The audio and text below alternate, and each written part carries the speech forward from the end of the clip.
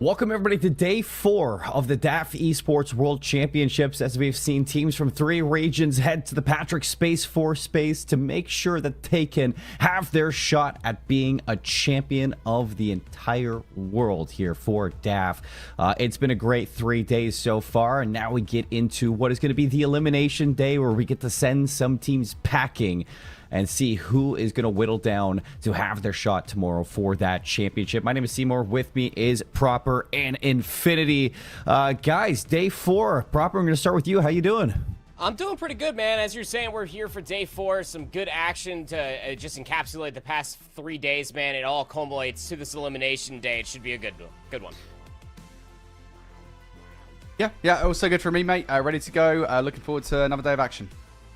Yeah, it's going to be a fun one. And for day 3, we did have a lot of action to get through, and we have a little bit to recap as well as we are kind of getting into it proper. I mean, what a way to start things off, with probably one of the biggest surprises being this Offit team and the way that they performed against some of the top teams we have. Yeah, I would say that Offit definitely had the best day out of all the teams yesterday, taking Cannon all the way to a map number 5. They played well exceptionally, and beating Eglin in that winner's round 1 just to set the pace in a 3-0 fashion nonetheless. And Brody, I mean, we had Ramstein versus Buckley, a crazy Game 5 setting, another reverse sweep that they just can't seem to close out those Game 5s.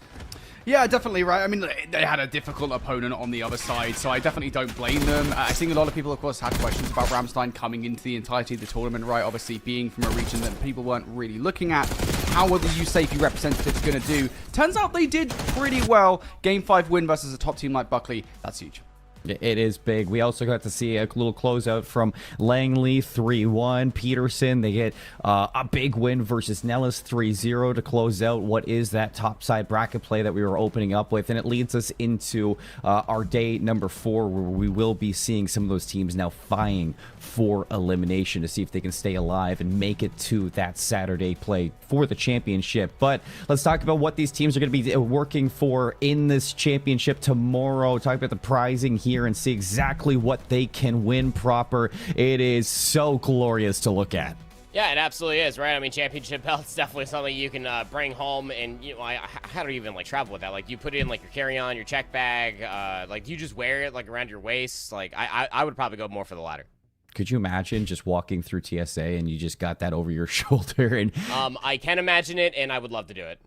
Well, maybe one day. Maybe one day. We got a lot to talk about today, though, as we get through this bracket even further, as we got a little bit of a recap of what happened in day 3. Let's take a look at it in bracket format, Brody, and, you know, give us a little bit of a run-through of maybe what you're excited for today. Yeah, I mean, we'll talk about those matches, I guess. We're looking forward in a second, right, when we look at the schedule. I think, just going through the bracket that we've had so far, though, I think, again, we talk about those 3-0s to start the day yesterday, and we were kind of shocked that they were 3-0s. Then we had a couple of those reverse sweeps denied all the way through. I think probably the biggest surprise to me definitely probably is Buckley in the lower bracket already, looking towards that Ramstein team coming out and shocking everybody.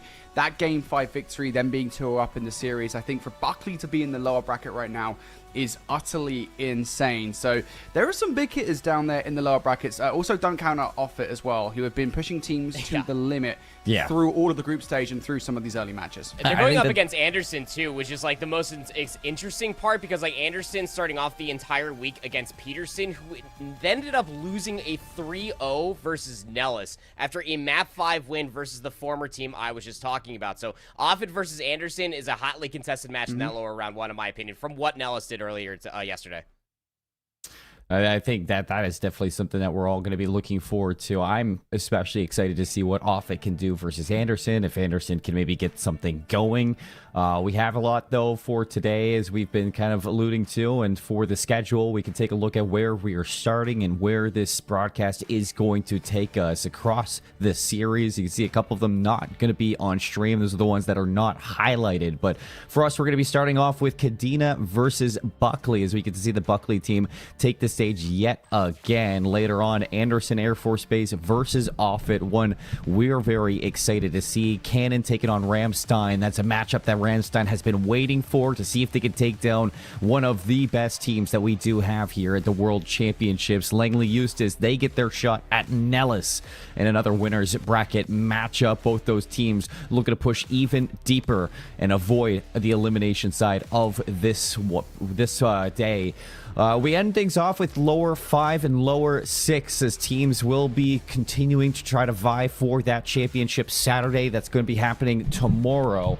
We do not know what those teams are going to be, but I'm excited to whittle those ones down. And as we do get through the day and get ready for our first match proper, we will be saying goodbye to you, so I appreciate having you here for that pre-show. Brody, it's time to get ready for our first match, as we are getting into Kadena versus Buckley. This is a big one because obviously for Buckley, they've been struggling to put away those search and destroys, those game 5s, but for Kadena on the other side, they have yet to win a series. Yeah, it's tough. It's unfortunate for Kadena. They look like a really good squad. I think, especially back in pack half, Kadena are a roster that we absolutely loved watching. So for them to come out here and yet to win a matchup is huge. I think the biggest problem right now for Kadena, and maybe this is getting a little bit into the teams, is ultimately that Kadena, they've looked kind of somewhat worse as well than when we've seen them in the past. Like, I think it was a 3-2 loss versus Masawa in the group stage and even back in PACAV, and then they get 3-0 by them in the first match yesterday. So they seem to be slipping a little bit. They do seem to be slipping, and I think that for this one, this is going to be a good chance to maybe turn it around, maybe start off your lower bracket run on the right foot. And if you can kickstart like win off of Buckley, I think for Kadena, that is going to skyrocket your stocks going through the rest of these teams. But let's get a little bit of an introduction to our first team inside of this matchup that we do have in front of us. Is going to be Kadena Airbase taking the stage yet again. We're looking at Bang, Chronix, Ephesians, and DC. And Brody, I am such a big fan of Ephesians. Yeah, I absolutely love Ephesians. He's a player that constantly always turns up for every single match. I'll be honest, though, I'm kind of a little bit tired of talking about him. I feel like we're doing a disservice to the rest of the roster. I know Ephesians is the guy, and I know we've always had these conversations about pretty much every single team that, hey, somebody on the roster is like the superstar. For me, I'm going to give a lot of love to Chronix. He was going off yesterday in their matchups. I know, obviously, that they didn't end up winning those games, but still, Chronix was showing up in that first hardpoint versus Masawa. He was beaming through the second set. So, I've got to give a lot of love to him. Again, though, Ephesians, he's definitely the guy. Yeah, for sure. It's a fair shout. Chronix, he is fantastic. And of course, even for DC and Bang, they're not slouches. You got to show some respect to the entire team here at Kadena, as they were the hosting base for our PACAF championships that we did see earlier in the year to have these teams qualify for the World Championships. But they do have an opponent to worry about, and that's going to be taking the stage across from them, Buckley Space Force Base. Another team that wasn't supposed to be here, but they are making the most out of this opportunity. Revenge, Dante, Sour Patch Kid, and Hale. This roster, it's crazy to see them in the lower round one, but that's what happens when you've just been playing that top competition nonstop. Yeah, ultimately, the way the seeding works, right, you'd never have expected to have faced Ramstein and for them to be the threat that they are. Obviously, we came into this event and Revenge rejoining the lineup, I should say, has improved their chances drastically. They are going to be out for Revenge. Shout out to Dante, by the way. Not only a great player on the sticks, evidently he's got his Abby cosplay going at the moment as well. Buckley, phenomenal roster. I still think they've got life in them there. Yeah, I think if any roster is going to make a deep lower bracket run, it's going to be this one. That's one of the darkest things you've ever said. What the heck? An Abby cosplay. It took me a second to put that one together, but I cannot believe you went there. Wow. Okay. Best of 5 between these two, Brody. You know what? I don't know why I can't believe that you went there, because that is a very you thing to bring up.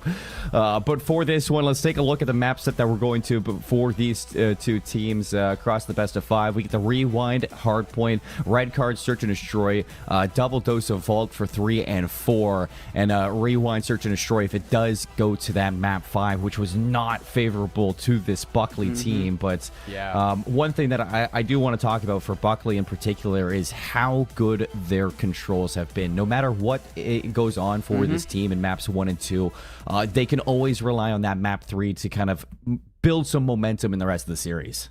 Yeah, for sure. I mean, Buckley's control has been pretty impressive, right? And I think that's definitely going to be a big boon of success for them moving forward in this best of 5. What I want to say, though, is how similar this map set is to the previous best of 5 against Ramstein, right? You got the rewind hardpoint in there, you got the vault control, vault hardpoint, and then the rewind search and destroy as well. More or less, Seymour. The only map that's not here is the red card search and destroy. That's here, excuse me, instead of the Hacienda search and destroy.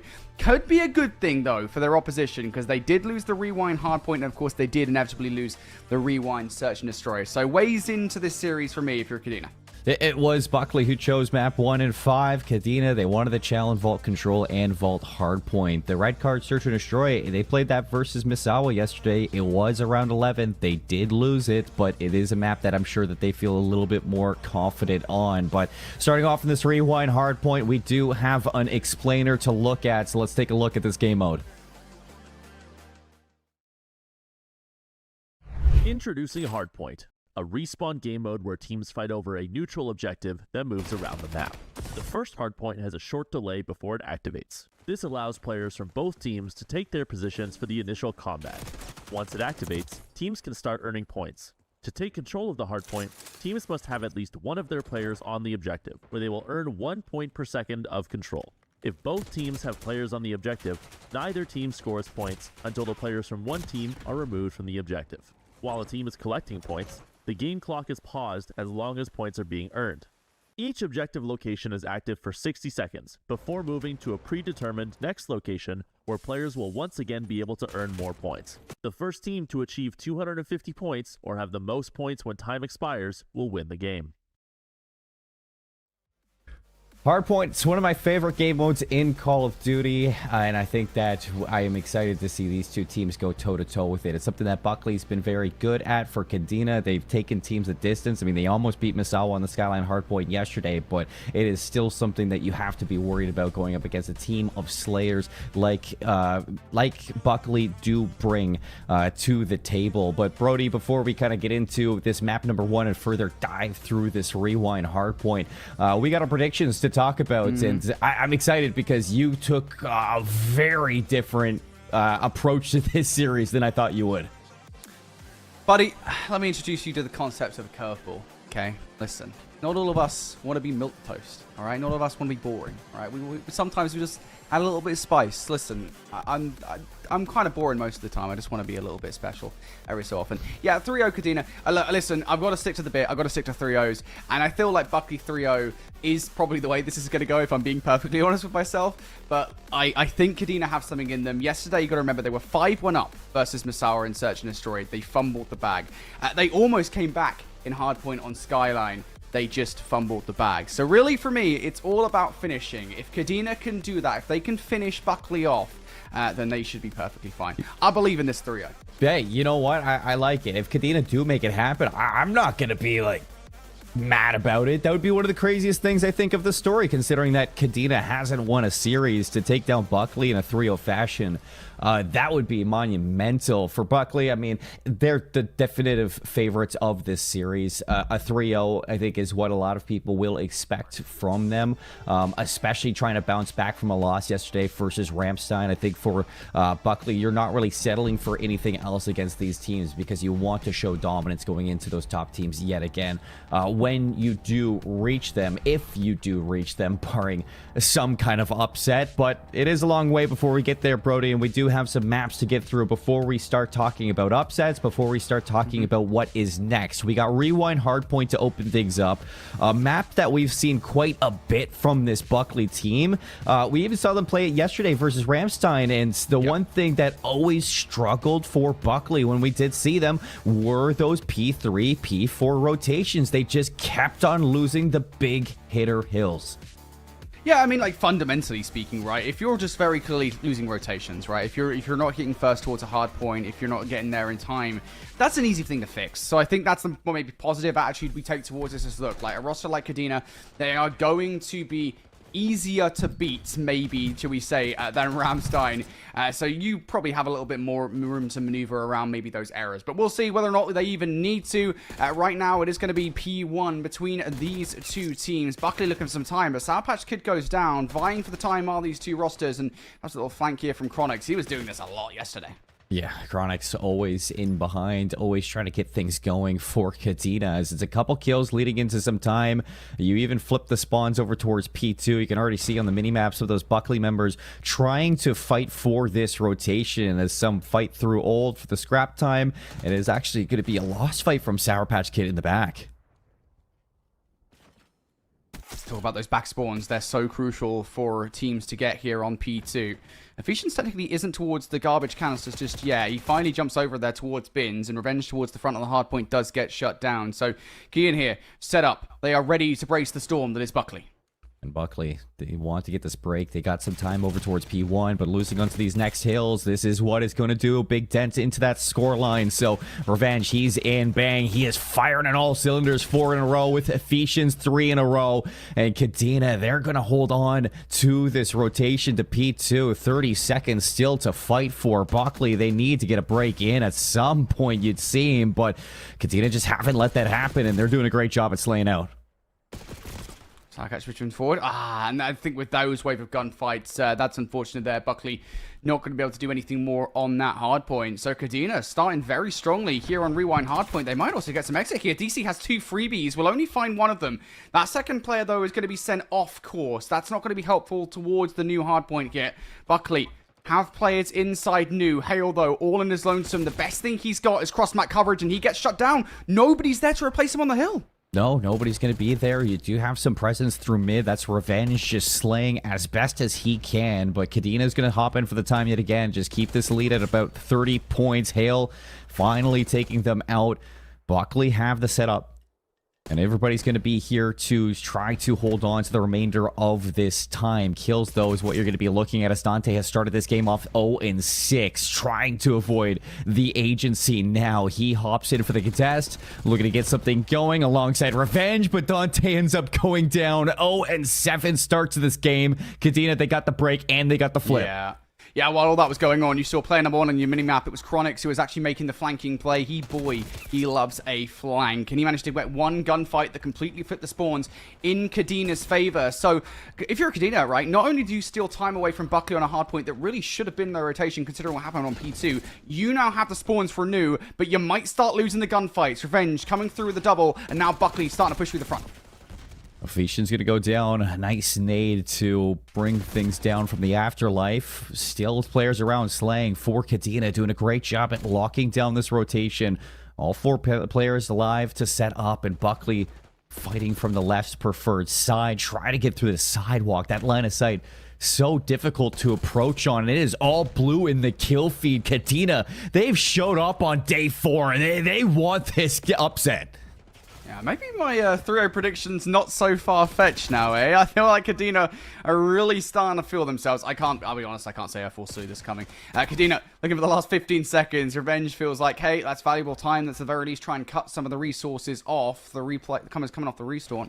And, well, Buckley will find those gunfights. Second player will now get stunned up in towards the cut. Revenge out to the side and finds that gunfight. So, again, that's 10 seconds that Kadena don't get. It's a 20-point swing in total. We look towards rotation.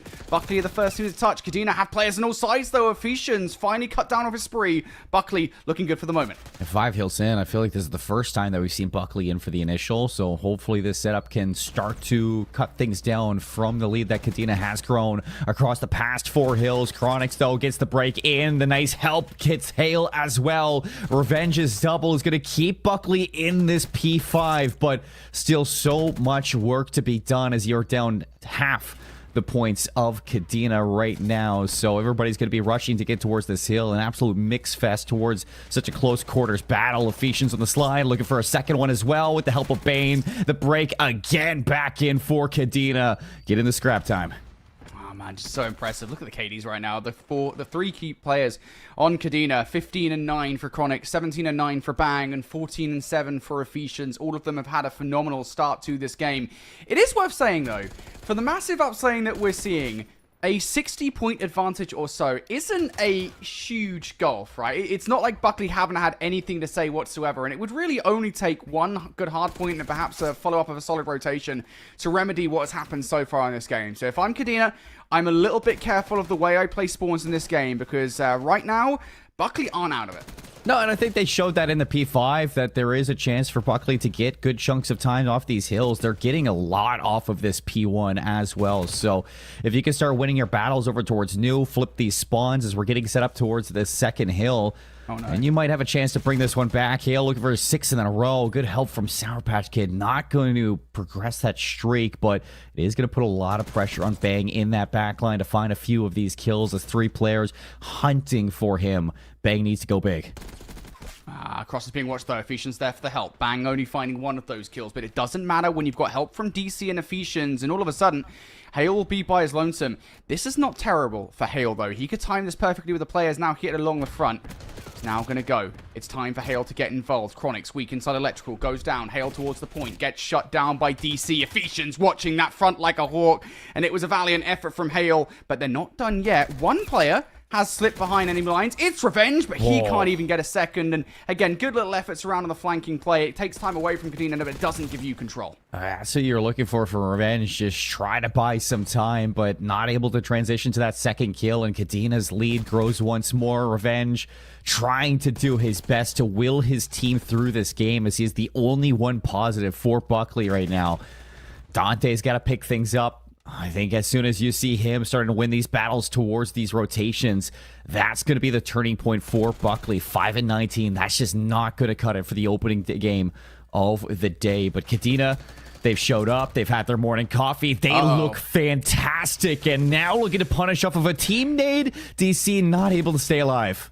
This is very different from Buckley, right? You actually got players around the hard point. Last time they just had one isolated on the point and the rest of the team trying to play cover fire. Now they are actually stacking onto the point. Chronix recognizes another player towards the left. Will get in towards the hard point. Weak from a nade over the top to the pistol and gets the kill against Hale. Job not done though. Revenge still needs to be dealt with, and he will come through. It momentarily disrupts it, but while all of that hands use, Kadena, they flip the map in their favor. DC will find 2, and they're still stealing time away from Buckley. I was going to say, that's the big thing. The fact that you flip things out and you're still contesting that hill, still getting time. 170 to 135. You're going to be looking at about maybe 145 as you go into that next hill. Dante almost transitions towards the second one, but Kadena are going to have the spawns. They're going to be able to reinforce this setup over towards Nil, and this is where you can really try to put that nail in the coffin to put away this rewind. Buckley, you have to take your time, try to win these battles at a distance, and slowly burn your way into this hill. They were not able to do it before. Can they do it again? Stun out good for one. Able to trade on out. Sour Patch get down on this push though. Revenge managed to get through. He's got the movement to get in towards the hard point. He does exactly that. Player spawning towards the back line. Revenge and Hale combined for 3. Just one more to deal with, and Hale will be the player that sweeps them away. Buckley can now tie up this game. You look at Revenge, he's a walking 2-piece, and I feel like that goes along with both death and taxes, things you expect from Buckley at this point. And with these 20 seconds, you can look for a tie game. DC's going to take one more shot at it. Sour Patch Kid doesn't react in time. So Kadena is going to steal away that scrap time, force those deep spawns from Buckley, have the setup over towards New. And you're even catching some of these rotations as well for DCs. That's going to stunt this rotation a little bit more. Kadena, they're in. Buckley, they need a break. It just staggers things a little bit here. Revenge fishing forward. Oh no! Revenge finds that kill. Now towards the time. Softens up Ephesians just a little bit here so that Buckley could perhaps take him down. The problem is nobody is there to do it. It's more blue in the feed here. Buckley now back towards the hard point as they try to break again. 40-second lead. Sour Patch Kid in for the contest. Little finesse around the generators. He's shot on the back. A team kill from Hale is still going to be a 2 versus 2 for the site. Ephesians in the back line, though. Flank is going to pay off. Revenge all alone, and it's not going to matter. Dante, he gets there. 2 kills. Buckley holding on for desperate life as the flank play is going to get picked up by Hale. Looks like Buckley are doing good to stay in this. Yeah, last little flanking play from DC does get caught there. That would have been nice for Kadena to grab the last 15 seconds. Instead, it swings to Buckley, and as such, the lead has closed to, what is this now, 20 points or so, 30 points or so. It's not a lot now, especially compared to where we were at the end of the first set. Kadena can finish things here on P1. One player getting in towards the time. Hale's been shut down, and if you're Buckley, you're starting to panic. 25 seconds left. Revenge could snap. Has to contest, though. That's the big thing. You're letting Kadena push closer to this win, and that's just not going to cut it. A flank play from Hale. You're trying to get in, but every fight is just being lost. 8 seconds. Dante has to go huge. Can't do it. And I don't know if anyone can get there. The last few kills from Chronix. He finds one. Contest is in from Hale and Revenge. And they get the gunfight's up just down to Revenge. 40 HP. Needs to play his life. 249 points. They are not even going to go for the time. They might well send a player on the X6, but they have given this up. They're going to get it on new. You got a second to break, but I love this off angle that you're getting from Chronix. He's trying to cut some of these players down. Revenge. He's going to get the last few. Has to go over towards new to stop this initial time. And Ephesians backs down. They're going to be here, but the close spawns from Kadena. They're going to fight for it. Hang over the top goes down. Trades inside the feed. You just need to take one more player down. Chronix finds the double, and that is the closing play of the game. Buckley, they held on just 1 point away from victory. They almost make the perfect rotation through, but it's so difficult when those back spawns are locked in. Yeah, it's a difficult one. You get the kills, you have chances for these rotations. Revenge is giving you setups, but the rest of the team throughout the entirety, just a slow start from Buckley that you can never climb back from. And you look at some of the performances. Dante, I mean, he had some moments where he started to step it up. Sour Patch Kid as well, but it's just not enough when you look at the consistency coming out from the slaying of Kadena, especially through those first couple of hills that we did see. I mean, the fact that they were not only playing for those rotations, but they're winning so many battles at old for scrap time, for the contest. It is really nice to see Ephesians, Bang, and Chronix all having a part to play in those maneuvers. And I mean, we talked about Revenge. He had a good go at it. I mean, there's so many times where Buckley, they had those chances, Brody. They just never really capitalized off the setups. Yeah, I mean, honestly, I'm going to go ahead and say I think Buckley were fine in the second half of the game, right? It was literally just that first set that was so damaging to them, right? I mean, you know, again, they're down by 60 points after the first set, and it's not that much considering how badly they were getting outslayed. But you get into the second, and Buckley, I think, do start to win control of a lot of the hard points. And as a matter of fact, I'd say the only one where really, I would say, after the first set, they kind of went wrong, per se, and honestly, I don't think it was really even that, was that P3 to P4 rotation. It was literally just the same thing again, where I think they made the adjustment of realizing, okay, look, we're going to lose a lot of time on P1 if we do what we did last time, which is just have one player in the point and have people watching the crossfire. So we're going to send a little bit more effort in towards the hard point this time. The problem of doing that is that it weakens up your control of the spawn. So if you're going to leave players back, they have to win those gunfights. Unfortunately, they did. For sure, and a big part of that was the slow start that we did get from Dante on the side of Buckley. So Kadena, they really took that and ran with it. A couple of those last bit of seconds where we thought it was going to tie up, and then bam, a second where the scrap time is just stolen away from Kadena constantly, keeping themselves ahead going into those big hills. Kadena get it done in the P2s, and it was fantastic to watch this team show up in Infinity. I mean, like, you're predictions now after that game. You're feeling pretty good going into this next map as we look forward into the Search and Destroys. A red card Search and Destroy. This is a map that we saw just yesterday for Kadena. They had the chance to win it versus Misawa. Yeah, they fumbled it a bit towards the end of it, but surely that's not going to happen twice in a row. You should still feel confident having this map set in your arsenal. And before we get into a little bit of a deeper dive on it, let's take a look at our Search and Destroy explainer. In Search and Destroy, teams compete in round-based, single-life combat over 2 bomb sites. One team is designated as the attacking team, where their goal is to plant a bomb at either bomb site before time expires. The other team must defend these bomb sites, preventing the attacking team from planting the bomb at all costs. Additionally, either team can win the round by eliminating all members of the opposing team. If the attacking team plants the bomb, a 45-second timer will begin where the defending team must now defuse the bomb before time expires, even if they have killed all enemy players. Defusing the bomb takes 7 seconds, so players must ensure enough time remains to secure the round. Teams will switch sides after each round, and the first team to win 6 rounds will claim victory. Yeah, Search and Destroy. This is going to be one, I think, for Buckley that they're trying to scrounge up a way to start winning these maps, because you're going into a map that you did not get to choose for these map 2s. And I think Brody, across the entirety of this tournament, Search and Destroy, it's been kind of a low point for this team, just something that they haven't been able to connect the puzzle pieces for. Yeah, I think Search and Destroy is difficult to get right? I mean, ultimately, it is all about the team play 110% of the time. And if that isn't there 100%, like, you're going to be in trouble. So I'm not really surprised that Search and Destroy is something that maybe teams have been struggling with just a little bit more maybe than other the game modes. But honestly, I think it's also a very easy thing to fix at the same time, right? I mean, especially with how loose some of the Search and Destroy strategies that we've seen from teams are across this week so far. I think it's kind of, I would say it's easier to fix up than maybe the other game modes.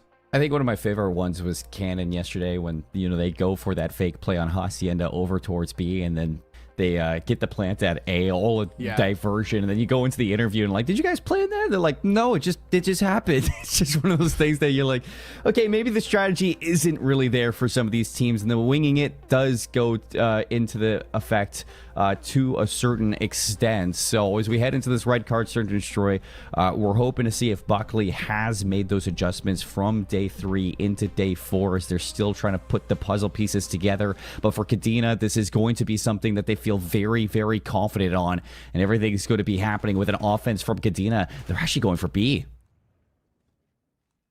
This is something we saw a lot of yesterday. Kadena do love this B push. It works out really well for them, usually. Of course, what they don't know, I assume they're not going to sat and watch the VOD, is what Buckley's defensive setup looks like. It's not that crazy, you're right. This is pretty bog standard setup. Hale, or Render, excuse me, has been caught around the back line, and he's going to have to back the hell up. But he needs to keep control of the site. And no, backs on up. Not a single shot was fired from Buckley, and they've conceded control of the site. Yeah, I mean, that's a good call from Revenge. You do not want to give up a second kill. If you need to play retake, so be it. Unfortunately enough, to this call, Offit is very disconnected from the play, so if you're going to just hit this in a bang-out 3v3, you still have a chance. Hale, good for the first. All of this coming out from one angle, though. That's the big issue here. No flanking plays. All of it through the doors. Chronix doesn't need to see this. DC good for it. Now, second player in, second player down. All just down to Revenge. He's been spotted on the flanking play. He will pick up Chronix, but he won't find any more than that. And I've got to be honest, Seymour, I know that obviously time wasn't really on their side, but I'm not a fan of that retake. 3 players not only going kind of out of sync with one another, but all coming from the same direction. That's easy for Kadena to deal with. Especially through a site like B, where there's only 2 choke points to watch. Even if you do find that opening kill, 2 members is plenty for Kadena to watch that retake. And you're walking into those sight lines, those early tags, the damage. The nades never really connected, even without trophies. And that's a big issue for Buckley, I think. You had Offit playing offsite. That's exactly what you wanted for the post plant for Kadena. He's not needed, so even having that fallback strategy, you were set. For Kadena, they start things off. They are going to be on the defensive side now, as it doesn't look like Buckley. They want to take this over towards A, looking for these long lines of sight battles, and Hale, he's trying to find a timing in the flank.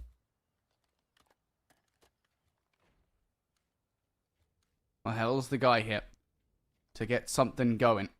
Kadena have at the very least realized that it is going to be an A plant, and I love this from Buckley, right? Wasting no time. You know you're down to resistance. Why not get the bomb down and turn the tide in your favor? You have every single point eventually watched towards this bomb site. Now all about the execution. And Chronix on one side, the rest of the team on the other, and as soon as Chronix is going to let himself be known, that's going to cause a little bit of distress in this post plan, and you can see that they are disconnected. Chronix drops on down, and things are falling apart so very fast in the Search and Destroy. Sour Patch Kid alone over towards the staging. He is going to find one. Hello? If he can find a second one, then maybe, but that is such a difficult ask. 10 seconds for the defuse, 3 players to get it done. Back-to-back rounds for Kadena. I mean, I'll be honest, I'm shocked enough that Sour Patch Kid found 1 kill there. Like, the fact that he prevents that bomb plant for another cycle is absolutely wild. But yeah, I mean, Chronix, fair play to him. Again, you know, he's just a flanking man, constant nuisance. And, you know what, I said they were watching it. I'm just really surprised they were unable to actually spot out Chronix before he got super up close and did the damage that he did. So, kind of unfortunate there for Buckley. Not maybe the best of setups in the post plant, but yeah, they at the very least did the right thing. And I think Chronix just chose his timings right there. As soon as Bang gets that first blood, that forces Revenge into a position where you have to assist the front line, but watch the back line, and everything goes right for Chronix to make that play. He didn't rush it. He played it perfectly, and of course, we're getting another B-site attempt from Kadena on their attacking side. Dante's going to be here throwing shoulders. It does look like Buckley want to play through Ticket, see if they can get some mid-control, but that's being watched as well by Kadena. Oh, you got away with this kill. DC! Oh, nice! Finds that kill on towards Revenge in the middle of the map.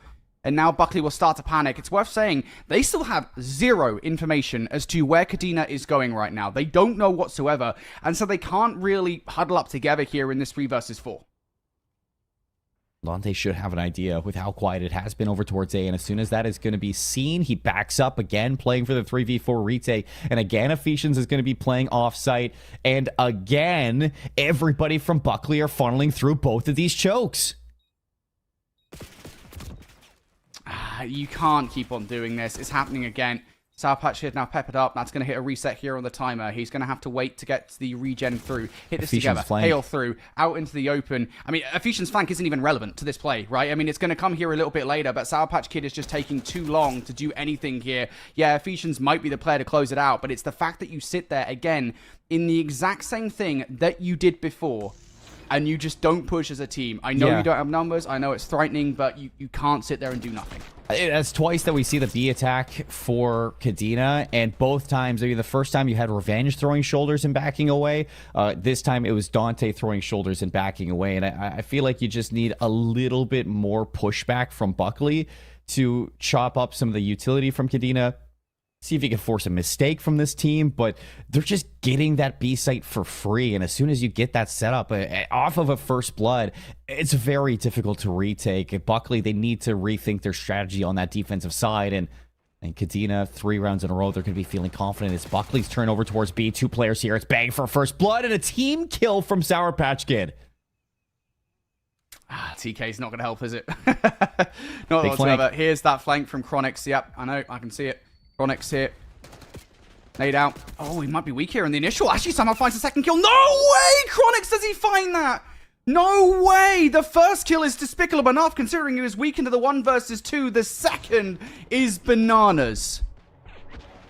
Yeah, both of those is just ridiculous from Chronix. He's having himself a game across maps 1 and maps 2.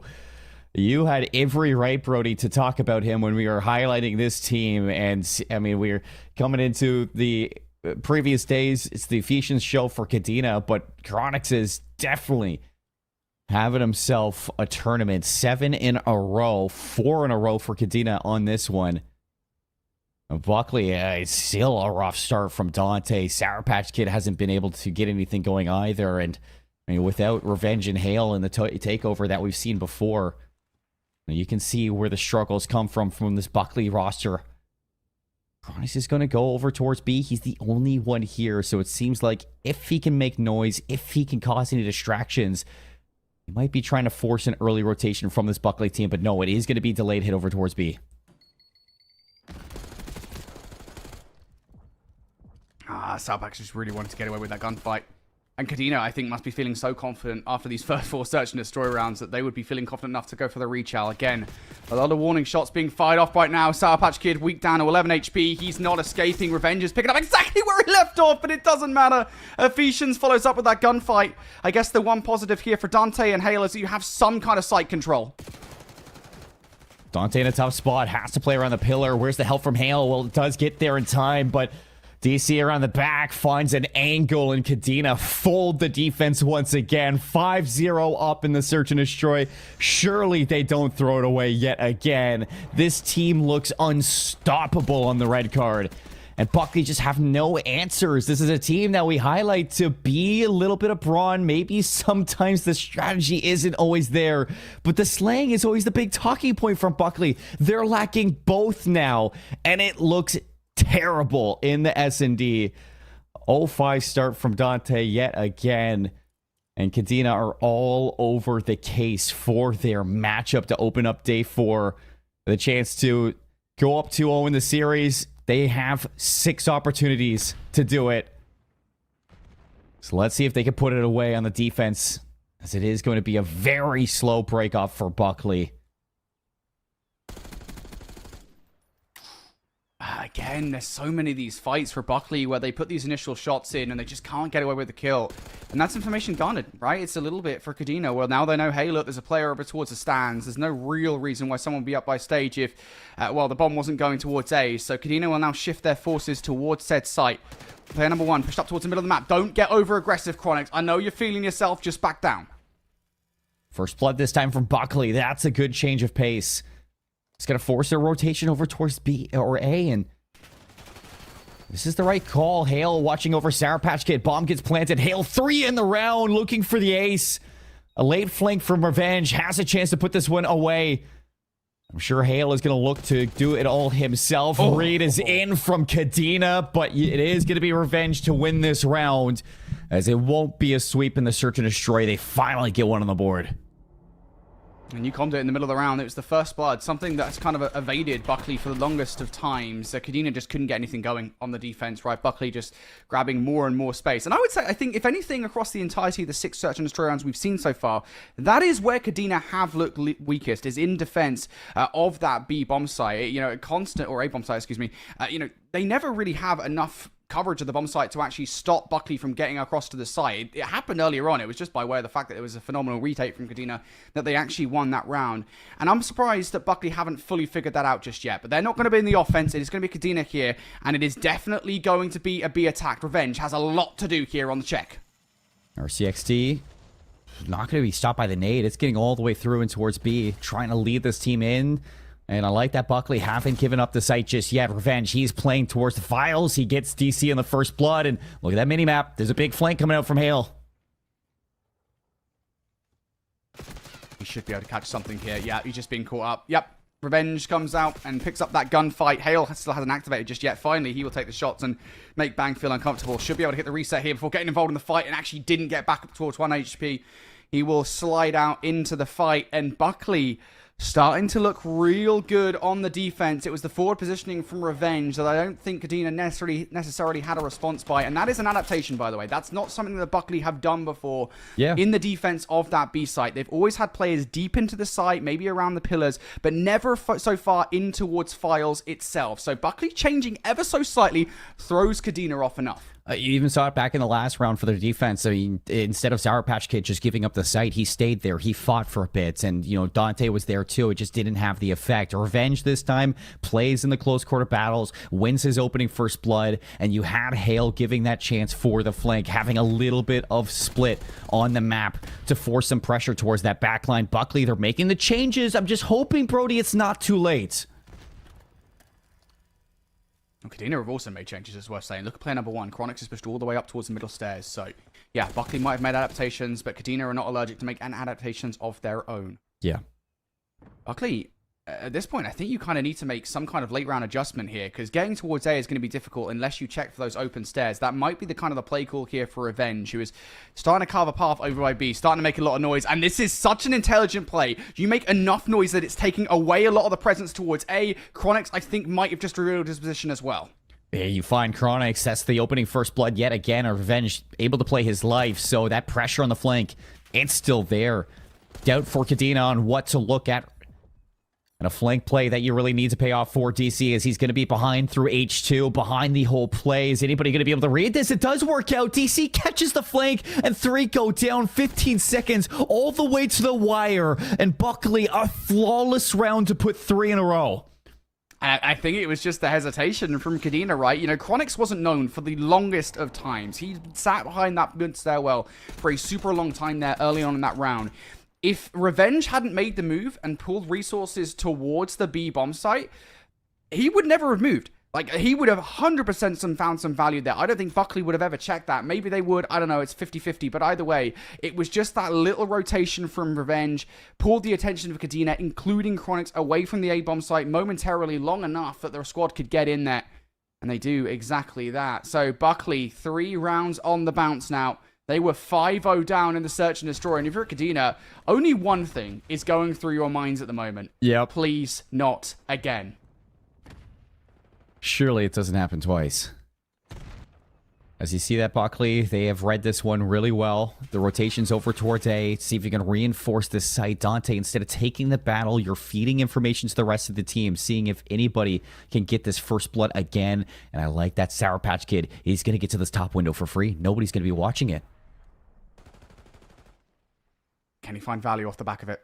That's the real question. You've got behind enemy lines. He's been found out. Oh, Ephesians with the perfect call. Takes Sour Patch Kid out of the play. And now they might have Mr. Flank himself, Chronix, to blow it all up. It's Chronix, really. And on the other side, it's Revenge to see if he can make anything out of your flank now. Chronix is going to get caught. Revenge, a little bit of damage. Hale, he got the assistance. It's in a 2 versus 2. 24 seconds. Dante gets caught, and it's all down to Hale. He has to back down. He has to play his life. Run out of bullets. 15 seconds. Bangs on the chase. Hale perfectly predicts it that he's going to get over aggressive. He wasn't even looking at the cross towards the site. That was a perfectly plausible play from Bang. And Hale makes the perfect call that Bang is not going to go for the bomb. He's going to go for the chase. It's a Hale 1 versus 2, and it keeps Buckley in it. And I think, Brody, you're totally right to say that the one thing is just rattling around the minds of Kadena right now.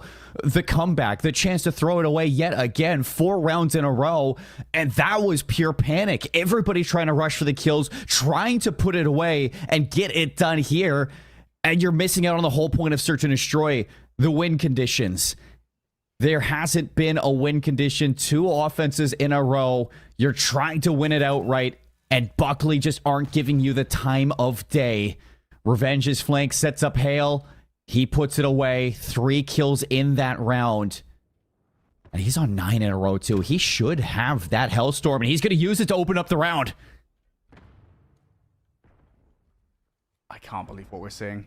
I'm totally stunned right now. Buckley works it out. They recognize that B is just never going to work for them. So it's A every single time for the last 5 rounds now. Bomb goes down, and Kadena's a joker in the pack in Chronix. He's not flanking again. Dante, though, does throw that nade right back at him. DC, I think, was the player that threw it, so not a lot of information garnered right now, and now Kadena have lost another player. Finally, Dante goes down. Bang will find 2. 2 for 1 trade, all down to Chronix. Yeah, that's a good damage from Sour Patch Kid. Hale's going to be able to follow it up. Revenge and his teammate in Hale put it together to put it away. Round 11 from 0-5 down. Kadena on the brink of throwing yet another red card. And you look at this guy right here. Delivers the 1 versus 2. Keeps you in the game. 14-5. You couldn't ask for anything more from your captain himself. There's just no way. There is just no way. If Kadena lose this game right now, I don't think they're ever recovering. I don't think so. I don't think there's anything you can do about this. 5-0 up in Search and Destroy. We go to round 11 after Buckley put 5 together in a row. And Kadena are the ones on the offense. This is good for them, though, because B offenses have worked for them, and Revenge just drew a position. You now have that information, and they're going to act on it. You should know that Revenge is going to be playing over towards the printer inside papers, so can you weed him out this time? Have you been able to read it from the last time around? Door's going to open up. DC gives himself away, and you have a third player who's rotated over towards B to set up for this. It's Hale. He's going to be here for the play, and Ephesians' flank is not even a flank. He's playing so far away. Honestly, you've got 45 seconds left in the round. Why are you committing to this? Just go. Just leave it. You've made so much noise that Buckley have committed to this. You could rotate away towards A if you so wanted. Dante is the only thing stopping you. But you have to make that decision now. Kadena have nothing. No way to barge into the site, and they still feel like they're committing to it. They have to go. You've got such presence for Buckley. Revenge will finally reveal his position, and he takes a 1-for-1 trade, but Ephesians and Chronix comes through for 2, down low in the stairs. It's all just down to Dante. He has to re-entry. I mean, you are thinking the lucky stars that 3-piece just came through. Dante's going to get tagged up, and here we go. Chronix, he wants to put it away, but no, not this time. He's not going to give Dante the chance to bring this into a 1 versus 2. You have to win condition. You have the chance to deny this. 25 seconds for Dante. The shots are good. Not going to be able to confirm the kill. 1 versus 3 still that you have to get through, and the time just isn't there, Brody. He's gone to the site. He's been tagged up. They know. They know. Time is your immortal enemy. Dante, down you go. And Kadena say not this time. 5-0 up. You had to go to round 11, and they're able to edge it out. And to be perfectly honest with you, Seymour, that might be one of the only times in history that they'll be grateful they were on the offense. I was going to say, I mean, you get that play over towards B, and you and I both thought that was going to be a disaster with how long they waited, but it seems like they just let it sit for as long as they needed. The first blood comes through for revenge, but even still, the rest of the players from Kadena, the follow-up was there.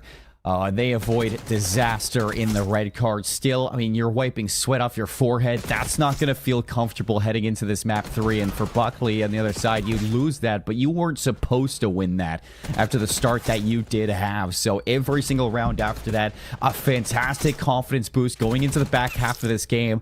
The Buckley that we were kind of expecting to play started to show, even though it showed a little bit later than expected. We're going into your best map mode combo of the entire tournament, so you can try to ride that wave all you want. But Kadena, I mean, let's put some focus back onto this team. It was a great start to this game. They go up 5-0. They looked perfect. It falls away from them for the most part, Brody, but they are a team that looks like they are prepared for this game. They just need to get away from those nerves. I'll be perfectly honest, I think everything that we saw in those first 5 rounds from Kadena was perfectly serviceable, right? It wasn't anything particularly special. They were just playing basic Call of Duty, and it worked really well, basic search and destroy, and it worked really well. It felt like maybe their opposition, Buckley, just took way too long to make the necessary adaptations, right? I mean, like, we talk about those, like, re-efforts to get back into the site, right? Where we just kind of, you got 3 players left alive in a 3 versus 4, and you're all doing the same thing. That happened way too often in those first 5 rounds. Buckley only hit the A site once, I think it was, in the first 5 rounds on their offenses, and I think that was 3 attempts in total. And it took them until round number 6 to realize, or round number 7, I should say, to realize that, hey, this could actually work for us.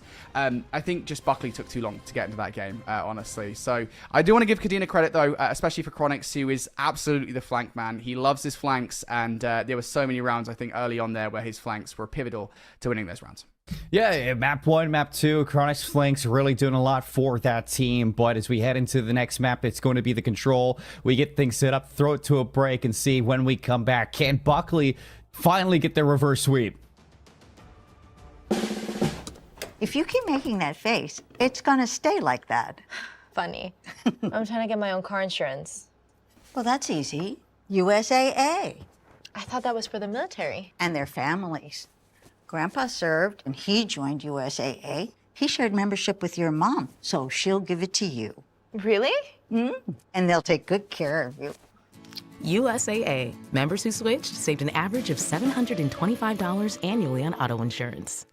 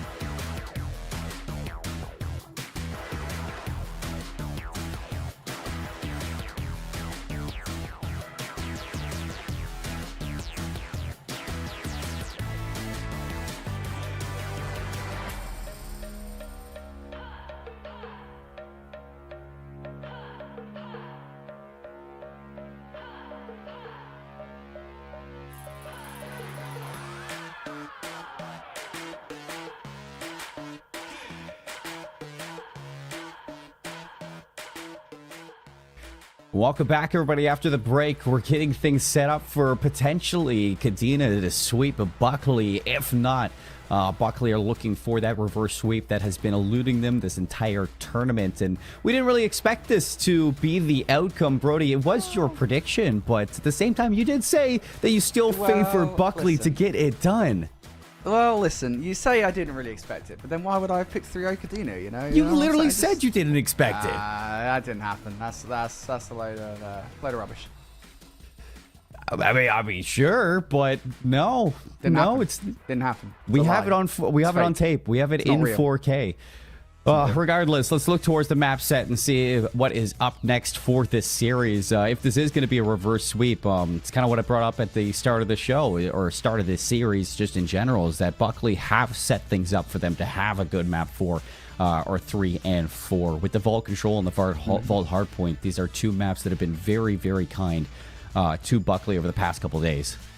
Yeah, I'll be perfectly honest in saying, like, I think this might be one of those situations where, from a veto perspective, Kadena probably vetoed for themselves, if anything, because you allowed the Vault Control through and the Vault Hardpoint. These were both maps that Buckley managed to put together a comeback that never followed through against Ramstein yesterday. So, big gift here in this series of Buckley.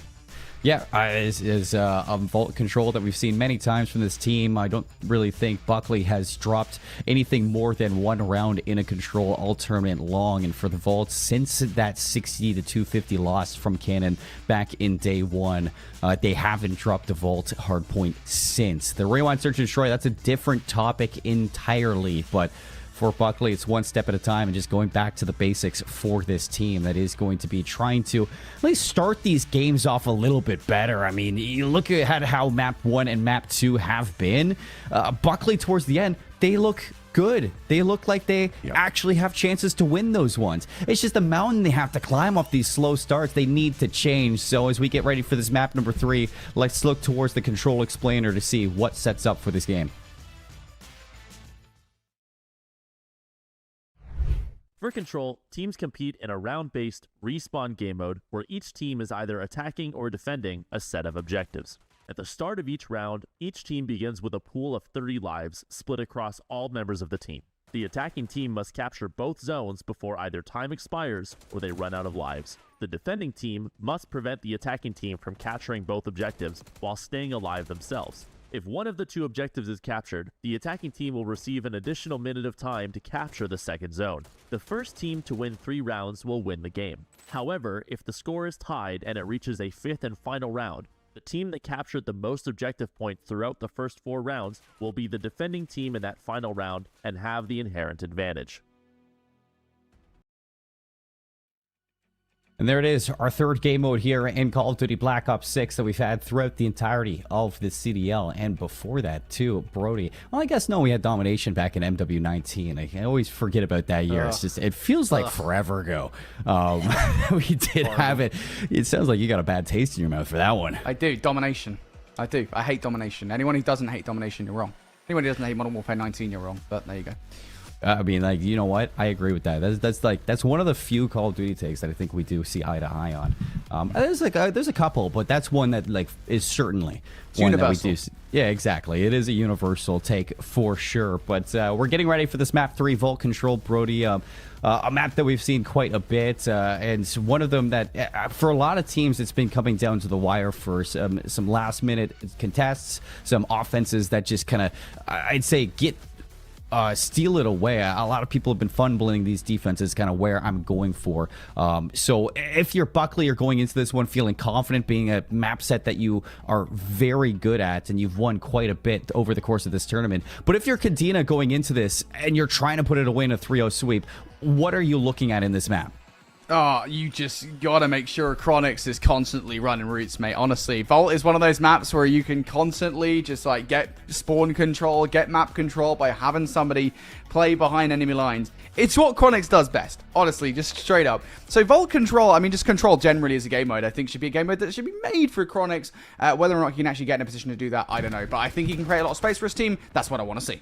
Well, Revenge is going to kick things off with 1, 2, Oh 3 my kills from God. Revenge. And the pistol for the assist. Hale gets all 4 down. The stack over towards A. 3 players here. And I like this from Hale. He's going to try to get some players up the respawn. Yeah, why not? I mean, Buckley have already generated so much space for themselves here. Kadena have been sent reeling. They do manage to get topside control, but they didn't clear out heals. So, Ephesians gets caught down. Buckley, a perfect start to this control. Pinstripe feed comes through. One player behind enemy lines to stop this one. Bang, in the middle of the map. And he is caught out. What the hell is happening? Buckley have all of the free space in the world to jump on towards B and stack the point. And they're even sending players forward. One player does get cut down, though. Revenge going down. Dante trying to get the double. DC will win that fight.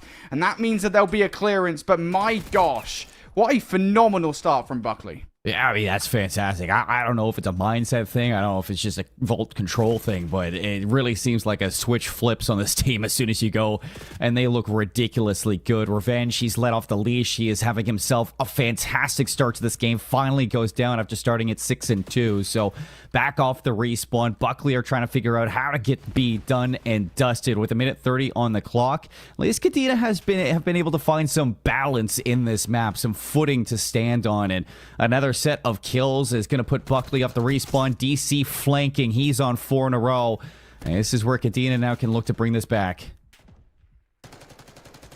I'll tell you what, if Kadena win this round now, Buckley, oh man, I don't even know what I want to say. They are in good positions to do so, though. I'd say Buckley to win this round, right? You have players pushed up like Sour Patch Kid. Yeah, DC's on 5 in a row in the middle of the map. He is causing all sorts of carnage, but you will cut him down. You also lose your player forward, though. So now it's all Steven Stevens here. Reset towards the point itself. First tick not going to be through just yet. And here comes the attempt. Ephesians is watching the cross. Sour Patch Kid for the initial trade. That Semtex will land short from DC. So doesn't do anything about the upcoming onslaught. Sour Patch Kid going to back down. Hale gets caught there. Nice pivot from Bang. 3 kills in the feed. And again, Buckley are stopped at the gates of B. Ever since that capture, I mean, they had 2 minutes and 13 seconds to get this B zone capped, and Kadena have just lit the kill feed up again and again. Ephesians, DC doing everything they can to double whammy these setups and these offensive attempts. 20 seconds left, and Buckley, it is falling away from them very, very quickly. There's no way. There's just no way you don't finish this round after the phenomenal start that they had.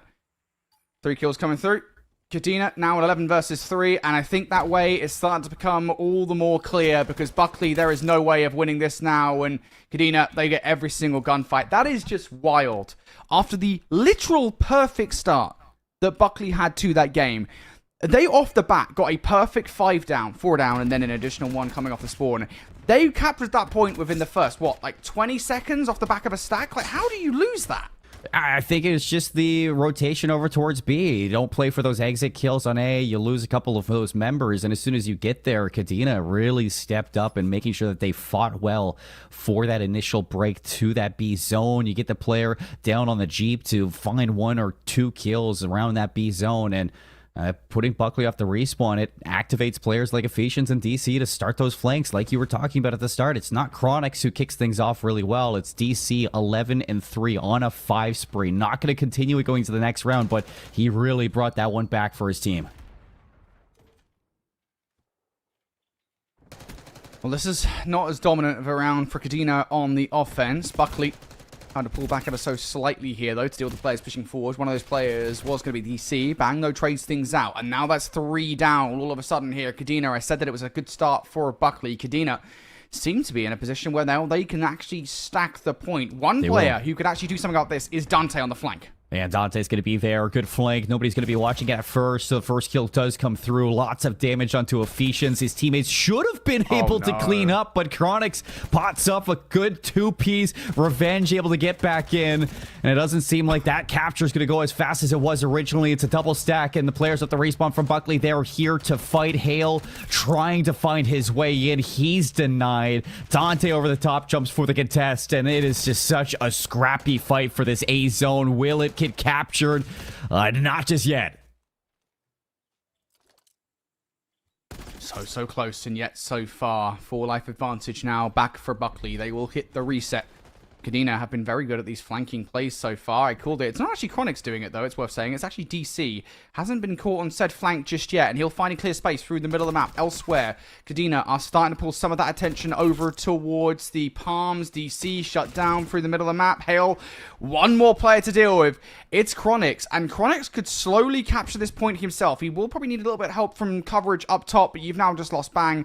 Now you're going to have to do it all on Lonesome. He switches to try and get the players off the spawn. That's not going to happen with Hale picking up that gunfight. So feels a little bit individual here for Kadena. They've lost a lot of lives consecutively. Yeah, I know it's not really a stat you can capture very well, but I wonder how many times both Hale and Revenge have won a battle up close after losing the first shot.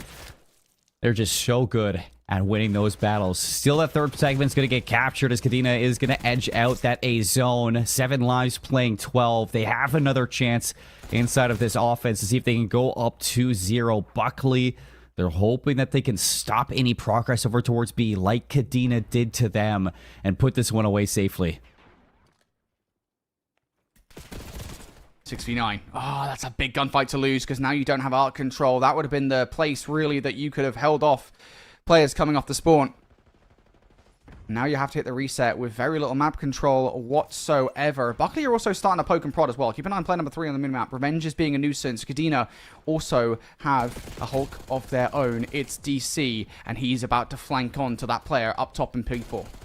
Yeah, but Sour Patch Kid does get away. That means that DC really hasn't made it known that he is flanking. Still a chance to blow it up, but with that spawn from Dante, if they are tracking this, they should know he's in behind. Nobody's going to be watching for it. Ephesians does end up going down. DC's yet to make a move while his teammates are falling, dropping like flies. 5 versus 1. Buckley, they do secure the rounds. Getting it done there, only giving up the 3 ticks at A to Kadena. Just a couple of different moments there in that one. I think off the back of the A capture where Kadena just tried to get players through and were unsuccessful in doing so. I think, crucially, again, I think they had one player inside R at one point, and he was there for all of like 5 seconds before being swiftly ejected from top art. You have to have top art position if you want to keep an eye on those players that come to spawn. If you can't do that, you just need to stack the point, and, well, neither of those things happen. So for Kadena, just going to have to settle with a 3 ticks on A. I believe Buckley managed to capture 4 in total off the back of round number 1, so they are ever so slightly leading right now in ticks for a potential round number 5, but we shall see whether or not they can get the dub. Last time, full wipe at the start here. They're trying to win the gunfights. Revenge and Hale shut down. It's not quite as clean.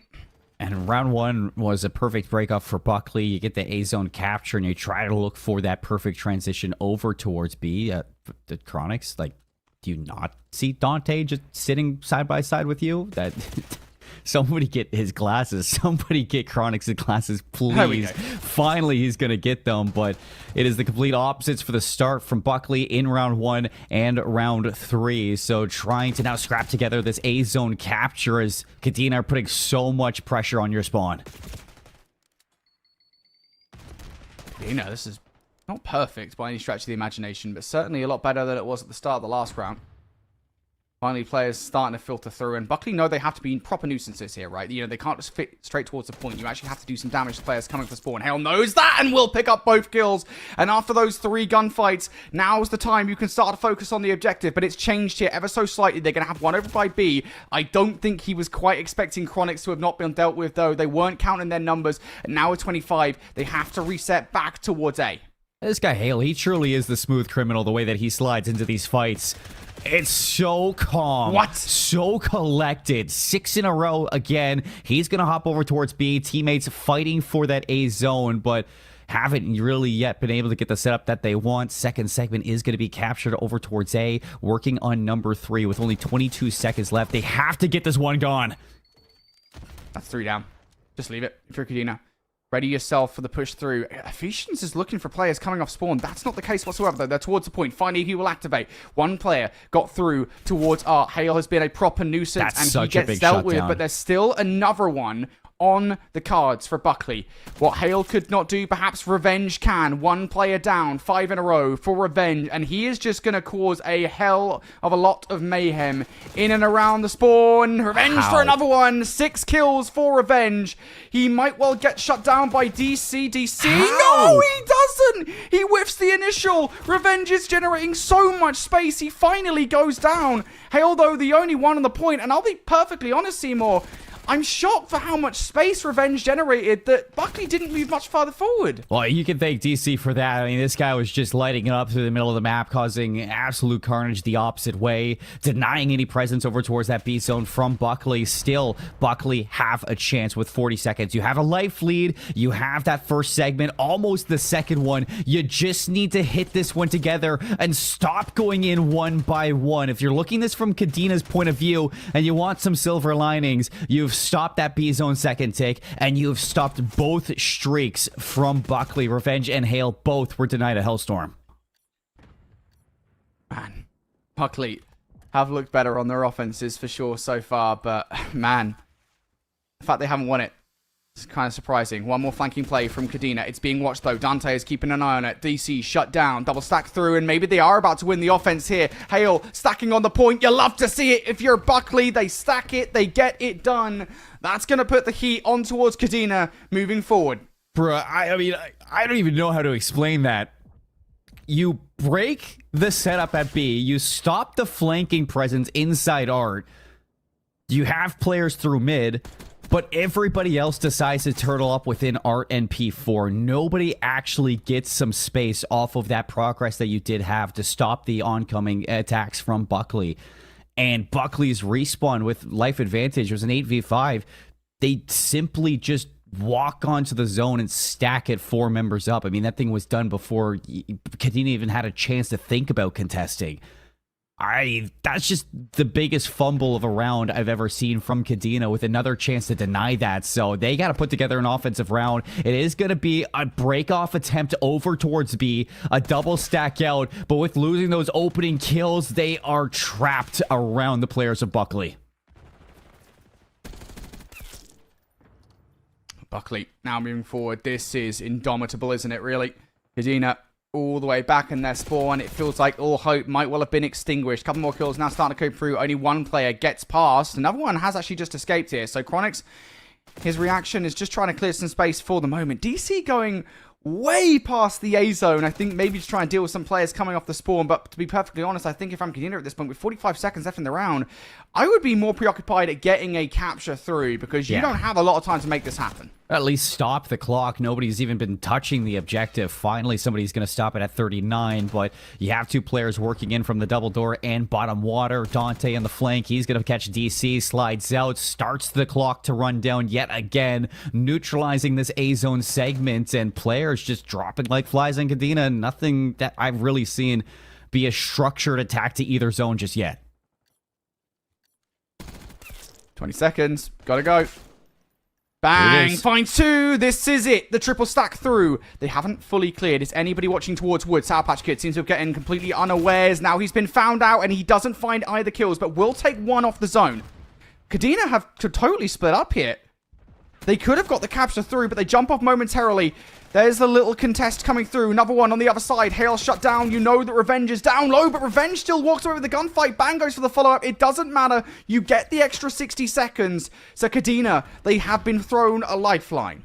All it takes is a coordinated flank and an actual attempt to hit it as all 4 players over towards A, and it looks great. Buckley kind of chuckling it right now. You got Revenge on the flank. That's going to stop the progress at B. Get that time bank dropping.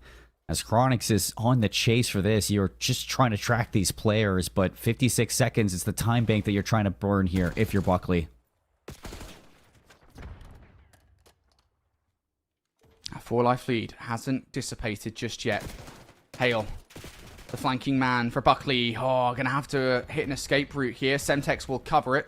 So getaway is exactly what Hale does. Revenge now picking up exactly where Hale left off. It's a little 2 versus 1. Bang is the meat inside that sandwich.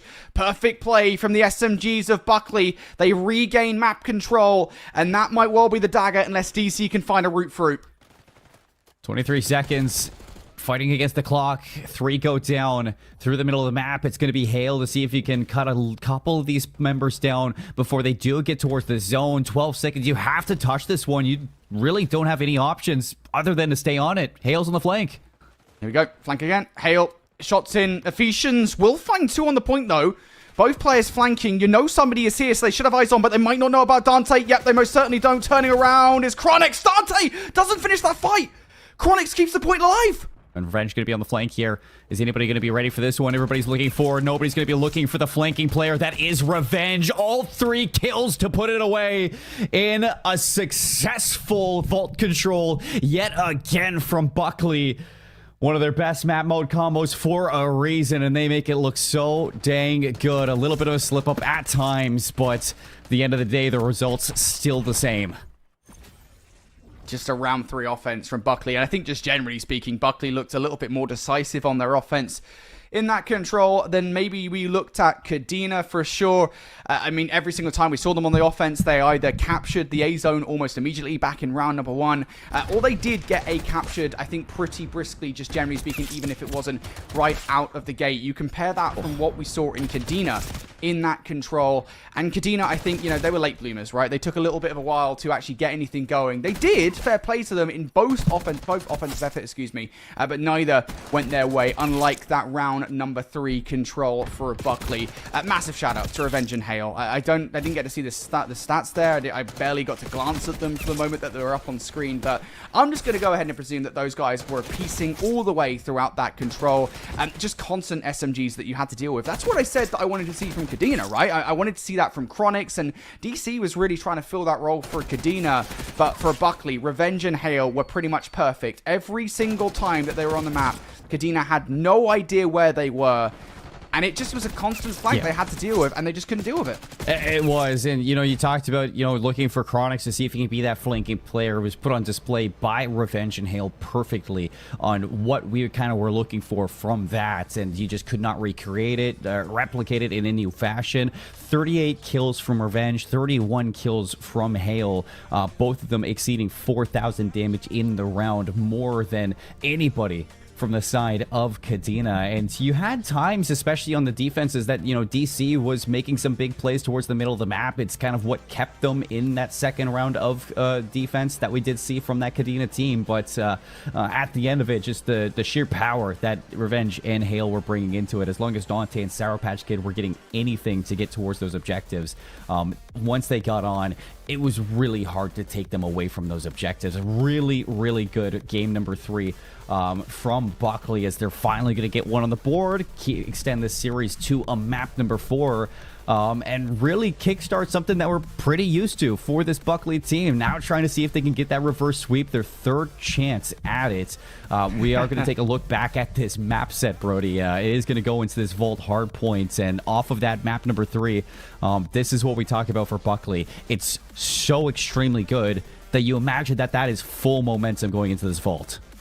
Yeah, it is. And again, you know, I think the thing that's going to be at the back of their minds, you know, even outside of that momentum, is just like, we did this yesterday, right? Yeah, you know, look, they didn't complete the reverse sweep yesterday, but they were literally right here. 2-0 down in the series, back-to-back Vault and the control on the hard point respectively, and they extended the series to a map number 5 rewind. Like, they literally did this yesterday. I think it was a 250 to 194, I want to say, is what the scoreline was against Ramstein. They're just a really phenomenal Vault hardpoint team, and just, I think, just Vault in general. It serves as a map so well for Revenge and Hale, right? We've talked at length about kind of Revenge and Hale being these guys for the team that are the ones I would say are the ones you want to look out for. Dante and Sour Patch Kid definitely have their moments for sure, but you're always looking at Revenge and Hale to step up to the plate and be a proper nuisance. And when you've got 2 extremely potent SMG players on the map like that, Vault is just a total playground for you. So yeah, just a word of warning for all teams in future, I would probably be banning Vault against those guys. Yeah, but it's like, where do you go after that? Do you go to a Skyline where Hale and Revenge are going to be doing the exact same thing to preferable. you? It's like, maybe. Like, I think at that point, you're expecting it. You're going to be able to catch those timings on a Skyline, but it's still hard. I think it's really the preference of the other team as well. And if you're not comfortable with that Skyline, like, this Vault is where you're going to be going to. But like, for Buckley, just in general, every time we see them, I mean, let's think about day 1, day 2. They go game 5 versus Cannon. They go game 5 versus Offit as well in that second day of the group stages. Yesterday, they go game 5 versus Ramstein. This team loves going the distance. Now, the only time that they win it was versus that Offit team on day number 2. But hey, you know, what says that they can't do it again versus this Kadena team? And we look at this Vault Hardpoint, we try to reference what went wrong back in map number 1. It's the same thing that went wrong in map number 2, a slow start from Buckley. So if you go into this one and have at least a little bit more of a serviceable beginning, especially like somebody like Dante, instead of going 0-7 to kick things off, this is something where you're definitely looking to right some of those wrongs, Brody. Yeah, for sure. Man, I'm not going to lie, I don't know who to pull for here.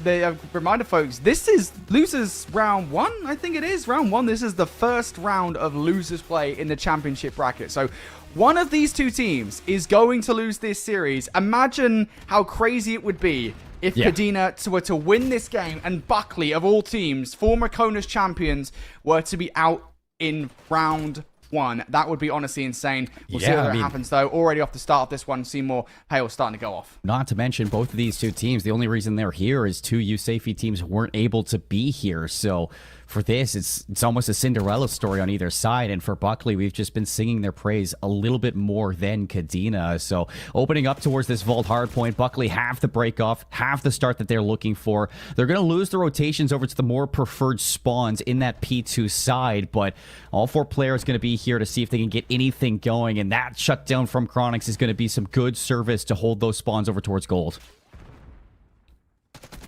Buckley are pushing out. Southpatch Kid starting to move forward here. Picked up the SMG for a moment. Ephesians will deal with both of those players, though. So Kadena able to get towards the hard point and chill here for the moment. DC starting to poke and prod here at the attack in 4. All of that pressure coming from one side of the hard point as well. The crossfire is good. Maybe Chronix watching the cross with a Jackal. I know that thing's got a lot of range. Probably wasn't the best idea because now it's open. Chronix has fallen down. Ephesians, 5 in a row. Good for 6. Looking for number 7. We switch off him. I don't know if he does that gunfight. No, he does not. Sour Patch Kid will pick up that gunfight and they are slowly but surely getting towards the time. Bang goes down and it takes 40, but Buckley have penetrated. Well, yeah, Buckley have found their way in through the front line to see if they can steal away this last 20 seconds and bring this lead back to their side. But Chronix is going to fight right back through with those close spawns that Kadena did have. And we can see that the rotations are also going to be fought for as Bang. He is just playing so quietly out towards planters, hoping that anybody shows themselves up towards top arc, but they're not going to show. He makes his play, and now looking to see if he can swing on forward to steal away that top position. It's a big position to take down. Dante, so much to do in top P4. He knows it as well. Double child coming through. Yep. Yeah, other player was distracting, and it's Bang who will go to finish that off. But there is another player that could potentially come through and ruin this. Sour Patch get behind.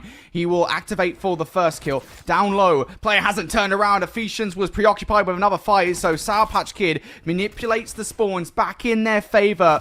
Back and forth we go for those new spawns. Kadena now have to focus just a little bit more on getting the back 25. Yeah, that's best case scenario for Buckley. I mean, you lose those initial spawns after Bang makes the very patient play, but you don't read Sour Patch Kid. Now trying to go on a mission to steal it back once more. 2 versus 2 over towards that P4 as both players on either side going to be set up inside of the hill. Up top, it's going to be Revenge trying to do his best to hold on for his life, but tagged up, and DC finally going to slay out. Spawns not truly there right away. It was a spawn out for Bang, and Sour Patch Kid, he's going to be continuing to keep this in a little bit of a split spawn. Kills coming through as well for Buckley. One more player up top. Oh, they are trying to hold off so badly right now. Finally, they go down. And it's all quiet here momentarily. Do they know somebody got through? Yeah, they do. Shots coming out from Hale. DC's already been calmed, so I don't really think there's much that they can really do in this instance. DC is now just trying to pull all of the attention of the entire team away from him, away from the teammates, crossing the way. And, well, I mean, he will at least get 1 kill for that play. Unfortunately, the teammates that he was trying to bring close to the hard point, they also fall. Yeah, at that point, you're just trying to create a timing, live as long as you can, and give a chance for the rest of your team to assist you. But it's a little too late. Both players missed their timing, and Buckley, their lead growing off of that P4. Also going to die towards the end of there. That flips those spawns, so a couple members now for the fight over towards the second rotation. As you can see, all of the fights happening around the hard point. Hale in the flank, finally going to get his team into a position to hop this hill. And it's all eyes forward as Kadena going to be spawning towards the P2 side of the map. Kadena now needs to get in towards the new hard point here. They need to get in towards P1. Sour Patch Kid is keeping an eye over on the lower hole here. One last flanking player coming through from Bang as well, while the rest of the teammates get towards the point, but they didn't clear top side. So that's unfortunate. Fortunately enough, though, for Kadena, they're able to follow back with 3, and now the spawns will flip in their favor. Currently down by 40 points in this game. They can hold on to the PT rotation and start to take the lead. But look at one sneaky beaky player, Sour Patch Kid. He wants to flip those spawns out, and with that kill, he should do it. It looks like the spawns in the back for Buckley off of Sour Patch Kid. They will be there, and last time was Kadena in this position. Buckley had to break from the front line, so I'm excited to see how they handle it when they're in the driver's seat for this P2 rotation. 25-point lead. They have everybody where they want them. Hale is going to be cutting off these players when they approach. DC might get a timing through. The stun almost breaks it up, but he is going to try to lead the charge. Oh, DC, gets shut down, fortunately enough, but DC's done enough. He's punctured a hole in the defense. Sour Patch Kid trying to play his life. Oh my god, he gets away with one, and he will get the help in time as well. Sour Patch Kid has just salvaged this hard point for Buckley. How on earth is this happening? Sour Patch Kid is heating up at 16 and 6. 5 in a row now for him. The spawns flip out as well for Kadena. That's even worse. This could not have been worse for Kadena at the moment. It's like we don't even care about snaking anymore, Brody. It's just up and down there from Sour Patch Kid. Mate. Oh, it is impressive that we can just do whatever right now at the end of the year. A Hellstorm for Revenge, I'm pretty sure I did see there, so something to work with. If you do need to break these big hills that are outside. Kadena down, but not out, as they are going to be over towards P3. DC trying to shake things up into the rotation over towards Zard. Everybody's going to drop. They're getting time on the hill and the spawns that they want. So trying to pull themselves back from this rut.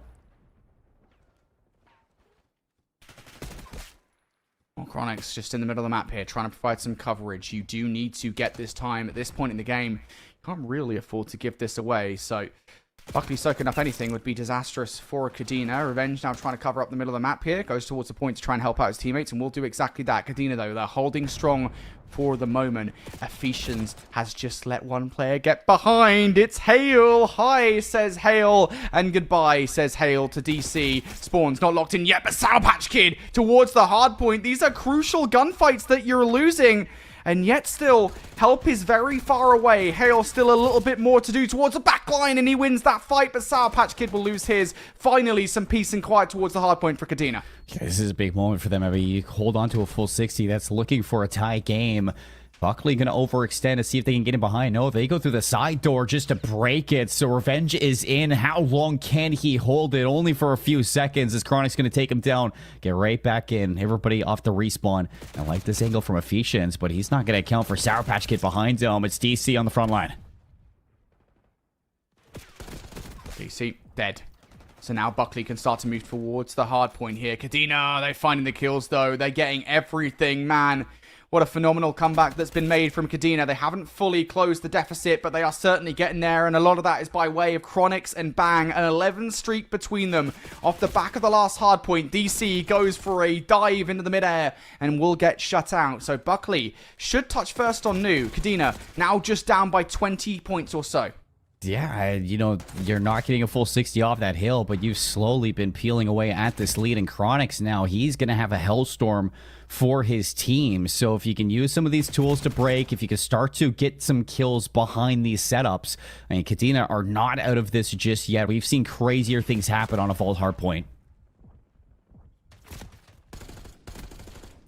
Vault Hardpoint, always a bit of a wild one. Buckley are actually garnering a lot of time off the back of P1 right now. Ephesians and Chronix, though, will take all those players out of the hill. Revenge now going to have to come back towards the hardpoint. What? How? No! Dude, every single time that Revenge hits a slide chal, he is going to win it. Every single time without fail. And that means that scrap time should be going to Buckley. The lead has now opened up once again. Kadena, you do not lose control of the P2 rotation, at least on the initial. You have to hold this for as much time as possible. So I'm telling you, Brody, I want to know how many times that Revenge has won a fight after losing that first shot. He is so good at hitting those headshots, getting the multiplier, and now he's going to be in a position where you're sitting up here, you're just trying to catch any kill that you can through that small doorway to allow your team to fight this one from the front, even without the spawns. Buckley are feeling good for the setup. Buckley have broken through. This might be the moment that forces us into a game 5, folks. Bang and DC down. Chronic towards the backline. He will only pick up 1. Buckley shouldn't struggle to get another player in towards the hard point. Kadena might well have the back spawns here, but they've got to be careful about players watching them from the front. Revenge in the hard point. Nice little 360 onto a player. Dante with the cover as well. All is good here for Buckley. They can't finish on this hill regardless of what happens, but that is a real dent in the armor of Kadena. It is. You're not going to win this off of this last hill. We will be going to a P3, but look at the spread that you do have from Buckley players. Dante, he's on 4 in a row. He's going to be sitting towards top bar.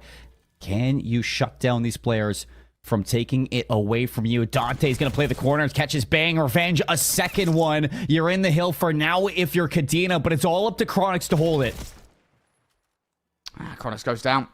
It's now into the time. DC going to fight for the power position, run straight past the player. That's tough. Now through the middle of the map. Ban takes the player out that was inside the hard point. But Buckley, you've won so many fights. All you need to do is to get into the time. Chronix left up. Nobody else is going to stop this, Chronix. You got to go. And go he does to the death. It was a Hellstorm missile from the heavens that prevents them from stopping that kill going Buckley's way.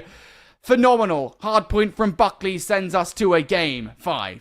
Yeah, back all the way to that second rotation, P2. Sour Patch Kid sitting, soaking up that hill, doing damage, getting the assists. He gets that Hellstorm, and it plays a big factor in putting this game away at that P3, forcing everybody to the middle of the map. The Hellstorm finds 2, and Buckley, again, a chance to reverse sweep a series here in the World Championships. You look at the performance that you're getting from Revenge and Hale. They're stepping up in the slaying, but this time around, Sour Patch Kid, 21 and 18, having himself a game that we normally get to see from him. Big slaying numbers from a player that you love to see it from. I mean, Brody, Kadena, there was a lot of times where I thought that they were going to have some chances, and you think back to that second set P4 where they had to set up in the hill, trying to get that full 60, but when it comes to shutting down Revenge and Hale, that is such a difficult task to do, and they're always putting themselves in great positions to just keep you away from the objectives, to just keep you away from actually getting some solid setups, and whether or not they're going to break or not, as long as Revenge and Hale get 1 or 2 kills, they're doing their job. Yeah, here's the thing I will say, right? Ultimately, I think it's fair to say that a lot of what we were seeing from Revenge and Hale in that game, we talked about it in the last game, being like Revenge and Hale were flanking constantly. That wasn't even flanking play. Like, that was them hitting the front of the hard point, being nuisances constantly. They were being more honest with it. Might have been a little snaking in there as well. But they were being honest with it. You know, no flanks required this time around. And I think that's not a great look for Kadena, unfortunately. They were 2-0 up in this series. It's time to set up the storyline, isn't it, Seymour? Because Buckley have been here before. They're going to get a game 5. They're going to get another shot at a reverse sweep.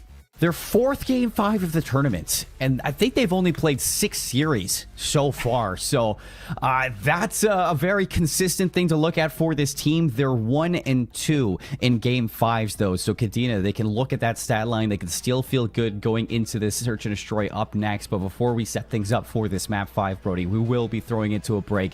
Let these players have a little bit of the rest. We'll be back with Rewind very soon. If you keep making that face, it's gonna stay like that. Funny. I'm trying to get my own car insurance. Well, that's easy. USAA. I thought that was for the military. And their families. Grandpa served, and he joined USAA. He shared membership with your mom, so she'll give it to you. Really? And they'll take good care of you. USAA. Members who switched saved an average of $725 annually on auto insurance.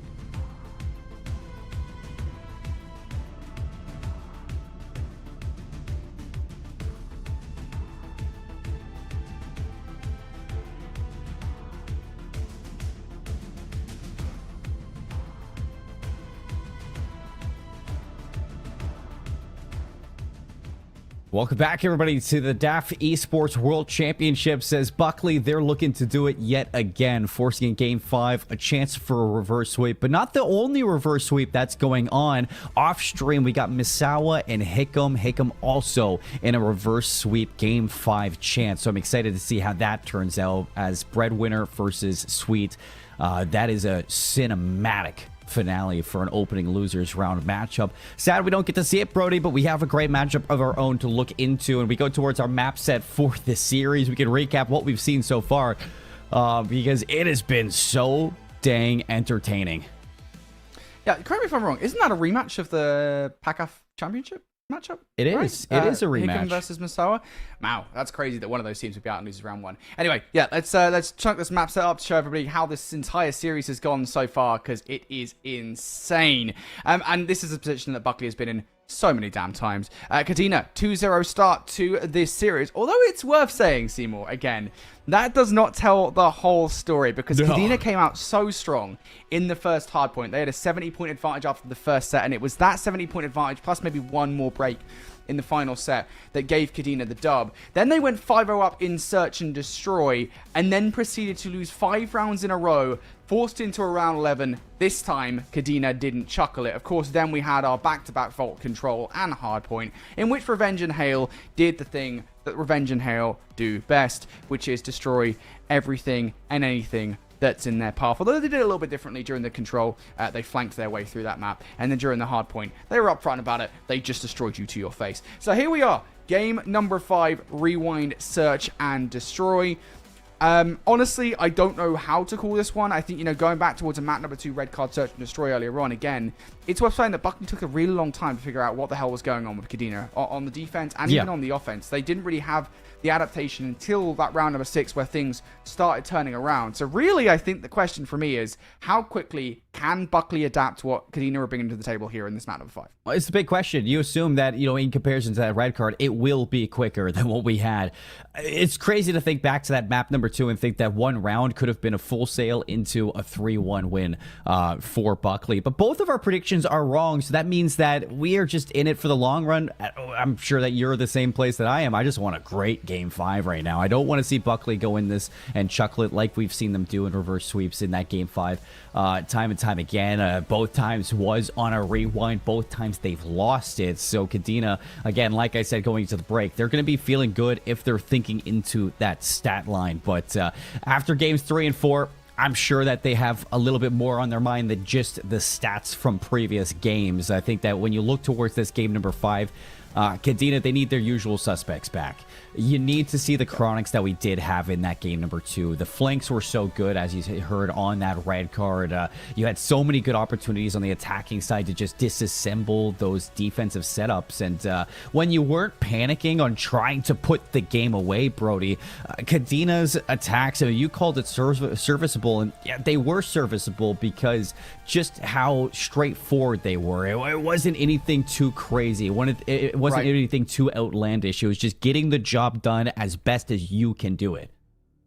Yeah, and I will say as well, my concern going into this map number 5 is that what worked very well for Kadena in that map number 2, at least through the first 5 rounds, isn't going to work here.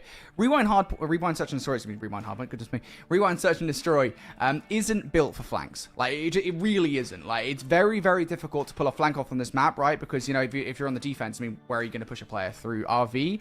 That's probably the only place in which a flank can realistically happen on this map. You can try to get a player through maybe burger or chicken or whatever you call it down the mid street. Like, you can try to do that. But I think that's a very difficult thing to pull off. And so I kind of wonder how Chronix plays this, because to me, Chronix is such an important player in Search and Destroy for Kadena that if he can't pull off those flanks consistently, if he can't be a nuisance to you on the offense, then how do they play this? I think that's going to be very difficult to pass here for Kadena. And I think that those flanks are really going to come off of the patience, just reading the map really well. You say it is difficult. The only times we do tend to see it is if there is going to be a 4-man hit to a site on the attack, and you just get that early read on it, and you have the flank route in front of you. If not that, usually it does come from the post plants, the retakes that we do get from them. And that patience from Chronix is going to be really important if you're not going to be the one entering into those sites to shut down and get those first bloods, then you're looking for the patience from the subs to really get those going for any retakes that you do need. It's going to be a difficult one for sure, and it seems like it's difficult to get these players in the lobby for a Game 5 at the same time. We got a little bit of a tech break, so we're going to throw it to an intermission while we get things set up for this rewind. Hopefully we'll be back with the rewind Search and Destroy very soon. If you keep making that face, it's gonna stay like that. Funny. I'm trying to get my own car insurance. Well, that's easy. USAA. I thought that was for the military. And their families. Grandpa served, and he joined USAA. He shared membership with your mom, so she'll give it to you. Really? And they'll take good care of you. USAA. Members who switched saved an average of $725 annually on auto insurance.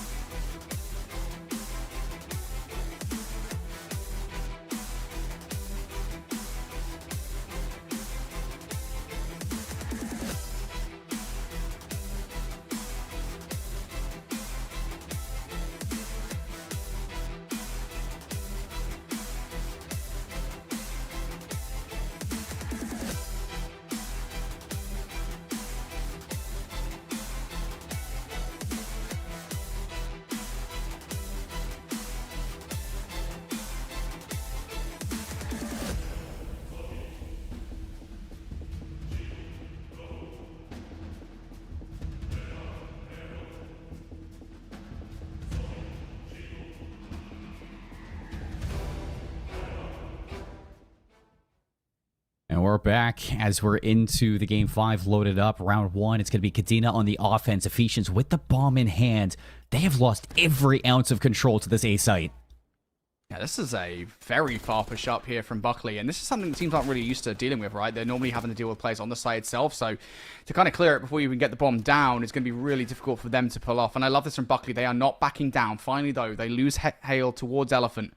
Now it's all down to Revenge inside the site. They've got no choice but to split up because they don't know where this hit is coming from. Revenge is now down, and Sour Patch Kid, well, he has to pull off the ultimate flank to try and 1 versus 3. Well, if I got a nickel for every single time you had 0 map control, yet still managed to walk away with what seems like the round, I'd have 2 nickels for Kadena. It's just crazy that happened twice. The fact that you had 0 ounce of control over towards A, yet still walk away with every single trade. I mean, that just goes to show the discipline that Kadena are bringing to this game number 5. They wait for Buckley to make that mistake, and surely enough, they do. So it's Kadena to open up the game with a round 1, and we do have a little bit of an update for the side station. Misawa take down Hickam in that game 5. And you're right to say that was a rematch from the PACAF finals, and it was Misawa who won that initial final, and they're going to do it again to send Hickam packing early here at Worlds. That is crazy. That is the runners-up of PACAF down and out in round 1, because Misawa were the team to match them up again. That's got to really hurt, especially considering that's probably one of the primary things you wanted, right? You wanted Revenge going to that. So something to bear in mind.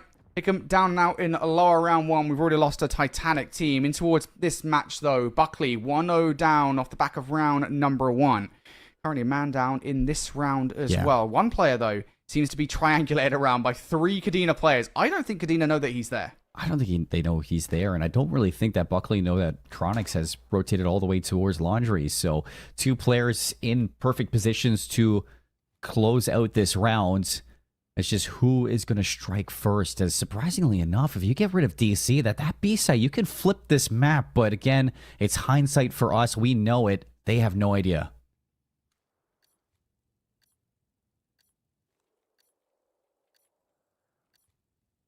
Buckley needs to go. Yep, there it is. Oh no! Revenge for the slide and bang, down.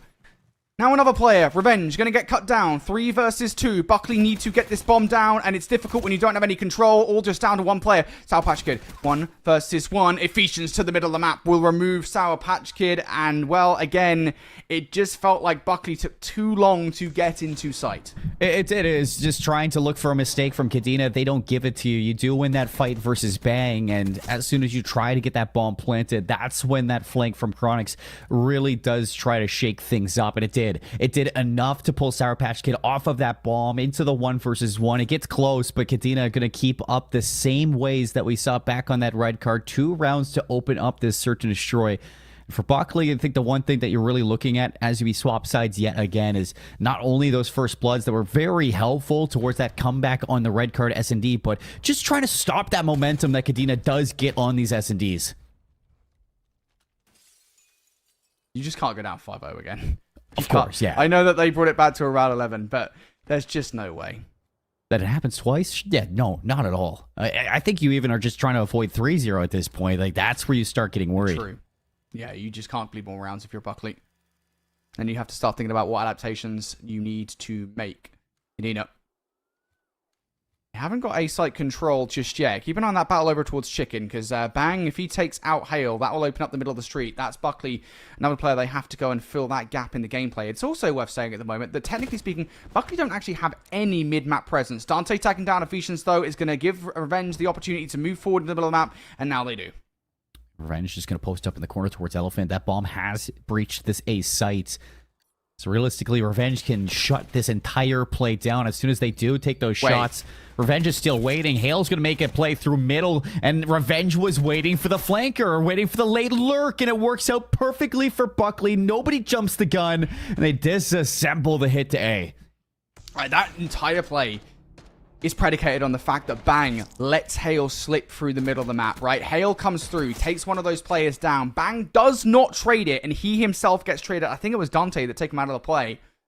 And then, of course, it's all down to 1 player. But again, the fact that Revenge even gets through, that he makes that little, small, minute flank happen, that is super unfortunate. And I got to imagine that the comms for Kadena in that moment will probably be like, hang on, Bang, weren't you watching that? Like, how on earth did Revenge get through? So, kind of tough, but big play from Revenge. Look, if anyone's going to try and make a flank work here on Rewind, Search, and Destroy, it's going to be Revenge. Well, Trey's back and forth to open up this site. It's a bang out at that A site, and fortunately enough, it does look like Revenge has a chance to bring this into a 2 versus 2 alongside Sour Patch Kid, who had an incredible map 4 on the Vault hardpoint with the Hellstorm gained. Let's see if he can work alongside his SMG duo to tie this game up. It seems like they want to go over towards B, and this could be the right call. It's just Ephesians is going to be on the heady, and that stun is going to block you over towards A. Do they know about DC? Could be the player that blows us up. Ephesians are going to re-entry. Oh, DC looking for an exit. He doesn't cleanly get away with it. No, gets shot from the side. And that will be the gunfight that might well decide this round. You've lost the other one as well. Oh, man, DC, you've got to finish your food, buddy. We've all been there. Just, like, how many hit markers does it take to take down a Sour Patch Kid? Like, the wall bang, the early shots, it had to be below the waist. Every single bullet that Jacko was getting, I swear I see that gunfight 4-burst at times. He shot him like 8 times around the wall. 5 HP, he stays alive. Revenge right there, side by side to get those trades. 5 in a row for Revenge to tie things up. But the fact that Sour Patch Kid just stays alive, that is everything for Revenge to make that play. Incredible play from Sour Patch Kid. Ties things up now, 2-2. Revenge on 5 in a row. Cut down by DC, who picks up a second as well. Trade through the middle of the map. And Buckley, off the back of finding that kill, Sour Patch Kid actually backs up towards B. So, inadvertently here, They've re-given control of the A site towards Kadena, but I don't think Kadena are the type of roster to immediately just barrel towards it without actually knowing that they have it. Yeah, they're patient. They're methodical. They do like to wait for that mistake. For Buckley, I'm sure they've learned their lesson. And the fact that it's both AR players left alive, they're going to take this one in a 50-50. Try to get the kill. If it doesn't happen, you're retaking B together. You do not want to put this in a 1 versus 2 because that is going to pretty much end any chance you have at this round win.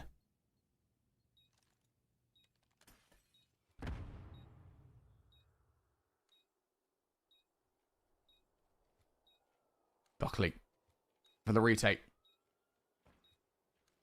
Kadena stacked up towards elevator side. They are watching exactly where Buckley are going to hit this site from. It's all a matter of who will make contact first. There we go. Banks just spotted him out. Spot out both players. Bang plays his life perfectly. Efficient has gone away, though. That's really unfortunate. Whoa. And Dante! What? Where did that Semtex come from? Sour Patch Kid tried to stick to the fuse. What, did he yeet the Semtex at Elephant? And Dante was like, hang on, I'm going to go deal with the guy Elephant. Didn't com the Semtex? Like, 100%. 100%. That's exactly what happened. That is probably one of the most detrimental miscoms ever for a clutch scenario.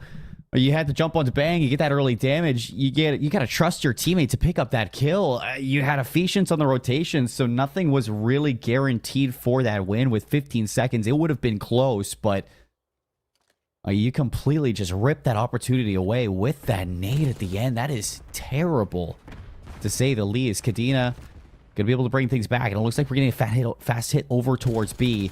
Sour Patch Kid over the top, draws first blood, looking for the second one, but instead it's just Chronix backing off. I can play as well. DC has gotten behind. Nobody knows that he's here. Now they do. Big kills for Kadena. Down to a 3 versus 2. Bomb did not go down, by the way. It is on top of the 18-wheeler. As Hale takes down DC, though, we will hit a reset here with 50 seconds in the round. This is a lot better. You have an SMG and an AR to make this happen. Hale, he's going to get mixy, and I don't think Efficient's actually spotted him on that cross. He's made it all the way over towards Burger, and he's actually going to cut this distance over towards Bang. Big kill from Hale, brings it into the 1 versus 2. It's all down to Efficience. He's taking a long wrap to make sure that that B site is not available for a bomb plant.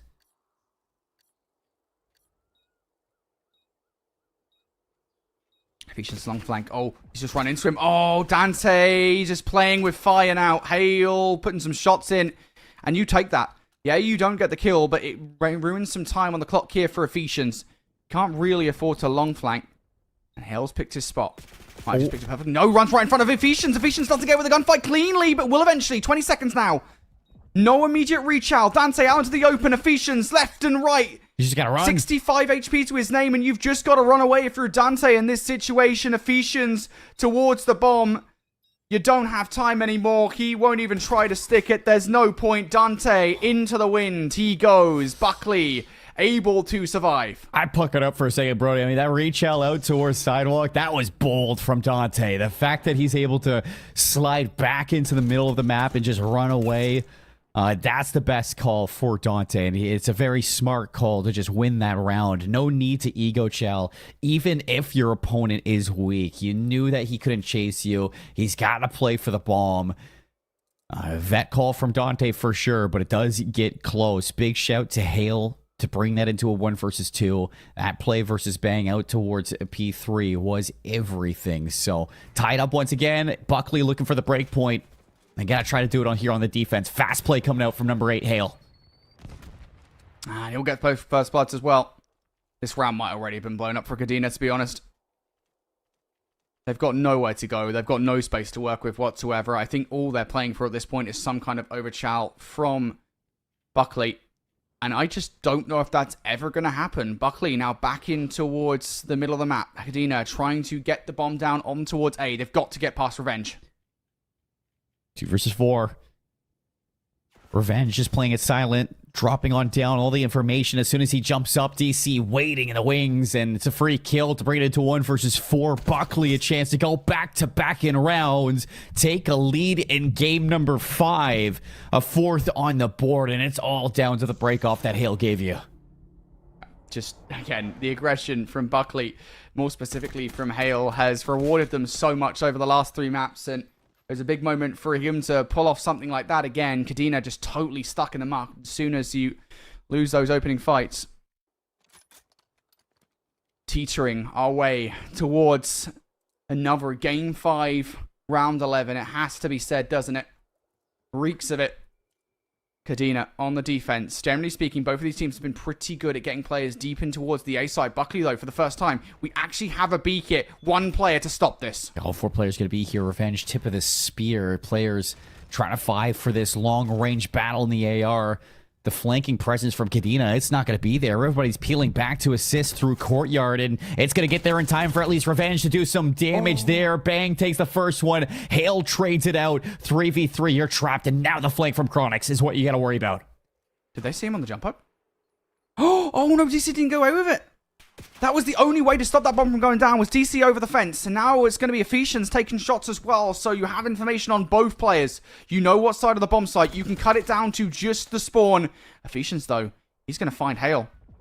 The play shouldn't really be any different here in the 2 versus 2. Again, you know there's no way past the hedges unless you're not watching it, which they don't. DC trying to take some shots in. It's all distraction so Ephesians can find the kill against Sour Patch Kid. Not the second, though. Has to be follow-up. Dante weak, and DC gets the kill. A 2 versus 2 that Kadena take, and they will tie it up. And I'll be honest again, the way that you play that in the 2 versus 2, you have information on both of those players. All you need to do is watch the cross from Hedges and watch the cross from the back. You've got 2 players to do that, and Buckley, I think, just failed to play as a team there in that 2v2. Oh boy, Brody, I mean, the fact that you just get that kill onto Sour Patch Kid as well, it really saves the round for Kadena. Big reposition from your AR. DC giving him all the info that he does need to make that play. A clutch from Kadena in the 2 versus 3, and that got a little bit worrisome as soon as Chronix got caught on the flanking play through RVs. So you keep things tied for a piece. You keep yourself in the running for this Game 5. Very patient off the breakoff from Kadena. Buckley, half middle map control. It's Hale playing so far forward on the steps of Elephant.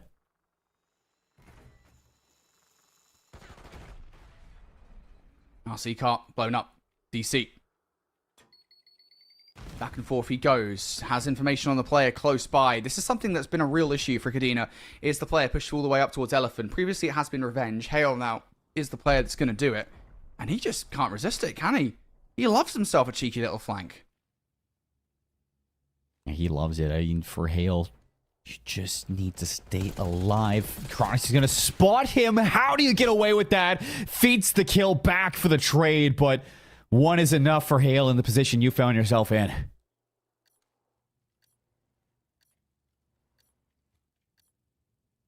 Now for the rotation back over towards A. Bomb in the hands of DC. Revenge hiding. He could end it all. But he's going to slide out. DC He still finds the kill. Gets shut down. Bang with the trade.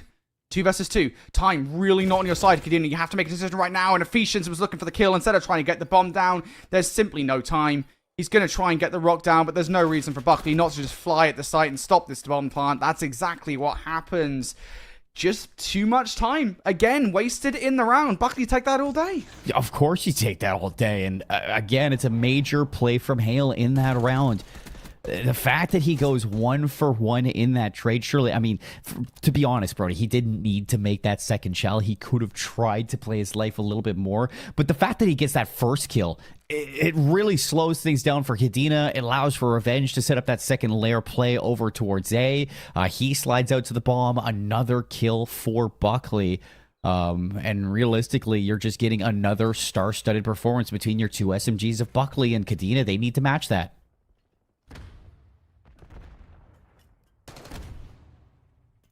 Revenge pushing forward. Wants this. Final round. Stun out. I love this from Buckley. It's decisive. Nobody from Kadena even attempting to flank at this point. They've been bullied out of the site. They've got to fight their way back in. And everything's going to come off of how can you bring this back if you're Bang outside. He needs to play for this kill versus Dante. Ephesians using the jump up. Spots 1 player by Elephant. He's being tagged from the side though. Chronix might well have found Hale. Flanking play once again from Revenge. He picks up Chronix. Now you're starting to panic here because there's 20 seconds left and you're stuck between all 3 of these players. Every bit of damage resets the clock as well. And there goes bang. Little flank play from Ephesians. There is no time for a 1v3 and a defuse. Buckley have done what they failed to do before. The reverse sweep is theirs. And a player's going to leave the lobby, rightfully so. Third time's the charm for Buckley. They get it done. A major way to put it away in 10. You avoid the round 11. You avoid the chance for Kadena to yoink that opportunity from you. A reverse sweep in the lower bracket. Something that Hickam couldn't get done. But Buckley's going to send Kadena packing here at the Worlds. And you can thank Revenge and Hale for the performance that they put on in the back 3 maps. But let's get a look back at the series, Brody, because if not anything, we do have to give Kadena their flowers.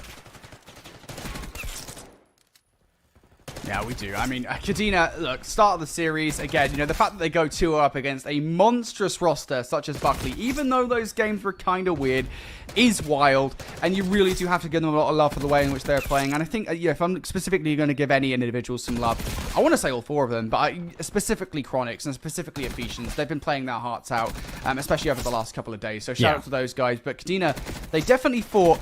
I honestly, if I'm being perfectly honest, I think where they lost this series was in the vetoes, right? You know, again, Buckley looks so solid against Ramstein in Vault Hardpoint and Vault Control that letting those through in the vetoes, I think, was always going to be kind of an automatic L because they just play so well for Revenge and Hale, who absolutely love a flank.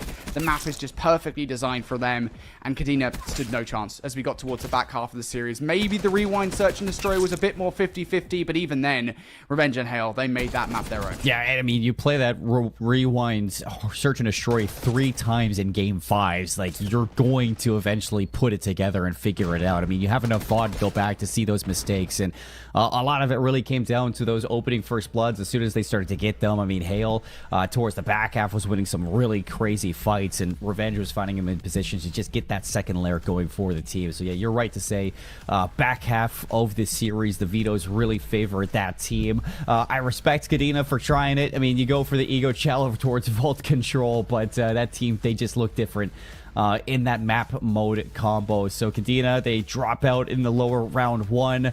They're going to be packing here at the DAF Esports World Championships, and we get to see Buckley a little bit more as they try to push further and further to get some rematches for some teams that I'm sure they do want to get payback against. Brody, we got Dante coming in for the interview. We can pick his brain on what goes on through that series. And Dante, I mean, is it just the thing that you guys are going to do to us now, just lose the first 2 maps and try to reverse sweep everybody? I mean, that's not our plan, but you know, as long as we close out those game 5s, I think we've had enough time to figure out what's going on. We should be in an okay state. Eventually we're going to start 3-0ing. Again, this match was at 8 a.m, so that's a little bit of a struggle for some of us when we only get like 5-6 hours of sleep, but once we start figuring out these maps and modes, actually, which we are, you should start seeing 3-0s. Yeah, you definitely are figuring them out. A couple of maps that you guys have already figured out are Vault Control and Vault Hardpoint. I want to kind of speak to your reaction a little bit to the veto process, right? Because you played these maps more or less exactly the same, the only difference being the Hacienda Search and Destroy out for the Red Card Search and Destroy yesterday against Ramstein, and you pretty much trashed Ramstein on Vault Control and Vault Hardpoint. After that veto process, when you guys got those maps, you like smiling ear to ear, being like, "All right, yeah, we're gonna do well later on in the series."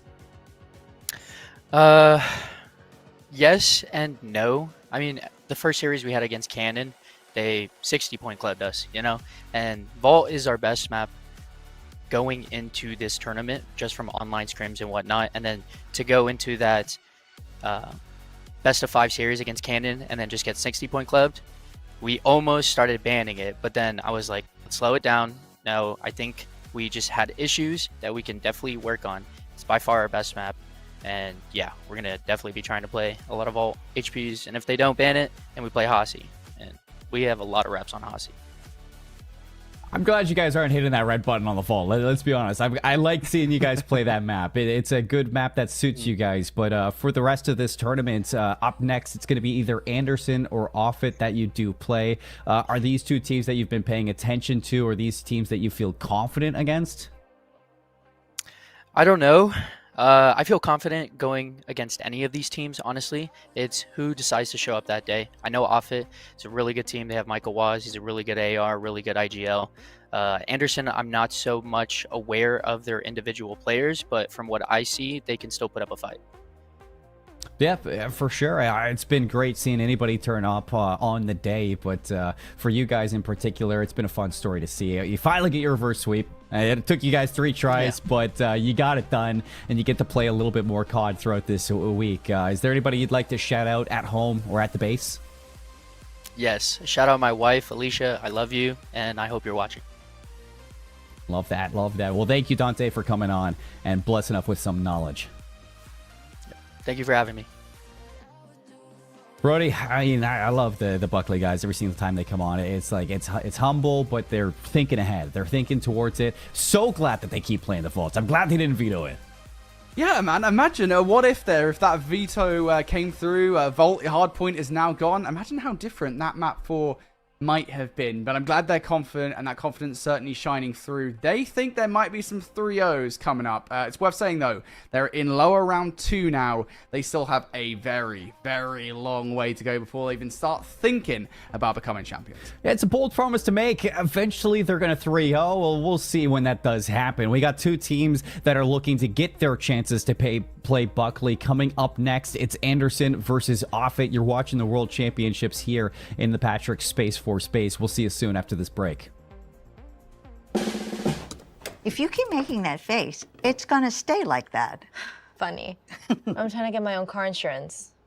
Well, that's easy. USAA. I thought that was for the military. And their families. Grandpa served, and he joined USAA. He shared membership with your mom, so she'll give it to you. Really? And they'll take good care of you. USAA. Members who switched saved an average of $725 annually on auto insurance.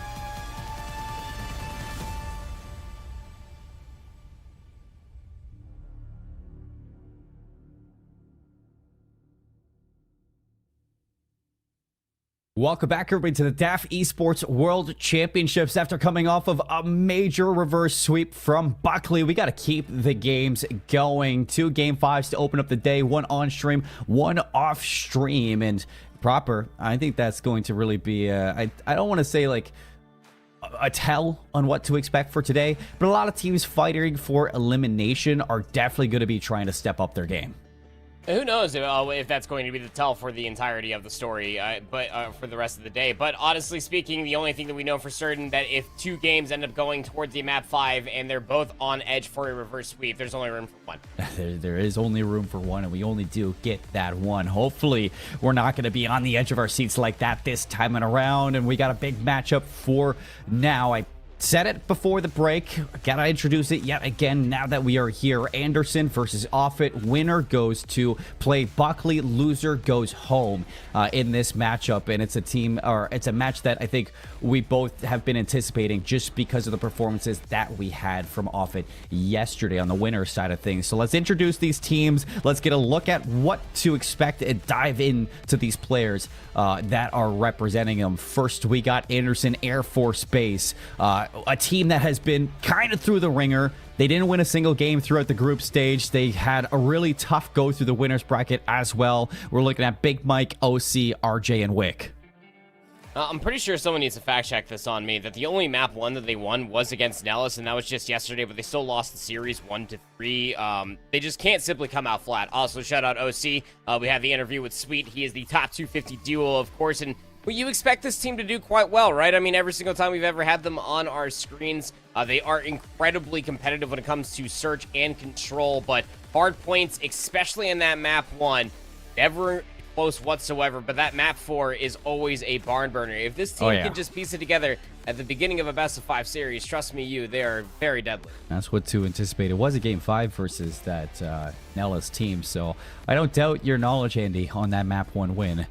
column for this Anderson team. But across the stage from them, we are looking at a squad that really stepped up yesterday in their matchup versus Cannon. They opened up with a win versus Eglin, upsetting our predictions when we doubted them the most. Wast, he's a crazy guy. He's fun to watch, but the entire team also very fun to watch in Appa, Flux, and Splurging. They almost take down one of the best teams that we have here in Cannon. They take him to a Game 5. They just miss the mark in the S&D. Yeah, you also heard the shout out from Dante, of course, in the winner spotlight victory from the previous W out of Buckley. Shouting out Waz. Not only is this guy a real problem to deal with in Search and Destroy and across all 3 game modes, if I'm being candid, but he's also the IGL for this team, kind of leading the charge. Splurging kind of becomes more and more active when it comes down to Search and Destroy. But I gotta just shout out this team's performance as a whole, right? They're the 3rd seed from Group C. They've been progressing further and further as the tournament has truly gone on. That map 5 versus Cannon out of their group stage performance is definitely way different than what the scoreboard had suggested from that group stage performance. And that was after 3-0 versus Eglin in winners round 1, where the first 2 maps were hotly contested. Yeah. 12-4 Hacienda Search and Destroy map 2 out of Wasid. 35 and 19 in that map forward to assist Flux in forcing out in towards that map number 5, where of course they did come up short versus Cannon, but still that performance is there. And the same conversation could be said that I brought up versus Anderson, that if this team comes out incredibly active within the first 45 seconds of this opening map, the potential for them to 3-0 is very much so on the table. That's very true, and I like the fact that you bring up, the map 4s for Anderson, because the same could be said versus Offit. If you get Appa to a map number 4, guy's unreal. The guy's is truly unreal. But let's look towards our map set for this best of 5, Andy. Let's see where the setting is going to take us. We got Vault, Hacienda, Skyline, and a Protocol to look at.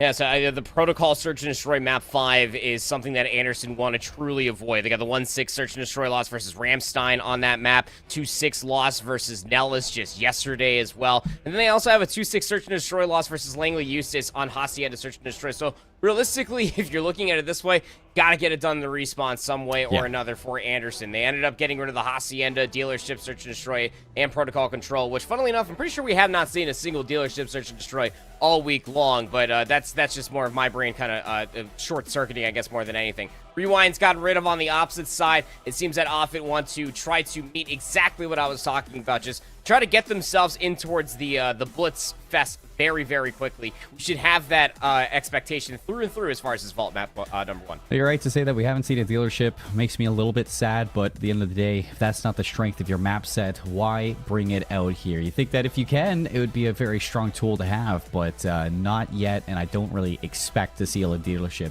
across today or tomorrow. Getting ready for this map 1 in the Vault, Andy, we can take a look towards our predictions for this series. You and I both have the same expectation for this. Offit seemingly look like the better team coming into the series. Yeah, I think the biggest toss-up so far that might be stopping this 3-0 very much so could be the control, but even the Hacienda Search and Destroy Offit were able to take 6-4 over Cannon yesterday. Didn't need to bring it up in the best of 5 map set because that is just very true. Everybody knows that Cannon is the number 1 team, and if you're able to take Search and Destroys off of that team and make them look silly in a handful of those rounds, which Offit were able to do, again, 12-4 performance out of WAS, I like their chances to be able to 3-0, but it all comes down to this map number 1, but I truly stand by this statement. Across the course of the whole weekend, everybody from Offit has had their moments, so it's can you piece it together going through this lower bracket to start off against one of your opponents here in Anderson. For the other side, Anderson, they didn't win a game throughout the group stages. They didn't win their game in the bracket as well. They got the tough pull versus Nellis. They tried their best in taking them down, but ultimately that 3-0 is definitely going to be a hindrance in towards the mental going in towards this game. We have yet to see them step up to the occasion to at least push one of these teams the distance and actually look like they can put away a series. So I'm hoping they can find their form going into day 4. Lots of time to practice, and going into a Vault hardpoint, we've seen this one for many teams. It is a very comfortable map for a lot of the SMGs to roam. Oh yeah, it absolutely is. There's also a lot of just different timings where SMGs can get completely lost on the map at the same point in time. Kind of overextend down on a lot of those crucial spawns. We saw that quite handedly a handful of times throughout the entirety of this week thus far, Colin. Both you and I, plus Brody, I'm sure, are going to remember some of these rogue spawns that we will end up having. Of course, now that we have the mini-map back in our favor to be able to watch a lot of it, it's going to be interesting. Now, it needs to be said, Vol, hardpoint, Offit, this is the map 1 versus Buckley. Of course, this is all the way back towards their group stage, and as I was kind of poising up, a very, very different team between then and now. They did lose 250 to 145. They came out incredibly flat. We'll have to see what they can do as they start off on the favorite side of the map. Well, it's a team that plays extremely close until that third rotation. The second rotation, maybe even something to worry about. So seeing if they can fix their mistakes as Anderson looking to do the same. They start off with a good chunk of time to open up this game, but Offit are able to fight back, and already Appa looking to put some pressure towards these spawns. A couple more players to deal with. You're not going to get that read early on. OC able to stay alive, but can they get the rest of these players? Well, Mike there to help out. You still got to worry about Flux, but he's going to back down. Yeah, I mean, Anderson, you really got to tip your cap to OC, just playing that back staircase as best as he possibly could. Spawn out's still going to be happening, though. OC aware of it. Might just catch the secondary of Splurging a little bit late to try to get his gunny up there, but we'll get that kill. So top plat will be maintained by Splurging, but P2 rotation held by Anderson. I'll see if Anderson can soak up some of this hill time, get maybe a good chunk of time off this P2, but Flux without the trophies. They line up for the double kill. RJ's going to have a little bit of support from OC. Is it going to be enough? It looks like it is, at least to get somebody there. It's Wick now trying to support from the outside. RJ gets picked by Wazd. Wick in a little bit of trouble, tagged up, now 6 feet under as Offit put together the break. Yep, sure will. Look at anchoring in towards the back. Might be a little bit late towards this gunfight, but RJ needs to be prepared for it. Oh, he's taking the wrong gunfight. Yeah, that just means that Sporty's going to be ready to be able to take him down. Big Mike's still in towards the back, so he's going to try to give a shake for this back 20 seconds. Waz takes the chow, and that's actually perfectly timed because now he's going to spawn all the way out. I know that the scoreline might suggest otherwise, but it's early days, Kyle. Look at the setup for Offit on the west side of the minimap. And Waz did start this game 0-4. He managed to put 5 in a row there. That's a shutdown, not just in the scrap time to keep this lead, but also taking that streak away from him, potential to get that early Hellstorm. Slow start from Wick and RJ, looking to see if they can turn it around going into these next 2 hills to keep this lead for Anderson as the trades go back and forth. You see those blue arrows surging forward to see if you can flip these spawns out, which so far they have been unsuccessful to do. But Wick, he chooses a corner, and he's going to post up and wait. So a lot of time to soak up here on P3, and as you were pointing out there, Wick's still playing in that same exact corner, but try as he might, he needs to almost get activated. Splurging, we'll see him cross. Should pepper up more than enough. Big Mike will clean up 2 in towards the back. Flux will find that trade. Spawns will actually start to occur all the way out. This is getting wayward. North to south spawns on the east side of the mini-map. Hardpoint was not held by either of the 2 teams. Not really anchoring on either side of the map. That forces the game to go into a certain flux. And no, I'm not talking about the player at 8 and 6 right now. OC is underneath Art. Knows that he needs to play his timing correctly versus Wazd up top while his teammates assault over by P4. Ooh, Waz a little bit smarter than that, but the nade up top from OC is going to assist in the kill. So you have Art control, not able to play your life though, so the spawn's still there for Offit to reinforce. What a bank from Flux, smallest corner of the doorway. And he's going to find his 9th kill, 3 in a row. Offit, they have the setup. And Anderson now in the hot seat to see if they can put together a break from the front line. Appa still assisting in these kills. Another double kill. Flux inside wins his 4 down again. Yep. Even when you had RJ, he found a timing towards the backside of Palm. I think it was OC that was starting to poke and prod his way over towards gold. Had players behind enemy lines, excuse me, did Anderson, but Offit just completely snuffed it out. Anderson now spawning in the backside of gold. They will get the complimentary back 10 seconds, and that'll just mean that the game is just even. Again, you go back towards P2. Should have been a little bit easier of a hold for Offit off of that initial break. They never really anchored out of the spawns. I don't know what the heck that hipfire was, but we're here for that. Offit should very much so be leading this game through and through, but Anderson are fighting diligently through it all. Like 24 kills between Mike and OC. Yeah, I think that you're looking at this one and considering you're being outslayed for the most part, it's the same conversation we have with other teams who are falling behind. The fact that this is a tie game, you take that. You take that all day of the week. Mike, nice shots, shutting down the flank from Splurging. It's going to get Anderson back into this hard point. Short little lead for themselves, but Offit, definitely not feeling the pressure as they do have those spawns over towards P2. Flux is going to back down, see if he can pick up some of these rotational kills. At least able to find the one. Splurging, waiting for the regen as they're trying to catch OC as well. He's going to make himself known. You look to stay alive for Flux to get this flank. They take OC down. They get those spawns. Waz is going to be spawning up in towards the back. Someone's going to be late to be assisting over by this palm tree head glitch where Wick is just layering down bullets, but the player taking that fight is Offit. He's 13-9, but that's going to be a careful gunfight. Make sure you keep the point man alive. OC gets up towards the top side of Catwalk, gets a really good crossfire for this. Now, Offit still have towards the spawns, but Anderson are holding from the front. RG's going to find the break. Splurging back in. Nice slide. Trying to assist in the fights towards the back line, and Anderson not able to get that break back right away. So small lead for you to have a little bit of reprieve, not to panic just yet, but you're losing those gunfights with 37 seconds. You want to hit this again. You have to spawn in the back, but you need to make it quick. In the back line, it's OC trying to do some real damage towards the setup. Flux in the 1v1. Waz up top front to help him out. Flux does end up going down, but it doesn't break the hill just yet for Offit. Abba in his bag right now. He's on 4 in a row, 18-10. We have not seen a map 1 out of this young man, just like of this caliber, all tournament long. He's a map 4 demon. That's how we kind of coined it. But again, this game is just mere inches away. These slays that are coming through almost seem meaningless. I mean, Appa's on a 5 spree. A Hellstorm missile would be influential, and he's gonna get bumped from the hard point, but whatever close he is towards that score streak, we'll be able to see if he gets that Hellstorm missile in a moment's time. Anderson, though, they're going to have top gold. Got a nice cross here for OC. Again, top 250 gang. He's going to be looking for the timing to pinch. He's a player that you look at to really helm this setup for Anderson. Yeah, Appa so close to getting that Hellstorm. One more kill surely would do it. Oh, what a shot. Disgusting.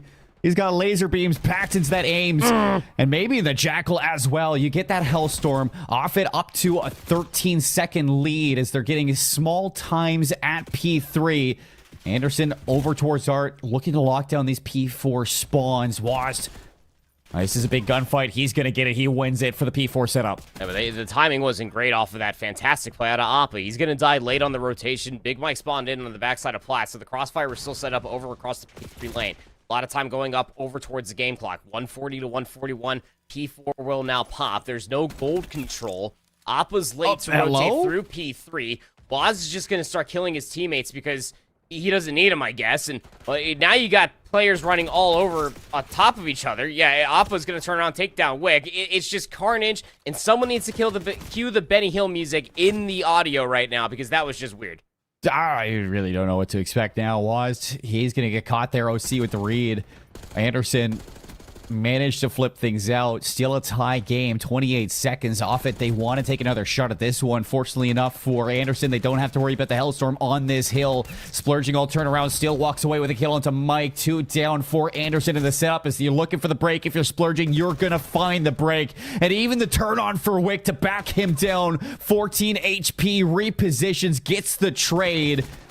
And he is going to keep this a tie game. Minimal lead for Anderson going into the third set. And the fifth player there for Waz is going to be able to come through, get that final trade there, 168 to 161. The lead is marginal. 48 kills between OC and Big Mike. Just a cool 45 engagements as a whole for OC. He is just trying to be about as everywhere as he could possibly be. Big gunfights up top. Waz now up to 3 in a row. He's looking to get towards the backside of Bathhouse. Anderson spawning over by back Platt. They force Wick to spawn all the way back over by P4. And again, every single kill gets snuffed out. Anderson holds the line, and they'll be on the better side, plus accrue more time. The Anderson are actually sneaking away with a lot of these moments, even though Offit do look like the better team in the slaying. They just haven't really been able to translate that around the objective. Wick, smart to back down, see if he can wait for some assistance. OC right there, gets it back into the hard point, spawns all over the place for Offit right now as you have Appa trying his best to stay alive over towards P2. He's going to get overwhelmed. Anderson into the initial. Watch this crossfire that RJ is going to be setting up. Oh, what a read out of Splurging. That's a clean one, but he's only half HP. Here comes the push around the front. Again, Hellstorm missiles in the back pocket of Appa if he wants to use it. They might not need it, though. The break comes through. Last player is OC, and he does well to actually find himself a lot of damage. Sets Wick up 4-1, so the contest might come through. There's still 40 left. And because you're rushing in towards that hard point, these ARs They're doing so much damage to those players walking through that doorway. Wick teed up for the kill and the break. Still leaving this at about a 20-point game, give or take. Anderson trying their best to hold this lead, but Offit, they're able to bounce back and get their setup. Yep, sure will. Back 20 seconds, going to eclipse them over 200 points. Anderson are going to have to feel content with that. Waz needs to get traded. RJ aware of it. There it goes. Going to be able to find it very narrowly so. And they also pick up splurging over towards the B lane. So this is a really good setup. Forward progress is being gained here for Anderson, but a little bit late towards the mid-cross, and that means that catwalk is open for a little bit of a route. You might think to invest that Hellstorm maybe on this hill. It's the only one that's going to be open until you go to that third set of rotations, but maybe you hold it for that P1 if it does go there. And with the game that this has been flowing, the rhythm does seem to lead back to that third set. OC, lovely shots for the double kill. He's found himself 4 in a row, and Wick's going to hop the time. And those heads are rolling. Boz, I think he got scouted out on the back statue cross. He's still going to find 1 kill. What's that do for the spawns? Watch the spawns. Anderson all spawning to the backside, up P2, the bathhouse, the long con play. Boz 4 in a row. He breaks the spawns. Offit, there's not enough time to close it out here, but Anderson, they got to get the Jets on. Yeah, everything's turning around right now as you won't lose this game, but you're trying to get the break over towards P4, and it looks like RJ's going to get there, or it seemed like RJ was going to get there. Good shots coming out from player number 6 in splurging. 2 down on that rotation. Only 15 seconds. They can hold. If they win this first wave of gunfights, they'll win the entire game. Everybody's kind of piling up on the front side of gold. They're hoping to break off the contact for Wick, but the Hellstorm missile's looking to call game. So smart, forces them inside. It's actually going to find all 3. Appa calls game with the Hellstorm, and nobody's going to be able to get there. Offit tried and tested, but not down in the vault. A big map one to open up this series and lead in the best of 5. What a showing from Appa. I mean, talk about a player who you like to see turn up in game 1. Hey, that guy frame 1 spawned in, had himself a 2-for-2 start, and then just never turned back. He pulled out a subby, and he just started running. That was crazy. I mean, look, when it comes down to Appa, I don't know if this is the reason why he goes for this name, but it is, to me, a Sky Bison. And they're very, very fast. They're huge. They're monstrous. And they have a really loud roar. And I imagine that's exactly how Appa felt after that game. 32 and 22 with 24 non-traded kills. 27 non-traded kills with 24 out of Waz. Not to mention how he had 16 assists. That damage number didn't get the full-on number, but trust me, it was thick. 16 assists, yeah, almost 5k damage, like halfway through, 4.4k out of Waz, all while getting a minute 15 in that hill. And for Offit, that's kind of the big thing that we were saying to them in those first couple of rotations, is that they were getting those kills, but Anderson were keeping it close because the contention, because that Offit were slaying out around the hard point, not really in the hard point. Well, towards those last couple of hills, especially when Appa goes on his spree to get that Hellstorm, he's soaking up so much time to push that lead. And when you get that P3, P4 setup, you see the difficulties that Anderson had to kind of break it towards the end there. For Anderson, I'll say impressive plays from a lot of those players. I mean, OC tried his best. You did get a good game out of Big Mike, but for Wick and RJ, I mean, granted, RJ did have a minute 45 in the hill time, Andy. It still was just a tad bit inconsistent. Yeah, no, just a little bit, right? But I mean, like, inconsistencies has been plaguing just about the entirety of this top 12 bracket since the get-go of this entire tournament. And it's more about, like, the teams that are able to capitalize on those forced errors or sometimes mistakes that happen right in front of their very faces. Again, I was calling out the way that we saw the setup coming through in desperation there for that P4. Everybody, and I mean everybody for Anderson, including the lad that was top of gold, was so focused over towards plat that B lane can really make you escape thought process of the timing that came through on the backside of Catwalk. Wasn't that gunfight initially, but then when Waz spawned up, he found such a free timing to get behind enemy lines, blew the play open wide, and that's exactly what the unforced error that you cannot have happen in such a tight moment like that. Anderson were this close to being able to not only flip P3, then potentially also closing out the game. As you pointed out, some heroic moments came through, and then having that Hellstorm missile, I mean, the goal, or maybe they forgot about it, I don't know, we might have to ask them if they're the ones that win it in the spotlight interview at the end of it, Colin, but what a great way to start off this best of 5. And what a great way to end that game for Oppa. Yeah, I'd say that Anderson, if one thing, they have proven themselves for this series. And we can take a look at this map set to see where the Search and Destroy is going to lead us into. An important one as we go to this Hacienda S&D. I think that S&D, for the most part, has been the make or break for so many series that we've seen across this weekend. For the teams that have done their preparation for Search and Destroy, I mean, they're smooth sailing across this tournament. But for a lot of these teams, especially the teams that we will be seeing in lower round one, this is the map, or these are the maps that you really want to show improvement on. Yeah, I mean, like, just to kind of toss it up plainly, 2-6, or what was it, a 2-6 loss on Hacienda Search and Destroy versus Langley Eustace. That'd probably be your biggest comparison as far as pace to be set coming in towards this map number 2, especially out from this Offit airbase. Then you go over towards the 6-4 win for Offit versus Cannon in the map 2, immediately bounce back after losing the rewind hardpoint 251-51. These guys know this map mode combination. I don't think that anybody's going to be selling past that. That WAS is going to be a real issue when it comes down towards this map. Again, got to shout out Dante. Gave the shout out as well to WAS. Guy's been on fire as far as comms are concerned, and I know a thing or two when it comes down to Arena Esports, man. When you have a really good IGL and he's making these plays, he's making the alterations towards what his initial loadouts, round after round. It's a grueler in a lot of these Search and Destroys, but the ones that can constantly adapt and think ahead typically end up winning out these Search and Destroys. Yeah, shout out Mr. IGL. I always found it ironic with him that you name yourself that WAS, but you're playing a controller esport.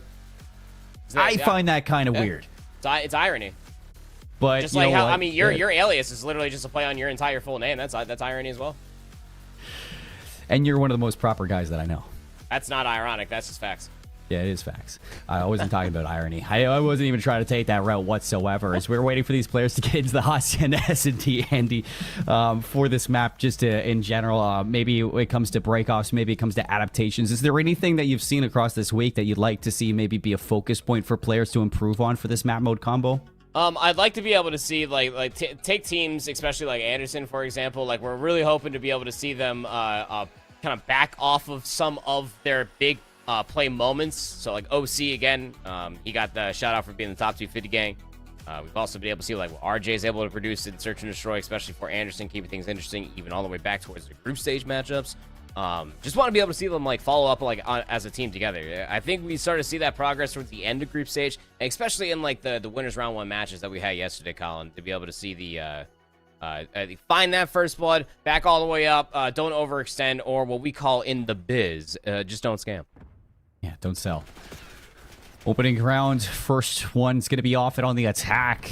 Anderson, they get to try their hand at opening things up with the defensive round, but they're going to go for the hard read through mid. They gave up B completely. Yeah, I sure do. Should allow the plant to come through. And it's going to be planted for that Lambo side, just to be able to play a little bit of a timing. But Splurging still gets blooded. That means that the bomb is delayed to get hit. That's a great nade.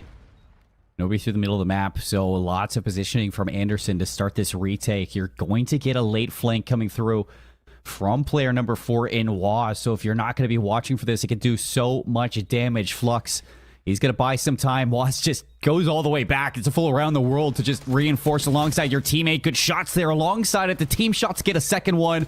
WAS goes down. Flux now in a 1-versus-1 with 18 seconds. He is finessing, but he doesn't have the read, and Big Mike finds himself a clutch. Yeah, has ample time to be able to get this defuse, finds the last kill required, and you know, that's the one thing about a B plant. If once you lose that one player and you're forced into a trade game there at the end, so long as you get the first initial 50-50 right and you can play for that immediate trade, you could just win out by numbers. And you know, Big Mike being able to get that full-on wrap around the rock, I guess at that point, once you do get to the 1v1, it's a good old game of ring around the rosy. Sometimes, you know, we've been there for like musical chairs. I don't know, Colin. You seem like you didn't have that type of childhood to me. But hey, Anderson gonna end up being able to win that round number 1, man. And that's a big start for them considering what happened in that first map. Dude, we had Octopus out in the playground. We played Parachute in gym class. We had musical chairs. We had it all. This man was ready with the list to defend himself. He's got receipts. I'm not that young, but for these players here, it's a good start from Anderson. You thought for a second that they had the read there for Flux in the 1-versus-1, but That's a big round to bounce back off of that lost map 1 as the attackers now for Anderson. They actually have a free sight over towards A if they do want to. It's just they have no information to make it happen. They wait a little bit too long, and the flanking play from Offit draws first blood. Yep. They might just take that as an opportunity just to show the way on the backside of Lambo. I don't think that they have a single Scooby-Doo here, but that they're all just trapped inside top secret. I mean, maybe Appa has some senses that they are trapped here. He saw nade to start off the round, but nothing else for the past 20 seconds. Here comes the XQ forward. Yeah, Appa conceded the space, and he still dies for it. 3 versus 3. Splurging going to get caught on the rotation there. OC brings things back for the numbers. Was doing his best to at least draw out some of this time, and now you have to think about that bomb plant. Wick's going to bring it into 2 versus 1. And there should be a chance for Anderson to go up 2-0 in this series. Bomb planted for Wick. He's going to back right up to get the information onto where Flux is coming from. And both of these players now, all they need to do is stick side by side and trade it out. They're kind of isolating themselves, though, here, Colin. So RJ playing over towards the corner. He's playing the wide angle to be able to play out the peak. The stun comes through. RJ, he's going to get the kill, but that's only because it wasn't checked. If you can tell by the canner in my voice, I don't know why it wasn't. Even though shots were off, if he did check that, you are getting smoked. If Flux hit that first shot, I think he half checked it in the swivel, didn't full clear it, and just how deep that corner is, which is a very deep corner. You just don't get the full clear there if you're Flux. 2 clutch scenarios for Flux. 1v1 doesn't go your way. The 1v2 doesn't go your way. I don't know what else to say other than Offit just need to stop putting him in 1vx scenarios. Yep. Just try to stack up together, play for the trades. Everybody try to play in a tradable position. You just 4-man hit something. They're going to be splitting the upper hallways once again, kind of relying on this splurging Flux push to come up with something, but it's Big Mike for 2. The wall bangs are late, but Waz still walks away with at least a trade. Yeah, it's still a good wallbang, to say the least. And the fact that you get away with that kill for free makes it manageable. A whole minute on the clock for you to rotate this bomb, figure out a plant, and see if you can solidify some kind of a comeback between Appa and Waz. They had a bang in map 1. Let's see if they can put a round on the board for Offit. Yep. Going to be putting themselves in the best possible situation to do it. Was spotted. Over here by the A bomb. Semtex, late. It tags both of them, but they're still going to get the setup here.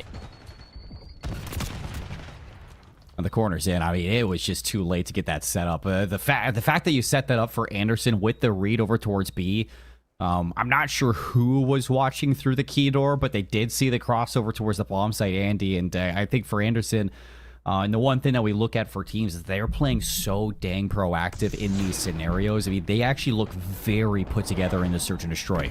Yeah, no, they really do. This is quite the stark difference of what I was almost expecting to have happen here. They are quite literally finding a lot of good early damage by way of team fire. And then as we were talking about, the one thing that we need Offit to do that Anderson are doing quite well, putting themselves in tradable positions. I mean, once a kill comes through, it almost feels like the secondary assistance is right there for Anderson just to follow up with more damage. So I have to see if there's any sort of resilience to be had here for Offit. Another offense for Anderson is going to be a head bash over towards B.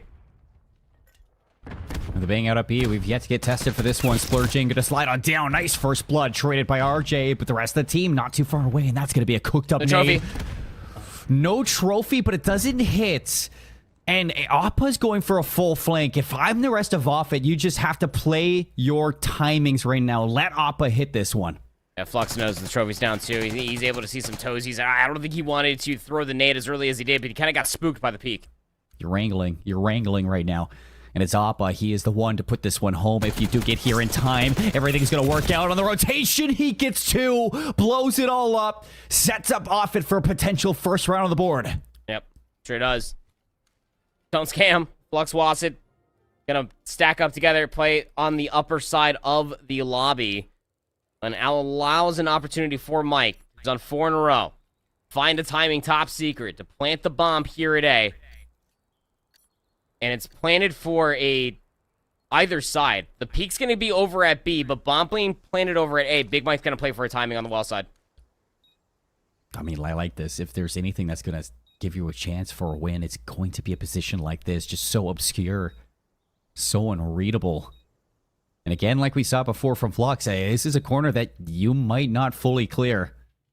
Does he make the same mistake twice? Here's the drop down. He's going to see both of them. No shots. The discipline. The first blood not going to be there for the 1 versus 2. He had the opportunity, Andy. Just the shots don't hit. For sure, Waz had started shooting his body there at the end as well. Just making sure this game, like, Flux was probably calming. Hey, last time I was here in the clutch, I had a player that was laying on top of the hedge. But this time around, Big Mike, very different player than what was in that position last time, is actually laying prone around. And he did have the surprise. He had the opening few shots, but Waz just absolutely just... I mean, he kind of pooped on him. I'm not going to lie. he did do that. 1v2, though, is simply not going to be Offit. Going to finally put themselves up on the board. Just phenomenal trades. Able to finally enact some numbers. And that all came through just off the head bash. Sporging able to go 1 for 1. Just kept things honest with Anderson's assault on the B-bomb. Now you're going to have to see if you can find a second one. You don't want to go down 4-1 after putting that one away safely. First blood's going to help you out. RJ, I didn't even know what he was doing there. He was all turned around. Going to allow for another numbers advantage here for Offit in the post plant here at A. They're mostly tunneled up top secret. That's what it's planted for Flux to be in the clutch. Everybody's going to be re-clearing out through patio. Anderson working this SEAL Team 6 like. Full team, no isolations. See what you can catch. Appa for the initial contact. He's going to play his life. Backs down, keeps the numbers in favor of Offit with the time dwindling down. That's going to be the big issue. Not to mention Splurging's flank is going to pay off in dividends. 14 seconds for the 1v4. Yeah, nice try. Yeah, it's such a random route that Splurging took, but it still benefited nonetheless. Just to blindly clear all of the backside of Office, playing off the time and the communication his teams ended up having. Offit really starting to come alive here after the round number 3. There was 3 in a row for Anderson to start this this entire map number 2. Offit have found a different gear. They are starting to set some pace, starting to find some good utility off of Rip, and well, to be honest, just their blind reads and counters realistically just been on point. Splurging was behind 5, 3 in a row here for Splurging. See if it can amount to anything.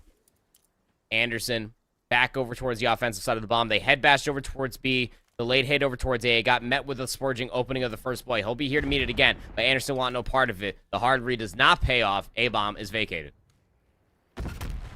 See if they can read this one, get this bomb planted. Another first blood for Appa. He stays alive too, so numbers off the retake. They can give this plant up. Now you got numbers just for fall on the retake. Clear all of U-turn. Your biggest problem is going to be Big Mike. He's trying to take a route, but he thinks twice of it. They're all just trapped around the bomb. You're just going to barrel right out here. You need something big from RJ in the corner. He's going to spot that first contact. Wash shoulders it, backs down. It is flawless in the positioning and the play style. You are running circles around Anderson now. After losing 3 in a row, you put 3 in a row for yourself. Tie things up on Hacienda, and we got ourselves a game. That's a nasty shoulder to be thrown right there. He peeks left there with the shoulder. Shots get thrown out to the right. Doesn't even connect with him. He backslides Omni movements on his little scootin' boot. Turns around and just gets the kill as well. That's crazy, man. I mean, Big Mike did well to at least find one, but in that moment, with so little time to clear everything and just wanting to put yourself in a winnable situation in a 2v4, there's no space provided. There was no ability for Big Mike, at least in his eyes, to be able to take that route top lobby to be able to then get towards top secret. That's where the bomb was planted for. And if you could find success in the timing of that, maybe we would have a different conversation. But the one we're having is a 6-3 Waz on 4 straight.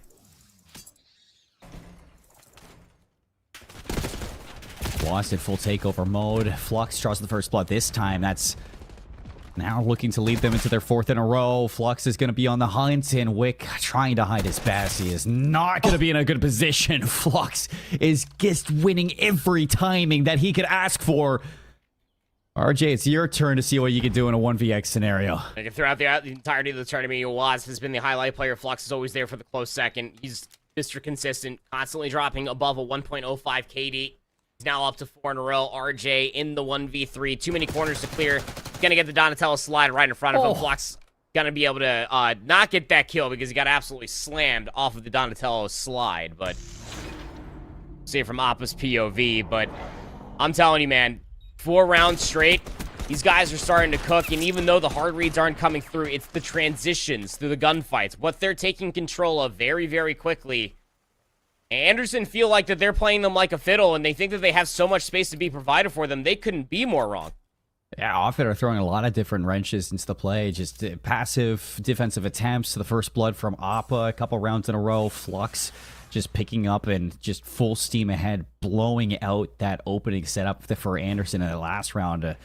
Anderson, they need a first blood. They need anything to go their way up these opening breakoffs, and they just haven't been able to find it just yet. Another first blood from Arrow. Appa, OC's gonna get there. Hello? Doesn't finish a shot. No, no, please. OC runs away.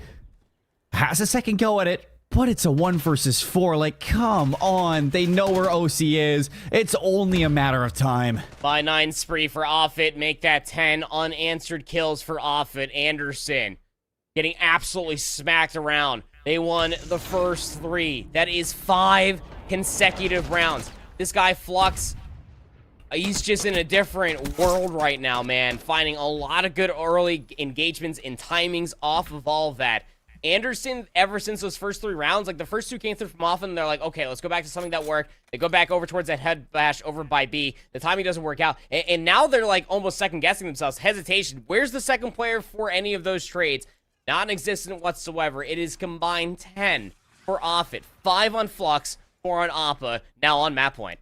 When Splurging, he's just sitting there kicking his feet up. And, you know, you think about that one win that he had earlier on. Well, he's done his part.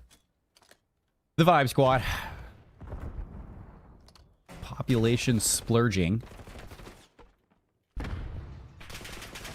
as he is representing the Gooners back home, as he told us yesterday. 5-3 up for Offit. See if they can go up 2-0 in this series. Opening up that A site for the plant. RJ, he wants so desperately to go, but he just needs to wait. Bomb being planted is going to start that clock down. Still all 8 players alive inside the server. Splurging's playing the corner. I think he's bottom secret. Yeah, he's going to hear that door open. He turns right around. Trade for OC. 3 versus 3. RJ in trouble. Still slides out. He's looking for the timing. Oppa's not going to be watching this one. And how does that work? 2 versus 2. All the way broken down. Anderson, stay alive. I can't believe RJ actually managed that.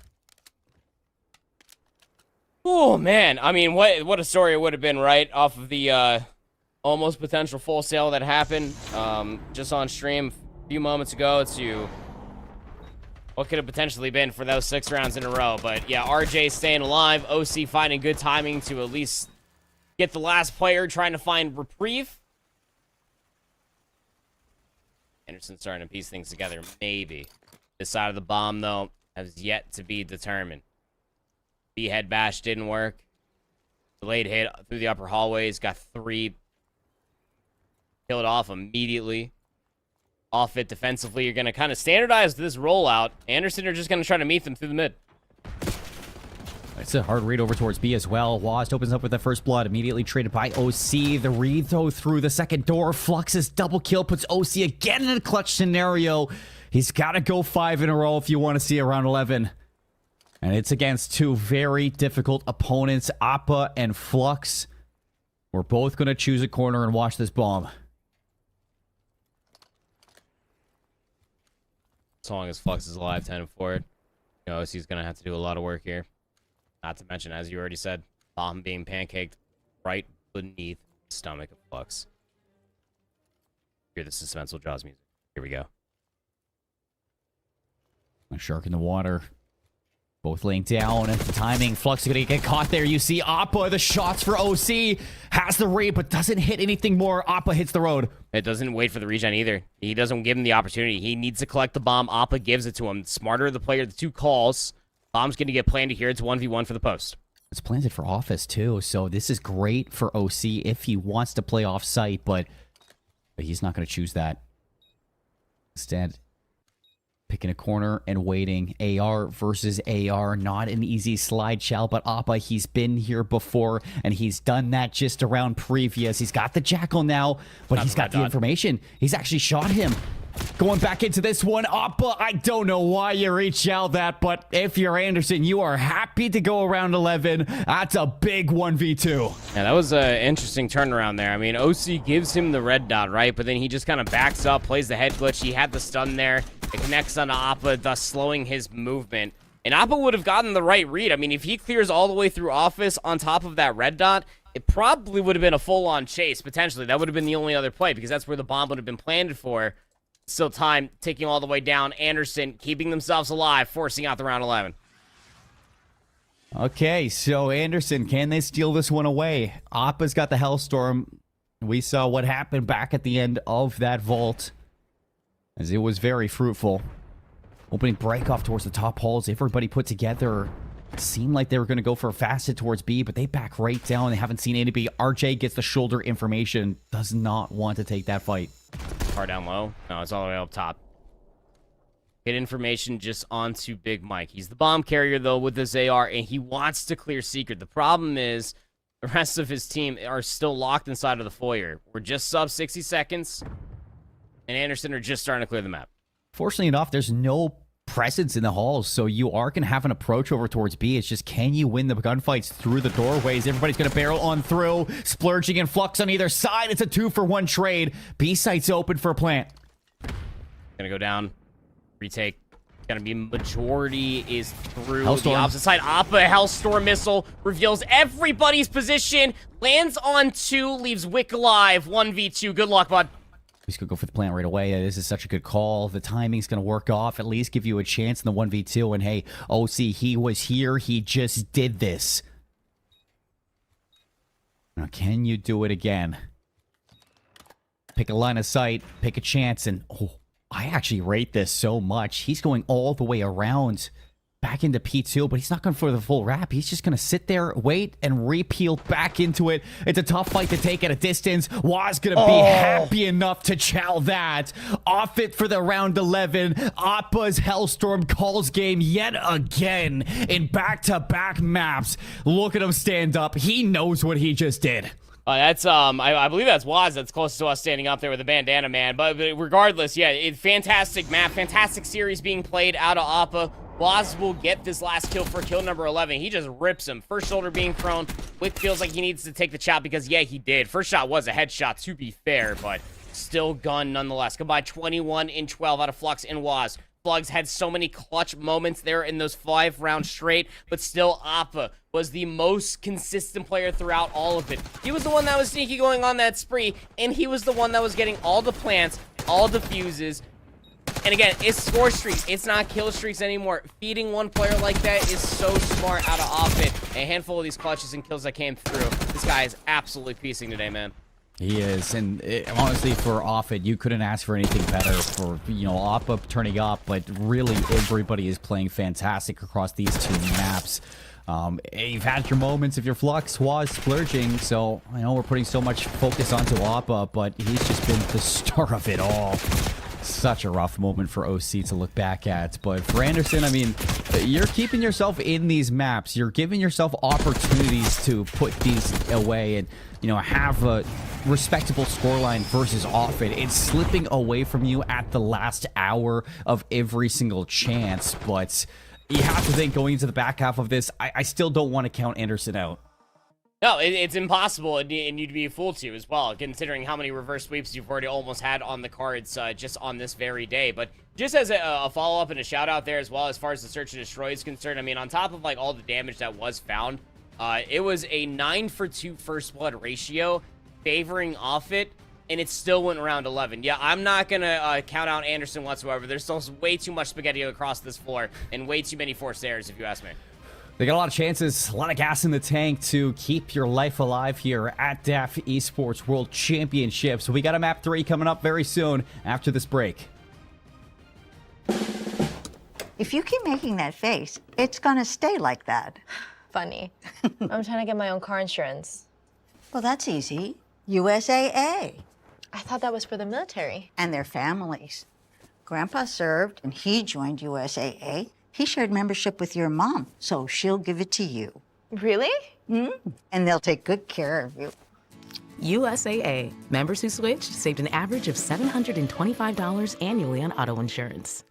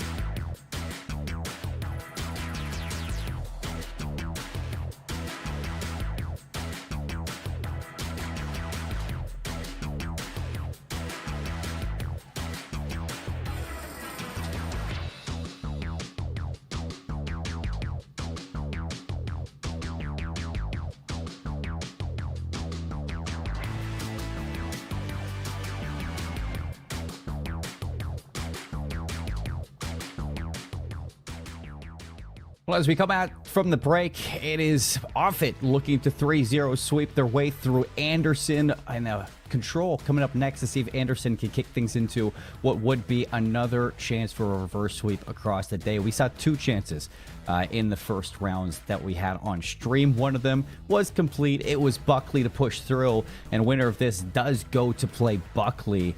So this is going to be a big one indeed to see if you can comfortably go step up to what is going to be a Titanic opponent in your next match. Let's look towards this reverse sweep that is on the table, see where we are going to see if we can kick that up. It's Hacienda Control up next. Yep, and again, for all intents and purposes, when it comes down to Hacienda as a whole, Offit have really enjoyed this this venue, I should say, throughout the entirety of this tournament. But Control hasn't exactly been favorable for them. You go back to the Vault Control yesterday versus Cannon. They got absolutely milli-whopped on it. Anderson throughout Control have been fighting ever since they've loaded into this tournament as well. But they've kept things interesting, I will say this much. There's been a lot of errors throughout the entirety of these first 2 maps, which have proposed opportunities for Anderson to be able to keep it as competitive and to be able to potentially close out one of these 2 maps. I'm not ready to write off the reverse sweep all the way through, just as much as I'm ready to prepare to be courageous for my 3-0 pick'ems going in towards this one as well, because I fear that the hot hand that is Wasid with his IGL leadership coming along with it is just too fiery for this map number 3.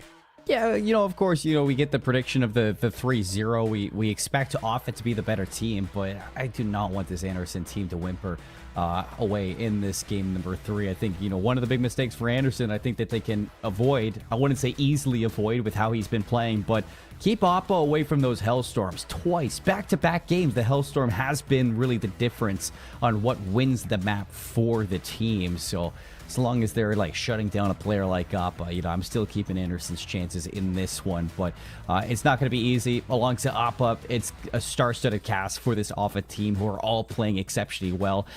All behind the IGL brain and I'd say excitement that Waz does bring to this team. Yeah, absolutely the case, man. I think that was alongside all of his comrades, right? I mean, Appa's having himself a really good performance. That's got to be backed off of just what we've been seeing out of Waz, because we haven't been able to see Appa to be able to have that performance throughout the entirety of this tournament. It kind of went sneaky past when it was happening versus Cannon yesterday as well, going back and looking at some of those scoreboards. But the same thing could be said for Splurging. He found 4 of those first bloods out of the 9 that were found in that last search and destroy as well, Colin. To every 4 of these players are playing phenomenally. Let's not forget what Flux has been able to do, especially in the respawns. A 1.05 in the hard points versus Cannon yesterday. Of course, it's not just Waz. It comes down to be able to make some crazy good plays in reads, but of course his teammates do have to execute, which they are also doing wonderfully. But again, the timeliness of it all hasn't necessarily been there. Hacienda, and especially Control, is a game mode that can get away from you very quickly. And I'm speaking this as a whole for the teams that are still alive in this tournament, because there's been a lot of opportunities where we've been seeing 3-for-1s, 4 deads in the feed, and just not enough players hopping on towards top of the zone. Just not enough space being controlled nor covered or created when it comes down to a lot of these respawns. As we're getting down over towards top 8, we got to start seeing that. We do. Just a couple of things that Anderson needs to fix if they want to get to that map number 4. We cannot forget that this is a team that has yet to win a series inside of the Worlds, so this would be a monumental comeback for them to take down Offit. And for Offit, just yesterday, we saw them go to Game 5 versus Cannon. We expect this team to bring some greatness. And so far, the break off towards this Hacienda Control. It's a hit over towards A. 3 players stacking the zone. Second segment already captured, and nobody's contesting it. Yeah, no, I'm not going to be able to get there in time either. Okay. 2 minutes, just like that, off the opening rip. Sporging's the only one to stay alive after that opening salvo, and it's just a 3-life lead to speak of. And they know that Sporging's still lurking on the bottom side of Office. RJ, he's going to find his nameplate. He'll get that kill, so completely reset, just minus the progress Offit are finding over by the garden. Another set of kills here for Waz. It's only a 2-life deficit. We saw breakoffs like this just earlier inside of our stream. Still, Kadena managed to hold that B zone back on Vault. Anderson, they got to dig deep for this one. As you can see, everybody's going to go for the overextension through mid. Appa, he's got the information. The read is there. They turn around. They take those kills. Now over towards B. The 2 players are going to set up. Oh, nice shots. Centering from Appa has been pristine. 6-1 again. This guy has been lasering all of Anderson Air Force Base the entirety of this best of 5. Still got those back spawns. RJ trying to move forward. He's down to his pistol, just trying to do it all as a one-man army, but he just simply cannot do it alone. The space was provided for Mike to be able to encroach forward to get over towards this zone to finally stop it in its tracks until that segment is fallen. Might not be the hero, but he is the general that leads that break back in towards B. They stop that second segment. And still some more to worry about. Splurging has found his way towards the offices. Big Mike, for some reason, he's going to extend through. Appa happy to take that kill. Some pressure now onto the last remaining players of Anderson, who are ahead of the play to see if he can break up this attempt over towards B. 55 seconds, a 6, now 7 life lead for Offit to try to steal this offense, and they're getting the kills. They're going to jump this point. The 2 stack on top of it. You need something from 7 and 8. Wick and RJ, they have to activate. What a read from Waz. That means I know spawn traps are going to be coming through. RJ does die from the top side of the plat. Flux slides around for the trade. There's still one player to worry about out of U-turn, and that would be Wick. He does take down Waz again from the spawn kill, so third segment's going to get locked away. 10 versus 6, though. Still doable with 40 on the clock. Oh, yeah, this is winnable. And the fact that RJ stays alive makes it even more so. Everybody's going to post up for a second, down to 30 seconds. Sometime soon, you're going to have to make a play if you're off it. And Appa gets the timing of a lifetime. Finessing against the second play, gets the early shots. OC trades it, 3 versus 3 for the zone. And nobody has touched it just yet. Anderson, no lives remaining. But only 12 seconds. This is the difference. Mike's going to be in a corner. He's in a great spot to at least cut off this Arches player. Appa finds RJ, but the trade's back and forth. 6.7 seconds. 5 versus 2. Wick bleeding the clock. One more player to worry about. Big Mike turns back around. Waz ends up dropping. Can anybody get there? They do. It's all down to Wick. Such a hard battle to fight. A valiant effort, but Offit take the offense. Via the eliminations, though, so it didn't lock in that 6th segment. I think that's what's most important for all of Anderson's antics throughout all of that. If it does go down towards a round 5 for a defense, could be the difference, but obviously the consideration immediately goes to Anderson's requirement of converting now in offense. Very difficult to be able to win the opening round of a control, especially as an offensive team. You're going to do it, it's going to be on Hacienda, where you can deny a lot of nades and Semtex that splash damage throughout all the different fixtures that we do have on the map. But allowing that A zone to go so quickly just off of a couple trades to the upper hallways is just, I'm sorry, but it's inexcusable. The transition all off of B to be able to lock down that zone was sublime out of Offit. Gives them a distinct advantage here if the 2-0 lead in the series wasn't won already. RJ's going to open up this next round for the offensive side at Anderson. They need an answer. They need it fast. One player slips the net for Waz. He's already into secret. Going to try to make a sneaky play to stop any attempt at these zones. And fortunately enough for Waz, he hasn't really had to show his card because the rest of the team doing a great job at limiting any chances. Good secret being played there by Flux. Gonna find one of OC trying to cause more space forward. Boss also playing a corner. Had no business finding the second one off the red dot was given away, but still walking away with it. Half HP. Boss now up to 2 in a row. Combine that with Flux makes it 4. Everybody's tucked away inside some corners. Anderson are reeling. They trail by 4 lives. 30 seconds remain. So a corner from Flux. Is anybody going to be able to check this one? They don't. RJ walks right past him, and they're not the better for it.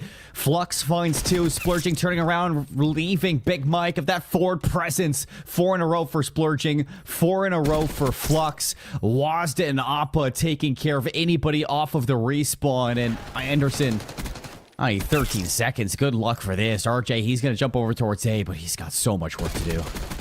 We've seen this happen. Last-ditched efforts turn into something magical, but it won't be this one time. Wick's there to at least find a kill. Desperate hopping on top of the zone. Wow, what damage. Appa has to actually back down. Splurging should be there to find the kill. 5 seconds remain, and it's all just desperate. You hop on the zone where you can. Damage is going to be there for the trades in the end, but it is a full hold out of Offit Air Force Base. They refuse to go down to Anderson even with 2 tenths on the clock, but trust me, Offit are coming different in this championship bracket. Yes, they are. Offit, I mean, we expected this after their performance yesterday, but to this extent, I mean, Anderson, they had their chances in map 1 and map 2. Granted, they even had their chances all the way in the round 1 of this control, but as the series goes on, it just looks harder and harder. This is a team of Offit that love to play off that momentum, and all of the momentum is just surging through their gameplay.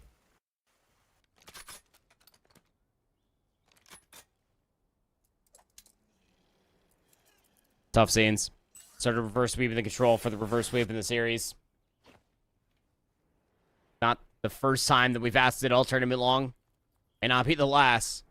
We have seen it done before in Call of Duty Esports. Starts with this defense. It's got to be a good one. Big Mike for the first. Big Mike does open it up, but it's a 2-for-2 trade. Splurging, he's going to get a chance now with the numbers. OC gets caught, and that opens up A. Last time it was gone so extremely fast. Do they get the triple stack yet again? Well, two players are here. It's an overextension. RJ walking right into the sights of Waz, tracking the players, trying to push through B. He repositions. The damage is good. Wick is the last one here. He gets a double kill. Not able to turn it into 3, but that is going to slow down this last segment. Maybe give a chance for Big Mike to have a shot at this, but Splurging finds the kill. A-Zone doesn't get captured. Okay, it does. Appa, he puts it away. Yep, very, very close, but look at this transition. You already have such a sufficient life lead. These exits are just about everything, but space already being provided. Offit more than willing to call game here. They lost Flux over inside a bottom office, but that first segment is locked. RJ needs to find presence on the zone. He's not here alone. It's OZ. Top 250 Club shows up for the 3-piece in the feed. Not done yet, says Wick. 15 playing 19. This is where you got to put your foot down. Players from Anderson trying to get some ground, trying to find some space around this one, and the timing might actually work off for a couple of kills. RJ gets in behind Splurging, but at the same time, Offit are all around the map themselves. Waz goes down, so 2 players out of the mix, and the B zone is going to be touched. I'd expect it to draw some of these players away. Instead, Big Mike tries to make the play. He's going to get found out by Splurging, and over towards that B zone, Flux and Appa, they get taken care of. Yeah, they sure do. It's good space being held. Oh, Wick. Oh, man, you got to be careful, your buddy. Your backs are against the wall. You might be sent home after that one. Yeah, the Zemtex from Appa's going to go ahead and seal the deal. 13 plays up against 13, though. What a swing of events. Anderson keeping Offit on their heels, playing good corners, making good decisions, forcing them to take routes, but still winnable. Very winnable. Flux trying to open up some lanes there. Long flank being developed by Waz all the way through Boathouse. He's going to get towards this office, towards this patio, try to get behind some of these players and give them another chance. Another 2 go down. So Waz, you're almost forced to make a play here, Andy. It's just, what is that play? Go towards Dark, get taken care of. RJ, see if you can open up a route through arches, but he's not going to find that second player. No, he's not. Waz not going to check that corner. Oh, okay. I thought for a second if there was going to be a player for that belly shot, it would have been Waz. 5v8. Offit. They had an 8 life lead off the transition from the A zone. Now they trail by 3. They did get that first segment at B. All they need is one good wave of gunfights. Good 4th down, and that could be it. Wick's gonna have to back on down. Long flank from Splurging. Nobody's gonna read it, and OC gets caught off the respawn. No more respawns for Offit as they're down to 3 members, but Anderson in the 4 versus 3. Trying to hold on to this map, trying to hold on to this series in general. This is your last chance. Appa, the nade. It's not going to connect. He is surrounded by players, not able to get another kill. That second tick does come in, but all you need is the round. All you need is a second chance. Ooh, Flux, not going to be able to get it done. If he got that first kill cleanly, maybe he could be prepared for the top plat push for the trade. But it's going to go at least a round number 4 for Anderson. They stay alive. Offit, they get 10 segments. Look, regardless, Anderson knew that they had to win one offense. Once you already go now 0-2, the segments are more than gone after being full health. So it's going to have to be the back-to-back offense, full-on reverse sweep to really start things off here for Anderson. But their chances are getting better. OC there just reaping the benefits from the ruckus that was being created by Wick. RJ started to show up here, 22 and 19. We just need more presence in the kill department out of Anderson. This becomes more and more doable, but the opening break off, the most important. Well, stuns up. OC needs to find a way through. It's an offensive round or a departure from Worlds. No other chances for Anderson Air Force Base as they do get a good set of kills. Flux is going to peel back from that spiral staircase, looking to blow up this attempt over towards A. At least going to find one, but that first segment does get secured. Wick top Office not able to find himself a double kill, and they did spot out Big Mike, so they know there's a player missing. Question is where? On the A zone. No, at least one's down there. RJ does the hop up towards top secret before he can see his progress over at B. Big Mike's still alive down here, by the way. Almost gets the centering there onto Waz, but the first segment does get locked. Pressure now over towards B, surmounting numbers here for Anderson. Yeah, I would have liked to see them go back over towards this A zone, but that second segment is going to get neutralized. 51 seconds, lives tied up in the Hacienda ante, and this is where we're seeing Offit starting to get their ground again. They were shaken up off the early break off, but now they're getting those kills. Big Mike trying to do the fast play all the way around the fences, but 3 go down. Yeah, they sure do. Arrow Alpha right there in the kill field. Snap back up. Wick's head rolling across secret. Here goes Appa, quick off the sprint, looking for the respawners. 2 kills go down, 26 seconds. Here it is for Henderson to try to make a play over towards B. Good read from Waz, though, picking up the player on the flank. 3 go down as Appa's going to clear out that B zone. One last player, it's Wick. Trying to hold this time with 18 seconds. He's got to go over. He's got to wrap around, but Appa backs off of it. He doesn't want to fight. He knows they have a win condition, and that's going to be the time bank. Appa on the repo. He's looking to call game yet again. And you know he's around the A zone. It's going to be bottom Office, and there's Arrow Appa, the centering, 4 dead in the feed. Anderson sent packing. Offit, Air Force Base, not done yet. Our CONUS representatives, they may have fallen early in the regional championships. They didn't get a chance to show their merit versus the top teams towards that Friday and Saturday. But you go to Worlds, you have a little bit of a hiccup within the group stages. You go to play Cannon in day 1 of bracket, you looked great. You transition that into your lower bracket run. This team looks like they're hitting all of the right strides at all of the right times. Oh my good golly me. What a turn of events. Those opening 2 rounds were insane. Flux, Waz, Splurging, Appa, everybody firing off on all cylinders. This series had just about everything. To think that we had to go all the way back to this Vol hardpoint where Offit had themselves a distinct lead in the kill department, but it was neck and neck all the way until the final few moments right here where Arrow Appa just calls the Hellstorm missile. But it wasn't just the first map calling that he got one. The 5-round swing there in the Hacienda Search and Destroy accrued another one as well. Yeah.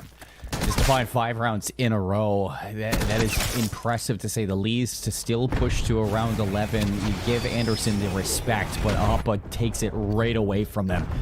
The Hellstorm opens up the retake over towards that B site. They go up to own the series, and going to the control again, I mean, Anderson, it's always respectable. It's not like they're being blown out in this series, but it's in those clutch moments, that last few seconds where the panic ensues. That's when Offit takes over and Anderson just crumble. That is the bane of their existence in these series that we're seeing. Yeah, sure is, man.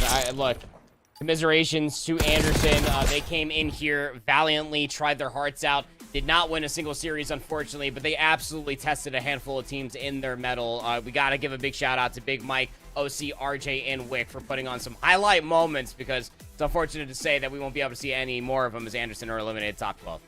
Yeah, I hope to see them back in the future for sure. Love those guys over at Anderson Air Force Base, but for Offit, just a cut above as we do both predict that series right, Andy, so that means we get a little bit closer to Brody's prediction as well. So win in the caster booth and a win for Offit's. Happy days. Happy days indeed. But I do want to take a look back at that match recap to just kind of go over what we did see through those 3 maps that went the way of Offit, and it was pretty good out the gates for this one. I'd say that for sure you look towards these to be, I'd say, maps that you really want to maybe carry over into future series as well. Yeah, absolutely, man. As we're preparing for this this final interview here, it should be very interesting to be able to see how you're able to progress this a little bit forward, because we already set it up wonderfully, right? We got to see it earlier, the resolution of Buckley taking down Kadena. That is who is on the docket for Offit. But now I'm hearing, Colin, we got ourselves ready for an interview with Offit. Yeah, I'm excited to hear what he has to say. So let's bring Appa into the interview booth. Let's pick his brain on what just happened at 3-0 Sweep, man. Big fans of you on the desk, might I just say. I mean, you are playing unreal. What changed for you across those first couple days into yesterday and today? Because you look like you're so comfortable in the server now. Mainly it's just a lot of little small tweaks. I get Waz, he's a great leader, and so he kind of checks me and puts me in a good spot, and then just playing off him and then playing off Splurge again, Flux, we pace pretty well together, so small tweaks. Just an immediate quick hit question, and I'll ask you the bigger one follow-up. Big Sky Bison fan, are we, Appa? Is that where the name comes from? Tell me it's an Avatar reference. Big time. Yeah, oh my God. Yeah, I wanted to make sure that I was making those references correctly on the broadcast, of course. You know, throughout all of this series, you know, just to kind of piggyback off of what Colin was just talking about, like, you've been progressively getting better and better, mostly just in the slay department, but also just watching your arrow on the mini-map. I want to talk just about Waz as a leader as a whole, hearing it from your perspective, what the comms and leadership is like to assist in a 5-round sweep in a Hacienda Search and Destroy. I mean, Michael Waz will look at us and say, "What are you guys doing?" And then we tell him, and then he corrects us, and then we make those adjustments mid-map, and I think that's what makes us a pretty caliber team. So. Love to hear that, it. man. I love it indeed. And up next, I mean, you guys play Buckley. So everything just ramps up yet again for you guys. I mean, yesterday you stepped up to Cannon. You took them to a game 5. Did you guys learn anything from that loss from Cannon that you will be taking into towards today that might show towards a team like Buckley? Yeah, we're going to check for the diffuses. We Sorry. got Ninja Diffuse one of those rounds, so pretty tough. But also challenging things smart and not just throwing bodies. That's what's going to win us the game. So. For sure. I mean, that's definitely something I think a lot of people need to learn that we've been watching across the past couple of days. But, you know, we appreciate you for coming on, Appa. Is there anything that you'd like to say to the stream? Anybody you'd like to shout out to? As always, I mean, thanks, leadership. Thanks for having me. And shout out to my beautiful fiance. So. I love that. Thank you, Appa. Thank you. We'll hope to see you back later. Yes, sir. See you. Right, Andy, I mean, lovely stuff coming out from the base of Offit. And again, this is a team that, you know, behind the leadership of Waz, you can really see that they are doing the homework. They are making those changes, and the improvement, it's showing in the results. Yeah, and also going for the married man meta. That buff is still insane. It's something we've been talking about for many, many years as far as esports is concerned. No wonder why Appa's popping off of this event. There's so two obvious. things. Two things. It's the dad buff. It's the married man buff. Both of those things, they make you unreal Call of Duty players. But to see some more unreal action, we still have a break between our next match. Match number 3 of day 4. We're looking to eliminate yet another team coming up very soon. If you keep making that face, it's gonna stay like that. Funny. I'm trying to get my own car insurance. Well, that's easy. USAA. I thought that was for the military. And their families. Grandpa served and he joined USAA. He shared membership with your mom, so she'll give it to you. Really? And they'll take good care of you. USAA. Members who switched saved an average of $725 annually on auto insurance.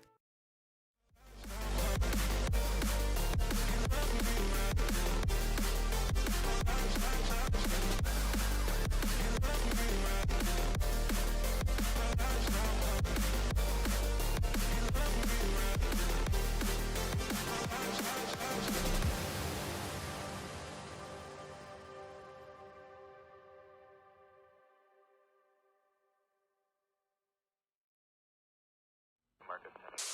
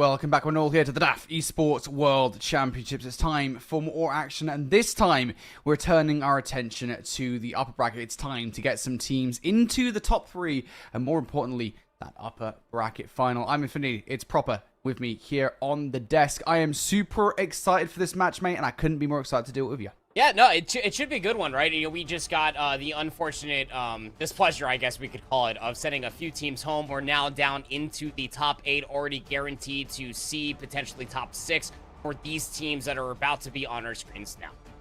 Yeah, for sure. Let's start talking... Excuse me, my god, just died inside us for a second. Let's start talking about this upper bracket semi-final then. We got two great matchups, two great teams, excuse me, coming up in this one. Let's start by talking about team number 1, Canon, coming into this matchup as the CONUS champions for this year. They are a formidable roster of players that, again, I said this during the last time we got to cast over Canon. It's not like they've got like one player that steps up above everybody else and performs, goes absolutely insane. All of them can do that, but I think more to the point, all of them are consistent performers. Yeah, Yodak, Argo, very, very good supporting staff to what Hayden Artie are developing on the map. I think that your biggest playmaker on this team would probably be Artie. That guy has been consistently slaying with the top of the teams in attendance for this event, Brody, throughout the entirety of this tournament. But as you had already pointed out, I'm not ready to sleep on any one of these 4 players. These are your CONUS champions, and everybody wanted a piece of them for a reason. Dude, yeah, absolutely menacing players. Canon are terrifying, but they might have been CONUS champions. On the other side of the table, they go up against Ramstein, a team that are new kids on the block as far as our talent team is concerned. We didn't really know what to expect of them. We knew they were USAFE champions coming into this event, and they have proved so darn impressive. Their only loss in the group stage of the competition was to Langley, and then they get to the first round of play. They get to winners round 2, and they managed to 3-2 a dominant team in Buckley, preventing the reverse sweep. Yeah, I was about to say, preventing the reverse sweep. But that's pretty much, like, if you face Buckley, like, that's pretty much what you're in store for. you either face reverse sweep or you deny it. But, dude, yep. 3 a.m. is gross. And, like, honestly, they're doing it, and you heard it in their interviews from their wins throughout the entirety of the week so far, not just for their base of Ramstein, which I know is like a massive influx for them to be able to compete very well, but all of you, Safey, you already said they're their only representation so far, and they're also feel not only that they want to face Cannon and beat Cannon, but they want the run back versus Langley uses. These guys are looking at Cannon and just wanting to brush them aside. They're fueled by the fire to face Langley in winners finals. Yeah, for sure. Well, that's Ramstein then. All of this roster looking pretty sick. I got a love for that man, though. 3 a.m. on the very far right. He was beaming in the last time we saw these guys, of course. He's a bad man in that last best of 5. Let's talk about the map set for this best of 5 then. Any returning favorites from Canon or Ramstein's last appearances then? We're kicking things off on the Rewind hardpoint, which was the map which we saw Ramstein take away from Buckley. Yeah, but it was also the map that we saw Cannon take away from Offit, and we got to see what Offit looked like later on in that series, which was the Hacienda hardpoint, which will not be played because Cannon said, nah, we want none of that smoke, G, especially when it comes down to Ramstein on that map mode combination. We won't have to devolve into that one further, but the Rewind is going to be interesting. This is going to be a square up. You already brought up how good Ramstein were able to play versus Buckley in that map number 1, 40 and 21 out of 3 a.m. But the 250 to 151 out of that Rewind hardpoint versus Offit was something generational. 25 and 17 out of Artie. Every single kill was impactful. Yeah, it's going to be a great map, I think, for both teams, for sure, considering, as you said, you know, the fact that we've seen both of them perform pretty well on it. Looking further into the best of 5 then. We've got a double vault for maps number 3 and 4. Both maps, of course, they lost to Buckley. I think, as we saw earlier on today, that might be down to Buckley being phenomenal at vault control and vault hardpoint.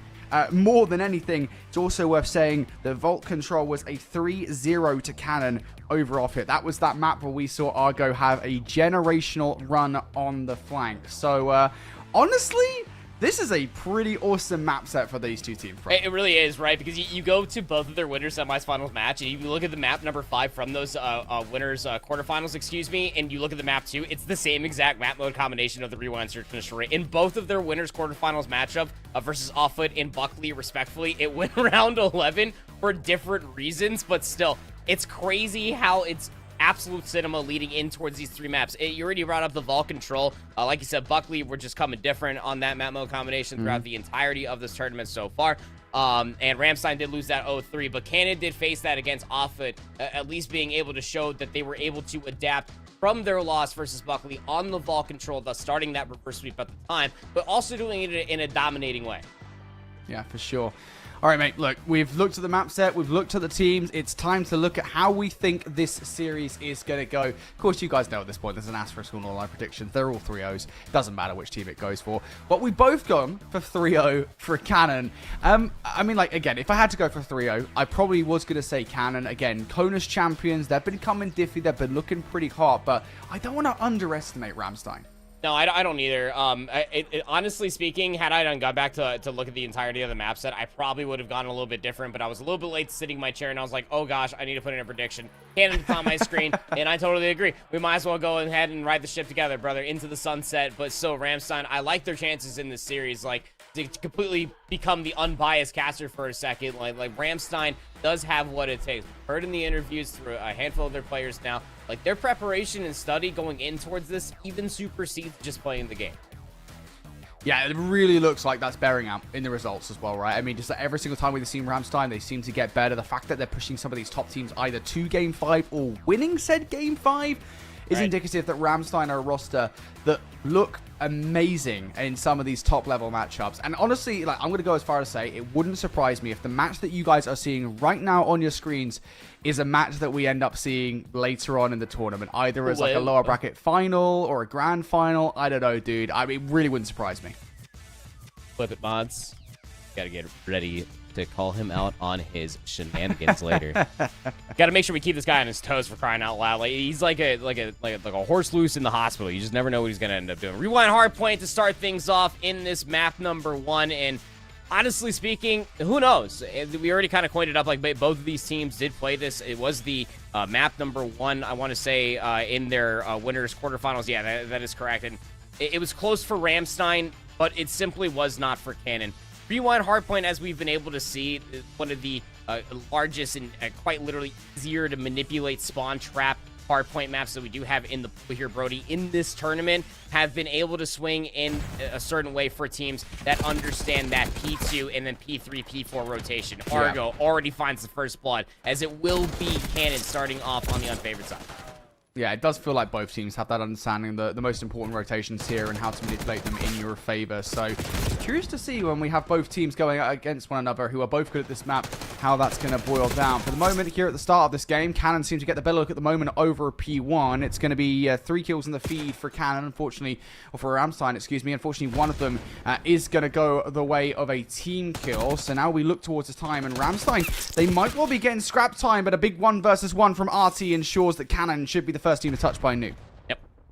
Still, if you are Ramstein, or Cannon, sorry, excuse me, you're feeling pretty good about this. Sorry, the colors now, Brody, are going to start getting to me because one's lighter and one's darker. I bet you feel very proud of yourself. Ramstein now, though, they're kind of from the outside looking in, but good time there off of P1. If they can find these opening kills and flip this early, we could be in a different conversation. Player number 7, Omen, already found a kill around the back. If we can double down, it'd be huge, but 3 in the feed. Cannon hold.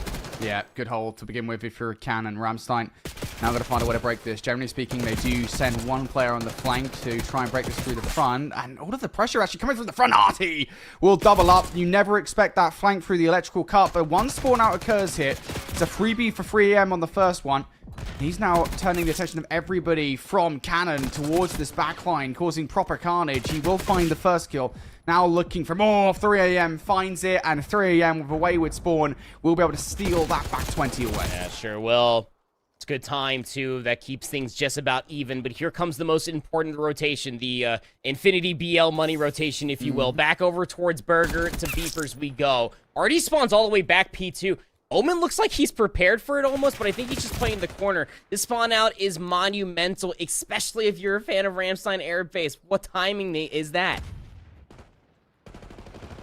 Oh, man, this is... Well, Ramstein now in control. That is not good considering Cannon didn't have the back set of control over the last hard point. Hate knows there's a player in the corner. Actually doesn't come out to the teammate, so Wago doesn't actually get that gunfight. I have no idea how that happens. 3am still on a spree, by the way.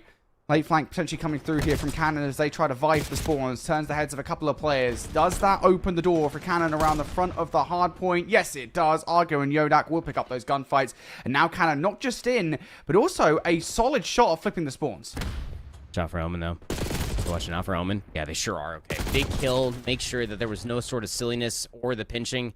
Yodak's kind of pressed up a little bit here, and he's got to be careful with how far forward he does go. Luckily enough, you got Hate. He's all the way anchoring in the backside of the spawns, but these angles are kind of being escaped from them. 3 a.m. found a way through. See, he's starting a ruckus in towards the back. Now, it's not enough to influence the spawns. He will die, but it's space for his comrades to move forward. This is that money rotation that we were talking about. Cannon don't exactly get a lot of time off the old hard point, but good shot at getting new. Oh my god, Ice-T. It's Yodak on skates. Now looking to hit around the back line, excuse me. That's not going to happen. Front is being watched here. Hate able to double up. Viz and 3 a.m. patiently waiting before they make the move forward. And, well, Viz, it's going to last a little bit longer, but Yodak will be able to finish him off. 3 a.m. also getting cut down. First wave of gunfights. Looking pretty hot for Cannon. Next entry. Slammed. No entry whatsoever. Gonna try to set up the last little bit of pinch before we get our jackals on and we rush on over towards Jenny's. Now, if you're looking at this from Ramstein's perspective, you gotta kind of be careful not to give away too many exits. I like this call of reprieve from 3 a.m. He's 13-7. He gives up the space knowing that this rotation is very important. But it was a bigger P4 rotation out of Canada as they have a 30-point lead. Cannon now here once again. This is pretty disastrous for Ramstein if they can't break quickly. They've got players coming from all angles. Ones from the middle of the map have been shut down. IC goes a little bit later than 3 a.m. So 3 a.m. needs to get a little bit creative with it now. On the flank for the first kill. Tap shots in towards the second. Is anybody there to deal with it? Omen will pick up a couple of kills. That's Cannon for the most part removed from the hard point. There's still a couple of stragglers left. Yodak was one of them. He gets found out and the player inside the cut does as well. So Ramstein finally break. 14 out already. Sneaky stuff, but really delivering on these impactful kills. Need another handful now as he's trying to find the timing on the back, and it's actually going to be Hate that gets that elimination, but allows Artie to stay alive, flank around, work that pinch alongside a Hate. They do get traded, but it's another break to come through for the back 10 seconds. All of this time just further and further spikes into the side of Ramstein, who are constantly there through the first set of hard points it felt, Brody, but never fully enough to be able to get a full-on setup. You saw back over towards P3, first team there, first wave of gunfights come through from Cannon. They initially hold the Beepers rotation. They end up getting this lead. Well, it's just a tentative advantage at this point. Ramstein could still come back into this game. Cannon on the right side of the map. Full rotation towards P2. Ramstein well aware of it, so they're going to try and come in through the sides. Oh, 3 a.m. gets 2 kills. Can't find number 3. So Cannon, player left up in towards the time. RT should be able to hit a regen here. Will have heard that trophy system go down, so should more or less know where RT is, but not quick enough to actually find that frag. Again, it is a 3-for-1 trade in favor of Cannon.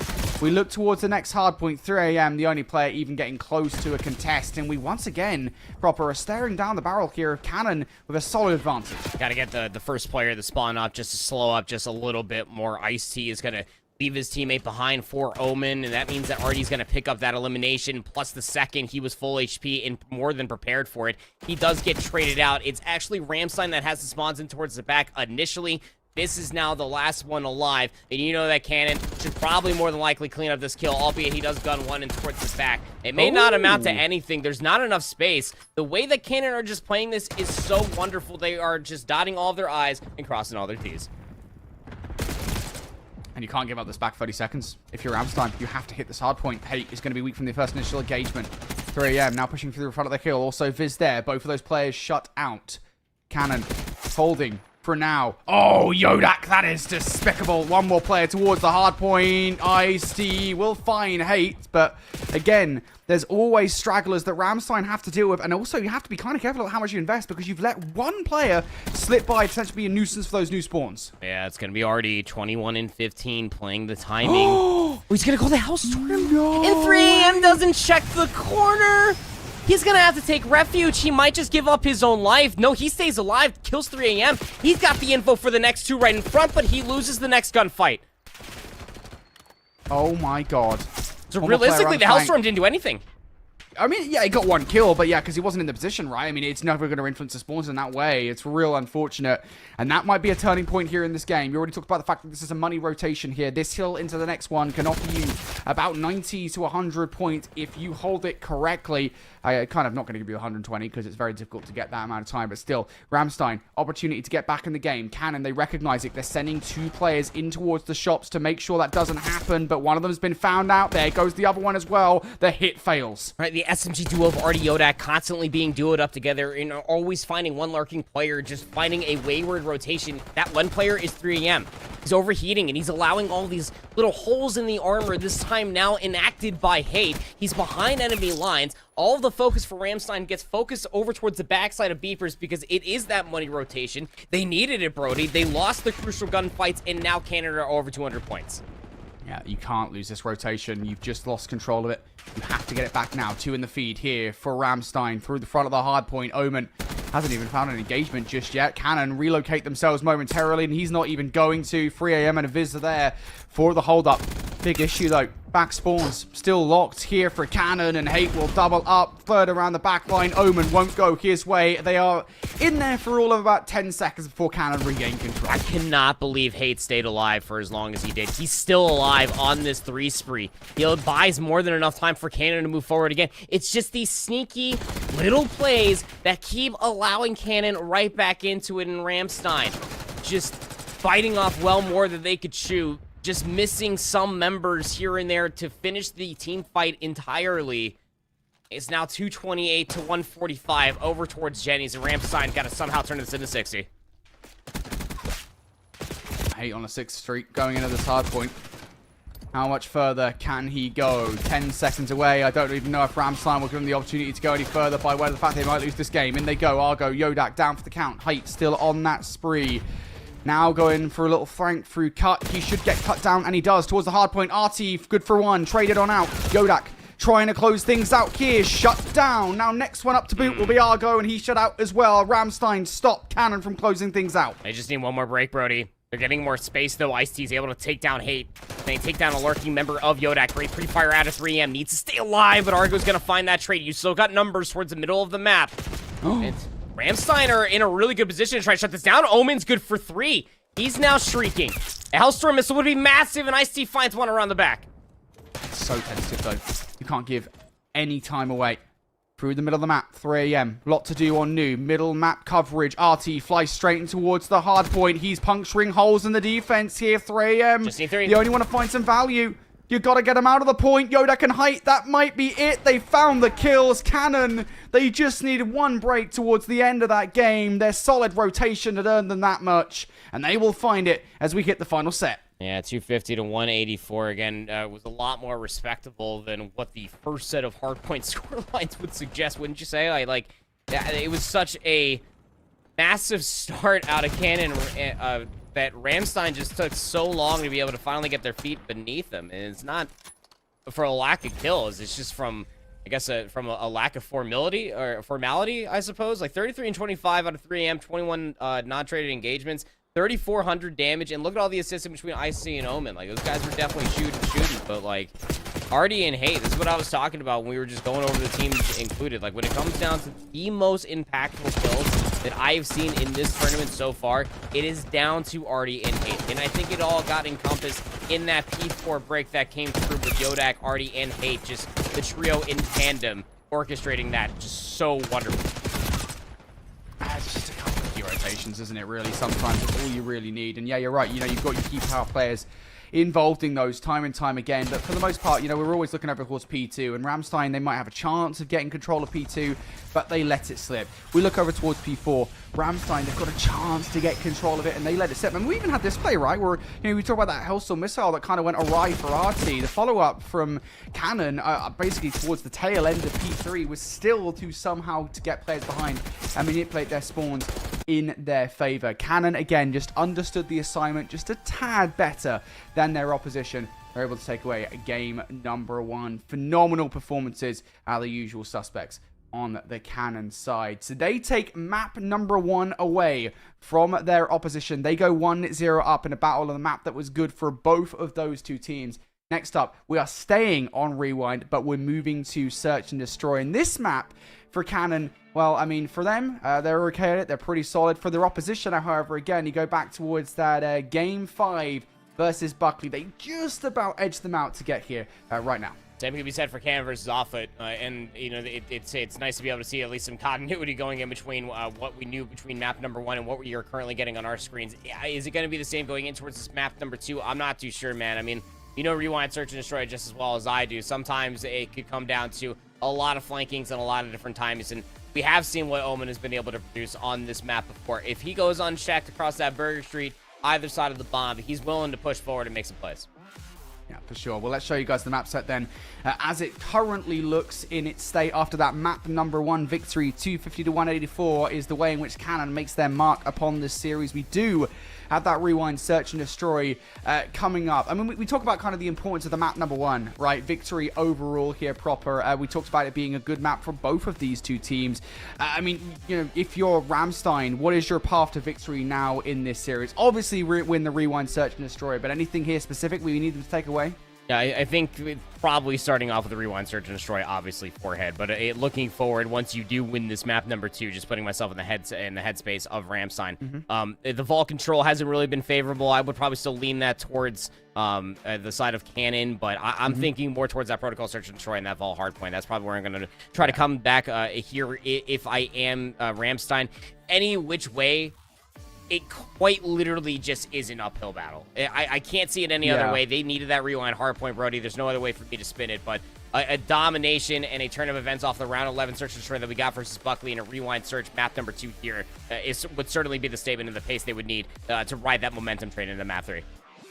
Yeah, I mean, if you look towards the future of that map set, again, I think it is that vault control that's kind of scary. Again, for all we know, things could be totally different the next time that Ramstein play vault control. Ultimately, again, Buckley are just a phenomenal vault control team. That's why they won that one 3-0. But at the same time, you talked about it, right? Canada are a very strong vault control team. And so it really does, I feel like, up the ante for this next Rewind, Search, and Destroy. You definitely need to win it. Otherwise, you're staring down the barrel of being 2-0 down in the series. The next map is going to be vault control.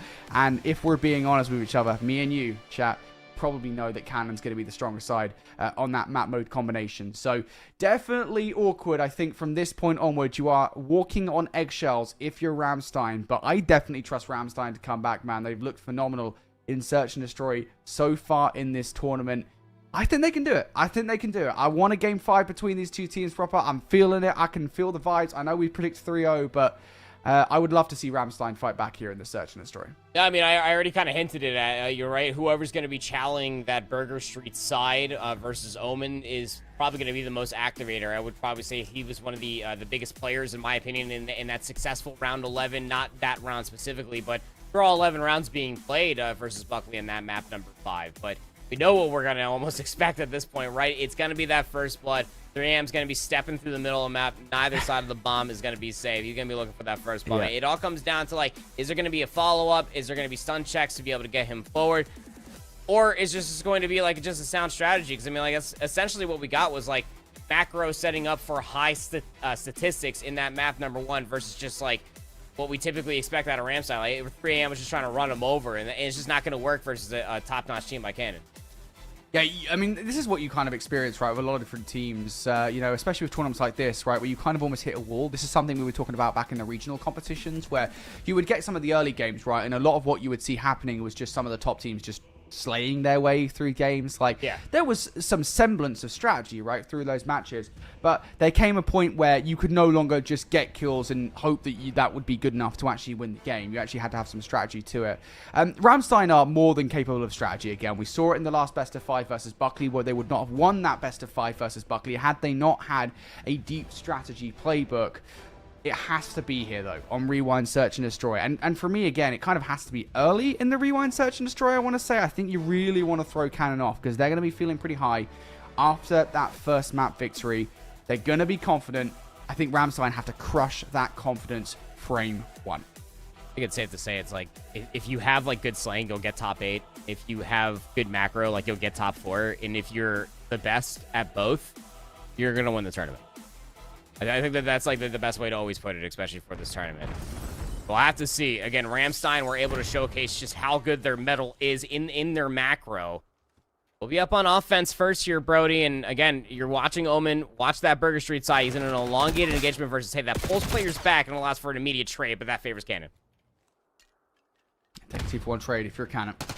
Bomb now down as well on a retrieval mission will be Ramstein. Oh, Yodak goes for the rechild. Why wouldn't you? Hit enough shots the first time around, so Viz dead to right. And what's the one little space that you know somebody is probably going to be by Burger? Omen drops down. Did he hear Hate? I think he did. The way that he's playing, yep. Oh, we saw him. Most certainly did see him. He is on the hunt for Hate, and Hate trying to escape here. You need this clean gunfight, and Omen finds it. Bombs down. Yodak aware of it. He's just playing the one-off angle in the area that Omen needs to clear through Laundry already. Can he get the jump on Yodak? Just got to play this together, Cannon. No freebies. Well, he's picked the perfect route. Just got to get some timing. Argo can't be looking this way. He might have done it. He might have done it. Oh, no! Argo turns and burns and hits the floor. And another body will hit the floor directly after that. Good effort, but no 1v2. Yep. Series play, let the bodies hit the floor. Punches again. Just, ooh. Sometimes you got to just squeeze that back left trigger. Watch yourself drop to the floor. That he was red screen dead to rights. And as you already said, like, pick the right route. That timing would have been sublime. Maybe find the 1v2 via the kills. Probably wouldn't have had enough time to be able to find the one and then get the bomb retrieved. The way the Yodak was playing. But Posey just comes out from that opener. Yodak able to get the reach out plus the second. Kind of blows that play wide open. Here's some set nades over the top. All of Ramstein are thinking, hey, Cannon said, nah, we're good, bruv. We're going B. Absolutely love that. He was the correct call. Cannon will get that rock down. Ramstein going to burn a little bit of time off the clock here to get back on the Oh my god, Omen destroys Yodak. Trading, though, is good. Still those two players coming on the flank. Hate has so much to do. Omen will remove Argo from Bleepers. And now you've got the last two players split here. Artie, I think, might have just been seen around the back line. The one little wild card in the play is Hate. They'll know he's generally speaking around the other side of the bomb site, and now they most certainly know exactly where he is. Artie reveals himself, and well, he's no mysterious man anymore. He gets cut down, 3 AM for the trade. Ramstein, solid retake. A full 4v4 retake there, and just tough situation to find yourself in. You're trying to set yourself up back beepers, excuse me, maybe for a timing out of Burger, but at that point, Ramstein, they cleared all of Burger. They're going to trust that their back is more than secure. They get the mutual information. Bomb is cleared, and they're just going to start clearing everything else over by Laundry with their numbers. Just hive mentality type stuff, man. It's not a bad call in round number 2. You probably still don't have a handful of trophies. Keep yourself safe from those nades that were going to be coming across the other side. So, blind read for a blind counter. Works in my opinion. W 50-50.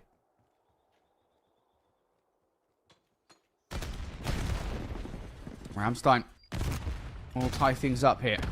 Still over the top early on in this round. Cannon patiently waiting for Ramstein to throw themselves at them. It's not going to happen, though. Both teams now just a patient waiting game. Nobody wants to give up this first blood. Artie might force it, though. Omen's playing a really tight corner around that backside. Watch the B-bomb side. They reveal themselves. Here comes the activation inside the A-bomb. It's clear. There's no presence whatsoever for Cannon. They do find the iced tea. Big kill for Viz, though, to keep control of Top Chicken.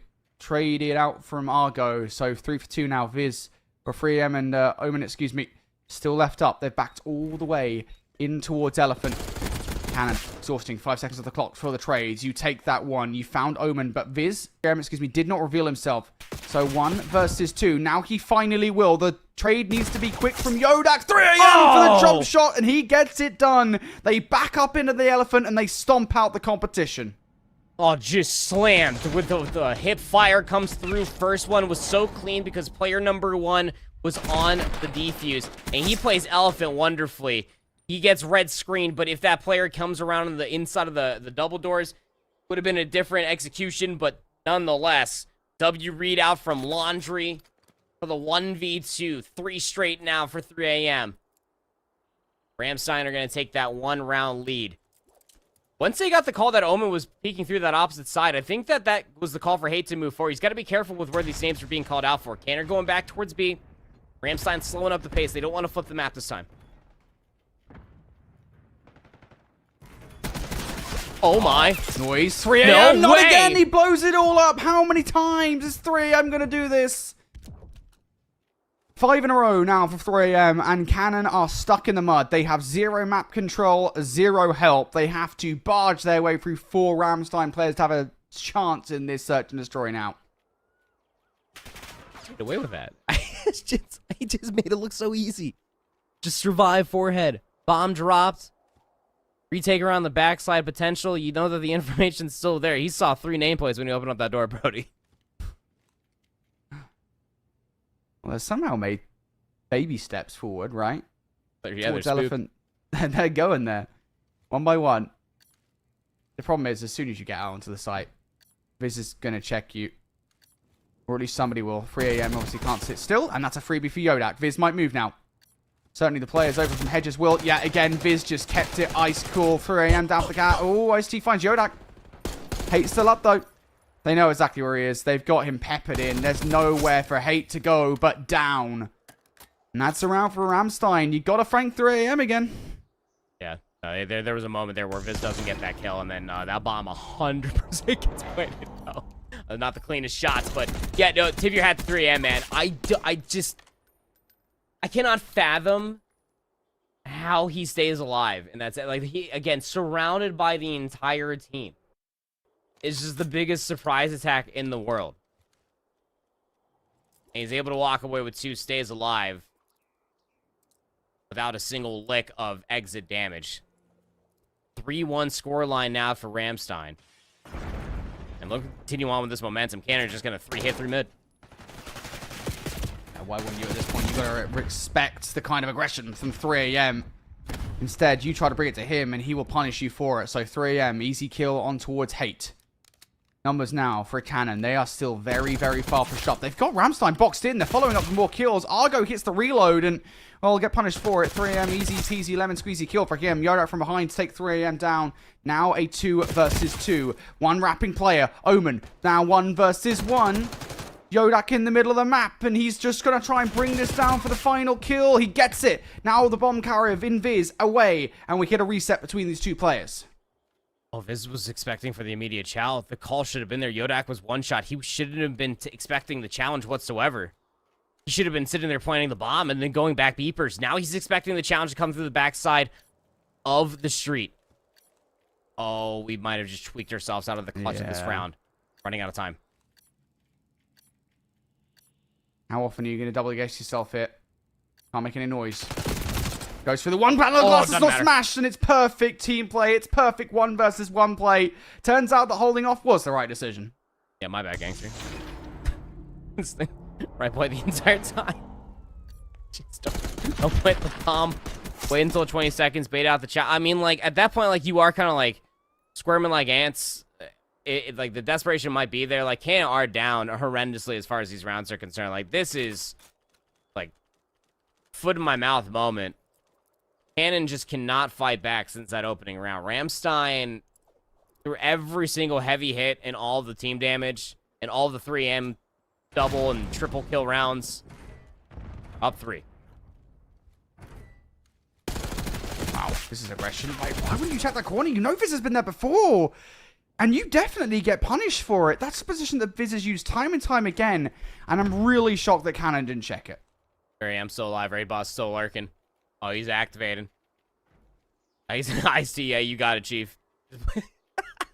Play around the backside of there. I will just clear all of this. Cannon almost there to meet him. 3M's going to go for the shot. He saw both the nameplates. Oh First kill's clean enough. Goes for the second.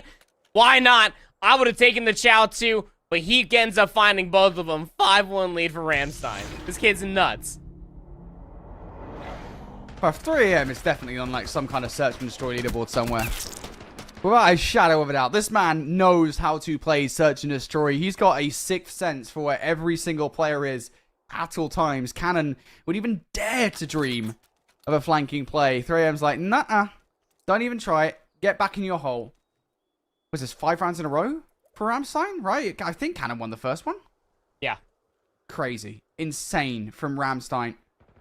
Util over the top to start off this round. Trophy system will protect Yodak for the moment through the middle of the map. Ah, see, again, it's another kill that you really wanted cleanly. It sure did. At least all 8 players are still alive in the server. You're thankful for that if you are Cannon. Artie's creating a bit of a ruckus over here by books. Timing not going to be good enough there. 3AM did not have the door just ajar.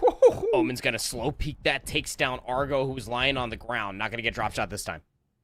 It causes Hate to reposition here. Try and pick up where his teammate left off. And there we go. Able to get the trade. RT needs to make sure nobody crosses through the middle of the street, keeps his teammate alive before he hits the regen. But RT goes down. So Hate doesn't have any help anymore. They will just come together here in the 2 versus 3. There's no reason in my mind why Ramstein can't get this bomb down. No, none whatsoever. So really spooked by something. That's probably because they don't have any burger control. So Hate's going to start clearing the timing for the exit. He's just staying down. Oh, he tries. It's what? In what universe? 3M inches away from the bomb site. Hate is dead. It doesn't matter who kills him. He is dead. They're actually going to allow him to hit the regen here. They're taunting him at this point. He is stuck. There is nowhere to go. Peppered up by multitudes of players. Hate, you are done. Give it up. It's over. You are only prolonging the inevitable.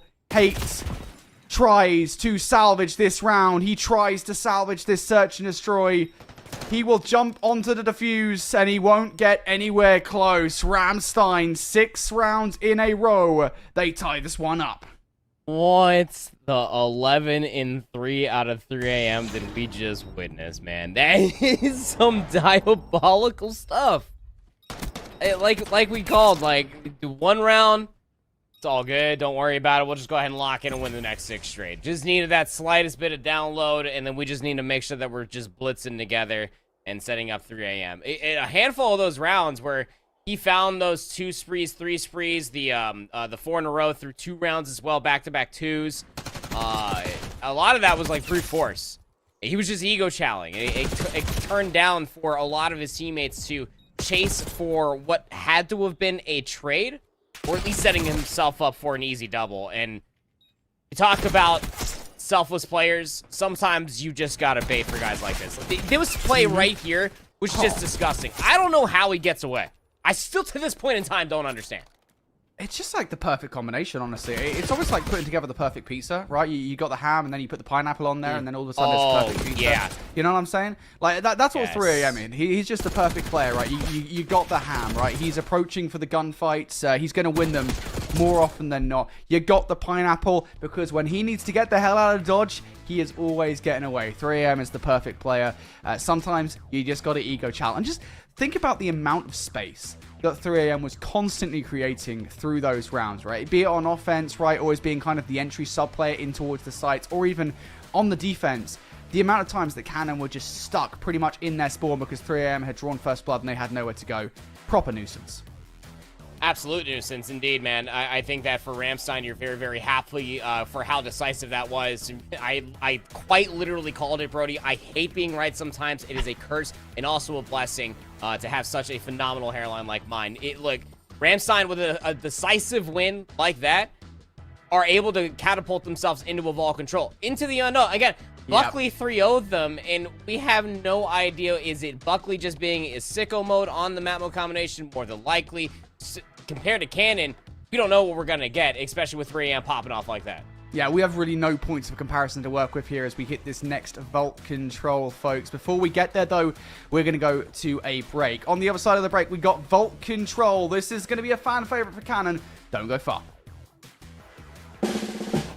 If you keep making that face, it's gonna stay like that. Funny. I'm trying to get my own car insurance. Well, that's easy. USAA. I thought that was for the military. And their families. Grandpa served, and he joined USAA. He shared membership with your mom, so she'll give it to you. Really? And they'll take good care of you. USAA. Members who switched saved an average of $725 annually on auto insurance.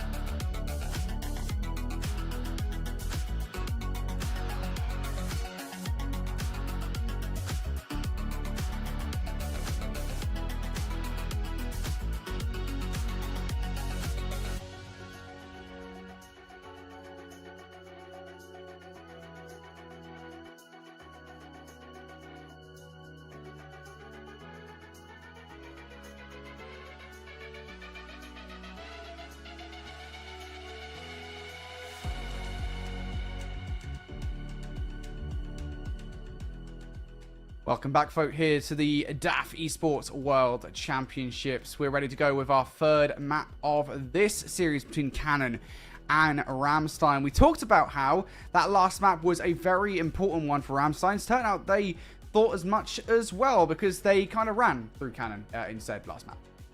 Yeah, they absolutely did. I mean, it just took one round to be able to enact the download, and then by the time we were into round number 3, it was full-on completed. 6 rounds straight for Ramstein, backed by an 11th performance out of 3 AM. If you missed the highlights, you just wait for the VOD or wait for the clips to be released on social media, because it was absolutely insane. This guy was literally turning 2 pieces, 3 pieces out of nothing.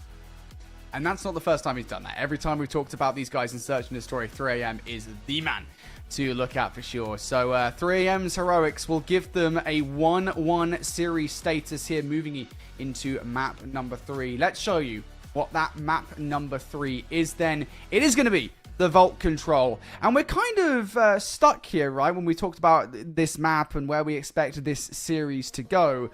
Because we talked a little bit about, you know, Cannon, right? They got their 3-0 in their matchup on this map mode combination. And Cannon have looked pretty formidable here. But at the same time, you've got the other side, Ramstein 3-0'd by Buckley. Our question was that because Buckley are a phenomenal Vault Control team, which admittedly we know they are, or is it because Ramstein, maybe this is not a map mode combination for them? Yeah, just to further cement the former of that argument of Buckley's just superiority when it comes down to Vault Control. Let's not forget the 3-0 versus Ramstein, of course, 3-0 versus Cannon. But then what they also had the 3-1 versus Kadena to start off their lower round 1 reverse sweep at the same time. I honestly just think that they're gods when it comes down to Vault Control, man. I won't understand it. Might have to take more time out of our days to break it down further. But I think you go back to the previous winners round matches, especially versus Eglin. You're pretty happy about the decision for Vault Control to come through. With those offensive rounds being converted the way that it was, again, it was your usual suspects coming up in the conversation again. Brody, 3 AM, absolutely feeling it. Albeit a 5-minute break, I don't think he's going to be too deterred. He's going to be pretty happy with himself and confident as all get out going into this opening break. Yeah, I mean, what about the other side, right? On the other side, you've got a lot of key power players. Honestly, the player I would go to here, probably going to be Argo, if anything. I don't know if you recall that matchup between Cannon and Offit, but Argo was the guy that was creating so much space for his team. You know, we go back towards that round number 2, and, you know, Argo was the guy who basically ran straight towards B, all by his lonesome, and effectively solo capped the point, more or less winning them the round, because, of course, you know, once you solo cap B, or once you just get B in general, it's kind of almost difficult to not win the round from there on out, right? You kind of have to chuckle it, because A is significantly easier to grasp. So, you know, Argo, if he does that again here, Ramstein are going to be in trouble. We'll have to see, man. I'm hoping for a bounce back for Artie and Hate. As much as Argo has been, like, snapping and getting a lot of good pieces, like, you are hoping for, like, the SMG duo to work in tandem as Yodak. One of the 2 pairs finds that first blood, but the secondary gets traded out. Artie and Hate combined dropped a combined 9 and 14, or 5 and 14, excuse me, in that map number 2, Brody.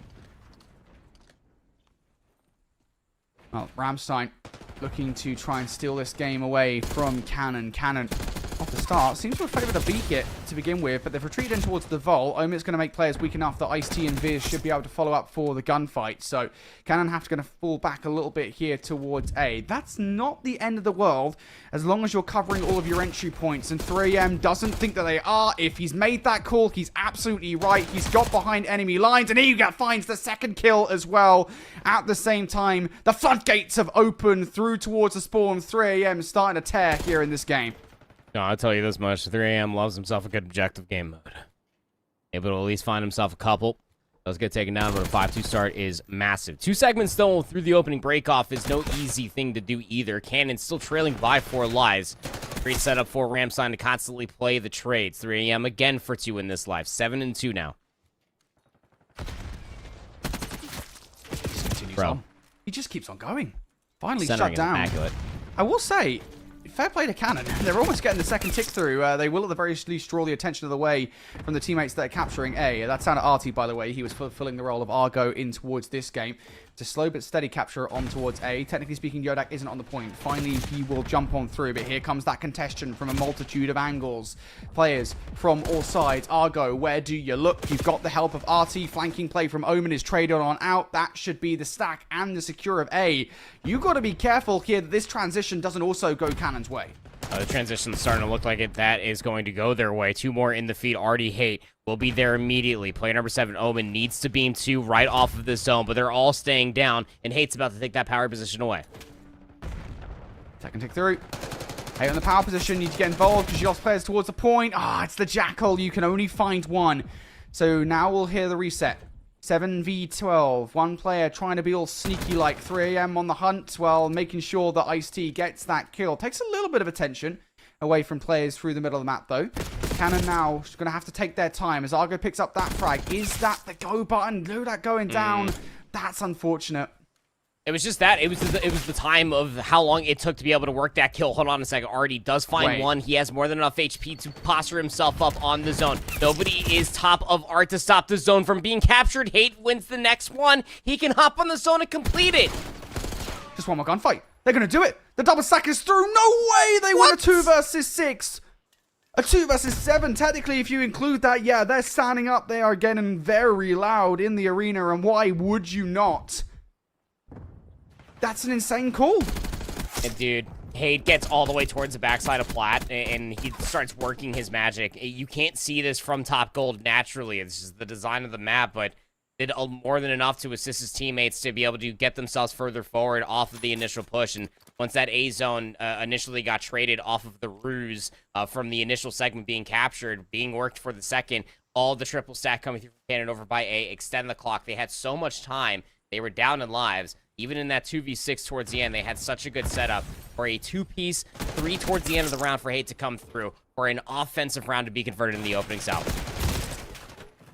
And Cannon offense to kick this one off. Ramstein, no, they need a response in kind. Despite me, Argo down from the heavens. I think maybe from hell if you're a Ramstein fan. Second tick, going to be through. Only 1 player left on the point. It's going to be Ice-T. He is surviving past the expiry date. Yodak will find that kill in the end. RT starting to push through here. So Ramstein going to have to think about how they want to play this. So far, generally speaking, for a lot of teams, it's been all about getting players on the flank to be nuisances. Omen's trying to do that, but you're losing the reinforcements. So Omen, he needs to try and get back towards the point. Yeah, he's taking a route that's doing really nothing for the team. Yeah, I mean, it's at least trying to set up a cross or an opening for a palm tree push. That's what 3M's going to start putting this into. Omen goes 1 for 2 in the feed. And now 3M's play should have been more than revealed, but Omen's still alive. Top cat control, 2-player stack. They're not expecting for the repeat to come around the back, but Viz off the respawn block. More than enough time. Salvaged, but wasn't necessarily required from that opening break, in my humbled opinion. But 60 seconds added on towards the board. Ramstein only trail by 2 lives. They already got a player on the B zone for the transition. Oh, yeah, Yodak on the hunt. Ice-T down. 1 more player. This trying to keep their life intact. Getting peppered up from Yodak. RT should be good for the finish. There's no way Viz has hit the regen, and that's exactly what happens. So the clearance should also be pretty good here. Stun will connect. That's aggressive from RT. It's a worthy piece of aggression as well. He gets the kill on towards Omen. Now looking to push up just a little bit more. Nice kill on towards the next one. Omen again coming off the spawn. Back towards the point he goes. Finally shut down. But nobody towards the lion statue. Nobody potentially stopped this. Argo up top. Nice headshot. Double stack through though. Second tick about to be through as well. Argo can't wait. He's got to go. The car bomb should be good for the first. The stun will connect. And Argo gets the second. Argo clears the point and salvages the round for the moment. Player you said watch starting to show up in a massive way. 14 in 10. Free spree already there to pick up the pieces down in water. Not prepared for the third to drop down through the P1 hole. Still an opportunity here for Ramstein. They only trail by a single life, but look at the clock. Yodak coming behind here. Oh, Ice-T was watching it. Triple stack through. This flank is not going to work. You need to get to the point right now. I don't know if you get there in time. You don't. The triple stack. Ramstein. If you can do it, we can do it too, and arguably better. And they're not shouting. They're not getting up. They're not getting loud. They do not want to be pompous just yet. Cannon, though. Let that one slip a little bit. Yeah, just a little bit, man. It mostly just came through off of the constant pressure that was being developed over by the B zone, and all just started happening on the transition. Same could be said from the opposite side for Cannon's offense. The reason why they were able to work that transition, albeit down in lives, is just how quickly both of the teams on offense were able to get over towards that B zone. Ramstein were constantly able to do it because 3AM is just running rampant.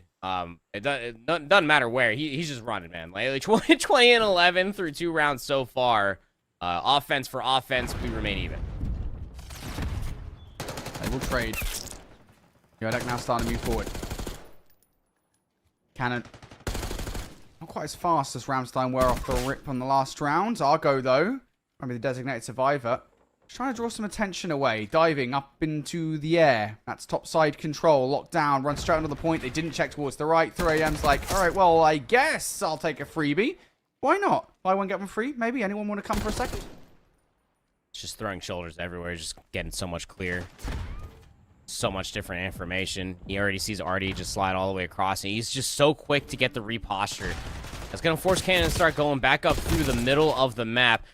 One gets cleared off of the B zone from that reposture that we were just talking about out from 3AM. He's now up on a 4 spree. His teammates clean up everything over by A. It is orchestrated to a wonderful T out of Ramstein on his defense. And now starting to really push in. Maybe a little bit too deep, honestly. I think IC just went a tiny bit too deep into the spawn. It gets him killed. Viz also down. All of a sudden, all of that pressure has been released. Ramstein still up by 4 lives, but Cannon have options presented in front of them. Artie actually providing maybe some more options here. Gets the first kill on towards B. Now looking for the second, and he's going to find it as well. And they have to keep on challenging. Artie getting shut down towards A. A couple of players do fall. So it's now going to be Hate that has to produce a miracle from thin air. I don't know if he's going to do so. The drop down is pretty good from 3AM. Trade, though, equally good from Yodak. A couple more. Still to go here from Ramstein. How many more tricks up your sleeve do you have? Omen has a pretty big one. We'll find another one. Cannon just feel like they're hanging on by a thread right now.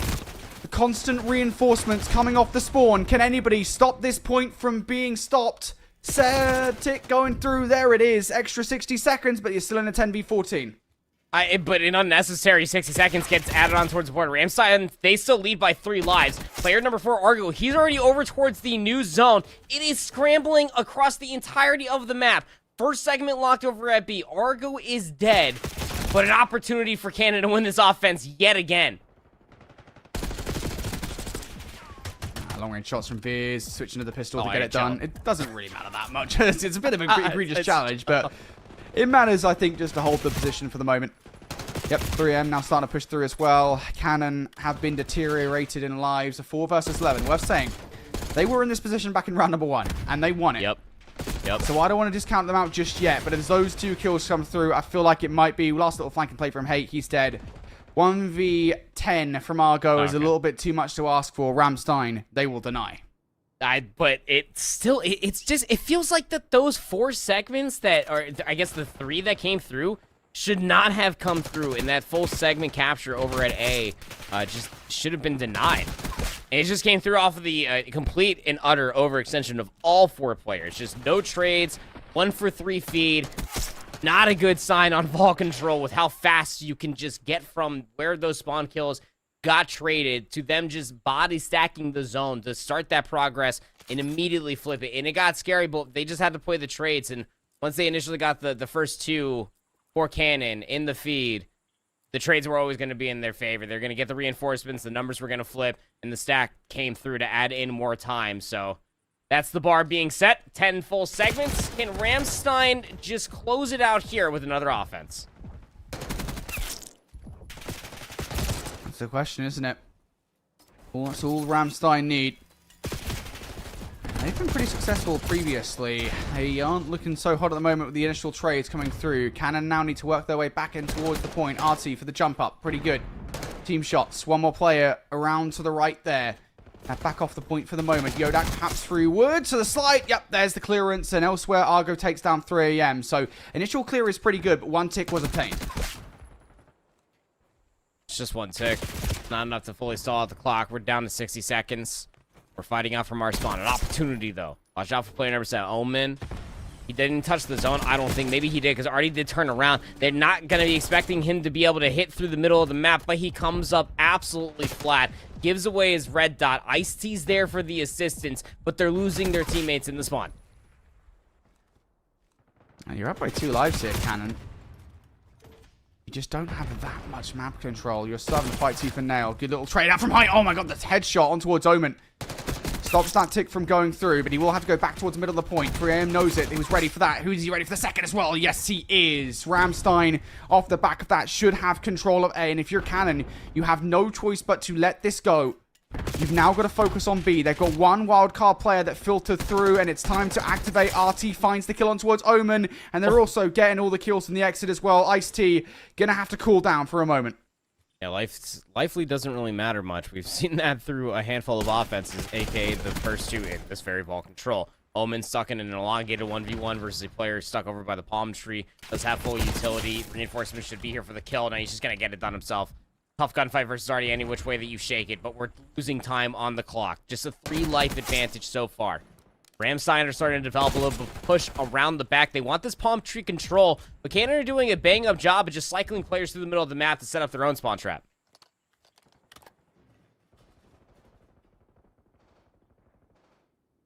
Ramstein have to move forward. As you said, Cannon trying to get the pieces in position to set up said spawn trap to really secure that round 3, or round 5 defense, excuse me. Util out. That should hold them off, actually. Yeah, Flak Jacket, I think, is going to make Omen super weak, so they inevitably go down. Back through double doors goes Ramstein. RT was caught down low in Vault. So everybody past the B zone has now been dealt with. 30 seconds, the clock will stop. Yodak at the very least going to take one of those players out. Viz on the rewrap is removed from the play. It is all just now down to Omen as Ice-T falls, and he's already been tagged up. He will get cut down as well. RT, a roller coaster ride around the point. It's not a fun one for Ramstein. No, it is not. Running out of time now. No respawns remaining. 3AM. We've seen him be tested before. Another big kill around the back. Now they can just focus over towards the front. Hate will take down Viz. 8v3. Again, flanking play from Yodak. That might well do it. Omen, last one left alive, and he is taken out of the play. Cannon force a round number 5, but part of me kind of has to wonder here. Does Ramstein capturing the entirety of A in that final round, does that give them the defense around 5? That should be all tied up, right? They got that first segment here at B, didn't they? In this previous offense, that'd be 10 apiece, and then it would just come down to kills. So what I think would mostly come down to would be that first round. Albeit like Cannon were able to convert it, it's the kill discrepancy, Brody. That's what it's going to come down to at the end. The segments were tied. Ramstein, meaning that they were able to get the defensive side. You could not have asked for this game to be any closer. 3AM. Just trying to lead his team over the line as far as kills are concerned. 38 and 24 is a wild stat line, and he finds the first blood with a grenade. Cannon got to do something they haven't been able to do since round number 1. Get the offense. Even then, it was a massive 2 versus 7 clutch. Omen looking to try and damage their hopes and dreams. Switching weapons. Height caught in the middle of the animation. Goes down. And they've just lost a player. Oh, no. Disaster strikes for Cannon. They're now in a 3 versus 4. No space. Already get easy read. There's nothing being hit through A, so that's got to be a palm tree hit. Losing a player, not a good sign either. 26 plays up against 22 in a moment's notice, especially in a swing map mode when you need it the most. Vanished. Man, it could not have happened at a worse time, could it? Cannon trying to make something out of it. But you can't make any omelets. Oh, they're going to remake. Oh, some beautiful. That's for round 5. For round 5 too. Oh man, beautiful. Beautiful. We're going to remake from round 5. W admins for that decision, because that would have sucked. I'm not going to lie. That would have sucked. A 3 versus 4 for the final round, where as soon as you lose that player, you're like, yeah, it's done. We already know it's done.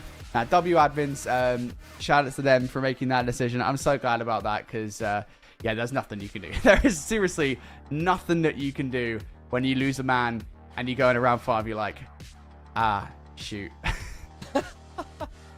It also needs to be said, just like W competitive integrity too, because I mean, like you and I both know that there's a handful of sneaky little challengers players that would not be sitting there without like a kick and screen with like a lot of different advantages of potentially game clock, time of expiration, advantages. Doesn't really matter, man. We gotta appreciate here for the DAF World Championship for the competitive integrity again for such a crucial moment here in winter semifinals.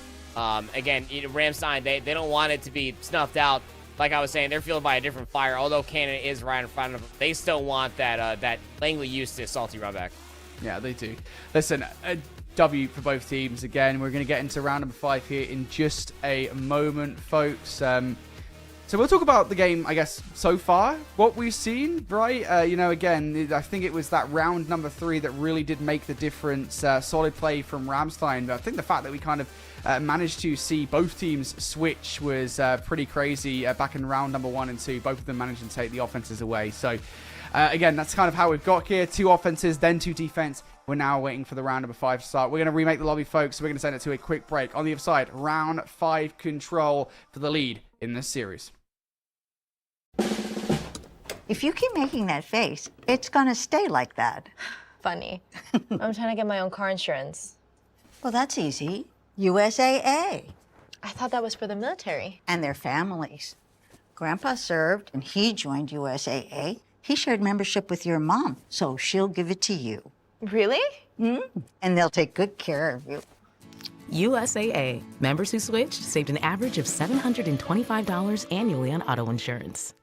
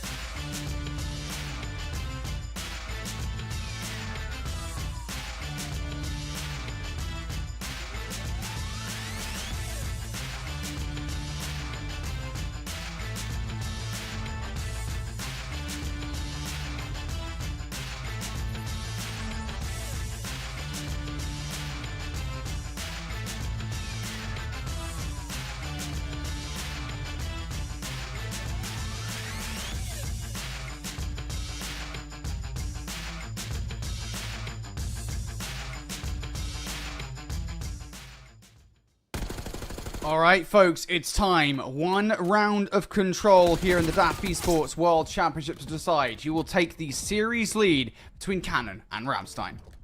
Yep, and again, here we are in, is this just round number 5, straight up, off the rip. Immediately what you can find is what you're gonna get. First segment, immediately denied. At the very least, Ramstein, or Cannon, excuse me, do have control of a 4th player this time.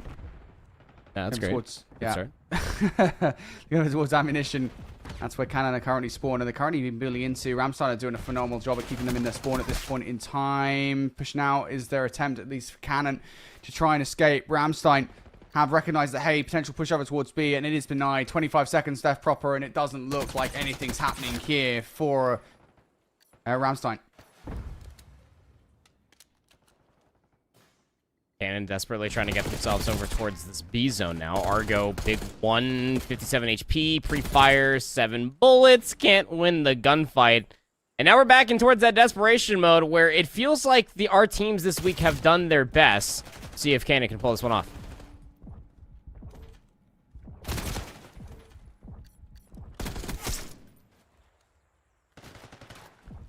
"13 seconds, AB21. Time to go for Cannon. Trades, that's not going to be helpful enough. You are going to stop the clock at 18.7. Omen now switching between sides around the point. Ramstein back on it. 19 versus 4. Cannon desperation mode if they weren't already. Can anybody touch in time? They're going to do so by getting over towards B. Hate, though, gets cut down on the rewrap through Cat. RT takes himself out of the play. So, well, I'll go 1 versus 18. I don't know if there's a chance for you to do anything here. Granted, he will try, but it's over. Ramstein had to wait a little bit, but they do take it away. Got there in the end. 3-2 is the final score. Again, we were just waiting to load back in for that round number 5 after an unfortunate disconnect. Gotta really shout out these random updates that come through, man. They're the real MVPs. But it didn't matter. It didn't stop Ramstein coming in towards this one and absolutely handling the butt whooping as far as that round 5 was controlled. Wonderfully played out throughout all these different highlights. We went back-to-back offenses before we got hit with that DC, but let me tell you, man, this is Ramstein truly at their best. Their 2-3s so far, their vault and the rewind search and destroy has been so good to give them a leg up in the series. Shout out Ramstein, man. They're able to win that map in the end. Phenomenal control. I'll admit, a bit of an anticlimax considering how back and forth that control was up until that round number 5. Of course, as we said, we did have, the back and forth start where we saw Cannon managing to clutch up in round number 1 on their offense. Then Ramstein managed to have a solid go of things on their own offense to tie things up at 1-1. We got into rounds 3 and 4, though, and that's where the defenses really did start to win out. Cannon just about eked by to force a round number 5. Then we had the long wait.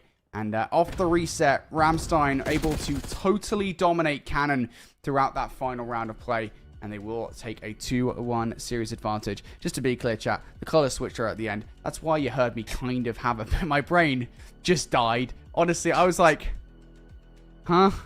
I was so confused. It wasn't working.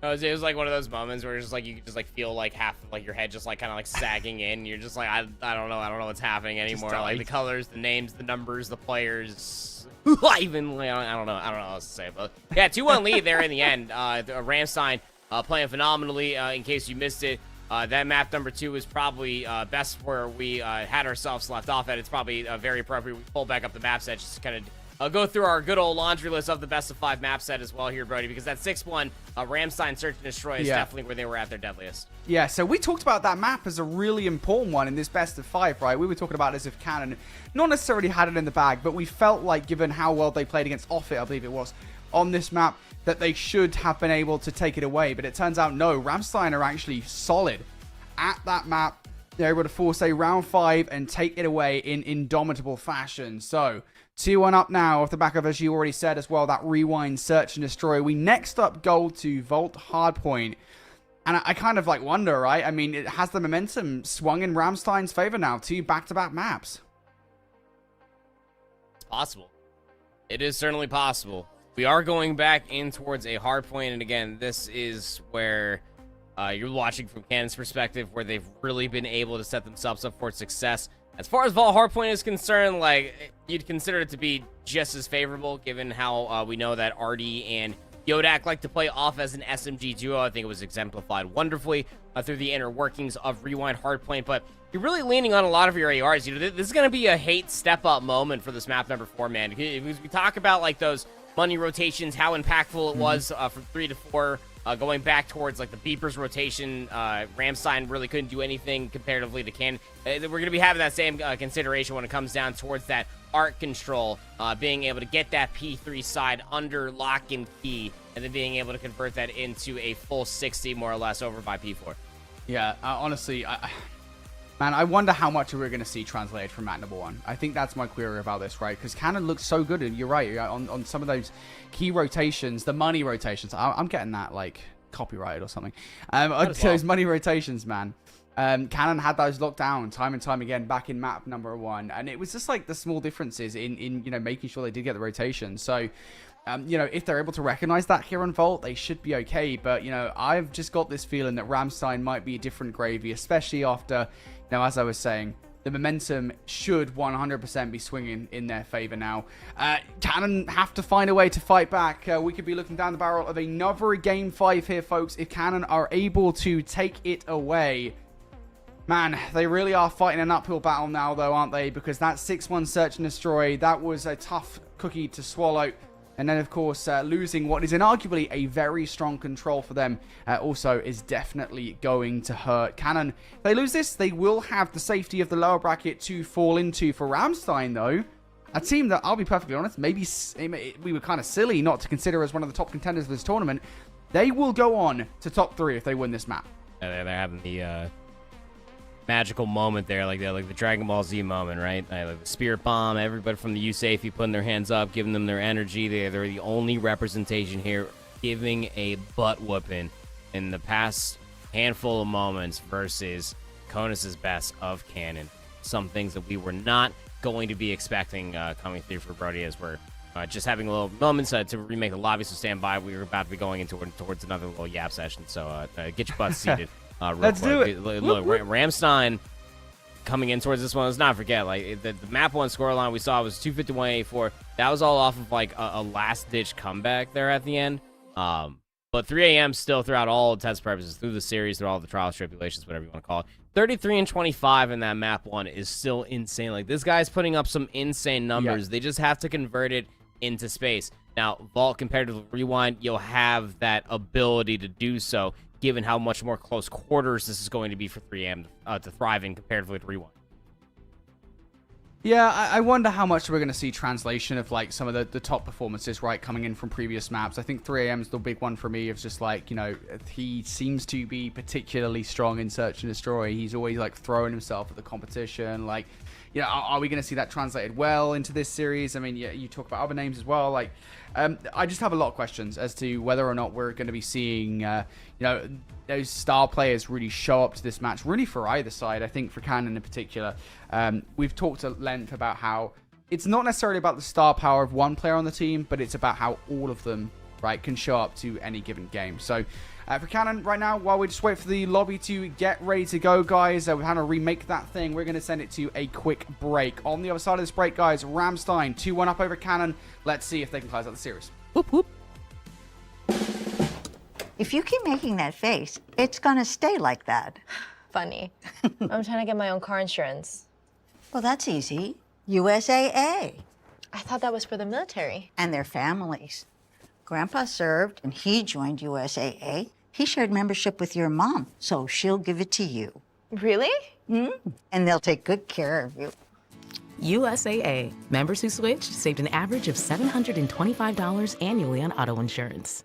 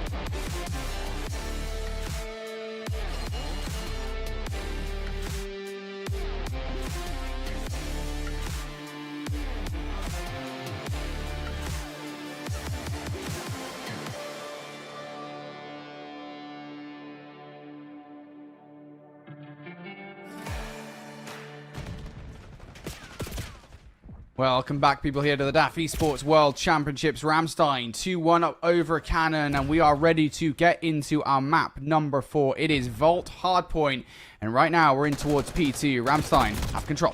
We hopped into P2, and 3AM's already triple positive. He's 6-2, but it's still a good blue kill feed coming through for Cannon. They got members lurking around the back planters box. Another 1-2 come the way of Ramstein. They have those back spawns, they'll have the luxury of the reinforcements. All right, folks, never mind. We're going again. You know what?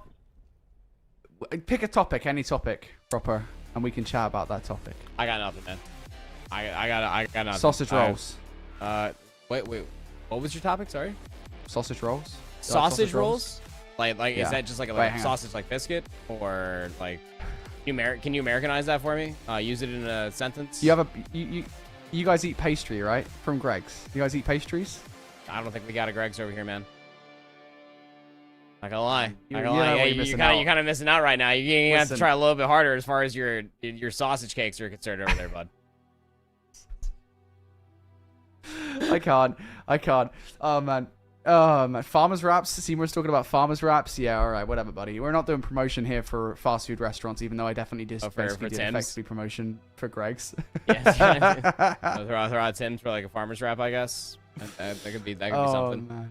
It's pretty good. You know what, actually? I might break a cardinal sin of casting and see what Twitch chat wants from us. Let's have a look. I'm actually on air calling an audible and looking at Twitch chat because that's where we're at right now. Actually, you know what? Can we do like a pricing thing while we're waiting for the lobby to be remade? Can we like remind people of what the pricing are? Because we talked about that. If we can do like the pricing, that would be pretty cool if we can throw that up. Yeah, look at that. W prod. They know what we want. Let's bring up the pricing for everyone at home. Here it is. First place, walking away with that sweet belt. Looking like a superstar wrestler. And if you get to top 3, you get some medals as well. How cool is that? So we'll get those top 3 medals and get the representation for that as many years to come, representing your base is just as impactful as being able to round the corner every single morning, take your morning pee, be able to see that medal in the trophy case. Man, that'd be making me feel a little bit different. I'd be waking in the morning pissing excellence every single day, let me tell you something. But some updates still coming through the entirety as far as this bracket is concerned, Brody, to be able to fight over that championship belt. It's going to be no easy feat. Like, we still got Langley and Nellis on the other side of the bracket. The lower bracket's still ripping and roaring. I still think it's anybody's game, especially with how competitive Cannon and Ramstein currently are. Yeah, it's still difficult to gauge, right? You know, I feel like it's kind of difficult, right? Because there's so many good teams in the competition. I look over towards the bracket, as you said, right? And where we're at. And you look at some teams that have already been eliminated, and I'm like, wow, I can't believe those teams are gone. Like Hickam, for example, right? The fact that we saw those in the lower brackets round 2, them lose to Misawa. I wasn't by any stretch of the imagination saying Hickam could win the entire thing, but I was absolutely shocked that they ended up going out at that stage of the competition. Kadena and Buckley. Buckley taking Kadena out. That was another big one as well. Wow. I didn't know we had this ready. I'll be honest. I didn't know we had this ready. I apologize, Prod. I did not know your game. But now we do.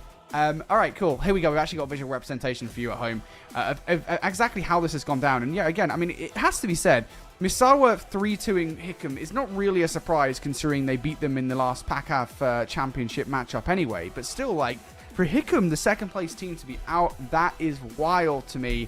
And the upsets are going to keep rolling in, mate, because there's a lot of strong teams in the lower bracket. Yeah, Offit absolutely fighting diligently in that lower bracket, 3-0ing Anderson after their massive performance yesterday versus this very Cannon team, taking them to the brink of that map 5. It was a wild way to be able to see how that day was starting to produce things. Nellis was the only team to take down one of our top 4 seeds as far as the playoff bracket is concerned in Peterson. They did it in a 3-0 fashion, so they're going to be taking on Langley later on this afternoon, and that should be a very good time. We're still waiting for results to roll on in for Eglin versus Peterson. Again, Peterson have had a really tough road of things. Same thing could be said for Eglin throughout all of their group stage. Kind of a culminating into a first round lower bracket matchup where you really hate to see the loser go home, but then they're going to have to go up against a white hot Misawa, like you were saying, eliminating Hickam at top 12. Yeah, dude, I mean, there are no good matches from this point onwards, right? It doesn't matter who gets through. There are no easy matches. I can't wait to see who makes it to that upper bracket final as well, right? Ramstein right now are poised to beat Cannon, of course. Directly after this, by the way, folks, we will have Langley versus Nellis. It's going to be a great matchup. I don't even know who I choose for that one, to be honest. Actually, that's a lie. I do know who I choose, but I'm not going to say it just yet because that's for after the break, after this series is done. Yeah, we got some banger matchups still to come as well from the bracket. We're only partially the way through our bracket right now, folks. So still a lot more awesome Black Ops 6 action to go. Can't wait for the remainder of this series as well. If you're just joining us, Ramstein 2-1 up over a Cannon. It's been a tumultuous series for both rosters, really, so far. Last map, round 5 control could not have been closer. No, it really couldn't have been, right? I mean, we were able to trade back-to-back offensive rounds to at least start off that. We unfortunately had to go for the remake, much like what we had to do right here. But what comes with remakes comes reprises, and with reprises means that the map is ready to go, and we are back in towards P2 with Cannon versus Ramstein. All right, let's try this again. Last time around, 3am had a hot start. Would you say triple positive or something like that? I mean, he's not having such a hot start this time around. We get in towards P2, and Cannon not only have shut him down, but they're also in control of the hard point. Spawn out for Yodak. It's going to make things awkward for players approaching the front of the hard point. There we go. There's the shots coming through. Only one remains of the ensemble. That's Omen. He's gone. Yep, 6-2 start in the previous go of things. 3am now 0-5. Cannon was a very stark difference as far as this one goes. And Argo, 4 now up towards his third life here. That's going to be the back 20, more or less secured. Yeah, Ramstein are just going to have to give it up and just play for the rotation over towards 3 and 4. That's the idea. Solid hard point right now for Cannon. 5 in a row for Argo. RT also starting to streak out now. 3am, heating up somewhat. Finds his first couple of kills of the game. That will secure at least a little bit of that rotation. One player has snuck by, and RT will reveal his position. So for Omen towards the backline, you know you've got to take RT down. I don't think RT's even that bothered right now by top art control. He's more concerned about maybe stopping players getting towards line side. Omen for the rewrap, and that is possibly the worst timing known to man. I guess the good news for Omen here is that he can get behind without being seen. How much damage can he do? We need to get the gunfight. Yes, he finishes it. Now, next up, big 1-versus-1. Omen didn't take any bullets, but it doesn't matter because RT will close him out. Yeah, you're going to get those spawns to happen right underneath you if you're already up on this 5 spree still existing from his second respawn. Hate's lurking all the way through P1. He's just catching respawners, just questioning, why are you there? It's just a massive lurk out of Hate. Secures the back of the art area, and you can then tiptoe over towards the respawn, or over towards the hard point, excuse me. It is an unanswered 11 straight out of Cannon, and Ramstein are spawning so far out. Man, this has been phenomenal from Cannon. What a way to play this off the reset. Getting vibes from what happened earlier on as well. Solid advantage for Cannon. RT finally dealt a blow as we look towards the rotation. Ramstein trying to get players across. They get one, and those back spawns should now be locked because there's nobody from Cannon to block them. So, Cannon now looking to knock at the door around the front of the hard point to the hill. Yodak goes down. Hate will take a power position, but as far as the hill is concerned, Ramstein's got it locked down. 3am starting to heat things up. Remember, he started off 0-4. He's now up to 7-10. Some quick mats out of me right there. I'm not going to give you the numbers because I forgot them immediately. Cannon, they're still in towards P4 right now, and every single trade just immediately leads to another 2-3 dead. The initial gunfight goes so well from Ramstein, but then all the information just completely devolves into the favor for Cannon, and that is represented in the scoreboard. A massive difference going in towards the second set ready. From Hate. RT also following up some more as well. Yeah, I mean, this is just wild, the difference between these two teams. Ramstein's power players right now are being shut down towards the hard point. Yodak's even starting to poke and prod at scrap time that Ramstein should be able to garner a hold of. It's just not happening. Towards Newt, 3am, the only one of anything value to say, and even he's going to go for a little wrap behind. I don't think Cannon necessarily expected this, but opportunity for 3am. We'll find the first kill. Has help from Woodside. Value being found now by Ramstein. Good team play to break this hill. Gotta stay alive, gonna dodge that nade. Artie, though, flying right over the top, just making it look like a trailer. Turns for the third. Had a real good look at it, but more than sufficient damage for Hate to roll on in there for the trade. He'll find a 2-piece now. Get the hard point back into Cannon's favor.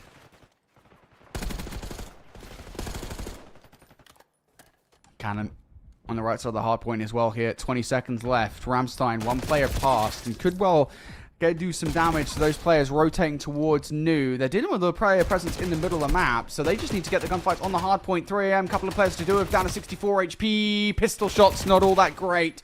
And now we look towards the backline, though. There are players from Rammstein that have managed to break their way through. So a pivotal moment here in this game. 55 seconds left. Couple of players down. They've got a hold. Rammstein are really struggling here. Double negative out of Ice-T, just trying to exist inside of the hard point.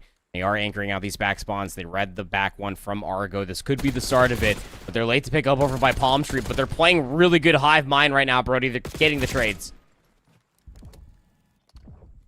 Watching it from his backs like a hawk. 3am starting to heat up now on 4 in a row. Rammstein looking good. 4 of the back 30 seconds. If I'm Cannon, I don't really know that I invest anything into this, to be honest. I know that you want this 20 seconds of time. Is it worth 4 stacking into? I don't know. 3am certainly trying for it. He's looking to do something ridiculous for the jump shot. Gets the mantle. Wrap around for the second. Only 3am can do that. Hits the reload, surely not the melee kill for the last. Hate will melee him back, but 3am steals that time away. Allows Rammstein to ever so slightly close the gap. Kind of got like the entire momentum off of the prone to back the standing, but not enough damage to be able to get the melee, but enough to assist his team on the rotation. Rammstein, P2 break, get the majority of time, able to make a dent in towards that lead. It's still a pretty steep one. And Cannon, they know that they can realistically hold this from this side. They can slowly work some of the trades and some of the kills and then get Art back in their favor. Look at Artie just slowly encroach forward. He found 2 kills. Now he's behind enemy lines. Luckily enough, Viz on a 5 spree cleans him up to maintain control on this side. Rammstein still holding the right side of the hard point. 60 points down or so in this game. Couple of kills come through. That's 15 points. A nice swing that they could grab away. Cannon now just need to infiltrate behind enemy lines. Don't get too crazy here. Instead, they're actually, yep, they are going to send their players around the back of the hard point. Artie's been found out. Maybe Hate can do something through the front. Also, you've got Yodak there as well. There goes Hate. Yodak needs to pick up exactly where his teammates left off for it. A 1 versus 2 on the point. You have help, though, from the side door. Argo comes through, and it's 3 kills for Argo, Hate, and Artie. They've broken through, but the spawns aren't locked. Oh, they are not, but still in towards the time. First 20 will be here for Cannon. Ice-T snuffed out over by the tin trailer. Yodak's good for 2, but it's still trades coming through in the feed. Delayed. Middle of the map spawns coming through. Hate, I think he's kind of reading this. His timing's a little bit strange, but he still gets it good enough to clean up too. No reinforcements coming through for Rammstein, and Canada are going to be over 200. Man, this is just so difficult to come back from. Cannon have built themselves what feels like an insurmountable advantage, and they continue to move forward with that lead as well. Rammstein kind of stuck right now. They don't look like they're going to get the better of the kills coming off of that hill as well. 3am and Ice-T at least find a couple, but there's always 1 or 2 extra players you've got to contend with. Another one now. Jump up. Yodak is just going to wait patiently. Here we go. Argo has ignited the bat signal. It's time to go. Hate now towards the point. Slide out from lights is pretty good. It's Hate and Yodak combined for 3, and now Cannon are in. Argo reach-outing. Viz already weak. Argo has to go for the reload. Viz expecting for the reach-out to come through up top. Get back towards that gunfight in a few moments, but there's still time to fight over here on P1. Rammstein, they're going to find themselves a pretty good favorable kill feed, and they just rush straight up the gut. And they do it so emphatically they don't give at least any sort of headway towards what could happen around the flank. Luckily enough, they're picking up the pieces, Brody. Could this be the start? They're trailing by 100. Rammstein trying to come back. They've got players in towards the back spawn here. Artie trading out. Pinstripe kill feed. 1 player still in the back line left to contend with. 3am down to 13 HP. Trying to win it inside lights. Does exactly that. Job not done though. Pressured from both sides. He makes 1 player's weak. Is it good enough for Omen to work with? Into the hard point Omen goes to try and start to earn some time. Cannon, 1 break and a hold, and they should be good to close out this game. 3am though. 3am doubles up now towards the hard point. Rammstein, the last one's left alive. Back spawns will now flip through as Cannon blocking the back spawns. They are right close to the hard point through the front. Lodak for all the kills. Yodak finds 2. That's his 3rd in a row, and now Cannon are in. Oh, they bumped themselves out of the hard point. Now they technically can't close things out here, but they do find the kill to at least emphatically flip out the spawns. 5 already spawns on up. Not expecting the cross to already be held by Omen, who's trying to play for exits. It's Hate alive inside the hard point. Can't close it out here, but gonna put themselves darn close. Real damage in hard point for Ramstein. So unfortunate. Cannon now looking to break rotation. Nobody saw Artie fly by. How much noise can he make? Okay, never mind. He has been seen. That should be comes out to Omen here. Top side. Omen actually wins that gunfight, so nicely done.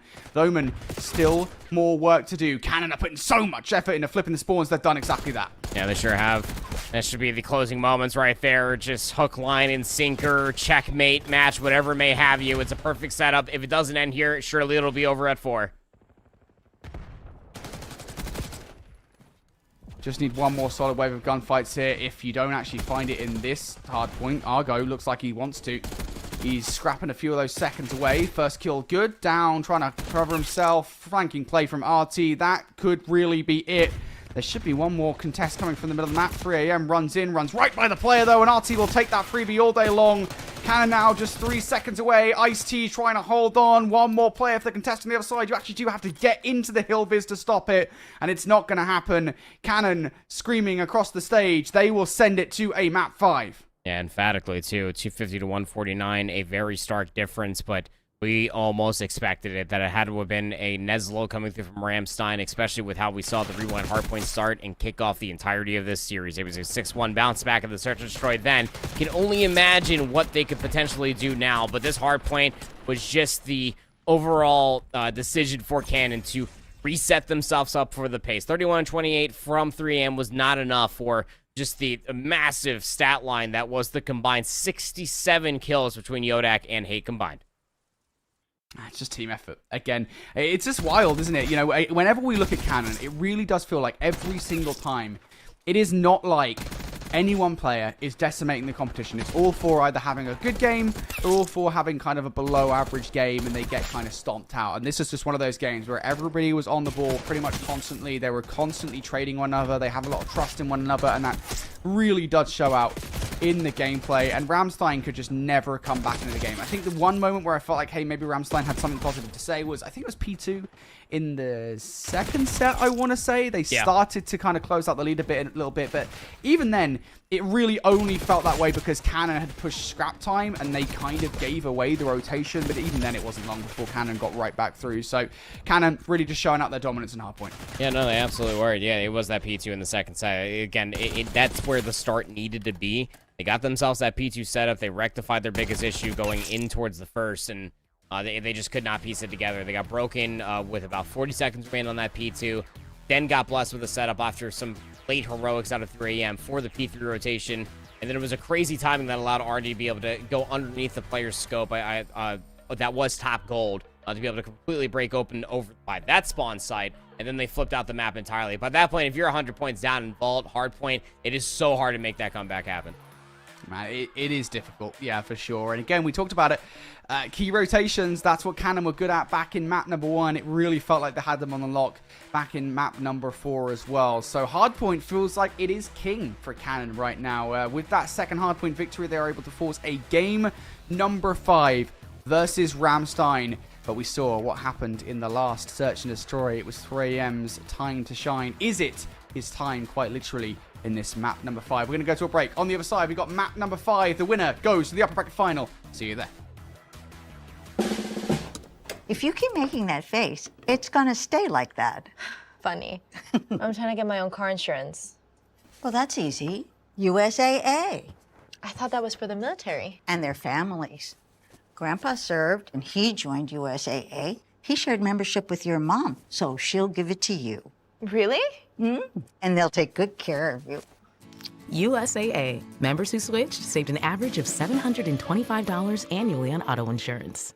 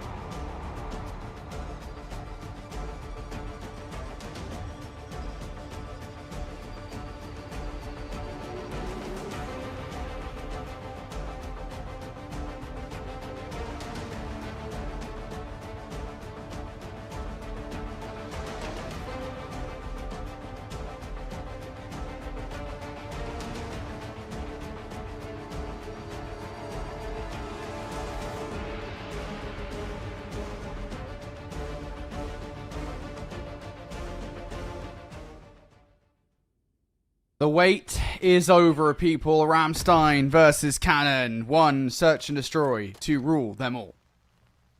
Protocol search and destroy. Cider to see who is going over to winners finals and who's going down to that ever so disastrous lower bracket. Already a 2v2. Bomb dropped. Offense needs to try to retake that entire location if you're Ramstein. 2 versus 2. Yodak knows where the bomb is. That's the only way you can play this now, especially as he's lost Darty. The reposition, Omen doesn't check it. He holds his trigger as well. Crucial. First shot's out. Both players weak. They'll be able to hit the regen. Yodak now forced into the site, and he will not win that gunfight. You look, fair play for Yodak for actually holding his trigger and not immediately shooting, but even still wasn't able to cleanly get the gunfights. Yeah. It just comes down to having better positioning once you do get set up inside of screens, no matter the way that you shake it. It's just a tough gunfight, just sliding back in to a 1v2. Just no knowledge who's going to be in what corner. Head glitches galore down there. So early days. We'll have to see if there's any adaptations yet to come. Going all the way back to that rewind, search, and destroy. Omen was a real problem for Cannon. That guy with an AR in his hands was finding a lot of good timings on the late flanks to be able to watch a lot of crosses. Be on the lookout for him. 3 a.m. Quiet fear for the moment. You can see that aggression starting to boil over somewhat, but he's moving up the map. Cannon might have to deal with him sooner rather than later. Omen going to take Hate down. 3 a.m. finally going to activate here. Argo dead to rights, and that's exactly what happens. So Bomb slowly shifting across the map. It's not getting there. Beautiful play from Ramstein. They don't even let them get past the 50-yard line. You go back to that rewind, search, and destroy, and even besides there from Omen, everybody was keeping things underneath lock and key. But what we're getting word from is that there's still a little bit of some issues going on that stage, Brody. It's all right. It's fine. It's fine. It's fine. We'll get back in the lobby in a second. We can talk about what we saw through the first couple of rounds. Actually, I believe it is actually just 1-0. So that second round isn't going to count. It is just going to be 1-0 off the back of the remake. We can talk a little bit then about what we saw for the first round of play. It's Protocol Search and Destroy. I'm gonna keep it a buck, as you would say, proper. It's just an A hit. Just an A hit. That's all it was. A hit. There we go. That is just Protocol Search and Destroy. There's like 0 depth to this map. Oh, and it was the first round too, so like you didn't have a trophy system to like block like the opening nade, which is like the easy damage in the world too. I mean, like we didn't get to see it initially, but like when you get down there and like you get like the first bit of damage, if you get any sort of advantage with the jackals, I'm sure some of you at home have probably experienced in rank mode. You definitely want to have the HP advantage over your opponent. That nade down low in Protocol is definitely gonna hurt. Which means even with this 1-0 start, regardless of whichever side, if Ramstein can try to recreate that magic, which I think they'd be replaying from the defense on that side, then they just got to be able to land that same nade if it's going to be a bang out. But I believe that Cannon would probably keep a few tricks up their sleeve, given this is their map pick. Yeah, for sure. Well, look, 1-0 up right now for Ramstein. We're going to send it to another quick break, guys. I'm sure you love the screen. At this point, we'll be back here in just a second with round number 2 onwards of Protocol Search and Destroy. If you keep making that face, it's gonna stay like that. Funny. I'm trying to get my own car insurance. Well, that's easy. USAA. I thought that was for the military. And their families. Grandpa served, and he joined USAA. He shared membership with your mom, so she'll give it to you. Really? And they'll take good care of you. USAA. Members who switched saved an average of $725 annually on auto insurance.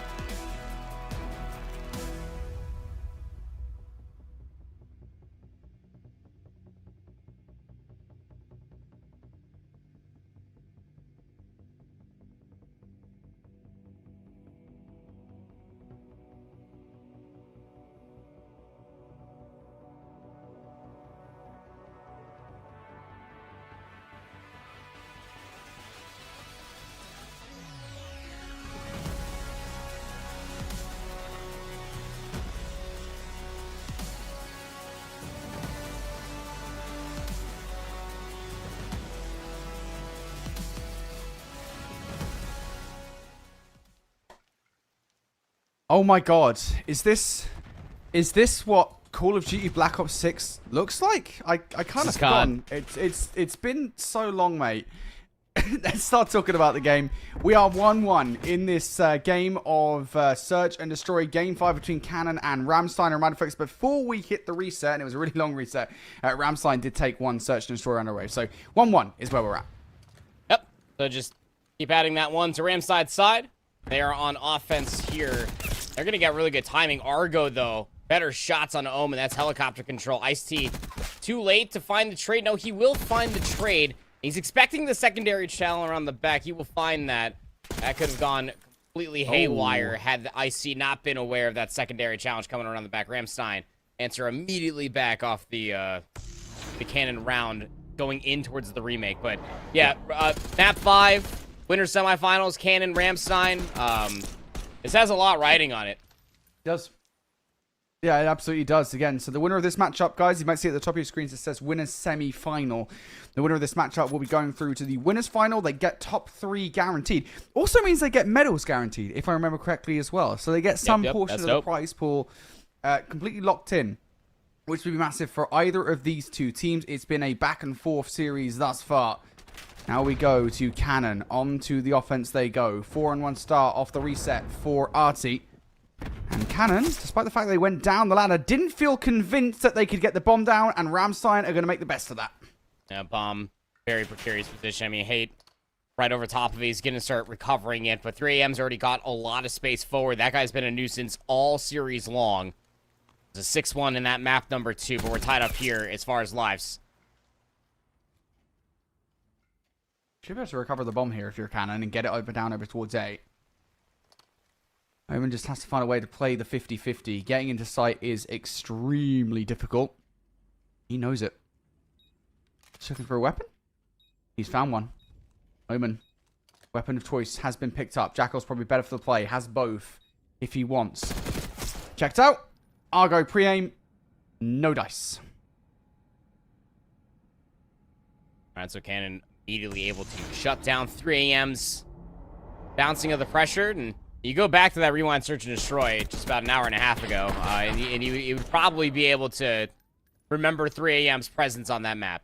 He went 11-3, and he just had the lay of the land. That was backed up by a lot of good pressure, but line of sights can get away from you. Not everything is wall bangable here on protocol, so much like how I called in the control, sometimes if you're looking at from 3AM's perspective, he's got to pull himself back. These ARs, especially Argo, is still shooting straight.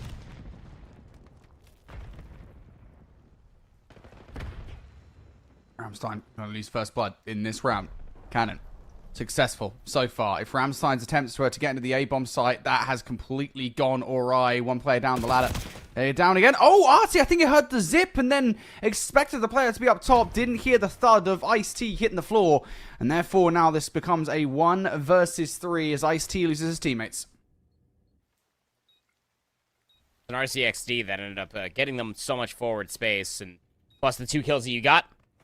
Ice-T just playing over towards the bomb. He's late towards the head glitch. Aware of the first, but did not see Yodak slide in towards his right. So numbers will prevail for Cannon. They're now up 3-2 within this round. But yeah, there was an RCXD, I think that was earned by Argo. Somebody had one. Mm-hmm. And then it immediately got them space forward. Get that first blood. All of Ramstein wanted to drop down inside for a very aggressive hit here, bottom screens. And just got stuffed with the sound of the RCXD.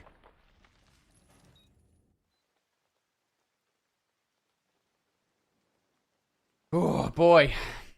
Cannon, Ramstein. Cannon are now starting to garner a small advantage here. That was a solid defensive effort from them. And a reminder, folks, that Cannon have been very vocal in this series. You can see them in player cams. That is actually Ramstein that you're looking at right now in said player cams. But Cannon have been so vocal every single time they've won a map. They have been screeching across the stage. I expect the same thing to happen once again. First few shots being fired out across the board here. Ramstein feel a little bit more secure about their A control this time. Playing for the timing drop down maybe, but gotta be respectful off of the counterback util. Ramstein has conceded the space. They hadn't seen anything happen over across the AA gun where P1 is. Cannon have not shown anything over on that side, so they're going to give up this space that they previously held. They're going to wrap this back over towards the courtyard. Going to try to drop down inside of screens. That head glitch is not being held, Brody. Doesn't mean the angle's not being held, though. Oh, he's got to be careful here. He's running right out into the open. Gets peppered up. He has no help. That's really problematic. Your entry sub there. I know they were down a man, but still, your entry sub was the bomb carrier, and now this leaves Yodak in just a world of torture and pain. Finds the first kill against Omen, but this would be a 1 versus 4 to pull off. 20 seconds on the clock. You got to jump down. Viz should have him dead to rights, and that's exactly what happened. And yeah, it just feels a little bit disjointed there. Yeah, just a little bit too. But I mean, a wonderful response coming through from Ramstein, and it kind of forced Cannon's pressure to be, well, pushed into an uncomfortable situation. The nades came through. And then it was like the response nades, because the timing on defense for Protocol, like, they're going to get down low in screens first regardless, that by the time that you don't show any presence and all the angles are being held and you already showed your card that you wanted to have a bang out / down in bottom A, you're kind of trapped in that situation. And too late of a rotation out, angles being held by Spiral. Ramstein just letting the clock do its thing, being the biggest adversary, tied up 3 apiece. Look at this aggression from both sides. Artie, long flank behind. That is being watched by Viz. Ramstein have site control. Artie gets taken out of the play. So now all of a sudden it has to come either from Big Door or from Spiral. It's all going to be the latter. This is something you rarely ever see. The coverage is made though. One player does get in towards the site. Yodak keeping his head down. He can't find any value though. Omen can't either. And that's going to be Ramstein for another dub here, tying things up. Well, that'll put them up 4-3. They got that round going into the remake. Don't forget, Brody. We got to be doing the simplistic math. God, brother. I know. Yeah, you can keep your socks on. We don't got to count above 10. You're all good here, man. But you remember like what happened like once Ramstein started like getting a little bit of momentum back in that rewind search and destroy. They didn't lose a single round. They lost the initial, and then they went on a 6-round tangent. It was brought to you by 3 a.m. But Viz finds 7-3 now for IC. Ramstein starting to heat things back up. All right, Ramstein. 1 round lead.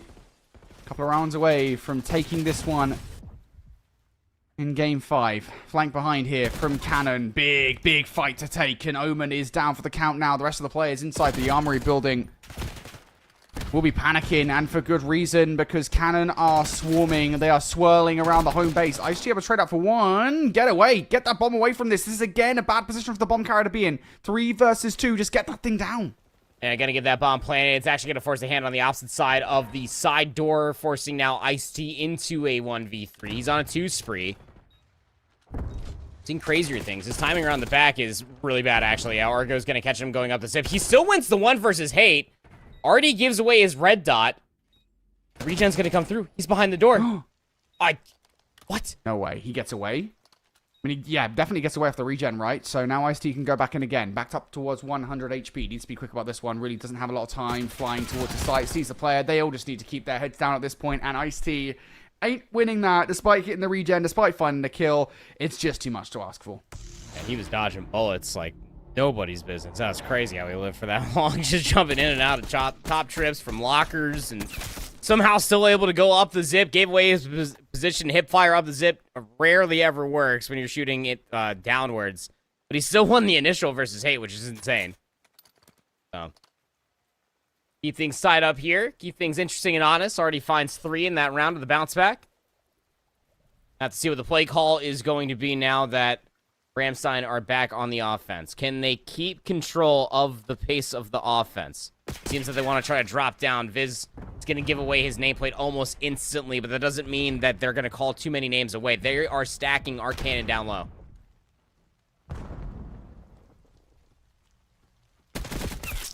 Cannon have players through, and they get rid of one player up top as well. If RT can get away, that's huge. Wait, what? Oh, H's just fallen off the map. That's so unfortunate. So now Cannon, all of their presence is effectively inside the A site itself. Ramstein could, theoretically, rotate away if they wanted to. They could. But they don't want to. Square peg, round hole. Oh, no. Yodak for the second. Now, Artie's right there to be able to give him some assistance, and now it's just going to leave 3AM 1v3. Disaster. Yeah, I think he thought for a second there, like, hey, should I just shout that again? But nah, he thought better of it. So 30 seconds on the clock now. Not a lot of time for 3AM to make this one happen. He's being watched from afar as well. There ain't no winning that gunfight. Argo will actually save himself at the end of the round as well. Oh boy, we almost had 2 places in one round. Yeah, that's alright. He would have lived anyway. End of the round, you can get that immunity of jumping off the map. Just gotta be a little patient sometimes before you just play yourself. But yeah, just a pretty easy pickings of the round right there. Just Ramstein just trying to guess left when they needed to go right, and Buchanan just had its really good defense down low inside of screens. They never really backed down. That was what their initial play was. They only saw Viz over towards P2, and without any other utility being committed over towards the chopper side, that's tall tale that it's going to be a drop down bang towards A. So now we got series point for Cannon to advance the winners finals. 5-4 for Cannon. 3AM. First blood. Ice-T, good for a second. Yodak for the trade. Now 2 versus 3. Again, it is Cannon that need to get into the site. That kill against 3AM. It's such a good call as well, because you know 3AM's going to get aggressive. You call his bluff. You win the 1 versus 1. You bring this down to a 2 versus 2. Yep. Isolated kills, though, need to be found. Omen's timing isn't the greatest. Got a player behind enemy lines now. He's on the hunt. Can't find the kill. Omen down. All down to Viz. 1 versus 2 to salvage this round. We're saying Viz is on the defense here, so he theoretically doesn't need to move. He needs to react to whatever Cannon bring to the table. He's being way too proactive, though, man. He's starting to clear all the B-bomb. He's going to get that check. The bomb gets recovered. It's all the way down A. The information was never conveyed. This timing might not be the greatest. 1v2 required. Oh, and the RC car out as well. I mean, this will just last long enough that it can cover an entire site. All they need is the information, and the RC car should do it. It actually blows up. They choose to get rid of it, just so that they can both be in the play. Viz, out to the site. Oh, not a single shot connects. Hate should be ready to go. All they got to do is hold their irons. Yodak makes him weak. Viz expects the chow. Does not get it. Still 20 seconds. Jump across. Tagged up. Yodak for the finish. And Cannon will take it all the way. They will win 3-2. It was a long, long time coming, but they closed things out under the first team into the top 3.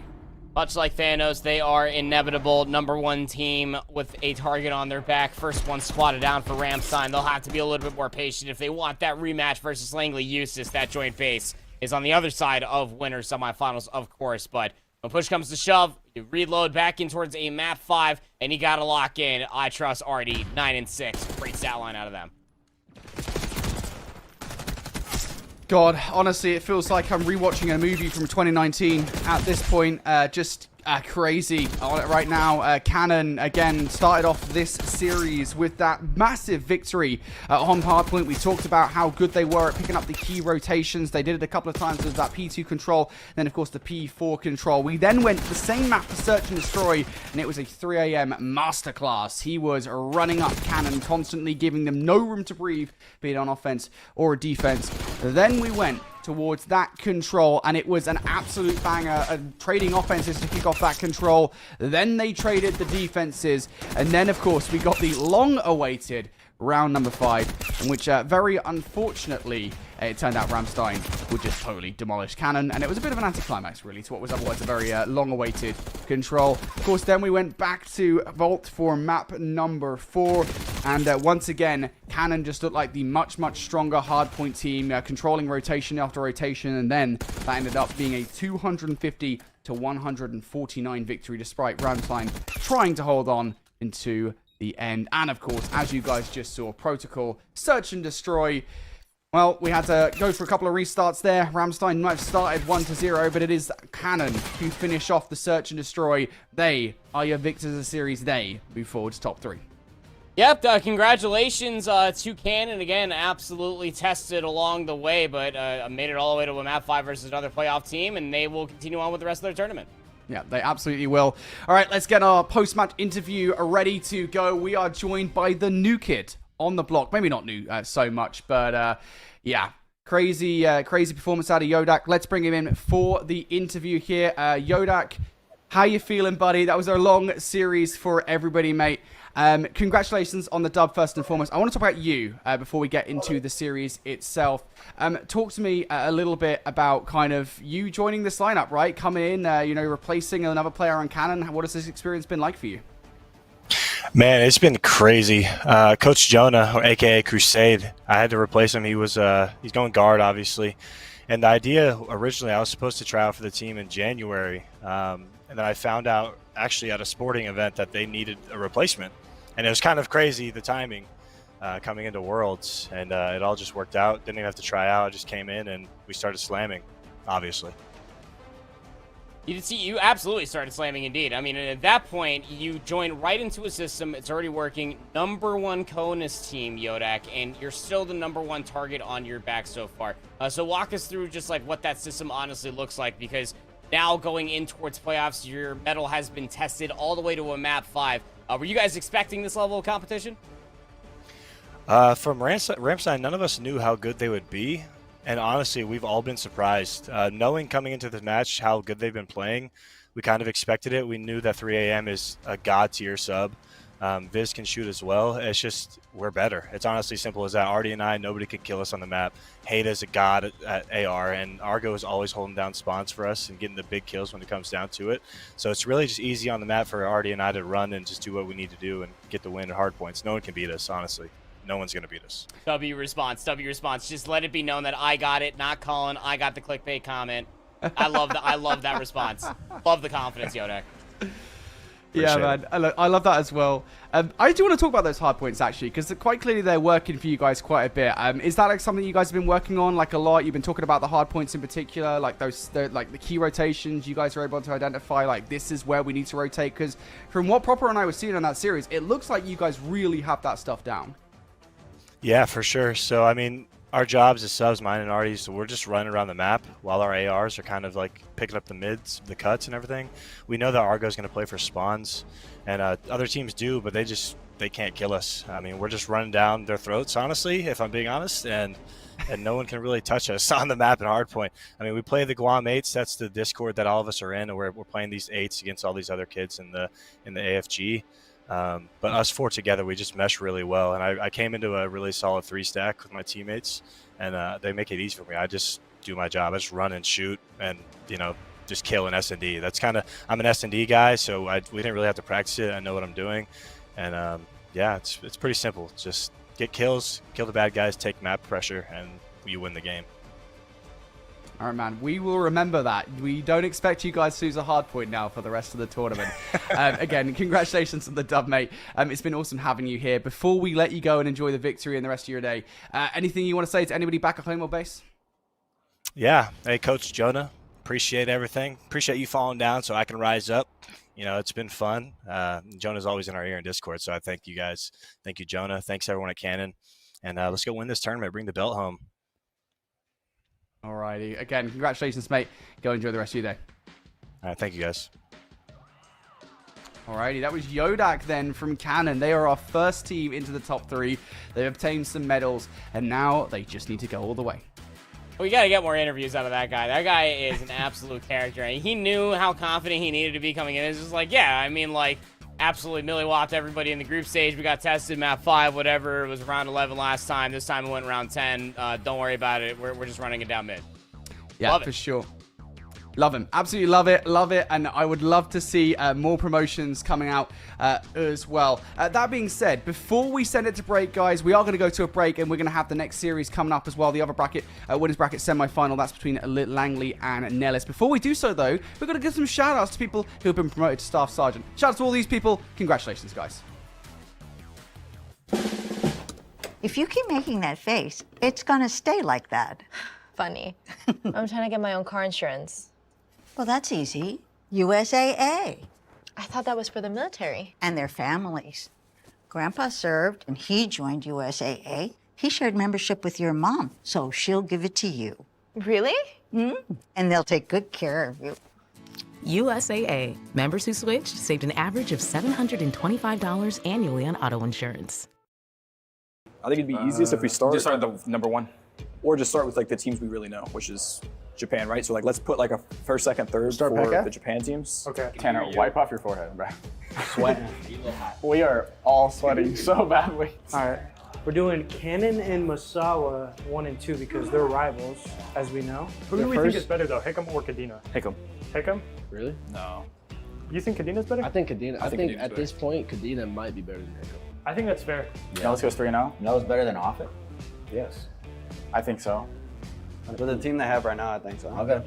This is a lot of mathematics. Bro, yeah, this is a lot, bro. Out of a 3-hour game. And then one more, right? Yeah, one more. Yeah. Rams time. I forgot about the... Sorry guys, we just don't know anything about y'all. Okay, who's worse than Canon? I think Anderson. I definitely think Anderson and who else? I think Ramstein. No one else is You worse. think Randstein 11 And Canon 10. and Cannon 10? I think, bro, the thing about EU is I heard they did not have much competition. No, they didn't. We think we have Langley over us, or? We beat Langley last time we played. I think we got Langley. Okay. We're 1-1. Hickam beats Offit. Nellis. I'm putting in Peterson. Yeah. Peterson beats Buckley. Offit, Buckley, Cannon, Hickam. Yeah, it's a hell bracket. So Masawa Anderson, we're slamming Anderson. Yeah, after come on, Tims. for sure. We're slamming them after Tims. We love the people at Anderson. We play with them every day. They're just a new team. They have 2 subs. They're getting slammed They by got the 2 Tims. substitutions, so they're pretty new team. You think Anderson gets 3rd or 4th in our pool? 4th. 3rd. Over who? I think I think they beat Ramstein. Yeah, they're not bad. 3rd. They were just Anderson, having issues. Look at this. Look what we got right here. Look at what we're cooking. Ooh. Wait, who goes? Oh, Hickam. I think Cannon beats Hickam. Yeah, let's do that. So Nellis and Kadena. I still think Kadena go on the Mickey Mouse run. I really do hope they do. I want them to. Bang is my boy. I love think Bang. Kadena goes on a Mickey Mouse run. I think Kadena goes on a Mickey Mouse for sure. We have to figure out Langley or Buckley. Who's winning? Buckley, Langley, Buckley. Right? Buck. I'd say Buckley. Langley Yes. was spitting on them, though, in scrims. That's what they said. Both Bro, teams that's said. what we said too, but that was obviously a lie. Okay, bro, Buckley, I guess. We're putting Buckley there. Buckle my shoe. Bro, I mean, we got to give it up. At some point, we got to give it up. Dude, yeah. I love OC though. Bro, we have to put respect on Cannon. Man. I think We have to. Give it up. I don't want to. I don't want to give it up. Bro, I think if Fine, anybody's throw it taking up there. Cannon down, it's us. I kind of like that. I kind of like that. Never mind. Throw him up there. I kind of like that. It makes our next. Look who they're playing next. I mean, I Do root we for say our we team. just go with our egos and we just say, hey, Yeah. world champs Eglin? I think we have to. But Yeah, bro. I think Put it it's up there. I think Come it's on. wrong if we don't. But Yeah, realistically, exactly. bro. Nellis versus Buckley. Langley is up world champion. What do you think wins? Peterson's world champion. Nellis or Buckley? Nellis or Buckley. So this is us right here. Bro, that's a lot of COD. Oh my god. That is so much COD.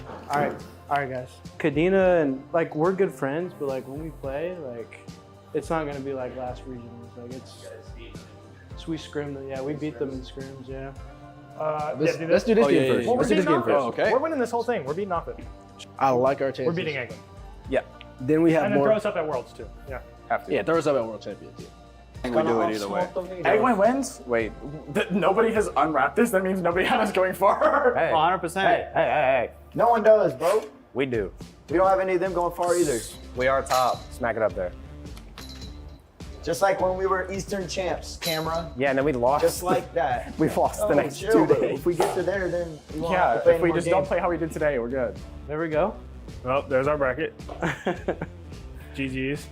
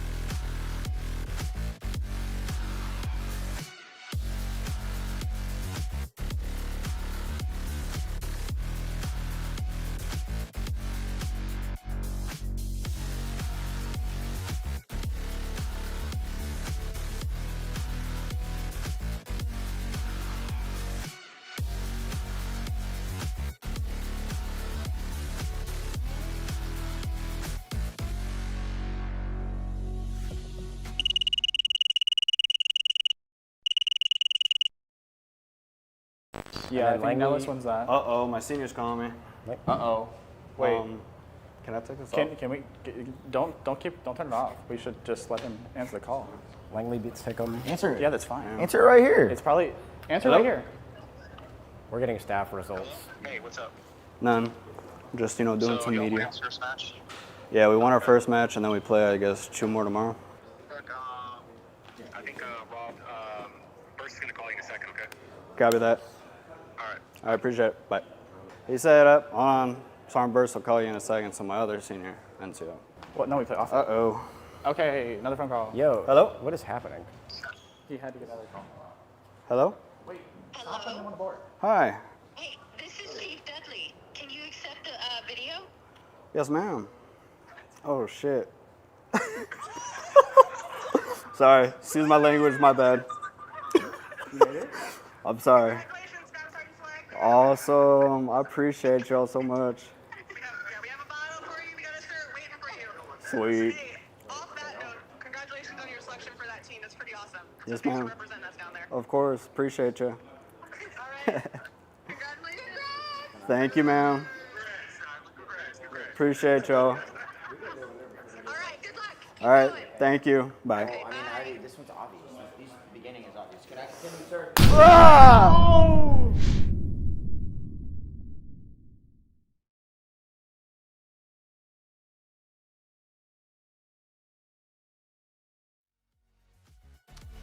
Well, how about that? Congratulations to all of our new staff sergeants. Congrats on your promotions, boys. It is awesome to watch a reaction feel like that. It's so wholesome to see. Yeah, you know what? With all the cameras around, it's like, is this planned out? And then I'm like, I actually don't think it was. I think that actually might have just been a coincidence that the cameras were on at that exact moment. But no, congratulations to everybody. That's awesome. And I want to be able to high five somebody and hey, just make an explosion, Brody. That was awesome. Yeah, that was. Can we do that? Can we like a thunderclap? Like, hold on, wrong side. Wait. Wrong side. Ready? 3, 2, 1. Boom. Bam. Oh, okay. That was not time well. That's All right, called we're not doing that delay. again. That's called internet delay. That's the internet. We're blaming the internet for that one. We're blaming the fact that he's in Canada because he shouldn't be there. Anyway, moving on. We'll move on. We've got a winners bracket semi-final. We've got Cannon already in the top 3. Let's bring another team in there as well. It's time for our winners bracket semi-final. It's Peterson versus it's Nellis, versus Langley. This is going to be a banger matchup. Langley have looked so good. Of course, Conus runners up. And they've got some stiff competition because Nellis look like they've only improved since we last saw them in Conus. Let's just immediately start jumping into these teams then, Seymour. Let's talk first and foremost. I would love to chat about Langley because these boys, are deadly. Every single time that we've seen them, they've looked absolutely phenomenal. They've had to clutch up some matches, mind you. But again, I mean, it's just the fact that you have such pop-off potential. I know we got a lot of love to Wolf, but man, Reaper, Tantalize, Da Vinci, they've all had their moments this week. Yeah, I really think that if you put up their top 3 for the event, it would definitely be Cannon up top, but Ramstein and Langley, I'm excited to hopefully see those two play at some point, because that would be an absolute banger of a matchup.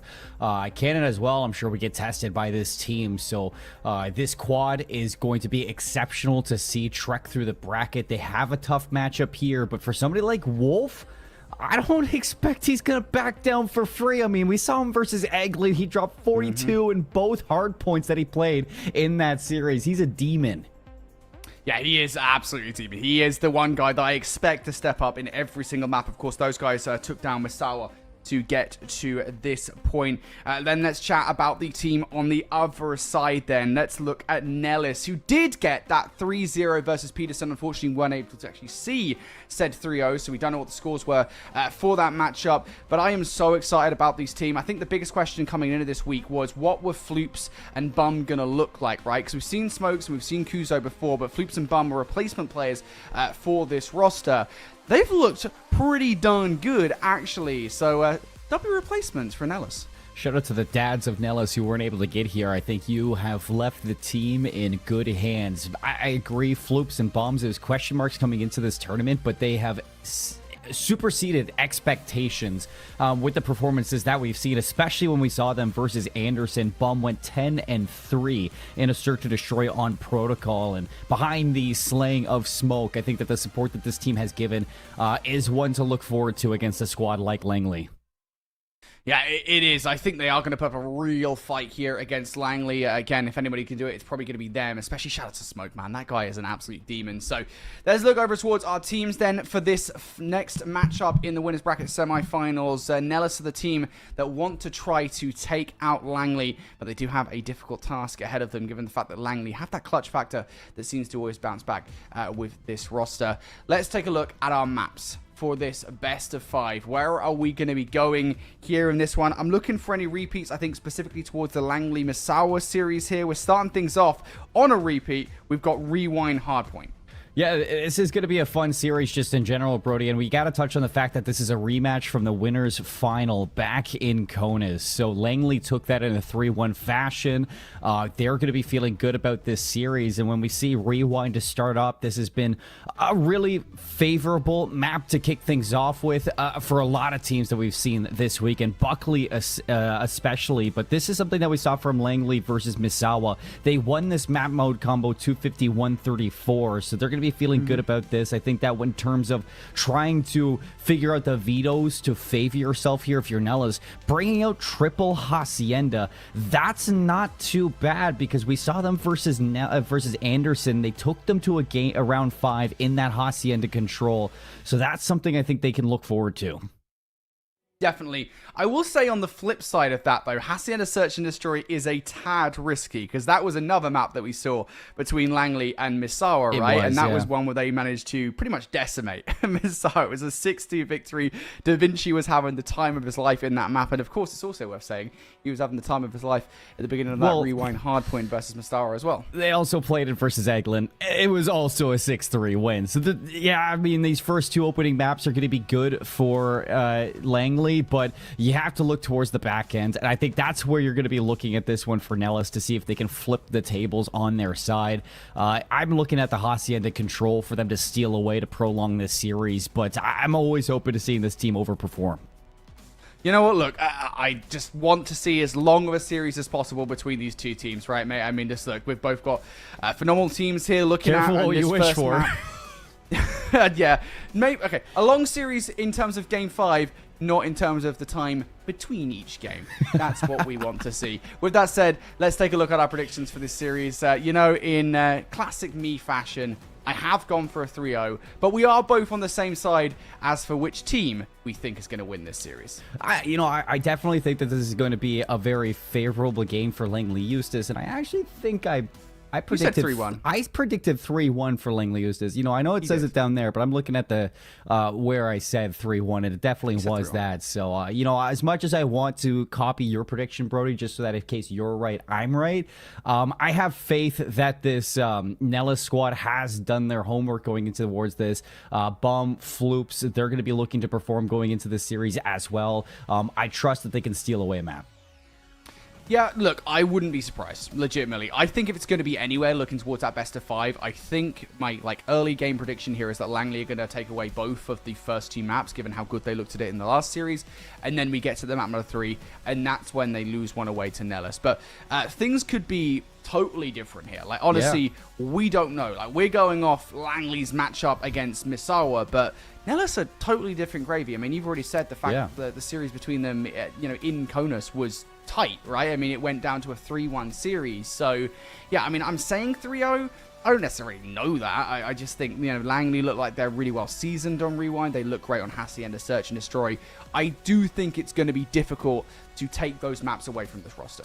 It's going to be difficult no matter which way, but it's one of those situations that we've kind of been talking about for these teams. This isn't elimination, of course, but it is something where you have an opportunity to make that bracket a little bit easier, that you can avoid that gauntlet down in the lower side, avoid having to face elimination match after match. So that's going to add a little bit of ante to this for Nellis to perform better. You beat Peterson. That technically was an upset after it was a pretty poor performance from Nellis inside of the group stages. They started winners round 1. They win their first matchup against Anderson, and then versus Peterson, a 3-0 sweep that nobody saw coming. Not even us, because we didn't even get to see the matchup. But I think that for this Nellis team, they're going to come into this with a little bit extra that we're not expecting. Yeah, well, here's something you probably were expecting. We're going to throw it to a break. On the other side of the break, we got game number 1 between Langley, Eustace, and Nellis. One of these guys is making it to the top 3. I don't know when, though. See you there. If you keep making that face, it's gonna stay like that. Funny. I'm trying to get my own car insurance. Well, that's easy. USAA. I thought that was for the military. And their families. Grandpa served, and he joined USAA. He shared membership with your mom, so she'll give it to you. Really? And they'll take good care of you. USAA. Members who switched saved an average of $725 annually on auto insurance.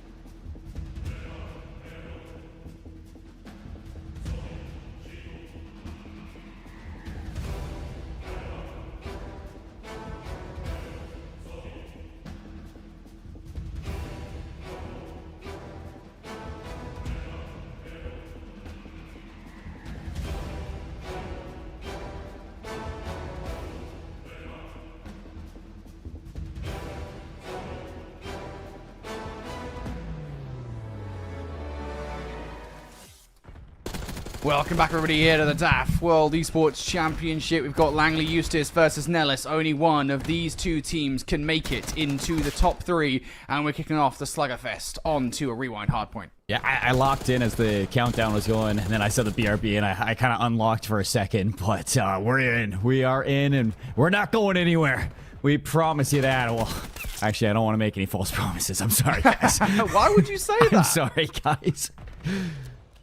That's false advertising right there. Someone's going to sue him for sure. Anyway, Langley Eustace starting pretty strong here on this hard point. We talk about that P2 rotation, Seymour, though, and that's paramount to both of these two teams' success. Nellis are trying to get players behind. You can see Smoke and Kuzo both making the wrap behind. And I think Smoke's positioning should lock down those spawns the next time these players from Nellis die. Well, 31-3 is going to be the score between Langley Eustace versus Nellis to open this one up. Nice shots from Bomb. Can he find the third one in the zone? He does not expect Reaper to be underneath the lip of the ramp. So set up in towards the back. You're getting this early time for Nellis. Only 2 people on the flank is going to be hit through. Blue from Da Vinci. He's going to be interrupted. 2 go down, and that's going to stall things out for Langley. Now all you got to do is play your life if you're Smoke here.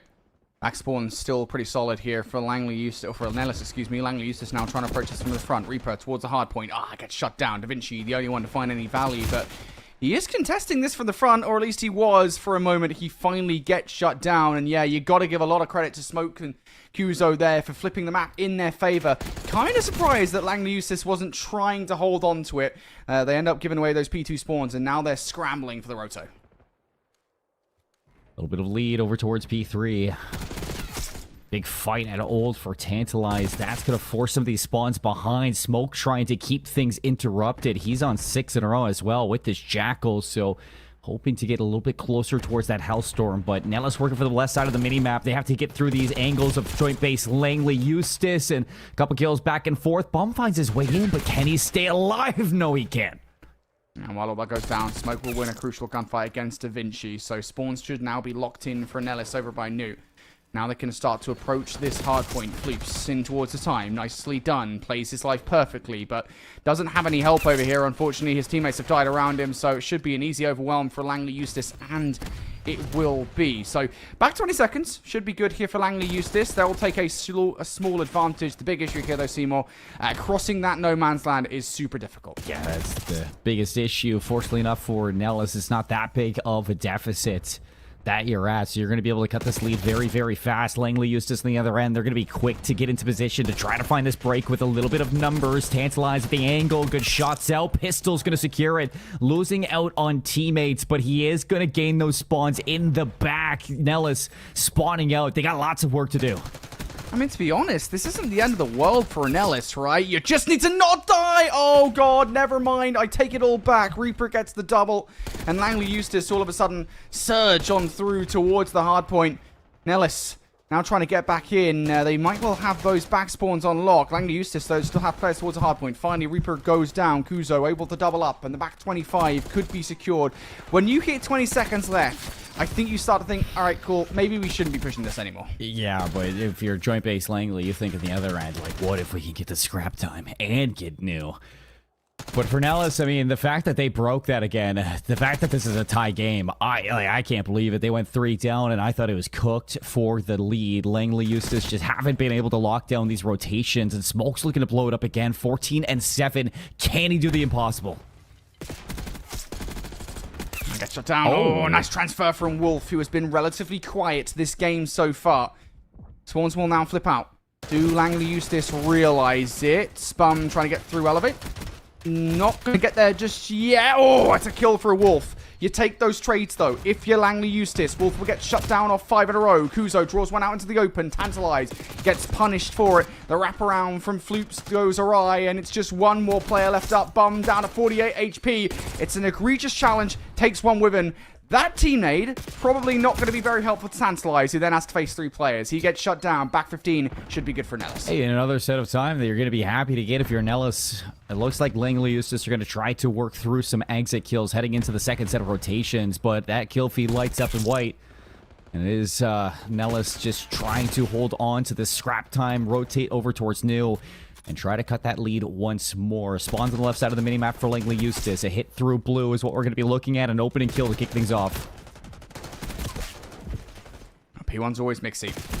It's all about positioning after P1. That's really important. If you can steal away time on this hard point, well, that's great. Fine and dandy. That's what Langley users are trying to do at this point in time. Players spread across the hard point, but nobody is watching. Elephant Bum goes through. Nice for the drop shot for the first kill. Shots away. Da Vinci team shots will take him out of the play. Wolf towards the hard point, trying to stay alive, and he's getting peppered up from multiple angles. Last 1 versus 1. Floop's looking for the time. It's not going to happen. So Langley Eustace, as the kill feed lights up blue, should be getting this scrap time. And now, perhaps worryingly, you don't have Kuzo and Smokes playing for Roto this time. And even more worryingly, like, this is the biggest lead that we've seen from Langley Eustace all game long. You need something quick if you're Nellis here. You want to make sure that this isn't going to get out of hand off of this P2 setup. Smoke trying to pull these spawns away, caught with the nade in his hand, and that's going to make matters absolutely worse. It's all up to Floops to put some damage into the setup.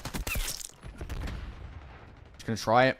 I'm also here. Floops will find value. Yeah, you go. Actually, everybody from Nellis is getting kills, but those back spawns still locked in. At least for one player spawns in before they finally flip on out.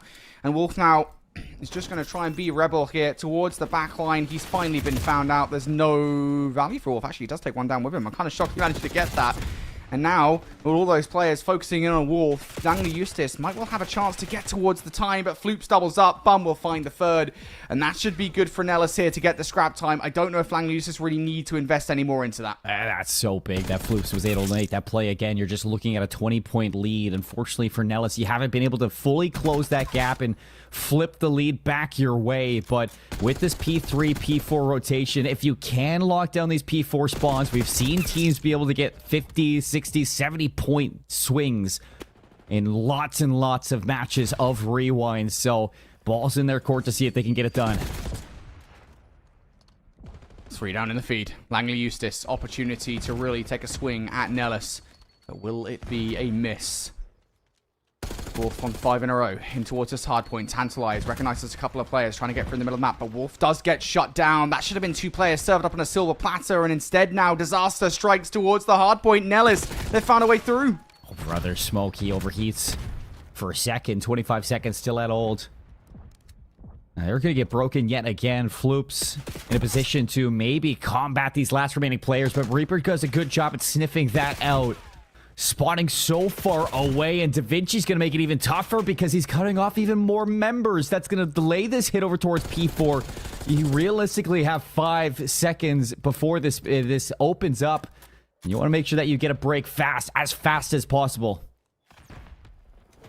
I'm going to try it. Floops has been the flanking man. Going to get shut down. Cross being watched here by Da Vinci and Tantalize. You lose the former of the 2 players, so Smoke can cross the way. And all of a sudden, Nellis have found their way through. Still don't have the reinforcements here just yet, though. Bum's going to find that first kill, and Tantalize is trying to stick as far back as possible, but Bum finds the second kill, and now that should be Nellis firmly flipping out the spawns. They've got control. Yeah, you're in. This is much-needed time. You want to deny anything more, though, for a break. And that's going to be forming towards the back. Wolf trying to find a way in to see if he can steal away some of the scrap time, deny a trade of this lead. Reaper sub out. He's going to slide in for the contest. The shot's out. He's damaged. And Kuzo's going to finish off that kill to go down. Nellis looking to flip this lead, heading into the 5th hill of the second rotation, and a chance to take this away from Langley Eustace and open up the series. There's no one in just yet, actually. Reaper trying to put some warning shots through. You've lost your partner in Crying and Wolf, so Reaper has to go solo. Oh, the shot's not that great. Da Vinci needs to follow up. He gets knifed by Kuzo.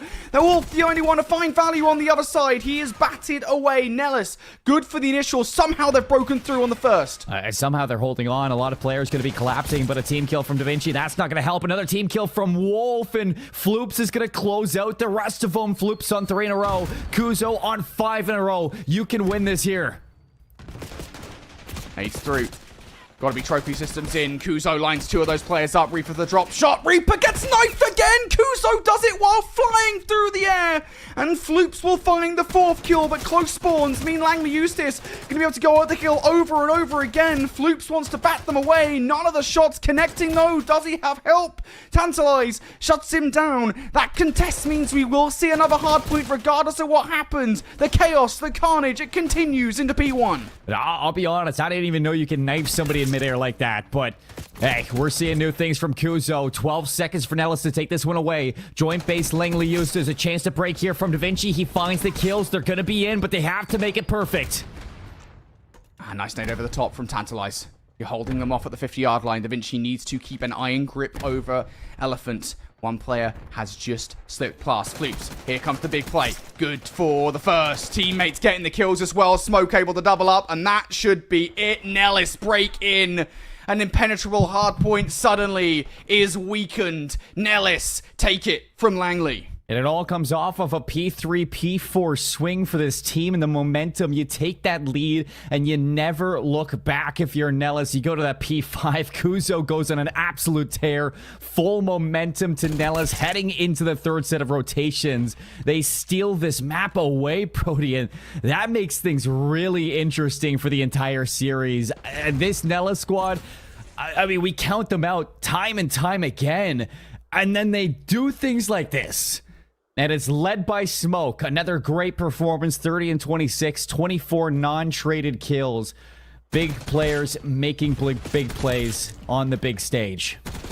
And the thing is as well, they're able to get breaks on hard points, which generally speaking shouldn't be breakable, right? I think that's a key thing, right? We talk about that P4 rotation on the final set. That's huge, right? I mean, Nellis, they break in for what was, I think I want to say like 20 to 30 seconds of time. They were able to steal away from Langley. Probably was even more than that. But the fact they're able to break it at all, I think, is kind of an indication that A, they're a solid breaking team in hardpoint, and B, I think Langley's setup could probably been a little bit better on that kill. They'll certainly watch that back and think so. But I think the bigger issue there towards the closing moments of that game was the fact that we go to P5 Electrical. Langley Eustace, you don't get any time for the back 30 seconds on the penultimate hardpoint on P4. You go to Electrical, you go to P5, and Langley Eustace just don't hit the hill first, right? I think they're so preoccupied with trying to get kills around the hardpoint that they let Nellis in first, and they get about 40 seconds off that hardpoint. You shouldn't let that happen. No, and I mean, even just think about how chaotic it was inside of that hill. It was 2 team kills from joint base Langley Eustace. And Kuzo was happy to just take care of the rest. Floops there too, having a big game. And we talked about Floops and Bomb, 2 players that we're looking at in this series to really turn up. So it's great to see Floops starting off the series on the right foot alongside Smoke. Big plays for Nellis. And surely enough, Brody, hey, now your Preds are gone. Yep. That's a W on my side. Yeah, but your Preds will be gone next map, because the way that Nellis are playing right now, mate, I could see this going their way, potentially. They've already taken one of the maps that we said we thought were going to go Langley's way off of them. So, look, we might as well go for another one. Here's a look at those maps again. We came into this series saying that Rewind Hardpoint is a very strong map for Langley Eustace, and that still remains true. It just turns out that it's an even stronger map for Nellis. We move forward into map number 2 then. Hacienda, Search, and Destroy. And this is another one of those maps. We've seen Langley Eustace play this a few times. They've looked phenomenal on this map mode combination. But I'll be honest with you, Seymour, if Nellis can take Rewind Hardpoint, they could also take Hacienda S&D. 100%. But looking back to the Langley team, I do want to put some, I'd say, light on the performances that they've had on this Hacienda Search and Destroy in the last 2 times that we've seen them on this map. 12 and 5 in round counts. So that is going to be feeling very comfortable for going to this map mode combo. And again, you're going to look towards your, similar players to really step up. Wolf, he had a good start to that game number 1. He kind of slowed down towards the end of it. Da Vinci as well. See if your subs can get hot for this map. I mean, those 2 have been killers when it comes down to the Search and Destroy. So if Wolf can start picking those first bloods yet again, open up some lanes for Da Vinci to make those big plays, you just never want to underestimate what Langley can do. Yeah, I think that's a really good point, actually, and something we didn't really bring up again. You got to remember that in the last series that we saw Langley Eustace play that Rewind Hardpoint, it was Da Vinci was basically the entire reason that they won it. Like, obviously, the rest of the roster, I mean, Da Vinci couldn't have done it alone, right? But it was like an early 8 or 9 spree from him or something that earned a Hellstorm Missile. He basically garnered them like full control over P1 and P2, and then used the Hellstorm Missile later on to ensure that they actually won the game. Like, Da Vinci doesn't have that kind of play here, right? Like, he doesn't have that kind of play in map number 1, and I think that kind of hero play, because Yeah. it's not there, I mean, you just don't get the same control over P2 that you would have always had. And I don't really want to take that away from him, Brody, whatsoever. I mean, it's a rewind hardpoint. Like, that is not the easiest thing for a sub to do on that map. Like, it's not one of those maps that I think about right away and I'm like, yeah, a Jackal player can take over a rewind. It's possible for sure. We see it. It's just in the consistency of the map. It's like, you know, you think about a Skyline for that. You think about a Vault for that. And, you know, it would be interesting to see him do it on that rewind again and again, but you can't just look towards Da Vinci to do those plays in the respawn. But you can look to him to make those plays in the search and destroy over and over again. And I think that's where we look towards him to be at his best. If he can get in towards dark, find that first blood, go a little bit of rogue through secret, maybe play his life and draw some attention away, we know he could be a nuisance. That's true. And just to be clear, you know, again, it's more about the fact that he was a big reason why they won that Prime map, and they just don't get that same pop-off, right? It's not like he's expected to do that, but it was a difference there that we saw between those two maps. Anyway, we go in towards this S&D. It is a good time for Da Vinci to show up for sure. Langley Eustace strong on this map, and there he is, drawing the first blood almost immediately, but Nellis might have a response. Bombs on the flank. Well, it's like we know what we're talking about sometimes. W 3 kill cool. down. Flopes, 1 versus 4. We've yet to see a 1v4 in this tournament. Granted, it is probably one of the hardest things to do in a search and destroy, but it's never impossible. This time it will be. And Langley Eustace come out the gates hot. Yeah, like we said, Da Vinci opens things up. Wolf right there to back him up. Those two players, exactly what we expect from them. Yeah, just solid start from Da Vinci. And good effort there from Lelis as well to try to send somebody on the flank, right? I think that's a good reaction. But Tantalize is the guy to immediately predict, hey, someone is coming behind. I maybe got an audio cue or something. Maybe just realized that, hey, that's probably what Nellis are going to do. So I'm going to use this perfectly calm it. They managed to get control of those kills and control of the round. So 1-0. We see Langley Eustace go. What is the bomb side of attack? It's going to be a B. Nellis have fully committed towards mid, towards A. That is where none of this pressure from Langley Eustace is. It's bad read. Another first blood going the way of Langley Eustace. A second one, too, from Tantalize. He's going to back up with the rest of his team. Wolf is left to his lonesome, but it's not going to pay off the way that you thought it would. 2 versus 3 for the retake. Both members from Nellis pushing through P2.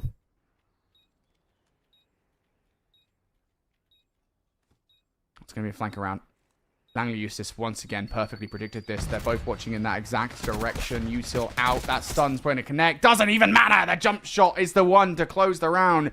The beast has awoken.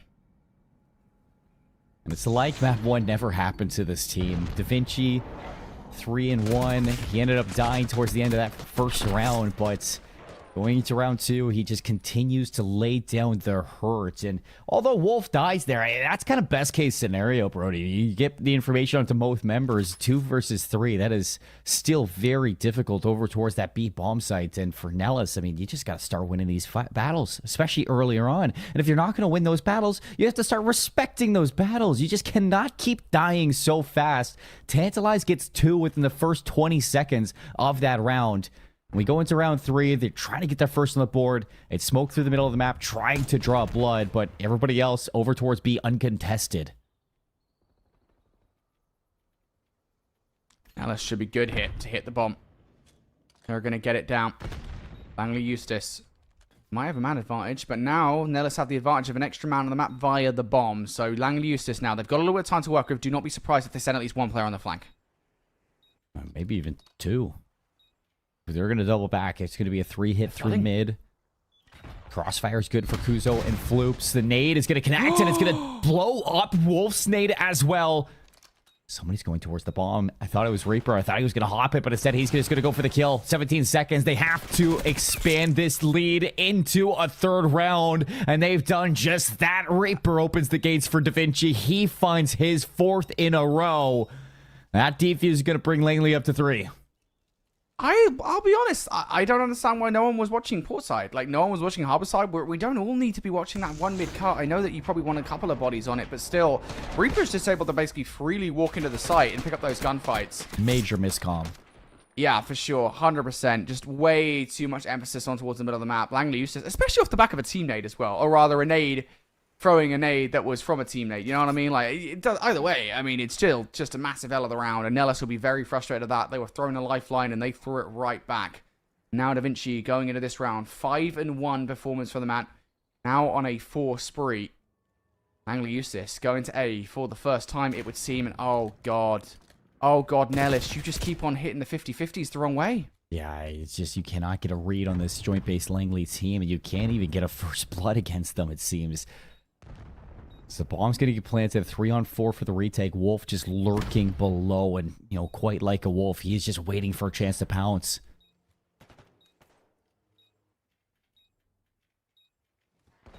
I can play from Kuzo.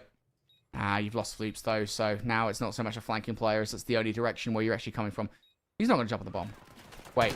Oh, I really thought for a second there. I know he was throwing shoulders, but after the second one was thrown, I was like, hang on.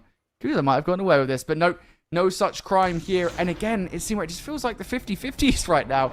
Nellis are going, right, let's just full kit one of these bomb sites, and they're always choosing wrong. Yeah, you know, I want to give some grace over towards Langley Eustace, but you're right, Nellis haven't really played a default. They just continue to go for these hard reads on defense, and I don't know how I feel about it. I mean, you've missed out both times on actually defending a bomb site. You're giving so much up to Langley Eustace, including the first bloods.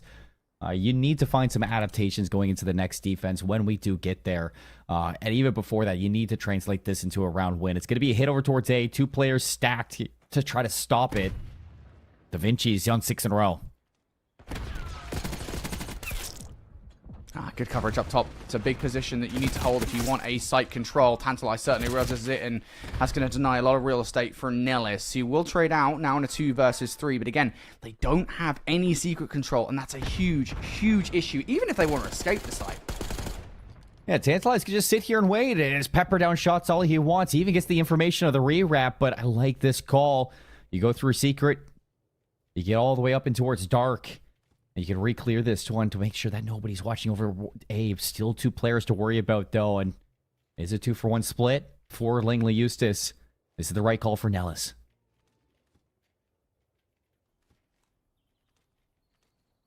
I'm going to go for it. Reaper's made the call. Looking over. Reaper couldn't even find one. You take a trade. Brings it down to a 1 versus 2. The good news, I suppose, here is that both players are totally split up. Oh, the timing? Tantalize could get some horrible timing. Oh, he doesn't matter anyway. He might well look at a Tantalize. Extra bullets in the body. Langley Eustace, I think they want to get in the heads of Nellis. I mean, to be fair, if I was up 5-0, I'd shoot bodies too, but this is just a different beast of a play from Langley Eustace. They're winning every single gunfight. They're playing their timings. They're not getting too over-aggressive in their challenges, and the call there from Tantalize to get rid of mid, allow for you the rest of your team to hold down on that A site while you go over towards B. That's a great call for a late game adaptation. It forces Nellis to make some choices, and the choice that they make, it doesn't matter. It's wrong both ways you judge it. So 5-0 down. We almost saw Full Sail earlier. I really don't trust that Nellis can do it again.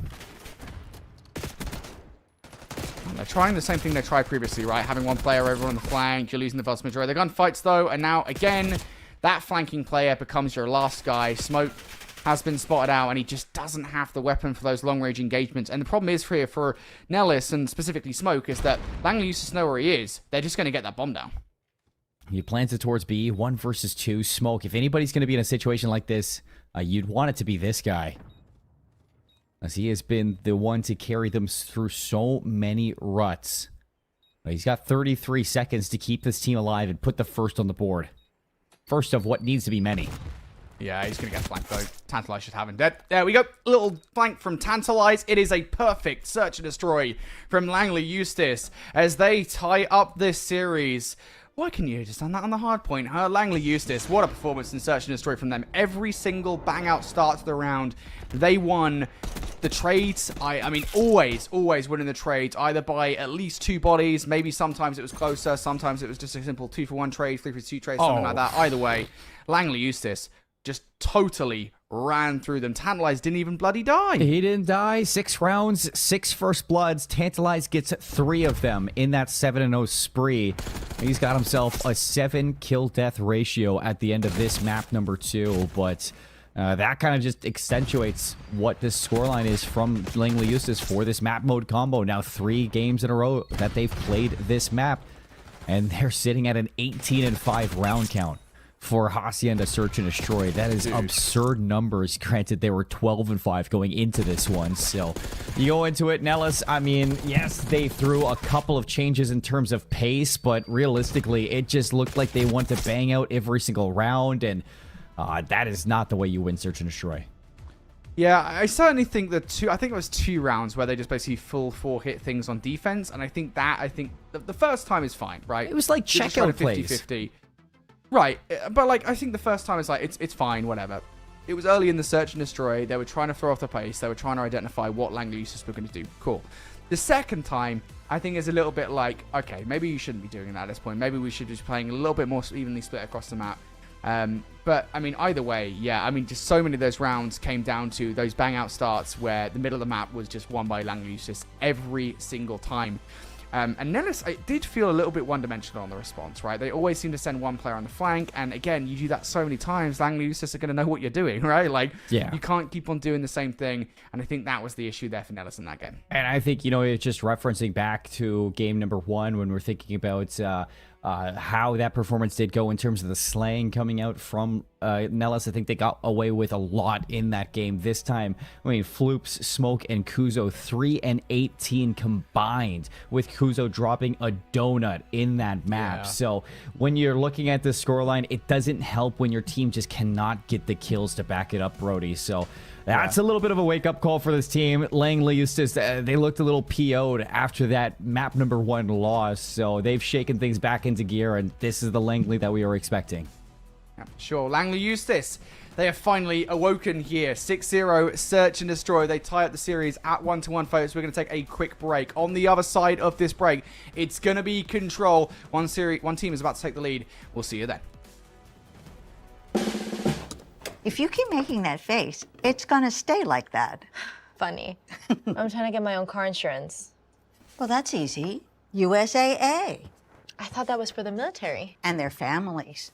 Grandpa served, and he joined USAA. He shared membership with your mom, so she'll give it to you. Really? And they'll take good care of you. USAA. Members who switched saved an average of $725 annually on auto insurance.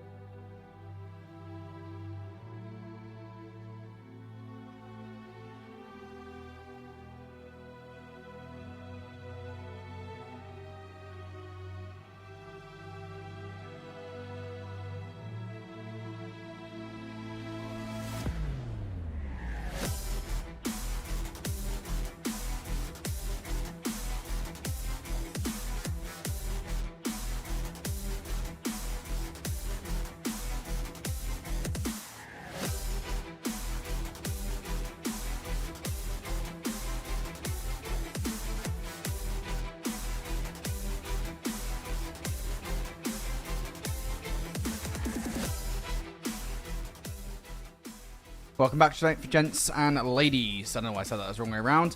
To the DAF Esports World Championships. We're here with game number 3 about to start between Langley Eustace and Nellis. And it's been a weird series so far, I think it's fair to say, right? Obviously, we kind of had expectations going into it that maybe Langley Eustace were going to take the first 2 maps away. The map number 1 did not go the way we expected. Nellis kind of ran through Langley Eustace to a certain extent. And then, of course, Search and Destroy happened, and then Langley Eustace really ran through Nellis. Yeah, I mean, like, no remorse, no, like, see you later. We're going to the map 3 as quick as possible. They saw the delay in the last series, and they're like, don't worry, guys, we'll get back on track. So, 6-0 in the Hacienda Search and Destroy. Yeah, I don't want to say that, Nellis ran through him in that hard point. Maybe in the last couple of hills, Kuzo had his chance, but really, I think you could chalk that one up to a little bit of panic from Joint Base Langley after that P4, P5 rotation. Right. They try to get to that P1 and, everything was just falling apart one by one. Chows, they learned their lesson. They go in, they right that wrong, and they have a flawless game number 2. So it's down to the same thing of now we test the mentals of Nellis going into this Hacienda control and the same conversation aspect of whether or not it's a 6-0 or 250-214 loss. It's a loss nonetheless. How do you reset going into this map 3?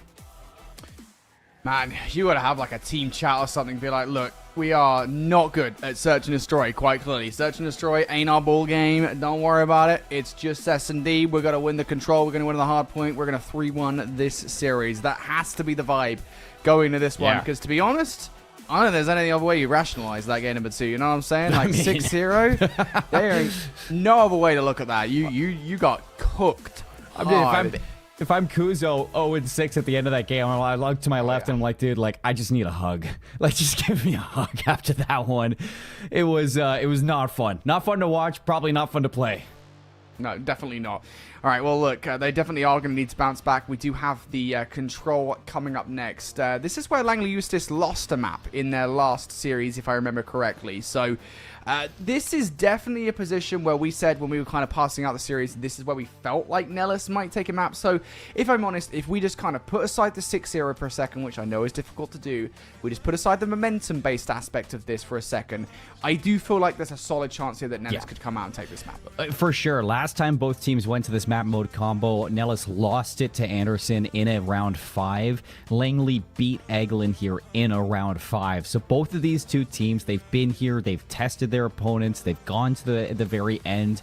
It hasn't been clean for either end of it. And that's where I kind of give Nellis a little bit of merit to see if they can fix a couple of those mistakes versus Anderson and bring it to Langley Eustace like they did towards the end of that hard mode. Yeah, I could see them stealing this one away. I mean, they've already gotten a win against this team. They know they can bleed. They just got to shake off what just happened to them in that beating on Hacienda Search. All right, well, they have to. They have to shake that off. Nellis, don't worry about it. Put it in your back of your minds. Go again. And already at the start of this one, they're getting aggressive here. They're doing what they do best. They're trying to get flanking plays through. The comm has been made perfectly on towards Floops, and if they're counting numbers, they should know that Bum's behind enemy lines. That is a perfect play call from Langley Eustace, by the way, to pick up all of those players separately. Yeah, at the same time, we're hyping up Nellis. We could see Langley Eustace do exactly what they did in map 2 here in map number 3. The opening break-off, it's a 3-for-1 trade. Off of the respawns, Nellis doing at least everything they can to make it out of their spawn, but another wave of kills don't go their way. It's Bum trying to sneak away. He gets traded out. It's back to square one with Floops trying to break over towards B. Full life advantage here for Langley Eustace. Floops, the furthest player, pushed forward. Mid-map control pretty much locked in at this point in time for Langley Eustace. Reaper needs help, but he's going to get it by way of Wolf. Now Tantalized getting involved as well. Wolf finds even more value. And, well, the one player that was trying to keep their life in Floops immediately goes in that ensemble. So it's another wave of gunfights here for Langley Eustace. 20 seconds now to go. Yeah, they woke up and chose violence. That's all I can say for Joint Base Langley Eustace. They're winning every single battle. I mean, Da Vinci's only seen 3 people, now 4 people around the whole time. And he's been walking around this Hacienda. But a chance over towards B. They get the segment at least. But with 5 seconds left, you just cannot leave this point. You have to contest it if you're Bomb and you need your teammates to get here. Well, they could still get some ticks here. Flanking play is being made by Wolf. Okay. Oh, the timing. Floops didn't see him coming. Yep, he's going to take one down. B's about to go, though. You've got to get on the point if you want to stop this. No, the extra 60 seconds is good. Bum and Smoke going to follow up with kills as well. So they are starting to get forward here. Wolf is giving chase to these players. Unfortunately, I think the Nellis team is giving chase to Langley Eustace. Wolf has gone all the way back. He's given up so much time for this. Brother, I mean, what is going on in this control map? Floops is his turn to get a little bit mixy. A couple more kills for Nellis. They are on towards A, working on that first segment over the top. Kuzo, he's going to get cleaned up. That segment is going to get neutralized, but a team kill now. And it's Bomb's turn, 7 and 4. It just never ends. I got to get rid of that first tick. Not going to. Progress now made. Bum towards the left of the point. Da Vinci has to check all of the different angles. Floop's also coming in for the help. Bum is now gone. So Nellis, players approaching from different angles here. 2 of them get cut down. Only 1 remains. It's Kuzo who is going on the longest flank known to man. And Langley Eustace are so on top of this, by the way. They like immediately turn around. They know that someone is flanking them. They know that someone's around. Kuzo makes noise. Reaper ready for it. And he picks up that gunfight. So now just down to the final 3 players. There goes Bum. There goes Kuzo, excuse me. Just down to Smoke and Floops. Left up here, 2 versus 11. Floops backed away, down to 22 HP. They know where he is. This is very, very done. And at this point, Floops just does not want to feed anything else. But that is a mixed bag, I think, of a round from Langley Eustace. It started phenomenally well. The back half of it, though, I think they probably didn't want to give away the entirety of the B zone. It was really nice until they decided to put their controllers down and not challenge B. That's when things started to get a little bit weird. Nellis, though, I mean, you walk away with this one, you're like, guys, it could have been way, way worse. 4 segments, you take that. And going into the rest of this map, now you just try to build off of that. You're on the defensive side. If you can answer back with a defensive round, hold Langley Eustace to 0 ticks, maybe even to 3 ticks. That is perfect scenario now. It gives you the advantage going into the next rounds then, and gives you a chance to try to aim for that round 5 defense. Nellis need to have just as strong of a start as Langley Eustace did in their last defense. And it is a pretty good one. You take a 3-for-1 trade, only 1 player gets through, and it's Wolf, who is causing a little bit of tension. He's waving his arms about over by the A zone, trying to draw the attention of those players that push through. Those players that did push through, though, they're getting cut down. Bum, the last one left to deal with, flies out into the open, has been dealt with. So Langley Eustace relieved the pressure. Wolf, still alive, by the way. He's on a side mission right now. Yeah, he's just doing whatever he can to cut down some of those players trying to get out of the spawn of Nellis, but he's accomplishing really not a whole lot. He is back on the flank, and nobody's going to be watching him for this one, so opens up a chance over towards B. 3 players through the middle of the map trying to take it back. Stacking the point. Are they going to check left here? All right, never mind. Wolf just jumped out in the open anyway. That stun's going to connect. Wolf. Floops will be good for the kill. First tick already through on the point. Got to be careful here about giving this one away. Towards the point they go. You take a trade on towards Da Vinci. They will salvage the point here for a second. But Langley says they've got a backup. They could theoretically get to A if they wanted to. But they're just going to get the gunfights. Wolf takes a 2-piece. They're right back on B. Yep, exactly. He's going to keep the time over towards 37 seconds. Still, a little bit of chance to keep this one mixed up before go down. You're back off the respawn. You weren't able to get that second segment on either zone. So 30 seconds for Langley Eustace to turn this into anything and get at least a little bit of objective going to the next round. Yeah, Langley Eustace, you got to do better than this. You're getting a lot of value right now, but as far as objective is concerned, yeah, it's not that great. I think this might have been their previous issue versus Masawa, if I remember correctly, that they were getting a lot of kills, but they were not finding objective. Well, here you go. They're going to try it again. Stacking on both points. Wolf now pushing forward, so no longer on A. Double stack now becomes a single stack. Reaper moving forward. Can't finish that gunfight. Will inevitably do so. Second player, bit of a miscom there. Somehow manages to get Kuzo for free. And now the third tick will be through. 16 versus 10, extra 60 seconds. That's daunting for Nellis. It's like picture perfect up until the last hairline fracture of a moment. And then you throw it all out the window. Both teams struggling to get some consistency going on these defensive sides. Langley Eustace, though, they capitalize off those mistakes. Another wave of kills. That's going to be the offense going their way. All 6 segments captured. 2-0 up in the control. And they're ready to keep this flawless going after a 6-0 sweep in the search. It's just that last little hit, excuse me, from Langley Eustace, right? They were kind of done messing around. They were fed up. They'd got so many kills, and they hadn't really found anything for it. I will say, I still think they could have been a little bit better, you know, a little bit more perfect, you know, and maybe that's just the perfectionist in me around control that thinks, hey, you get kills, you just have to stack the point. They were playing maybe a little bit too much for map control, but you know what? Doesn't really matter. Win's a win. Doesn't matter how you get it done. Langley Eustace did. And now you're starting to look to some of those power players really stepping up. Da Vinci, who we've given so much love to this week. 17-7 on a 5 streak coming into this one. You look over towards Nellis. Kuzo, 9-13. Floop, 6-15. They got to step up if they want to pull off the reverse sweep here in control. Desperately need to step up going into it. Bomb's been good. Smoke's been there as well. But even still, you need more. That's what you're asking for at this point in time. And the defensive stands, time and time again, have been so good from Langley. And Reaper's going to be in a place to do some more damage onto these lives. Good placement of his crosshair. He even gets away for the meantime. It's going to draw some more members out into the line of sight of Wolf now. 4 life advantage, 46 seconds. Util's going to connect as well to the players coming off the spawn. The Bum has to go big here. Oh, he does! 2 big kills to clear top office. Langley Eustace needs to go deal with him. One player on the point turns around, potentially try to deal with Bum. Didn't expect him to go out towards Garden, so that's going to alleviate the pressure through the front of the point. Nellis now will double stack, maybe even a triple stack if Floops decides to get on it. Player top secret, pep it up here. Langley Eustace are trying to flank this point. I think they may well have to give this up and just go straight towards A.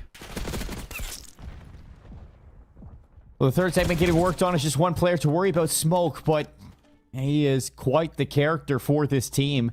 And he's not going to give up 30 seconds. He's going to go back in for the team. They're going to get there in time. A double stack, maybe even a triple stack out. But the contest from Reaper, that's going to get rid of the rest of them. Smoke on 4 in a row before he goes down.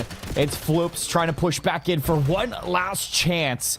And maybe does some damage, but it's not really setting anything up for Nellis to get onto it. And they're still doing the same thing as well, right? They're not going straight towards A. They're not trying any variety. They feel like, hey, just get this final tick through on towards B. Get the extra 60 seconds. That's the play call. Double stack through. With only 1 kill coming through for Langley Eustace. It's Da Vinci. Trades. That favors them. And that should be it as far as B is concerned. The extra 60 seconds has been secured. 3 life advantage for Langley Eustace, though. And there's nobody in office. AV11. Minute on the clock.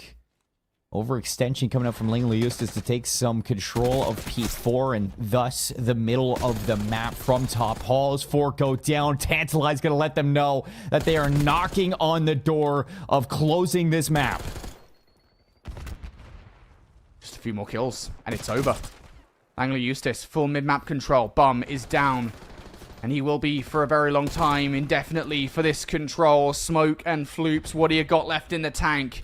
Is there even a sliver of gas ready to go? They try to escape, but there is no escape from Langley Eustace. Floops goes down, and Langley Eustace win the control. It's an indomitable map once again. 6-0 search and destroy. Why don't they do a 3-0 control as well? 9 rounds in a row. Nellis just haven't been able to get anything to stand on since the win on that hard point. And I mean, there's a couple flashes in the pan for this map in particular, but most of it came off of mistakes from Langley Eustace. You saw it in round 1, the chance that Nellis got to actually win that offensive round. Langley Eustace, they still clutch up, leaving them at 4 segments. You go into that defenses for Nellis, you think that maybe we can answer back with one of our own. And to be fair, Brody, they were doing a good job for majority of that round, but as soon as they slipped on the banana peel, there was just no recovery.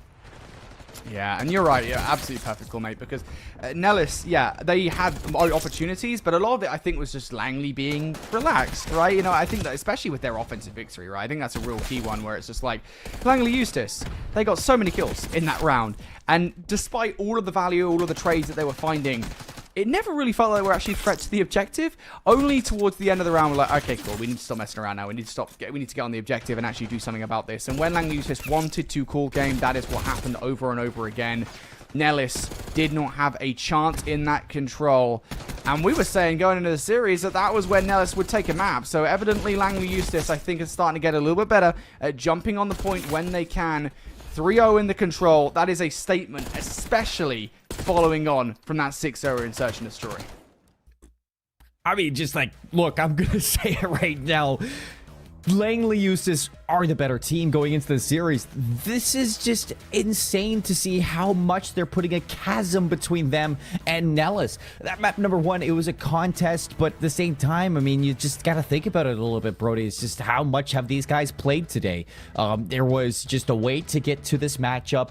You had a little bit of a break in the last one as well. You're sitting here. Are you warming up? Maybe not, because of the issues that the other PCs could be having. And then you go into the series. Nellis actually come out a little bit different, and Langley Eustace are scrambling to figure out how to get into that dominant form. You go into the search and destroy, you collect your thoughts, you collect your abilities. They smoked them. You go into the controls, the same exact thing, and yeah, it looks a little nonchalant at times, but Langley Eustace, they look so darn good when they put their foot down.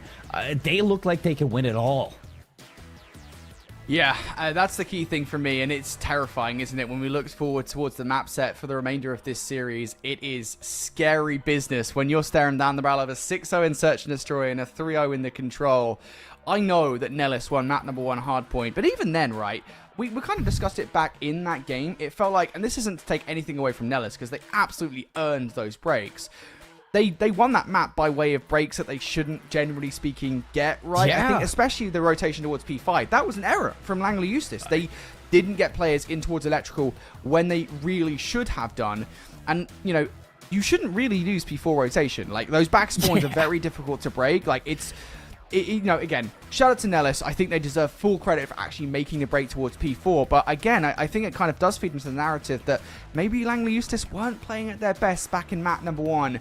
What happens now if they do here on Hacienda Hardpoint? Yeah, it's just silly little mistakes. You think about that rewind. You know, I looked at that P4 rotation. Nellis went 3 down. I looked at my pen. I was writing something down. I looked back up, and Nellis had broken the hill. And I'm just like, how does that happen for joint base Langley? It's just the small details that go into those mistakes back in map 1 are being patched going into maps 2 and maps 3. So going towards this Hacienda hardpoint, I don't really remember the last time I saw either one of these teams play this map. It's been a while since they've gone to the Hacienda hardpoint, but this is one where you really need to change the narrative if you're Nellis. Like, desperately need to change the narrative. And in terms of not just those rotations, like we're saying, and fixing a couple of those scrappy mistakes, but also in that slaying category, because we're at a point, and you noted it last series when we were watching Ramstein versus Cannon,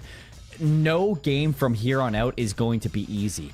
And you cannot have poor performances as an individual. You need to step up in the slaying, be that supportive filler for the rest of your team. And for Nellis, I think you can say that for pretty much majority of the entirety of this team. Yeah, everyone needs to slay out. Like, constantly. You can't not at this point, right? Everybody needs to be firing on all cylinders. That is the hallmark of a winning team. Langley Eustace, they have that right now. Everybody feels like they're doing something. They just need to be a little bit more efficient with their kills. And maybe since there is an objective to play with here, that might work against them. I don't know. We'll see. We're going on a hardpoint, folks. Again, Nellis, they did take map number 1 hardpoint away from Langley Eustace. So there is all the chance in the world, plus some more, that this does go to a game number 5. But right now, off the rip here, nobody touched on the hardpoint just yet. Everybody wanted to try to get some topside control. And I don't blame them, because you get some ARs up top, and it is risky business for the team on the opposing end. But that is a lovely Semtex for Tantalize to ensure Nellis still uncomfortable. Yeah, that's good bait. He goes back in for a second one too, and Nellis are gonna hop that zone for the moment, but Reaper gets in. It's his turn to start soaking. You can see that in reaction. Nellis want to overextend all the way through P4, but Wolf's gonna be on the case. I don't think he saw the second player, but the stun's gonna give it away. Da Vinci is there to help out. You're looking to get these spawns in the back, and Nellis, they're racing to see if they can contest it. Oh, Tantalize. Oh, boy. They're really trying. Kuzo putting some shots back as well. I feel like these guys might run out of bullets the way that they're shooting bodies at one another right now. But already we look towards the next hard point. Langley Eustace, they are here. Nellis trying to approach from the side door. Da Vinci will send one away. Barely even a scratch. Second player doesn't want to challenge just yet, and why would you? But he instead will have to challenge a player towards the lobby. It's going to be Reaper that takes him down. It is a full blue feed. Nellis are really struggling right now. Yeah, they're backed up against the ropes, and it is just punch after punch that they're receiving. Bums on the slide in. He gets a second one, hits the corner, can't play his life. Players off the respawn for Langley Eustace. They're going to hit the pinch back in towards this hard point and Tantalize. Yeah, you got to blow that up, buddy. 10 seconds left at old. You look towards the rotation anew. Nellis, they're going to be there, but you got to win some crucial fights here on the rotation. Wolf, he's going to be the spearhead that tries to break it early. How do you not have anybody by rotation, right? You just got bullied out of the hard point. You got to make sure you're here. Nellis now, I'm going to be the new team that touches over by Newt. Can they get it done? Langley Eustace, Tantalize going to find that kill on towards Smoke. Here we go. Players starting to move forward. Reaper shutting down Floops. Trades from Bum towards the hard point. Kuzo just pre-firing in towards Tin. And, well, that is not going to run them as a kill just yet. Now Langley Eustace starting to knock at the door. Slide in is good. Smoke for the double. Da Vinci now needs to use the contest spot. Will do exactly that, but Smoke over the top is good for the third. And now while you're replenishing your players constantly towards the backline, but Nellis doing somewhat of a good job of keeping them at bay. Yeah, nobody's been able to get here to help out Smoke. It has just been body after body from Langley Eustace, putting the pressure in. Reaper through the middle of the map. He's going to try to cut off some of those rotations, but realizing nobody's going to be there. So they're going to be heading towards P4. Bomb inside office. Opens the odds up with a couple of kills. So that should give a good setup now for Nellis to get some time off of it. But the big question is, how long can they hold it? It was about 30 seconds until Langley broke back in P3.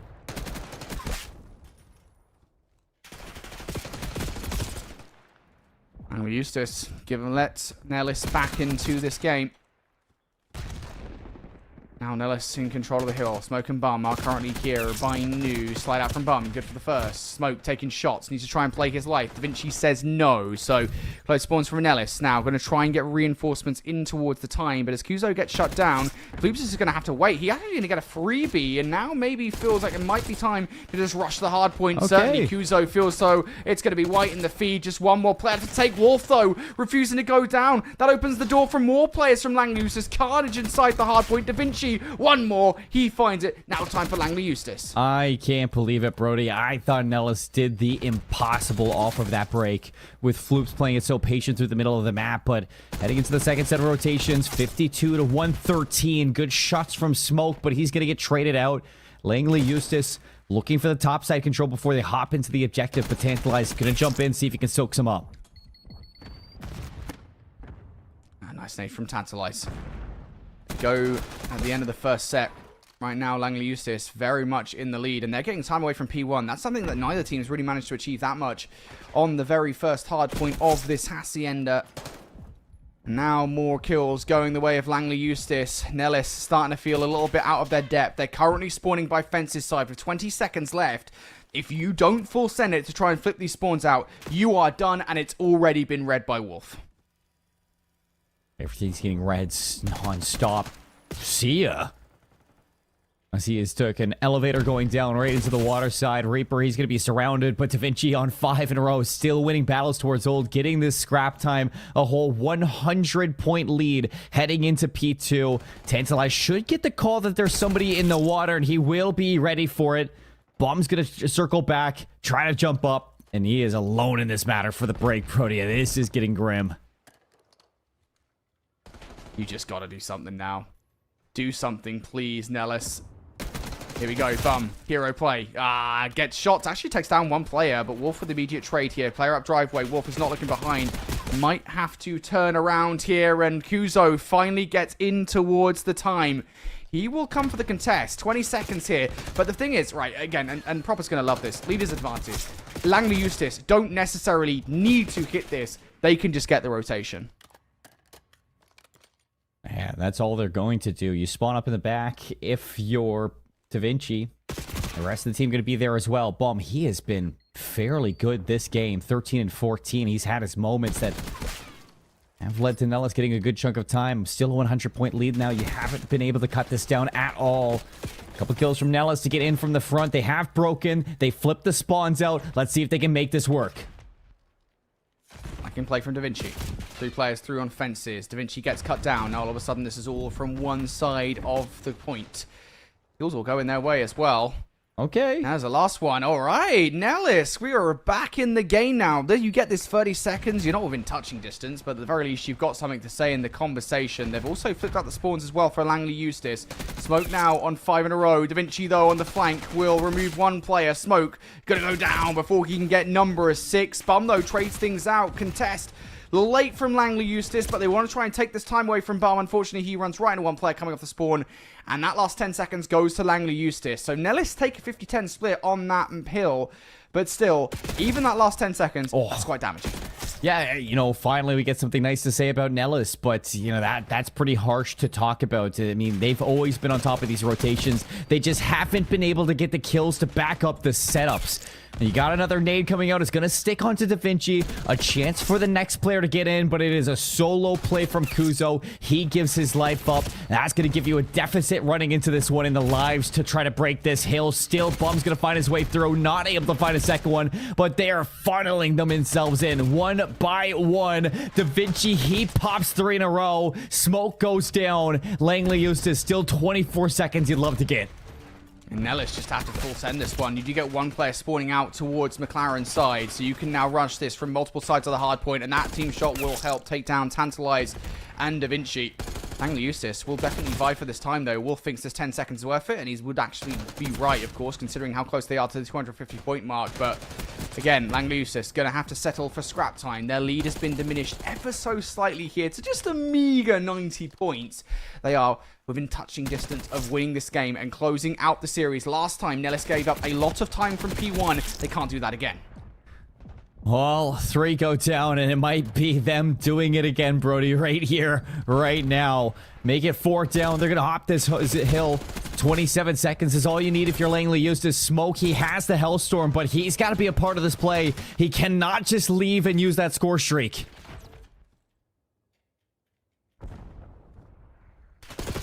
Going to go off. Reaper's going to go off towards New. Nellis are going to try get towards the time, and they will do exactly that with 20 seconds left. But as I said, one player towards New. Reaper, proper nuisance. He's already found the first gunfight. Kuzo towards the old time. Big kill against Wolf. Again, Reaper is still isolated here, and he really isn't going to know where to look, but he is getting help.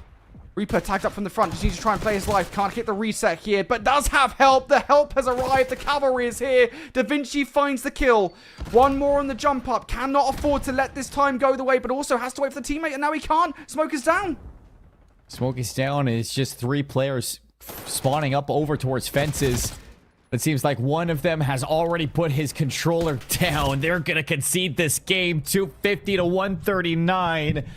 Joint base Langley Eustace gonna move on forward. Nellis, they drop on down to the lower bracket to see how far they can deal with that gauntlet. That was a blowout of maps 2, 3, 4. Dude, we gotta roll this interview real fast. I want to know what the hell happened in map number 1, because that was a totally different Langley. Did they like replace them with their like stunt doubles or something for the first map in this best of 5? Because that was a totally different Langley Eustace. Nellis did not stand a chance, and I'll just keep on saying it. When Langley Eustace want to play on top form, right, when they want to full go try hard, what have you, they absolutely can, and we saw that through games number 2 and 3. But first of all, we've got to show you what happened back in map number 1 all the way about an hour ago now. Langley Eustace, they got beaten on this hardpoint team. Yeah, they did, and you know, it did come down to a couple of those mistakes, especially the P4 rotations. The P5 here, Kuzo goes absolutely nuclear. But other than this moment, Kuzo, he was silent. Outside of that, you go to the search and destroy. He goes 0-6 for the team. And, you know, it's a little bit rude of me because it wasn't just his fault. I mean, it takes a village to lose like that. But for Langley Eustace, they woke up in that map number 2. They never looked back. You had performances from all 4 players that looked fantastic. Tantalizing the search and destroy. Wolf and Da Vinci inside of that control. They were a tag team duo on the respawns of Nellis. And then you go into that hard point, and it's just rotation after rotation that gets broken within 15 to 20 seconds. Wolf having some major plays as well to lock that down. And then again, Da Vinci just hating multi-kills, one after the other, just world-starring players from Nellis. It was a walking highlight reel for Langley Eustace after that map number 1. Nellis, they kind of got away with highway robbery. Realistically, this could have been a 3-0, but they are going to make it respective with a 1-3. Dude, I just felt like we were watching Langley Eustace's warm-up game. I'll be honest, mate. Like, I don't mean to disrespect to Nellis, but That's Langley pretty Eustace, disrespectful. Well, there you go. Langley Eustace are kind of running through him for the last few games, mate. I don't know. Again, it would look like a totally different Langley Eustace roster. They totally decimated them. Yeah, not giving them a single round in search and destroy, not giving them a single round in control. And then, I mean, it was only really in the second half of that hard point where it really felt like Nellis had activated. It was a couple of hard points. That was about it from Nellis.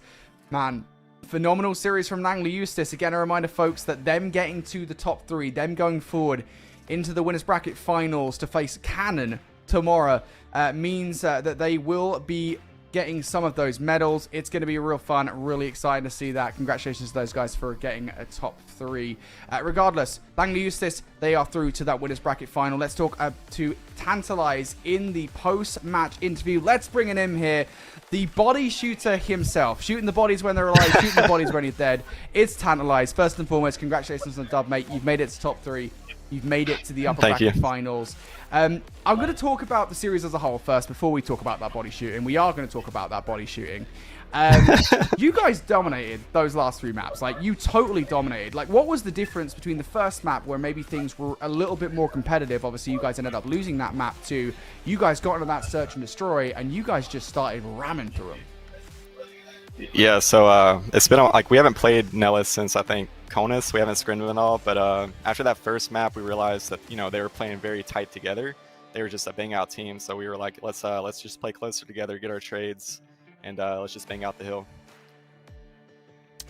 Yeah, I mean, it definitely showed up in that search and destroy. I mean, 6-0, that's pretty darn good. I mean, 7-0, 3 first bloods out of yourself. That's definitely going to take the cake for probably the highest kill death ratio in any map that we've had at the World Championships so far this week. But for your team in general, I mean, let's talk about some improvements to be had, especially going into your next match versus Cannon. That's a tough team to beat, and obviously one you probably want to get some revenge against. So what's the mindset of the team going into that match? How are you guys going to handle it? Oh yeah, for sure. Obviously, we want to get revenge. They beat us 4-2 in a best of 7 last time. We definitely want to beat them this time. I think we want it more. We're hungry, and Cannon better be ready because we're coming for them. Oh, fighting words. You'll love to see it. We will definitely be coming back to that tomorrow. Don't you worry about it, Tantalize. I do want to ask about those body shots. I have to. I feel like it's kind of part and parcel. Were there any, was there bad blood behind those body shots? Was it just trying to get in their heads a little bit? Were there any smack talk involved in that? Yeah. No, it was just friendly banter. Like, we're all close with each other. We shoot the shit. So, it was just friendly banter. You love to see it. Look, we always love body shots. Whenever we see it here on the casting desk, it gives us the massive smile. Again, congratulations, Tantalize, on the dub. We can't wait to see it tomorrow. Before we let you go, anybody you guys want to give a shout out to either back at home or back at base? Yeah, I'm just going to shout out my family back in Georgia and shout out my base, my leadership for allowing me to come to this event, and shout out my best friend, Terry. Shout out Terry. We love Terry. Congratulations, Tantalize. Go enjoy the rest of your night, mate. All right. Thanks, man. Alrighty, that was Tantalize. Okay, they feel confident versus Cannon. I mean, to be fair, honestly, with these guys, every single team feels confident, Seymour, so I'm not too sure how much we can take away. All I know is we got a great winners bracket final laid up for us tomorrow. Look, and I'm just going to say, from the viewership perspective, that did not feel like loving body shots. That did not. And I think it reflects in the scoreline. I mean, of course they were, and, it's all fun and games at the end of the day. They are, really good friends. And I know I'm kind of, laughing at the whole statement and making fun of it, but at the end of the day, they are really good friends inside of that stadium, inside of that arena, playing against each other. So for them to say that, that's nice. It's just, man. Maybe if you were trying to be a little bit more friendly, you could have let off the gas a little bit. Just a little bit. Just a few less bullets, You don't need to unload the whole mag every single time you get a kill, Tantalize. But you know what? If you keep on doing it, we on the desk won't complain about it. So that is Langley Eustace through to the upper bracket finals, folks. We have our teams, Langley Eustace and Cannon. They will face off tomorrow for a spot in that grand finals. It's going to be an epic matchup, a rematch, of course, from one of those from Konus. With that said, guys, we've got one more match on the schedule tonight. Peterson versus Misawa. One team in lower bracket is about to lose their tournament lives. Make sure you don't miss it. If you keep making that face, it's going to stay like that. Funny. I'm trying to get my own car insurance. Well, that's easy. USAA. I thought that was for the military. And their families. Grandpa served and he joined USAA. He shared membership with your mom, so she'll give it to you. Really? And they'll take good care of you. USAA. Members who switched saved an average of $725 annually on auto insurance.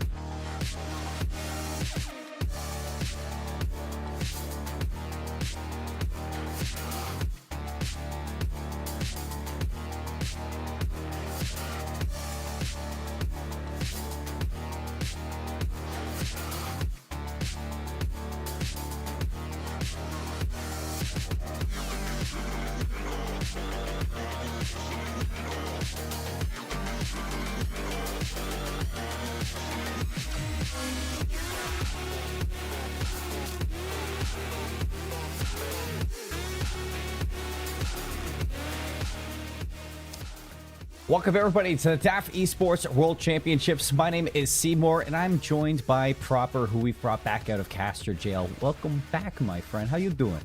Give me a vibe check.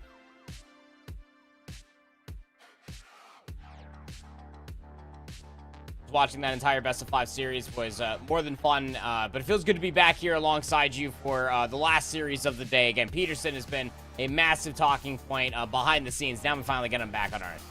Yeah, you know, I'm excited to see Peterson take the stage yet again. They're going to be taking on Misawa for this matchup. It's a rematch from day one that did end up going the distance, so that's something to look forward to between these two teams. But winner goes on to play in Ramstein in that next round for a chance to knock out one of the top teams and the only team from USAFE. So this is a pretty big match that you want to have full confidence going into that one from. So let's take a second here. Let's introduce our first team. That's going to be Peterson for our left side of the screen from what we're going to be seeing in game. It's going to be Kimura, JR, Loyal, and Soder. These four, they've been fantastic to watch. Yeah, no, they really have been. I think at a multitude of different levels, they've been able to step up in a lot of different ways. When you go back through Peterson's Space Force space, I think like their entire route became that much more of a wake-up call when they did have that opening matchup versus Misawa, which we'll break down further. But going to map 5 behind them, where they thought that that was just going to be a cakewalk, was not how their tournament went. No, top 4 in the CONUS regionals. It brings them into this position now for Worlds. It hasn't been the smoothest road for them, but I'm sure they're looking to right those wrongs going into these next couple of matches. And let's introduce the other side for Misawa. A team from PACAF that made it all the way to the finals through the lower bracket. They take down Hickam, and they're looking to take down some more teams here at Worlds. It's Sweet, Nase Michi, Goldfish, and Knight, and it is headed by one hell of a player in Sweet.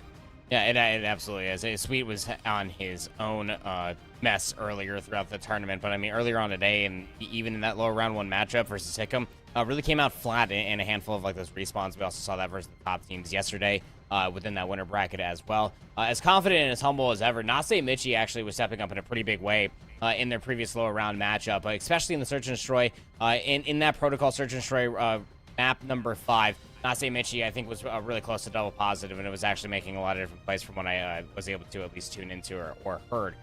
This team is pretty well-rounded, I would say, at a macro level. Sweet, again, he's part of that top 250 gang. We know that this kid definitely grinds the living heck out of this game. If he's feeling the hot hand, who knows how far he can go.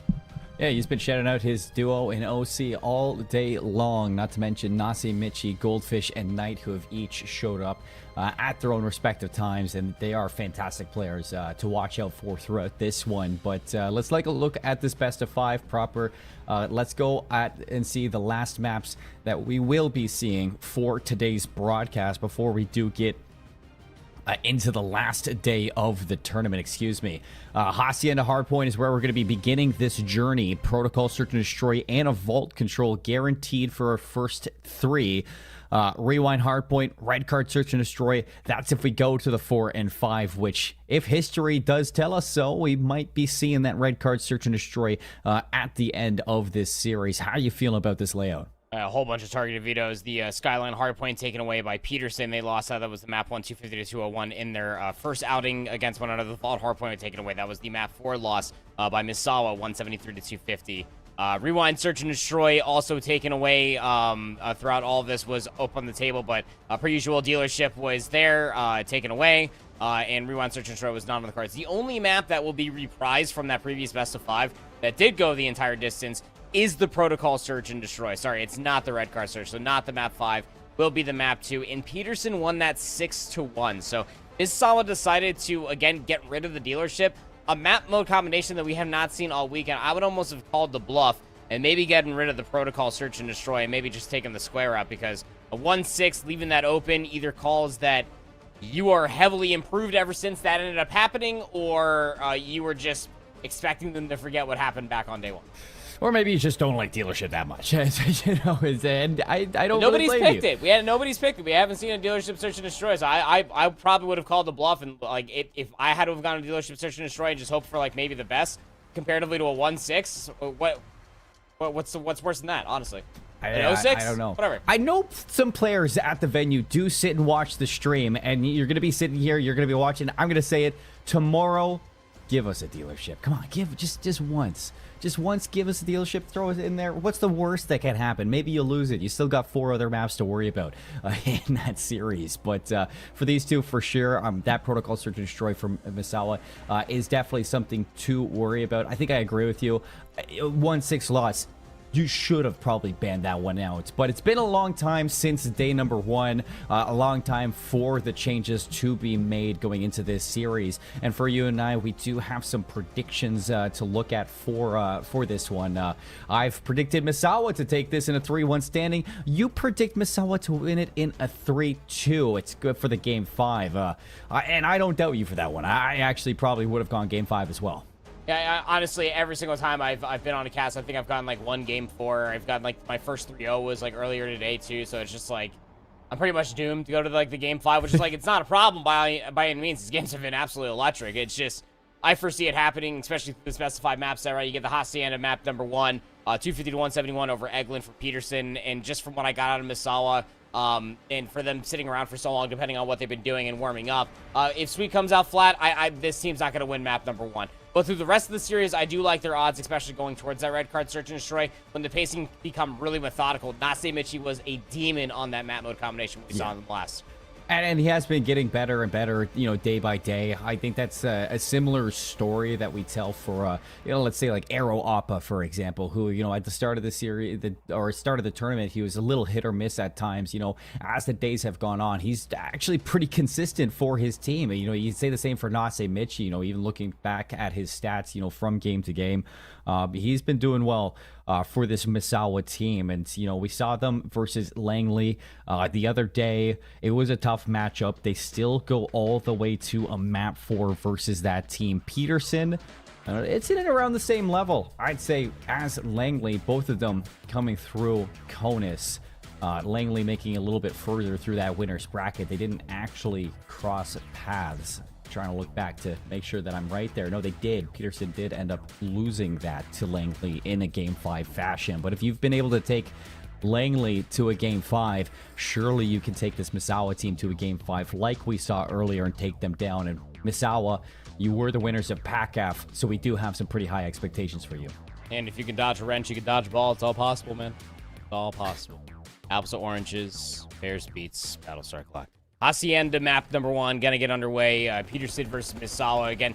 Sticking around for quite some time, but keeping warm in the venue. That venue cam has been showcasing all of that. The kill feed to boot. Misawa with a great 3-for-1 trade and the start to boot.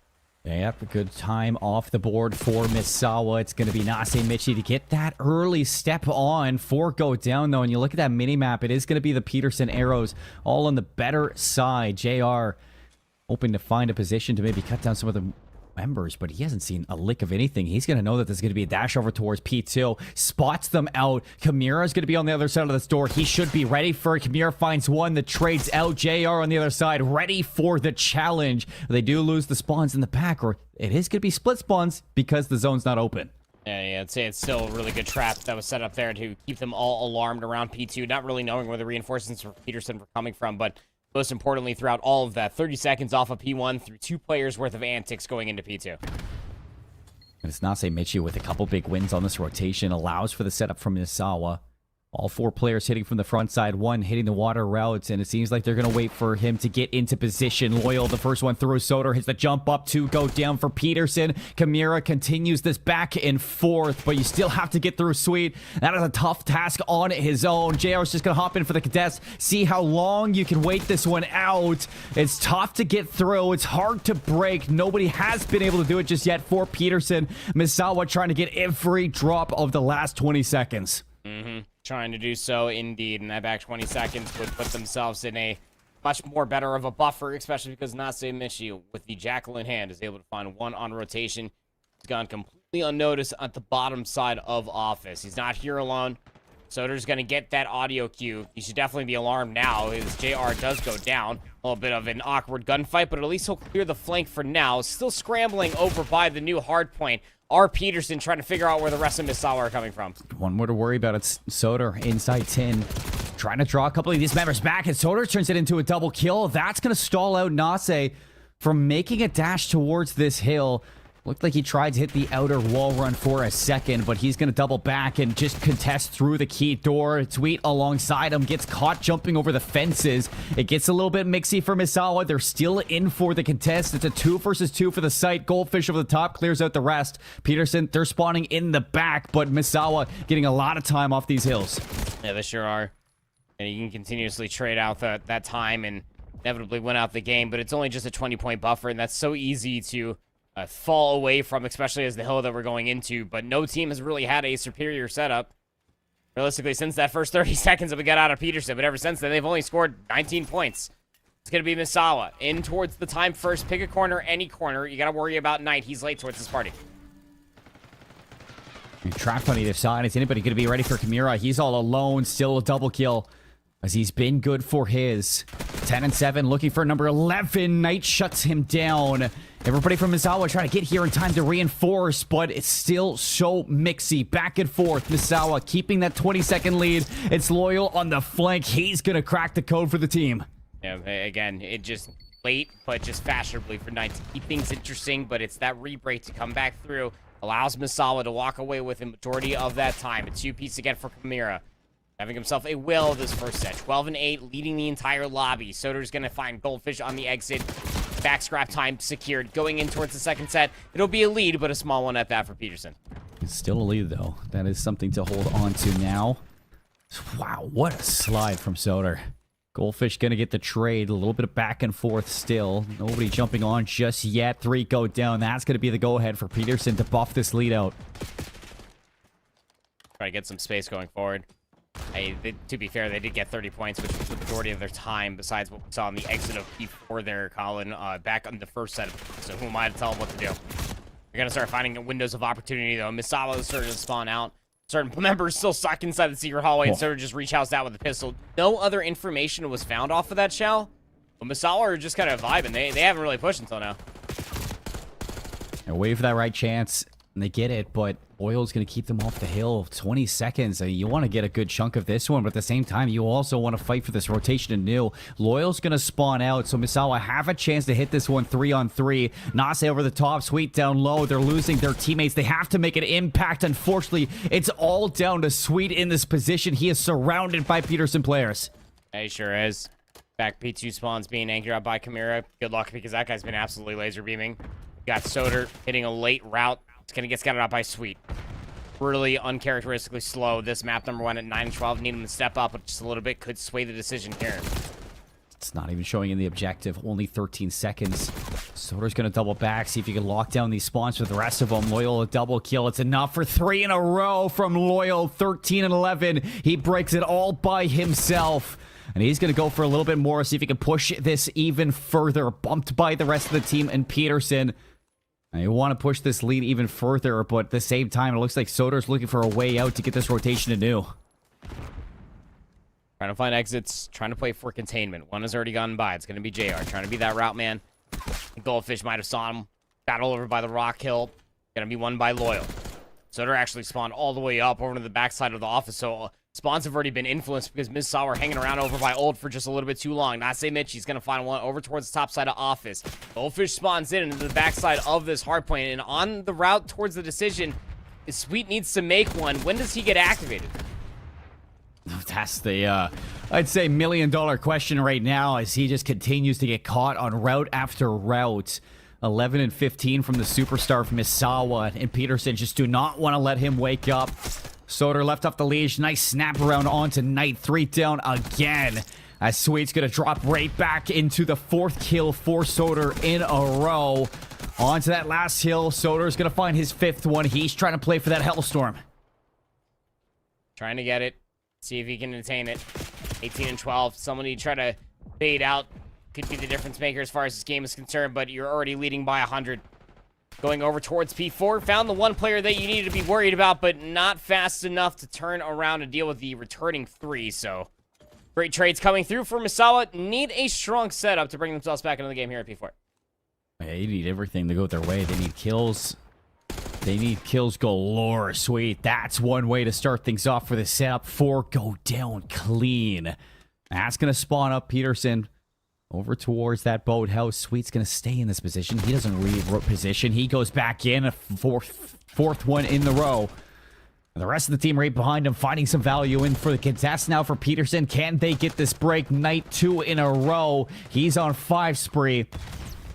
Peterson haven't been able to break this, and this is the best we've seen from Misawa for quite a while. And getting more score towards that streak, just soaking up time here on the OBJ, but over Chalice loses his life. Trades need to be here. Sweet, better late than never. 19 and 17 now for the kid. Big points being accrued here on P4 at the end of the second set. The lead is just now down to 40.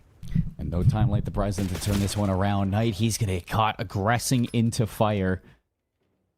His teammate in Goldfish, he's going to actually drop down on towards this point. They're giving up a lot of space towards the top hallway. Good nade placement from Goldfish. At least going to set Nase Michi up, but the SMG of JR rips him out of that balcony. Gets Peterson a chance to keep this one uncontested.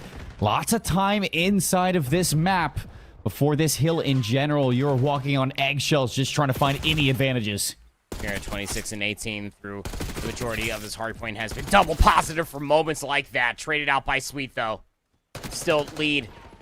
50 points. Is it too far gone? We've already asked for way too much from Misawa to make this comeback happen. You got players already on the rotation towards New. Goldfish is already able to find one that should lock down Lambo, but nobody's being aware where Loyal's located at. Goldfish, he's going to end up calling in that Hellstorm. More than likely, he's sitting down low underneath Lambo. So he's just going to activate himself just to help out his teammates, but could be the trump card towards the break attempt. Yeah, I mean, that is everything off the back of Loyal, just to shake off the attention, allow for the rest of the team to flood in through that front door of the garage. Slide back in. Knight, a double kill put together. 5 in a row again for this guy. Spawns in the back, but is this the setup that you need? Goldfish, he just has to stay alive. Tag down to 13, still finds the kill. Trying to wait for his teammates to get here, but they don't get there in time. Well, they do not. Back spawn secured now. Over 200 points. There goes Peterson. 30 bombs secured for Chimera. Players still spawning way too far out. They're going to slide into this 3v4. I mean, they found a kill around the back. Consider cleans up 2 in the front. Goldfish, I mean, he's trying his best right now. Sweets picked things up a little bit, but you look towards this rotation, they haven't been able to get more than 30 seconds in a setup yet from Misawa, and that was off that P4 rotation. They desperately need this P3 to go their way. JR, he's going to hot that contest right away, and Soder's hitting this one from the back. Yeah, keep in mind, I mean, Goldfish still sitting on this Hellstorm missile. Could have been the difference as far as that rotation is concerned, even if he would have taken his own life. Still sitting on that card in his back pocket. When's the green light going to be wavered? Because there's just 5 seconds until Peterson call game. Yeah, I mean, even if you do use it, Chimera's got a Hellstorm of his own. Sweet's going to break in for a double kill. What is the call? Chimera going to rain down that Hellstorm from the sky. Drop the hammer onto all of them. Chimera's double kill surely going to set them up. Just a few more members, a few more seconds for Peterson to win this Hacienda and start this series off strong. Everybody goes down. 5 seconds going to take away Peterson strike first. 250 to 161, the final score line, and Peterson, once they got that lead, again, insurmountable. It's one of those things, and yeah, it did make me smile a bit, Brody. I heard what you referenced, the leader's advantage, of course, and once you get one of those leader's advantages, what you saw out of Peterson, 70, 80 points, that should always be Raps more often than not, and just the ability to be that consistent out of Chimera is exactly what you need. Calling in the Hellstorm just to wrap the game up in a beautiful bow. Came up short of the 40 bomb, shame on you, but 3,800 damage, 30 non-traded out of 39. Yeah, we'll take that. Yeah, how dare you not get 40 kills, Chimera? 29 assists in between 2 of the other members, so I didn't see who that was, but I think it was like Loyal and JR, but like, still, that's gross. Well, I'll give you time to scope out who that was. We look back through these replays, and it was a pretty decent start from Misawa, all things considered, across the first couple of hills. But, you know, when you watch the disparities start to grow from hill to hill, it's just Misawa rotating first to a lot of them, not getting the kills to back it up. And that really shows in the performance that we were getting from Sweet for the majority. I mean, at some point, he did bring it back, but you asked the question, is it too late? And yeah, it really did feel like it was too late. And every single time you asked for Sweet to step up. Kimura was there for those double kills. He was the player to watch out for, the one who just kept Sweet on a leash time and time again. And at times, I mean, look at that. He's doing it inside the hard point as well. He truly was a monster across this hard point. Yeah, he was that guy, man. Just constantly just floating around, going on 5 sprees. You see, here's the toward end of the map number 1, where Kimura called in that Hellstorm missile to be able to close things out there with an emphatic bang. So big stuff coming out for Peterson. Again, the only number 1 seed team to actually lose in the winter semifinals. Finds himself down in this lower bracket, trying to make a massive statement. I think they went ahead and made one there with that map number 1.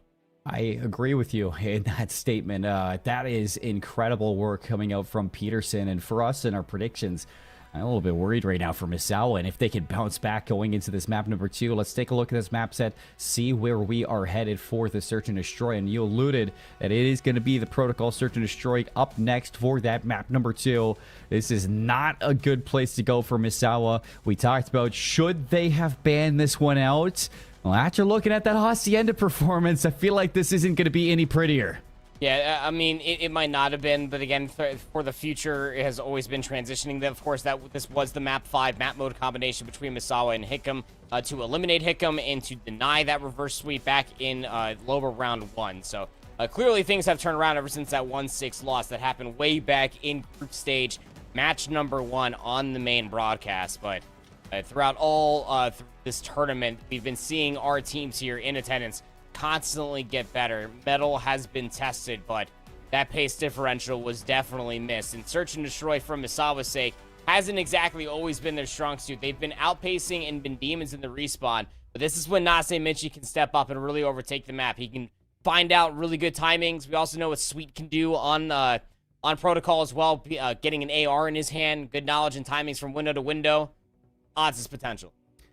Lots and lots of potential. I mean, there's always time to turn things around for this Misawa team. One map at a time, one round at a time, especially when you're going in towards that Search and Destroy. We hear it from the best. Just think about this one and not what happened in the past. Forget about that map number 1.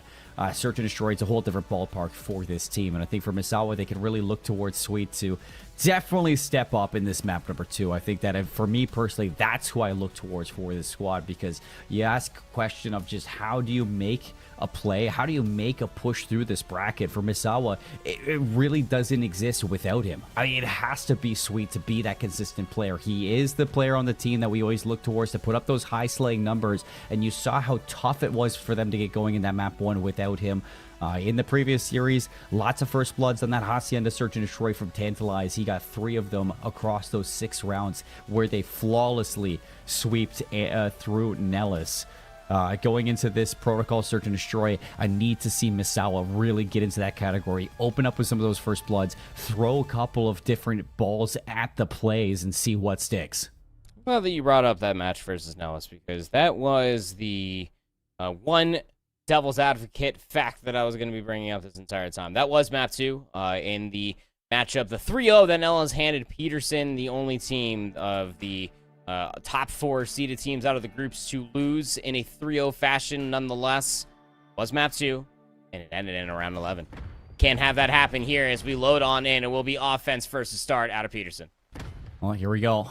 Offense for Peterson. Sweet over towards the helipad. He's going up the ladder, and he's going to get a whole lot of information, or he should have got a whole lot of information on the bomb carrier, or the bomb planting now.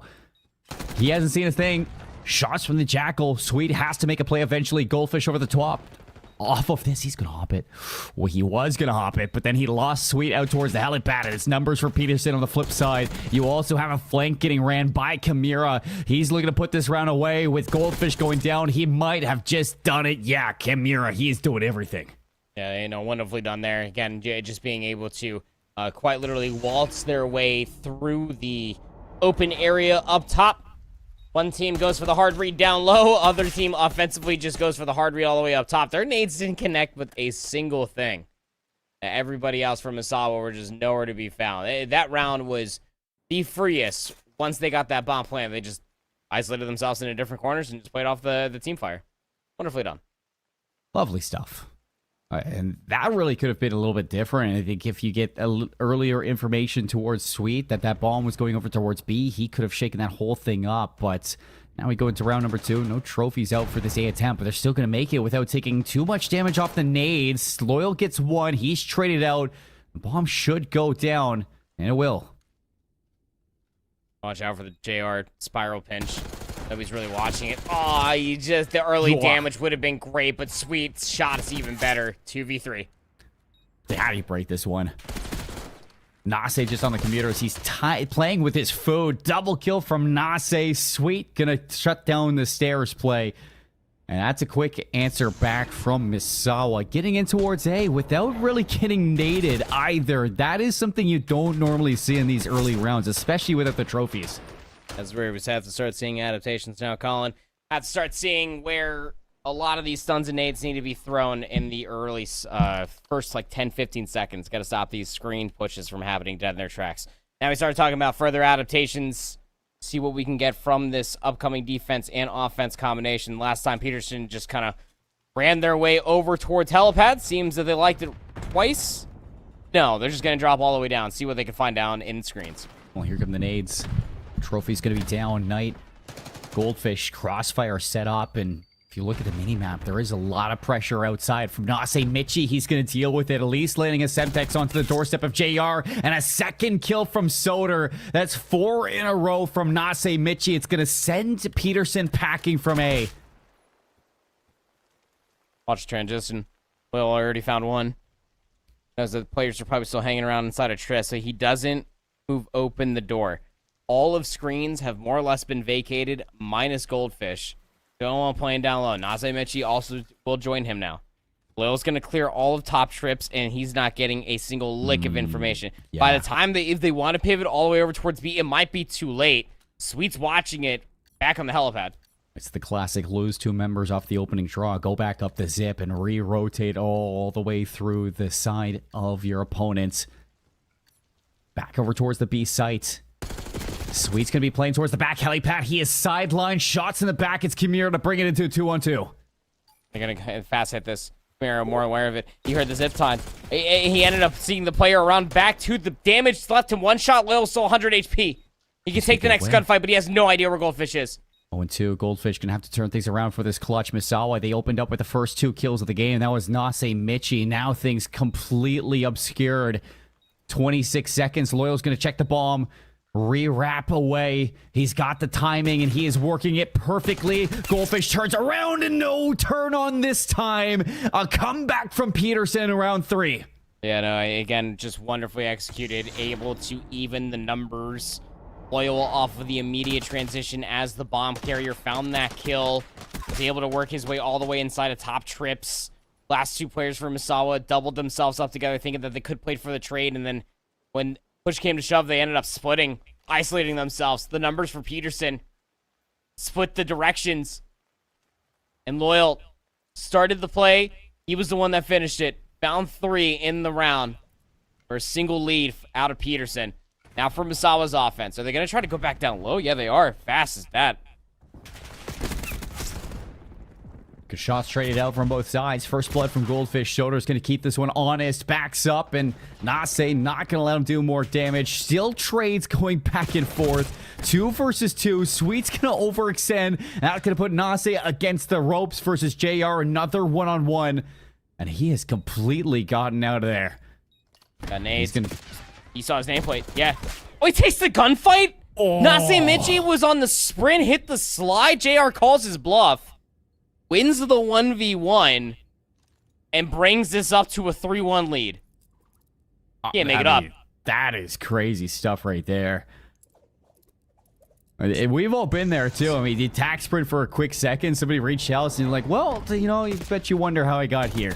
That's like that moment where it's just like the we'll be right back screen. Yeah. Where it's just like he gets like the immediate damage is like half HP. Just like you catch him like on the slide and the reach shot and like bam, bam, bam, bam, like wow. Yeah, exactly. Oh, that is a tough one for Misawa. That's back-to-back rounds that Misawa probably should have won too. You get the bomb plants at A, you have the 2 versus 4, you've lost both of them, and Peterson just keep on knocking on the door of these clutches. So JR, it's his turn to keep Peterson's front foot forward, as it looks like it's going to be a hit over the top mid over towards B. Only player here to stop this is going to be Sweet, but he isn't going to be ready. He gets no information. Finally spots the player towards the helipad, but the bomb's going down. Knight's going to get a trade. Nase follows up. 1 versus 3. Surely this has to be a round for Misawa. How's Loyal go away unnoticed? He's all the way up top. He gets away with a kill, and he's just gone. Gets the regen, checks the bomb. We're great. We're great. Now, you know where the last one was. Sweet was beaming you all the way to the backside of the map, and the timing is perfect. He saw his booty cheeks, and he's ready to shoot him. No, too early. Okay, I was going to say, 10 no. seconds, he gets there in time. Oh my goodness. What are we doing? It was just it was a scam for a scam, honestly. Whew. All you had to do was not shoot, Andy, and that was a round for Loyal and an almost 1 versus 3 clutch. That would have put Misawa's mental in the blender if he did that to them. Brings Misawa back into striking distance, back within 1 round. Nase double positive, by the way, 8-4. We go for Misawa. Are they going to try to aggressively drop that? They do this every time, I swear. It's so readable. Oh, the double nade from Soder is so good. Another one. Good night. What are we doing? I don't know. 3 straight offenses they've done that. No trophies? Dude, they're more of a one-trick pony than you were in collegiate Overwatch. Like, this is crazy. That's... Got him. Maybe if you said, like when we were playing Smash against each other, then I would have believed you, but we all know that's not true. Man. Can't prove it right now. Drop down for Nase. Can he 1 versus 3? This one gives himself away. Oh, they almost lined up, but Peterson... Another round goes their way. An explosive round 6. Yeah. Well, again, he's just having himself a great map number 2 in the clutch. But again, like, it's... like, you find yourself in the situation if you are Misawa, and it's just like... I don't know if they played a... what was it, Far Cry 3, where it's just like, clearly they didn't talk to the young guy on the beach, and he was like, no, the definition of insanity, because, like, they keep on trying it, man. And it's just like, it's not working. No trophy system. Keep himself safe from the nade. Double nade out of Soder. Doubles his kills in a single round with 1 popcorn. 1 bag of popcorn. 2 kills. 1 singular popcorn. The kernels, they're popped. They're popping right now, and everything is all over the place. Just popping. I'm going insane. 10-5 from Nase Michi. I mean, he is having a performance, but he needs something out of the rest of his team. Sweet is having a generational stinker series versus Peterson, and it doesn't get easier now that Nase is down in this one. Oh, you got his, though. Let's see here in the 3v3. Zip up top for Loyal. Damage was here. He's red dot chasing. Now he's ghost chasing. Sweet's still all the way in towards the back. Again, it is the same exact setup. If you're Peterson, you should know where they're located at, besides the 1 rogue player that you force away. That's Knight. It's all the way inside of Granny's now. Emphasis on should. Sweet Knight. The team shots are good. Knight gets away back in towards Granny's. And he's going to stuff himself in a corner and wait for the next move to be played. Soder's got to pick up that bomb. I don't know if he actually saw Sweet, but Sweet saw him. He's going to double back all the way through Spiral Staircase. They've completely given up the A site. And this could be a disaster call. We've seen this fall apart so many times. Play util too. Well, there comes Knight in for the first. 1v3 now out of Soder. Going for the immediate trade. Knight just repasses. Finds the cleanup in the 1v2. Unscathed at that. We go another round, and Misawa bring it back within 1. I don't even know if he was going for the trade there. Yeah, I'm not sure what He happened, didn't even slide shout back into Knight. He just gave it up. Yeah, I you know what? We've won so many 1 versus 3s. I don't want to do it again. That's what they were saying. That was a very generous round from Soder at the end there. So 4-3 we go. Misawa, even after all the blunders, they're still only down by 1, Andy. Comes the break off from Misawa, and they didn't drop straight down the elevator shaft. Honestly, tippable. W adjustment. Still got first blood, though. Yeah, still in a 3 versus 4. Bomb down. Kimura is going to take that space over towards A. JR outside. He's going to put some shots down. Doesn't finish the kill, but look at Kimura. He goes up the rope inside Granny's.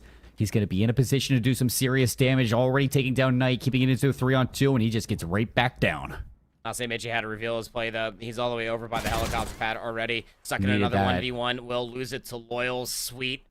Last alive. 1v3. He recovers the bomb, and we're going back to the day one play. Do it. Oh, he pulls the zip. He's got full Yuto, Colin. Yeah, trophy as well. Nobody here. I mean, it's like taking candy from a baby right now. So I want to see that trophy go down. He's going to put himself in a pretty compromised position in this close angle. Kimura for the slow peek back down the spiral staircase. What a play it would be for the 1 versus 3, but he's not even ready for Kimura down the staircase. You don't know what you're waiting for. Yep, got 2 more magazines here. Oh. Gotta That's reserve it? that one. Yep. No, we can go back for more. Oh, okay. Just 2 mags?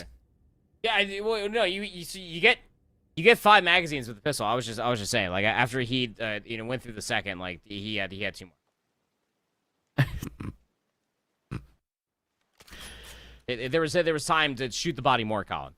Yeah, I know. I was expecting. Okay. I just want to make sure that you understood what I was laying down there. 10-5 now from Loyal. 12-7 out of Nase Michi. Again, just because you got the kills doesn't mean you got the cheese. I don't know what that means, but Peterson looking to go up 2-0. Looking to see if Biggie Cheese can come out here and take Misawa to the promised land. Goldfish, blooded, Knight for the trade. Almost a second one. Fair. The nade's going to finish the job. That's Goldfish from the grave, keeping this one in 2-on-2. Nase almost scams it, but it's all down to Soder. Yeah, it's all fun and games till the electronics play against you, and you think that you have the timing offensively, and then those panels go boom. Boom. Soder, 1v2. He's guessed correctly as far as where he needs to reposition to, but it's always been one player defensively for Misawa to play on the backside of the trees. Soder, hopefully he's getting that calmed, let alone he should remember it. I don't know if he's going to expect that it's Sweet playing top trips. Oh. Bit of noise to pull Sweets back. What a twist. They're just going to be looking for this one. They are going to call his bluff that he went right back down the spiral staircase. Soder not going to expect them to be in the front door. Good morning. And yeah, get yours. They're still on that point, guys. Don't worry. Yeah, there we go. It is kind of like a little bit of a scene out here. I'm not going to lie. We got like one posted up, like sprawled across the desk. The other one just like smacked up against the file cabinet. Like a Quentin Tarantino film down there. For real. All right. I mean, like the end of the film, not the start. It's just a random scene, honestly. Like those guys were all fill-ins. Extras. They're not actually real people. They're just AI. 13-7 still for Nase Michi. He missed solid force out around 11. A full counter over towards A from Peterson on the defensive side. Kimura first blood. Almost gets 2. Goldfish trades it out, but he's going to back off. And the immediate reaction for Peterson is, let's defend B now. One player isolated. B Knight. Soder just gets gut checked by Goldfish. Loses the gunfight. Knight gets traded. What? 2v1 now as Sweet lasts alive. And he's ascended back to the mainland. Look, it's been a Up quiet... top. Oh, and he gets it done. Reposition. Oh my gosh. How does he... How do you just expect for that to work? He just like turns off his brain, hits the zip, bomb down, the reposition top courtyard. That's a man that spends way too much time in rank play right there. That's crazy. That's a top 250 play right there. I mean, you think about Sweet, everything. I mean, it's been a quiet series so far, but that right there brings it all back for Misawa. Round 11, ring the bell proper. Misawa still have a chance to tie this series. 3-5 to now 6. Here comes Sweet. Feeling the hot hand. We're going back to the round. Let's go. Nades. Oh, trophies? not going to really be there. It hits so much damage. Goldfish they're goes so down. weak. Still, Sweet's going to find the trade, though. 3-on-3. They have a chance. Everybody's so weak. RCXD off of the bomb plant. Stun confirms they are still here. Here comes the drop. He's one shot. Why would you slide in on that? Still trade, though. 2 versus 2. Trophies down. Sweet has a car. Not going to get anything down. Sweet does have the RC. Is he going to pull a Byron Plumridge in this round? 2 versus 2 with 30 seconds left. Some point Peterson has to make the play. Knight going to take the challenge, JR, and it's all down to 1. How has it fallen away? But it's Knight to the clutch. Oh! No! Kamira again. The clutches from Peterson. You just cannot write a better script. Woo! Standing up, letting them have it. Hitting the party chat too. Nah, not like that, Kamira. Watch it happen one more time. That's crazy. Now get rid of that scoreboard. Oh, they're not even gonna show it. Man, that's crazy. Wow. They had no business winning that. Combined 24 kills with him and Loyal, who was clutching things up at the beginning of the game. Misawa fight back valiantly to force out the round 11. And then Kamira just becomes the Grinch of Misawa's Christmas and just takes little Susie's presents away. That's so mean. Not little Susie. Oh, yeah. Yeah. Screw little Susie, man. Peterson came back in that round 11, just yoinked it away. That was nuts. Let's see it again. I mean, across this entire thing, it was just clutch after clutch. I really felt like I just ran a marathon watching this. The nades in this round as well. Why don't you go up the zipline, Knight? He misses it. You had a generational game from Nase Michi as well. I mean, hats off to him for keeping Misawa alive as long as he did. A couple clutches from Knight. You know, Sweet showing up towards the end there, forcing that round 11. But really, it just felt like you were tripping all the way to that round 11 over and over again. It was not a pretty protocol. You had your chance there for your Misawa. You missed your chance, Andy. And I really hope that's not their last chance. No, it very much so might have been. I mean, going in towards this ball control, we'll break it down here in a matter of moments, but it's not looking too good. Momentum might have been deflated at the end of that round 11. Well, for Misawa, I mean, if you want to see that round 11 or that game 5, if you want to have another chance at that search and destroy, it's got to be a reverse sweep. We've seen plenty of them across this tournament, or at least chances at that. Only one team has been able to complete it, and it was Buckley earlier on today. Can Misawa take a page out of Buckley's book? We'll see if that can happen after this break. If you keep making that face, it's gonna stay like that. Funny. I'm trying to get my own car insurance. Well, that's easy. USAA. I thought that was for the military. And their families.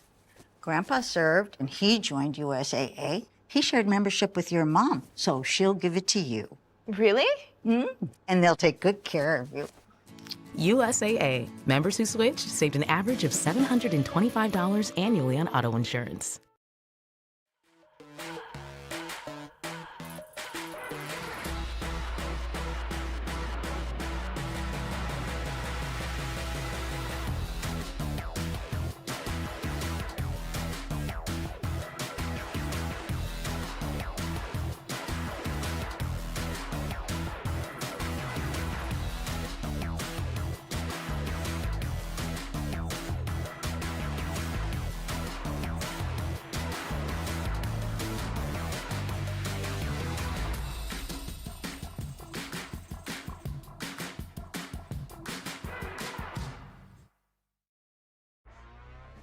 McDonald's Filet-O-Fish. Oh, that's 10. Get this thing out of here. Immediately. Disgusting. Filet-O-Fish. I'm good on the 9. Yeah. 9? I don't know. Sometimes it smacks. Filet-O-Fish. That's 10. disgusting. That's a 10. 10. Put that. You got. Ew. That's What a the 10. hell? 10. There's probably worse. There's probably worse. Let's go 9. You don't think there's gonna be anything worse? Worse than fake fish? Fake fish. All right, bro. All right. My wife's gonna hate me. Domino's Oreo pizza. Never had that. So 10. Yep. We're gonna go. Sure. There's probably worse stuff though. I don't know. I've never had that before. It's gas. It's I'd pretty say good. it's a solid Really? I'd say a solid 3. If we're doing I'm fair food, with 3. You want to do 3? I'm good. I was with thinking 3. 5. If it's like icing as the sauce, That or might if there's not no be- sauce in general, that would be banger. I do love my snacks and my sweets. What can I say? All right, somebody said, hey, you want to eat a Blizzard or a Domino's Oreo pizza? I'm going Blizzard. I'll go Blizzard over it. KFC's Double Down. Never had this Never before. had that before. I don't know. No bread, no need. Give me all No, the it's protein. just 2, chicken thighs? 3 layers patties. of Chicken meat, patties. with bacon Patties. and cheese in the middle of it. I'm gonna be honest, that actually tastes that sounds pretty good. Is that It chicken looks- as the bun? It looks fire. That looks amazing. Like I'm about With to have bacon? Yeah. I mean, that's a bathroom trick for sure. But That's at least a heart attack. KFC's Double Down. I've never had that. Let's go, Nine. I've never had that, so I don't know. Is that KFC Double Down? Bro, looks that like looks like some just European chicken, thing right there. bacon, cheese. Yeah, nah, looks good, but yeah, KFC's Double Down. That I would probably put 2. Never had that. in my life. It's so good because I'm a big fan Never of had it? chicken. There's no way that's number 2. There's no way. Yeah, that's no way it's better Bro, than it's all literally the diabetes in your hand. I wish we put my hot blast at 2 now. I ain't gonna lie. I think that's 10.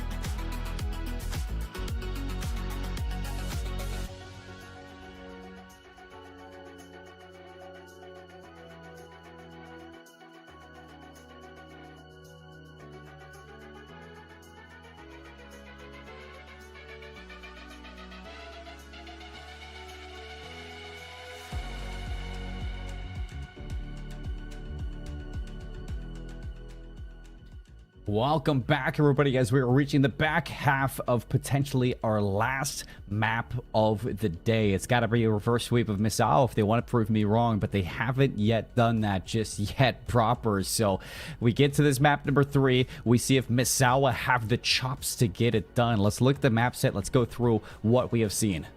Yeah, so far we got a very one-sided Hacienda hardpoint. That was for Peterson. And then we got a very interesting 6-5 protocol search and destroy. Again, both these two teams had a round 11 protocol search and destroy as their map 5. Just in the round leading into this one, but in a 3-round swing, could not complete the 4th for Misawa. Now they got to start a reverse sweep. And like you said, Buckley is the only team to do that all tournament long, but it took them 3 tries. And if you're Misawa, well, you got to do it first. Yeah, you got to do it here. The vault, the rewind, the red card. I hope we could see a red card. Big fan of red card search to destroy. Wish people played it more for a map 2 and not a map 5. So We don't get that just yet.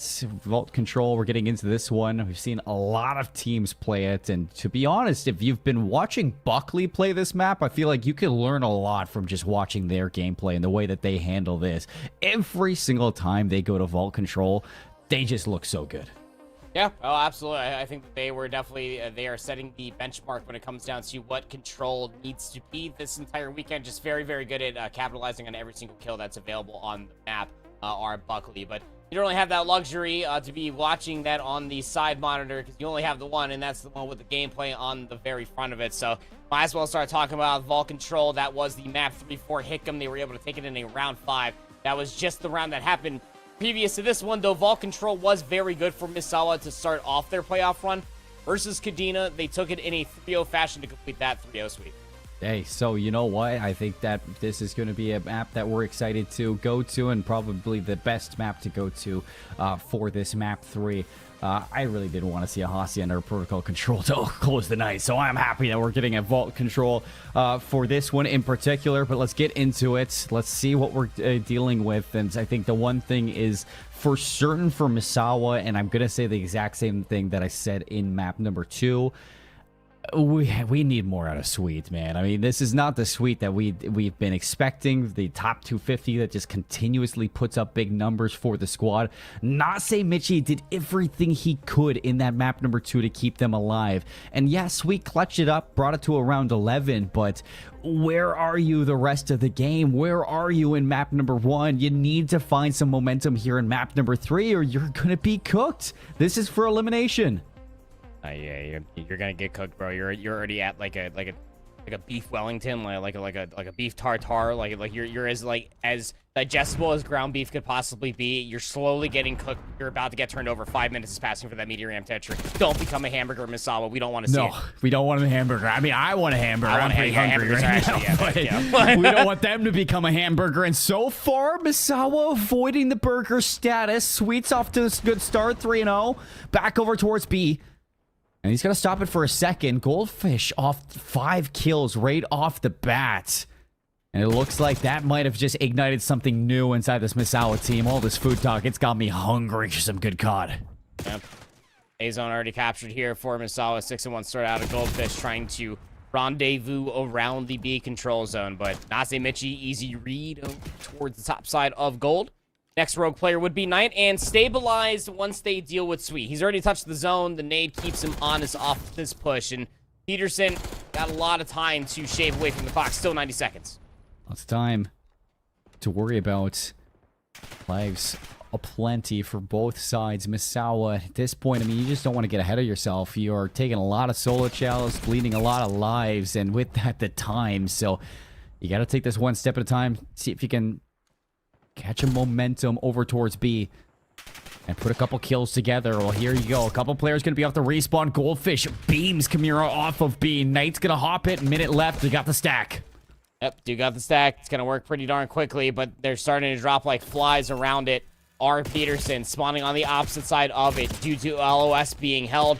Can anybody get there in time? Well, the answer so far is loyal to buy enough time. Nase Michi's very late off the flank. The player on the zone dies. Is anybody going to pick it up?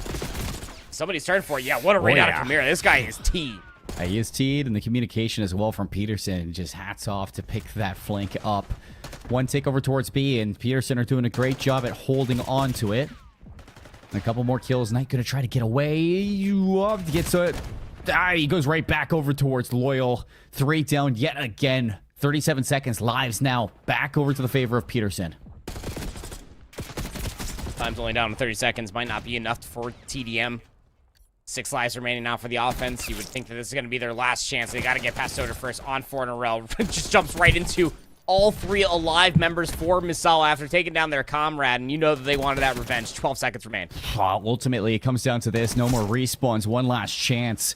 3 go down. Only player to worry about is going to be Soder, playing out towards the contest spot on the Jeep. He slides in, overwhelmed. Now for the stack. 2 players going to be here. JR in for the contest. Players all around him, all the way down to 1, and Misawa down but not out. They get it done. Second tick at B was secured. They take the offense to open up the control.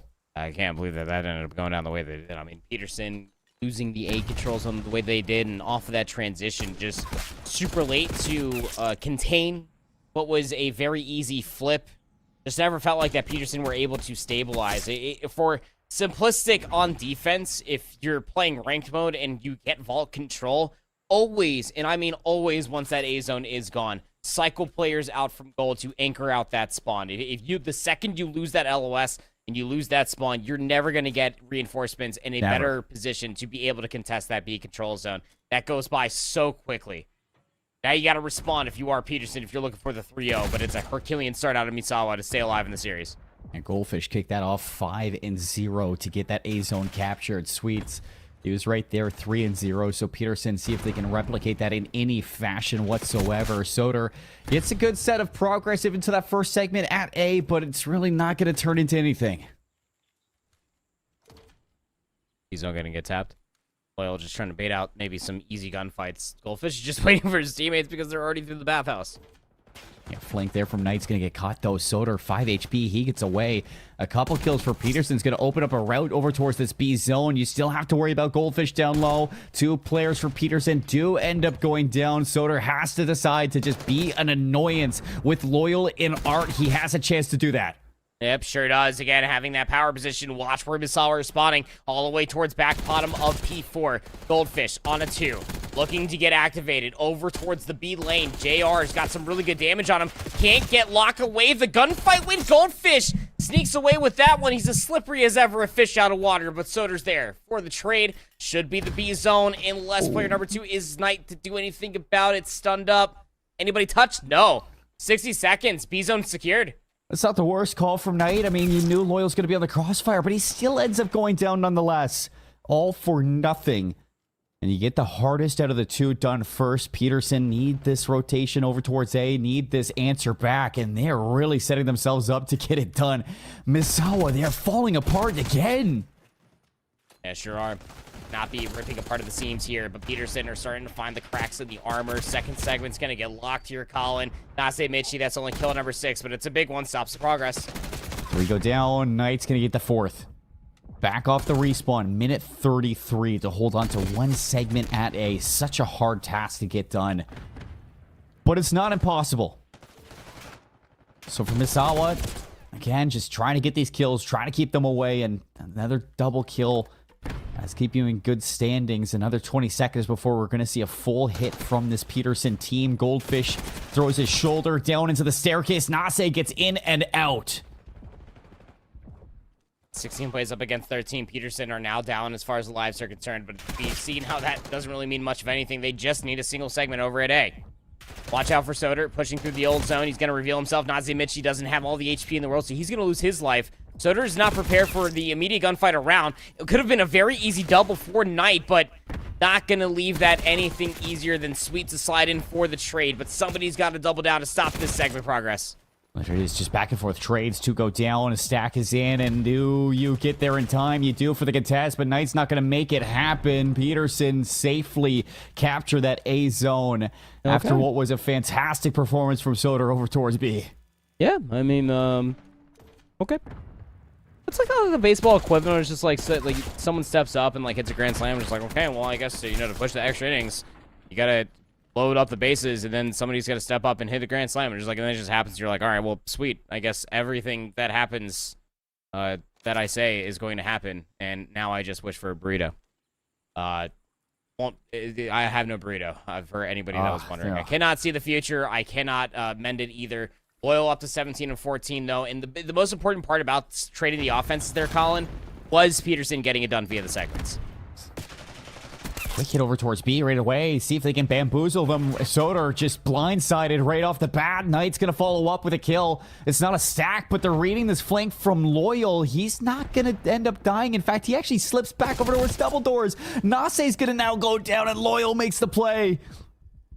Good adjustment out of Peterson again. This is the adaptation off of what happened over in the previous round. Soder, not too sure what happened there. Well, yeah, he forgot to bring in his car for an oil change, I suppose. Nase Michi going to be able to retrain the aim to take down Loyal. It's going to be the member down from the spawn they were looking for quite some time here because of the push over towards the A zone. Stack over towards A. It's going to go pretty fast. Good trigger discipline from JR, but you still have to worry about that zone and start to set up some kind of a retake. And it doesn't really seem like that because the retake actually comes to them. Loyal in the flank. It's going so slow that you're going to easily be able to stop this third segment. Sweet's going to trade at least Loyal, but you don't get the A zone capture. Ultimately, it is a job failed at the A zone. Here, watching Top Cat, saw the nameplate cross that you know that the back enemy line is going to be under threat, but he had a player watching that. Was Loyal. They're going to give it up for now. Bump out. Soder's going to be tasked to watch that. He picks it up wonderfully. Wow. Picture perfect before the play can even develop. Soder's top art, watching your 6. Now you can fly in towards the spawn. Peterson, they orchestrated that so wonderfully, Colin. Yeah, there's layers to this one. Peterson, they know that. Yeah. Like onions or ogres. Exactly. Like Shrek. See if Misawa can harness their Benjamin Beans and a Shrek Crocs to just light this one up and capture at least a segment over towards A to keep this one going. Soder hiding away in the corner. Perfect position to shoot Goldfish in the back. Jackal in the back pocket, because why not? 3 down again. 11 seconds left. Peterson now. They're going to head over towards match point inside of the control. Yep, Jay having themselves a chance to eliminate Misawa, just trying to send a pack-half team pack in. Peterson trying to march back on, trying to right the wrongs of being a top seed and not taking a map off of their adversary in that winner's quarterfinal match. They had the round 1 bye. They should have been more prepared, and they're showing all big bounce backs coming out from a multitude of different members. Again, the readjustment coming through off of the trades from the opening breakoff to not allow the B zone to be captured off of what I was just suggesting. It's just our control, man, and Peterson are all over that. It's allowing Loyal to rotate freely, and then once someone else spawns up, Soder bumps out from that position. It's just activating Loyal on this map of Vault. He looks at home. Yeah, he really does. He looks so good. And this is exactly what we were saying all the way back in Conus. When Peterson got hot, it was Loyal who took control. Cam Mura started off this series. Loyal's looking to put it away. And he's got the knife in his hand. It's going to be a fast hit over towards B, all the way down through the vault. One player's going to be left behind. Sweet has the flank. He's going to catch a couple players off guard. Nice shots onto the second one. And Misawa, they are still playing for the win. I say that 3 goes down. And that's going to put some stress just in general on Misawa. Bears up to 9 in a row. He's surely got himself a Hellstorm missile at this point. Soder's all the way in towards the back of the spawn. Reads Sweet, so that's going to be secure. Now you can focus over towards the front. While this was all happening, by the way, Misawa were going for the hard read that things were going towards the center of the map. Kamir got all the way towards the backside of Gold. The stack's still in over towards B. They lost Kamir over towards the backside of Statue. The push is coming through from the front. Does it get there in time to stop the B zone from being secured? No, that's back-to-back offenses. Peterson secured the B zone first. Everything's just going wrong right now for Misawa Airbase. Minute 56 to just stay alive in this tournament after all the trash talk that Sweet was putting down. He might not ever get that matchup versus Cannon that he was looking for. Minute 44, can you do it? Goldfish 1v1 for the catwalk position. Kamir calls in the Hellstorm. It only takes down one teammate. Unloyal. That's not what you wanted. No. JR is still able to at least find a trade, but Kamira needs to hold on to this top catwalk control. Drops down, takes down Sweet. Is it good enough? No, it's not. Right now, at least for a couple of these members, they're going to pick you back up. First segment's going to get captured for A. Into you go. Nice nade from JR. Just trickles on out. Still the trade. Sweet up top. Should have an easy pickup. He does. Soder goes down, back and forth. But no, Kamira has the overwatch. And you're back into this. The second segment, it's locked in. The stack is in. 3 members. It's going to go. It's going. It's gone. Peterson, 3-0 sweep Misawa out of the tournament. 2 offenses, 4 rounds in the control, showcasing why they are not to be trifled with on Vault control. Misawa, they showed up, and they stepped up to the plate, and damn did they try hard. Sweet, 28-20 here in the final offering of their tournament, to be denied by Peterson, who are just on a forever rampage. It took 5 maps last time around, way back when. Not going to be the case. Peterson finally got their get back. Yeah, Peterson, they get their trade, and they did it in a very emphatic fashion. This is a Peterson team also that has been through some trials. I mean, the differences from yesterday to today, of course, we didn't see the matchup versus Nellis, but the fact that they lose it in a 3-0 fashion shows that not everything was really there opening up the bracket for this team, as they did start in the winners round 2. They got that bye, and then they got knocked into the losers round 1. So you go into a play versus Misawa. This is a moment where you really wanted to kind of pick yourself up, strap them boots on, and walk all over them, and you did exactly that. I mean, the search and destroy wasn't pretty for sure, but I mean, it wasn't pretty on both sides proper. No, it definitely was, right? I mean, there was a lot of mistakes. Misawa, the biggest one of just multiple hits, offensive rounds in a row, just trying to drop down the elevator chute. Didn't have a trophy system for that one, and I think that's when Peterson just felt like that they truly did have the lead. But Loyal having himself a great series, working alongside of that Slay Heavy duo of Chimera. Just one of the many different reasons why Peterson were just a cut above for Misawa. Apart from the consistency, their teamwork, we got to see in the Hacienda hardpoint. Good knowledge of understanding their positional advantages, also there for the adaptation mind control. Just a lot of good things could be said about this Peterson team. Comparatively, like I said, they get it done in 3 this time around rather than the 5 maps that it took back on day 1. So clearly there's some dramatic improvements for this team. Yeah, really, really dramatic improvements that we are really excited to see from Peterson. They're going to push on forward into the bracket. Let me see who they got up next. They're going to push into Ramstein. Actually, we set this one up at the start of this series. It feels like it was forever ago, but Peterson, they are ready for this matchup. And realistically, from yesterday to today, I mean, yeah, this is a complete bounce back to actually give yourself confidence, a shot at that matchup.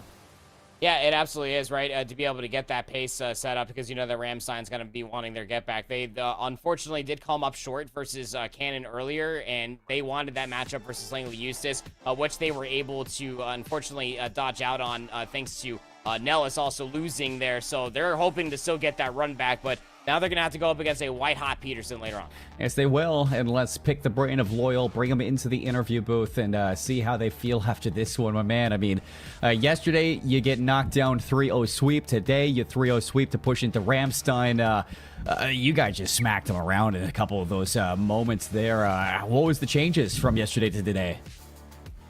I think the biggest change we had today was just bringing the energy and yelling after every kill. So I feel like having energy just makes your team play extremely well. And I feel like, especially me, I like when I get going, I don't calm a lot. So I worked on that, and I feel like we've been improving. You guys were definitely very active as far as the cameras were concerned. Nobody is going to be downing that, and you'll see that replicated when you go back to rewatch the matchup as well. And I kind of want to pick your brain just as the matchup altogether, Loyal, because this is a reprise back in that group matchup. Way back on day number 1, you guys went all the way to a map number 5. The protocol control is where it felt like the swing started to come through. That's not a part of this best of 5 map set. The only thing that was the protocol search and destroy. You guys definitely felt you were targeting a lot of the vetoes to tailor towards your strengths inside this best of 5. Yeah, I think we were confident going into the protocol, but they just kind of countered us. They kept hitting bottom over and over. So then eventually we just countered it, I guess, and just kept hitting it. Yeah, I mean, that protocol, it was a lot to watch, I'd say, from our side. I won't lie. It was pretty crazy. Cam was 1v2 at that. Dude, that 1v2 was disgusting. And like, you were right to call up how they were multiple hitting down lows, because it was 3 offenses. I know you guys didn't see it initially through the first offense off of your initial hit, but that nade down low from Soder to be able to find the 2 and just immediately turning the corner to be able to see them down there multiple times into that 1v2, just yeah, y'all played that search and destroy wonderfully. I know it went around 11, but hats off to you guys for staying composed throughout it all. Thank you. I do have to ask for you guys. I mean, you got Ramstein up next. Still a long way to avoid elimination to get towards potentially being your DAF Esports World Champions. What do you guys think is the next step to take those top teams down? We just got to keep bringing the energy. As long as we keep being loud, showing up, I feel like as long as I'm playing well, because Ramstein has really good sub players, but I think we can take them. For sure. I mean, I'm very confident in what you guys have to bring after what I saw from today, and I can't wait to see that Ramstein matchup. It's going to be a great one from you guys. Thanks, Loyal. Before we let you go, is there anybody you'd like to shout out at home, maybe at your base? Shout out everybody. Shout out Nessa. Shout out Delta Flight. Also, shout out my team, man. Those guys are going crazy. Oh, yeah, they are going crazy. You're going crazy, and you need some rest after that one, my man. Congratulations. We'll see you in your matchup later on tomorrow. All right, thanks, guys. Appreciate it. Well, that's going to do it for our matches, Andy. I mean, a quick one to close out that day. Peterson put us right back on track, and for Misawa, I'm a little bit heartbroken for that.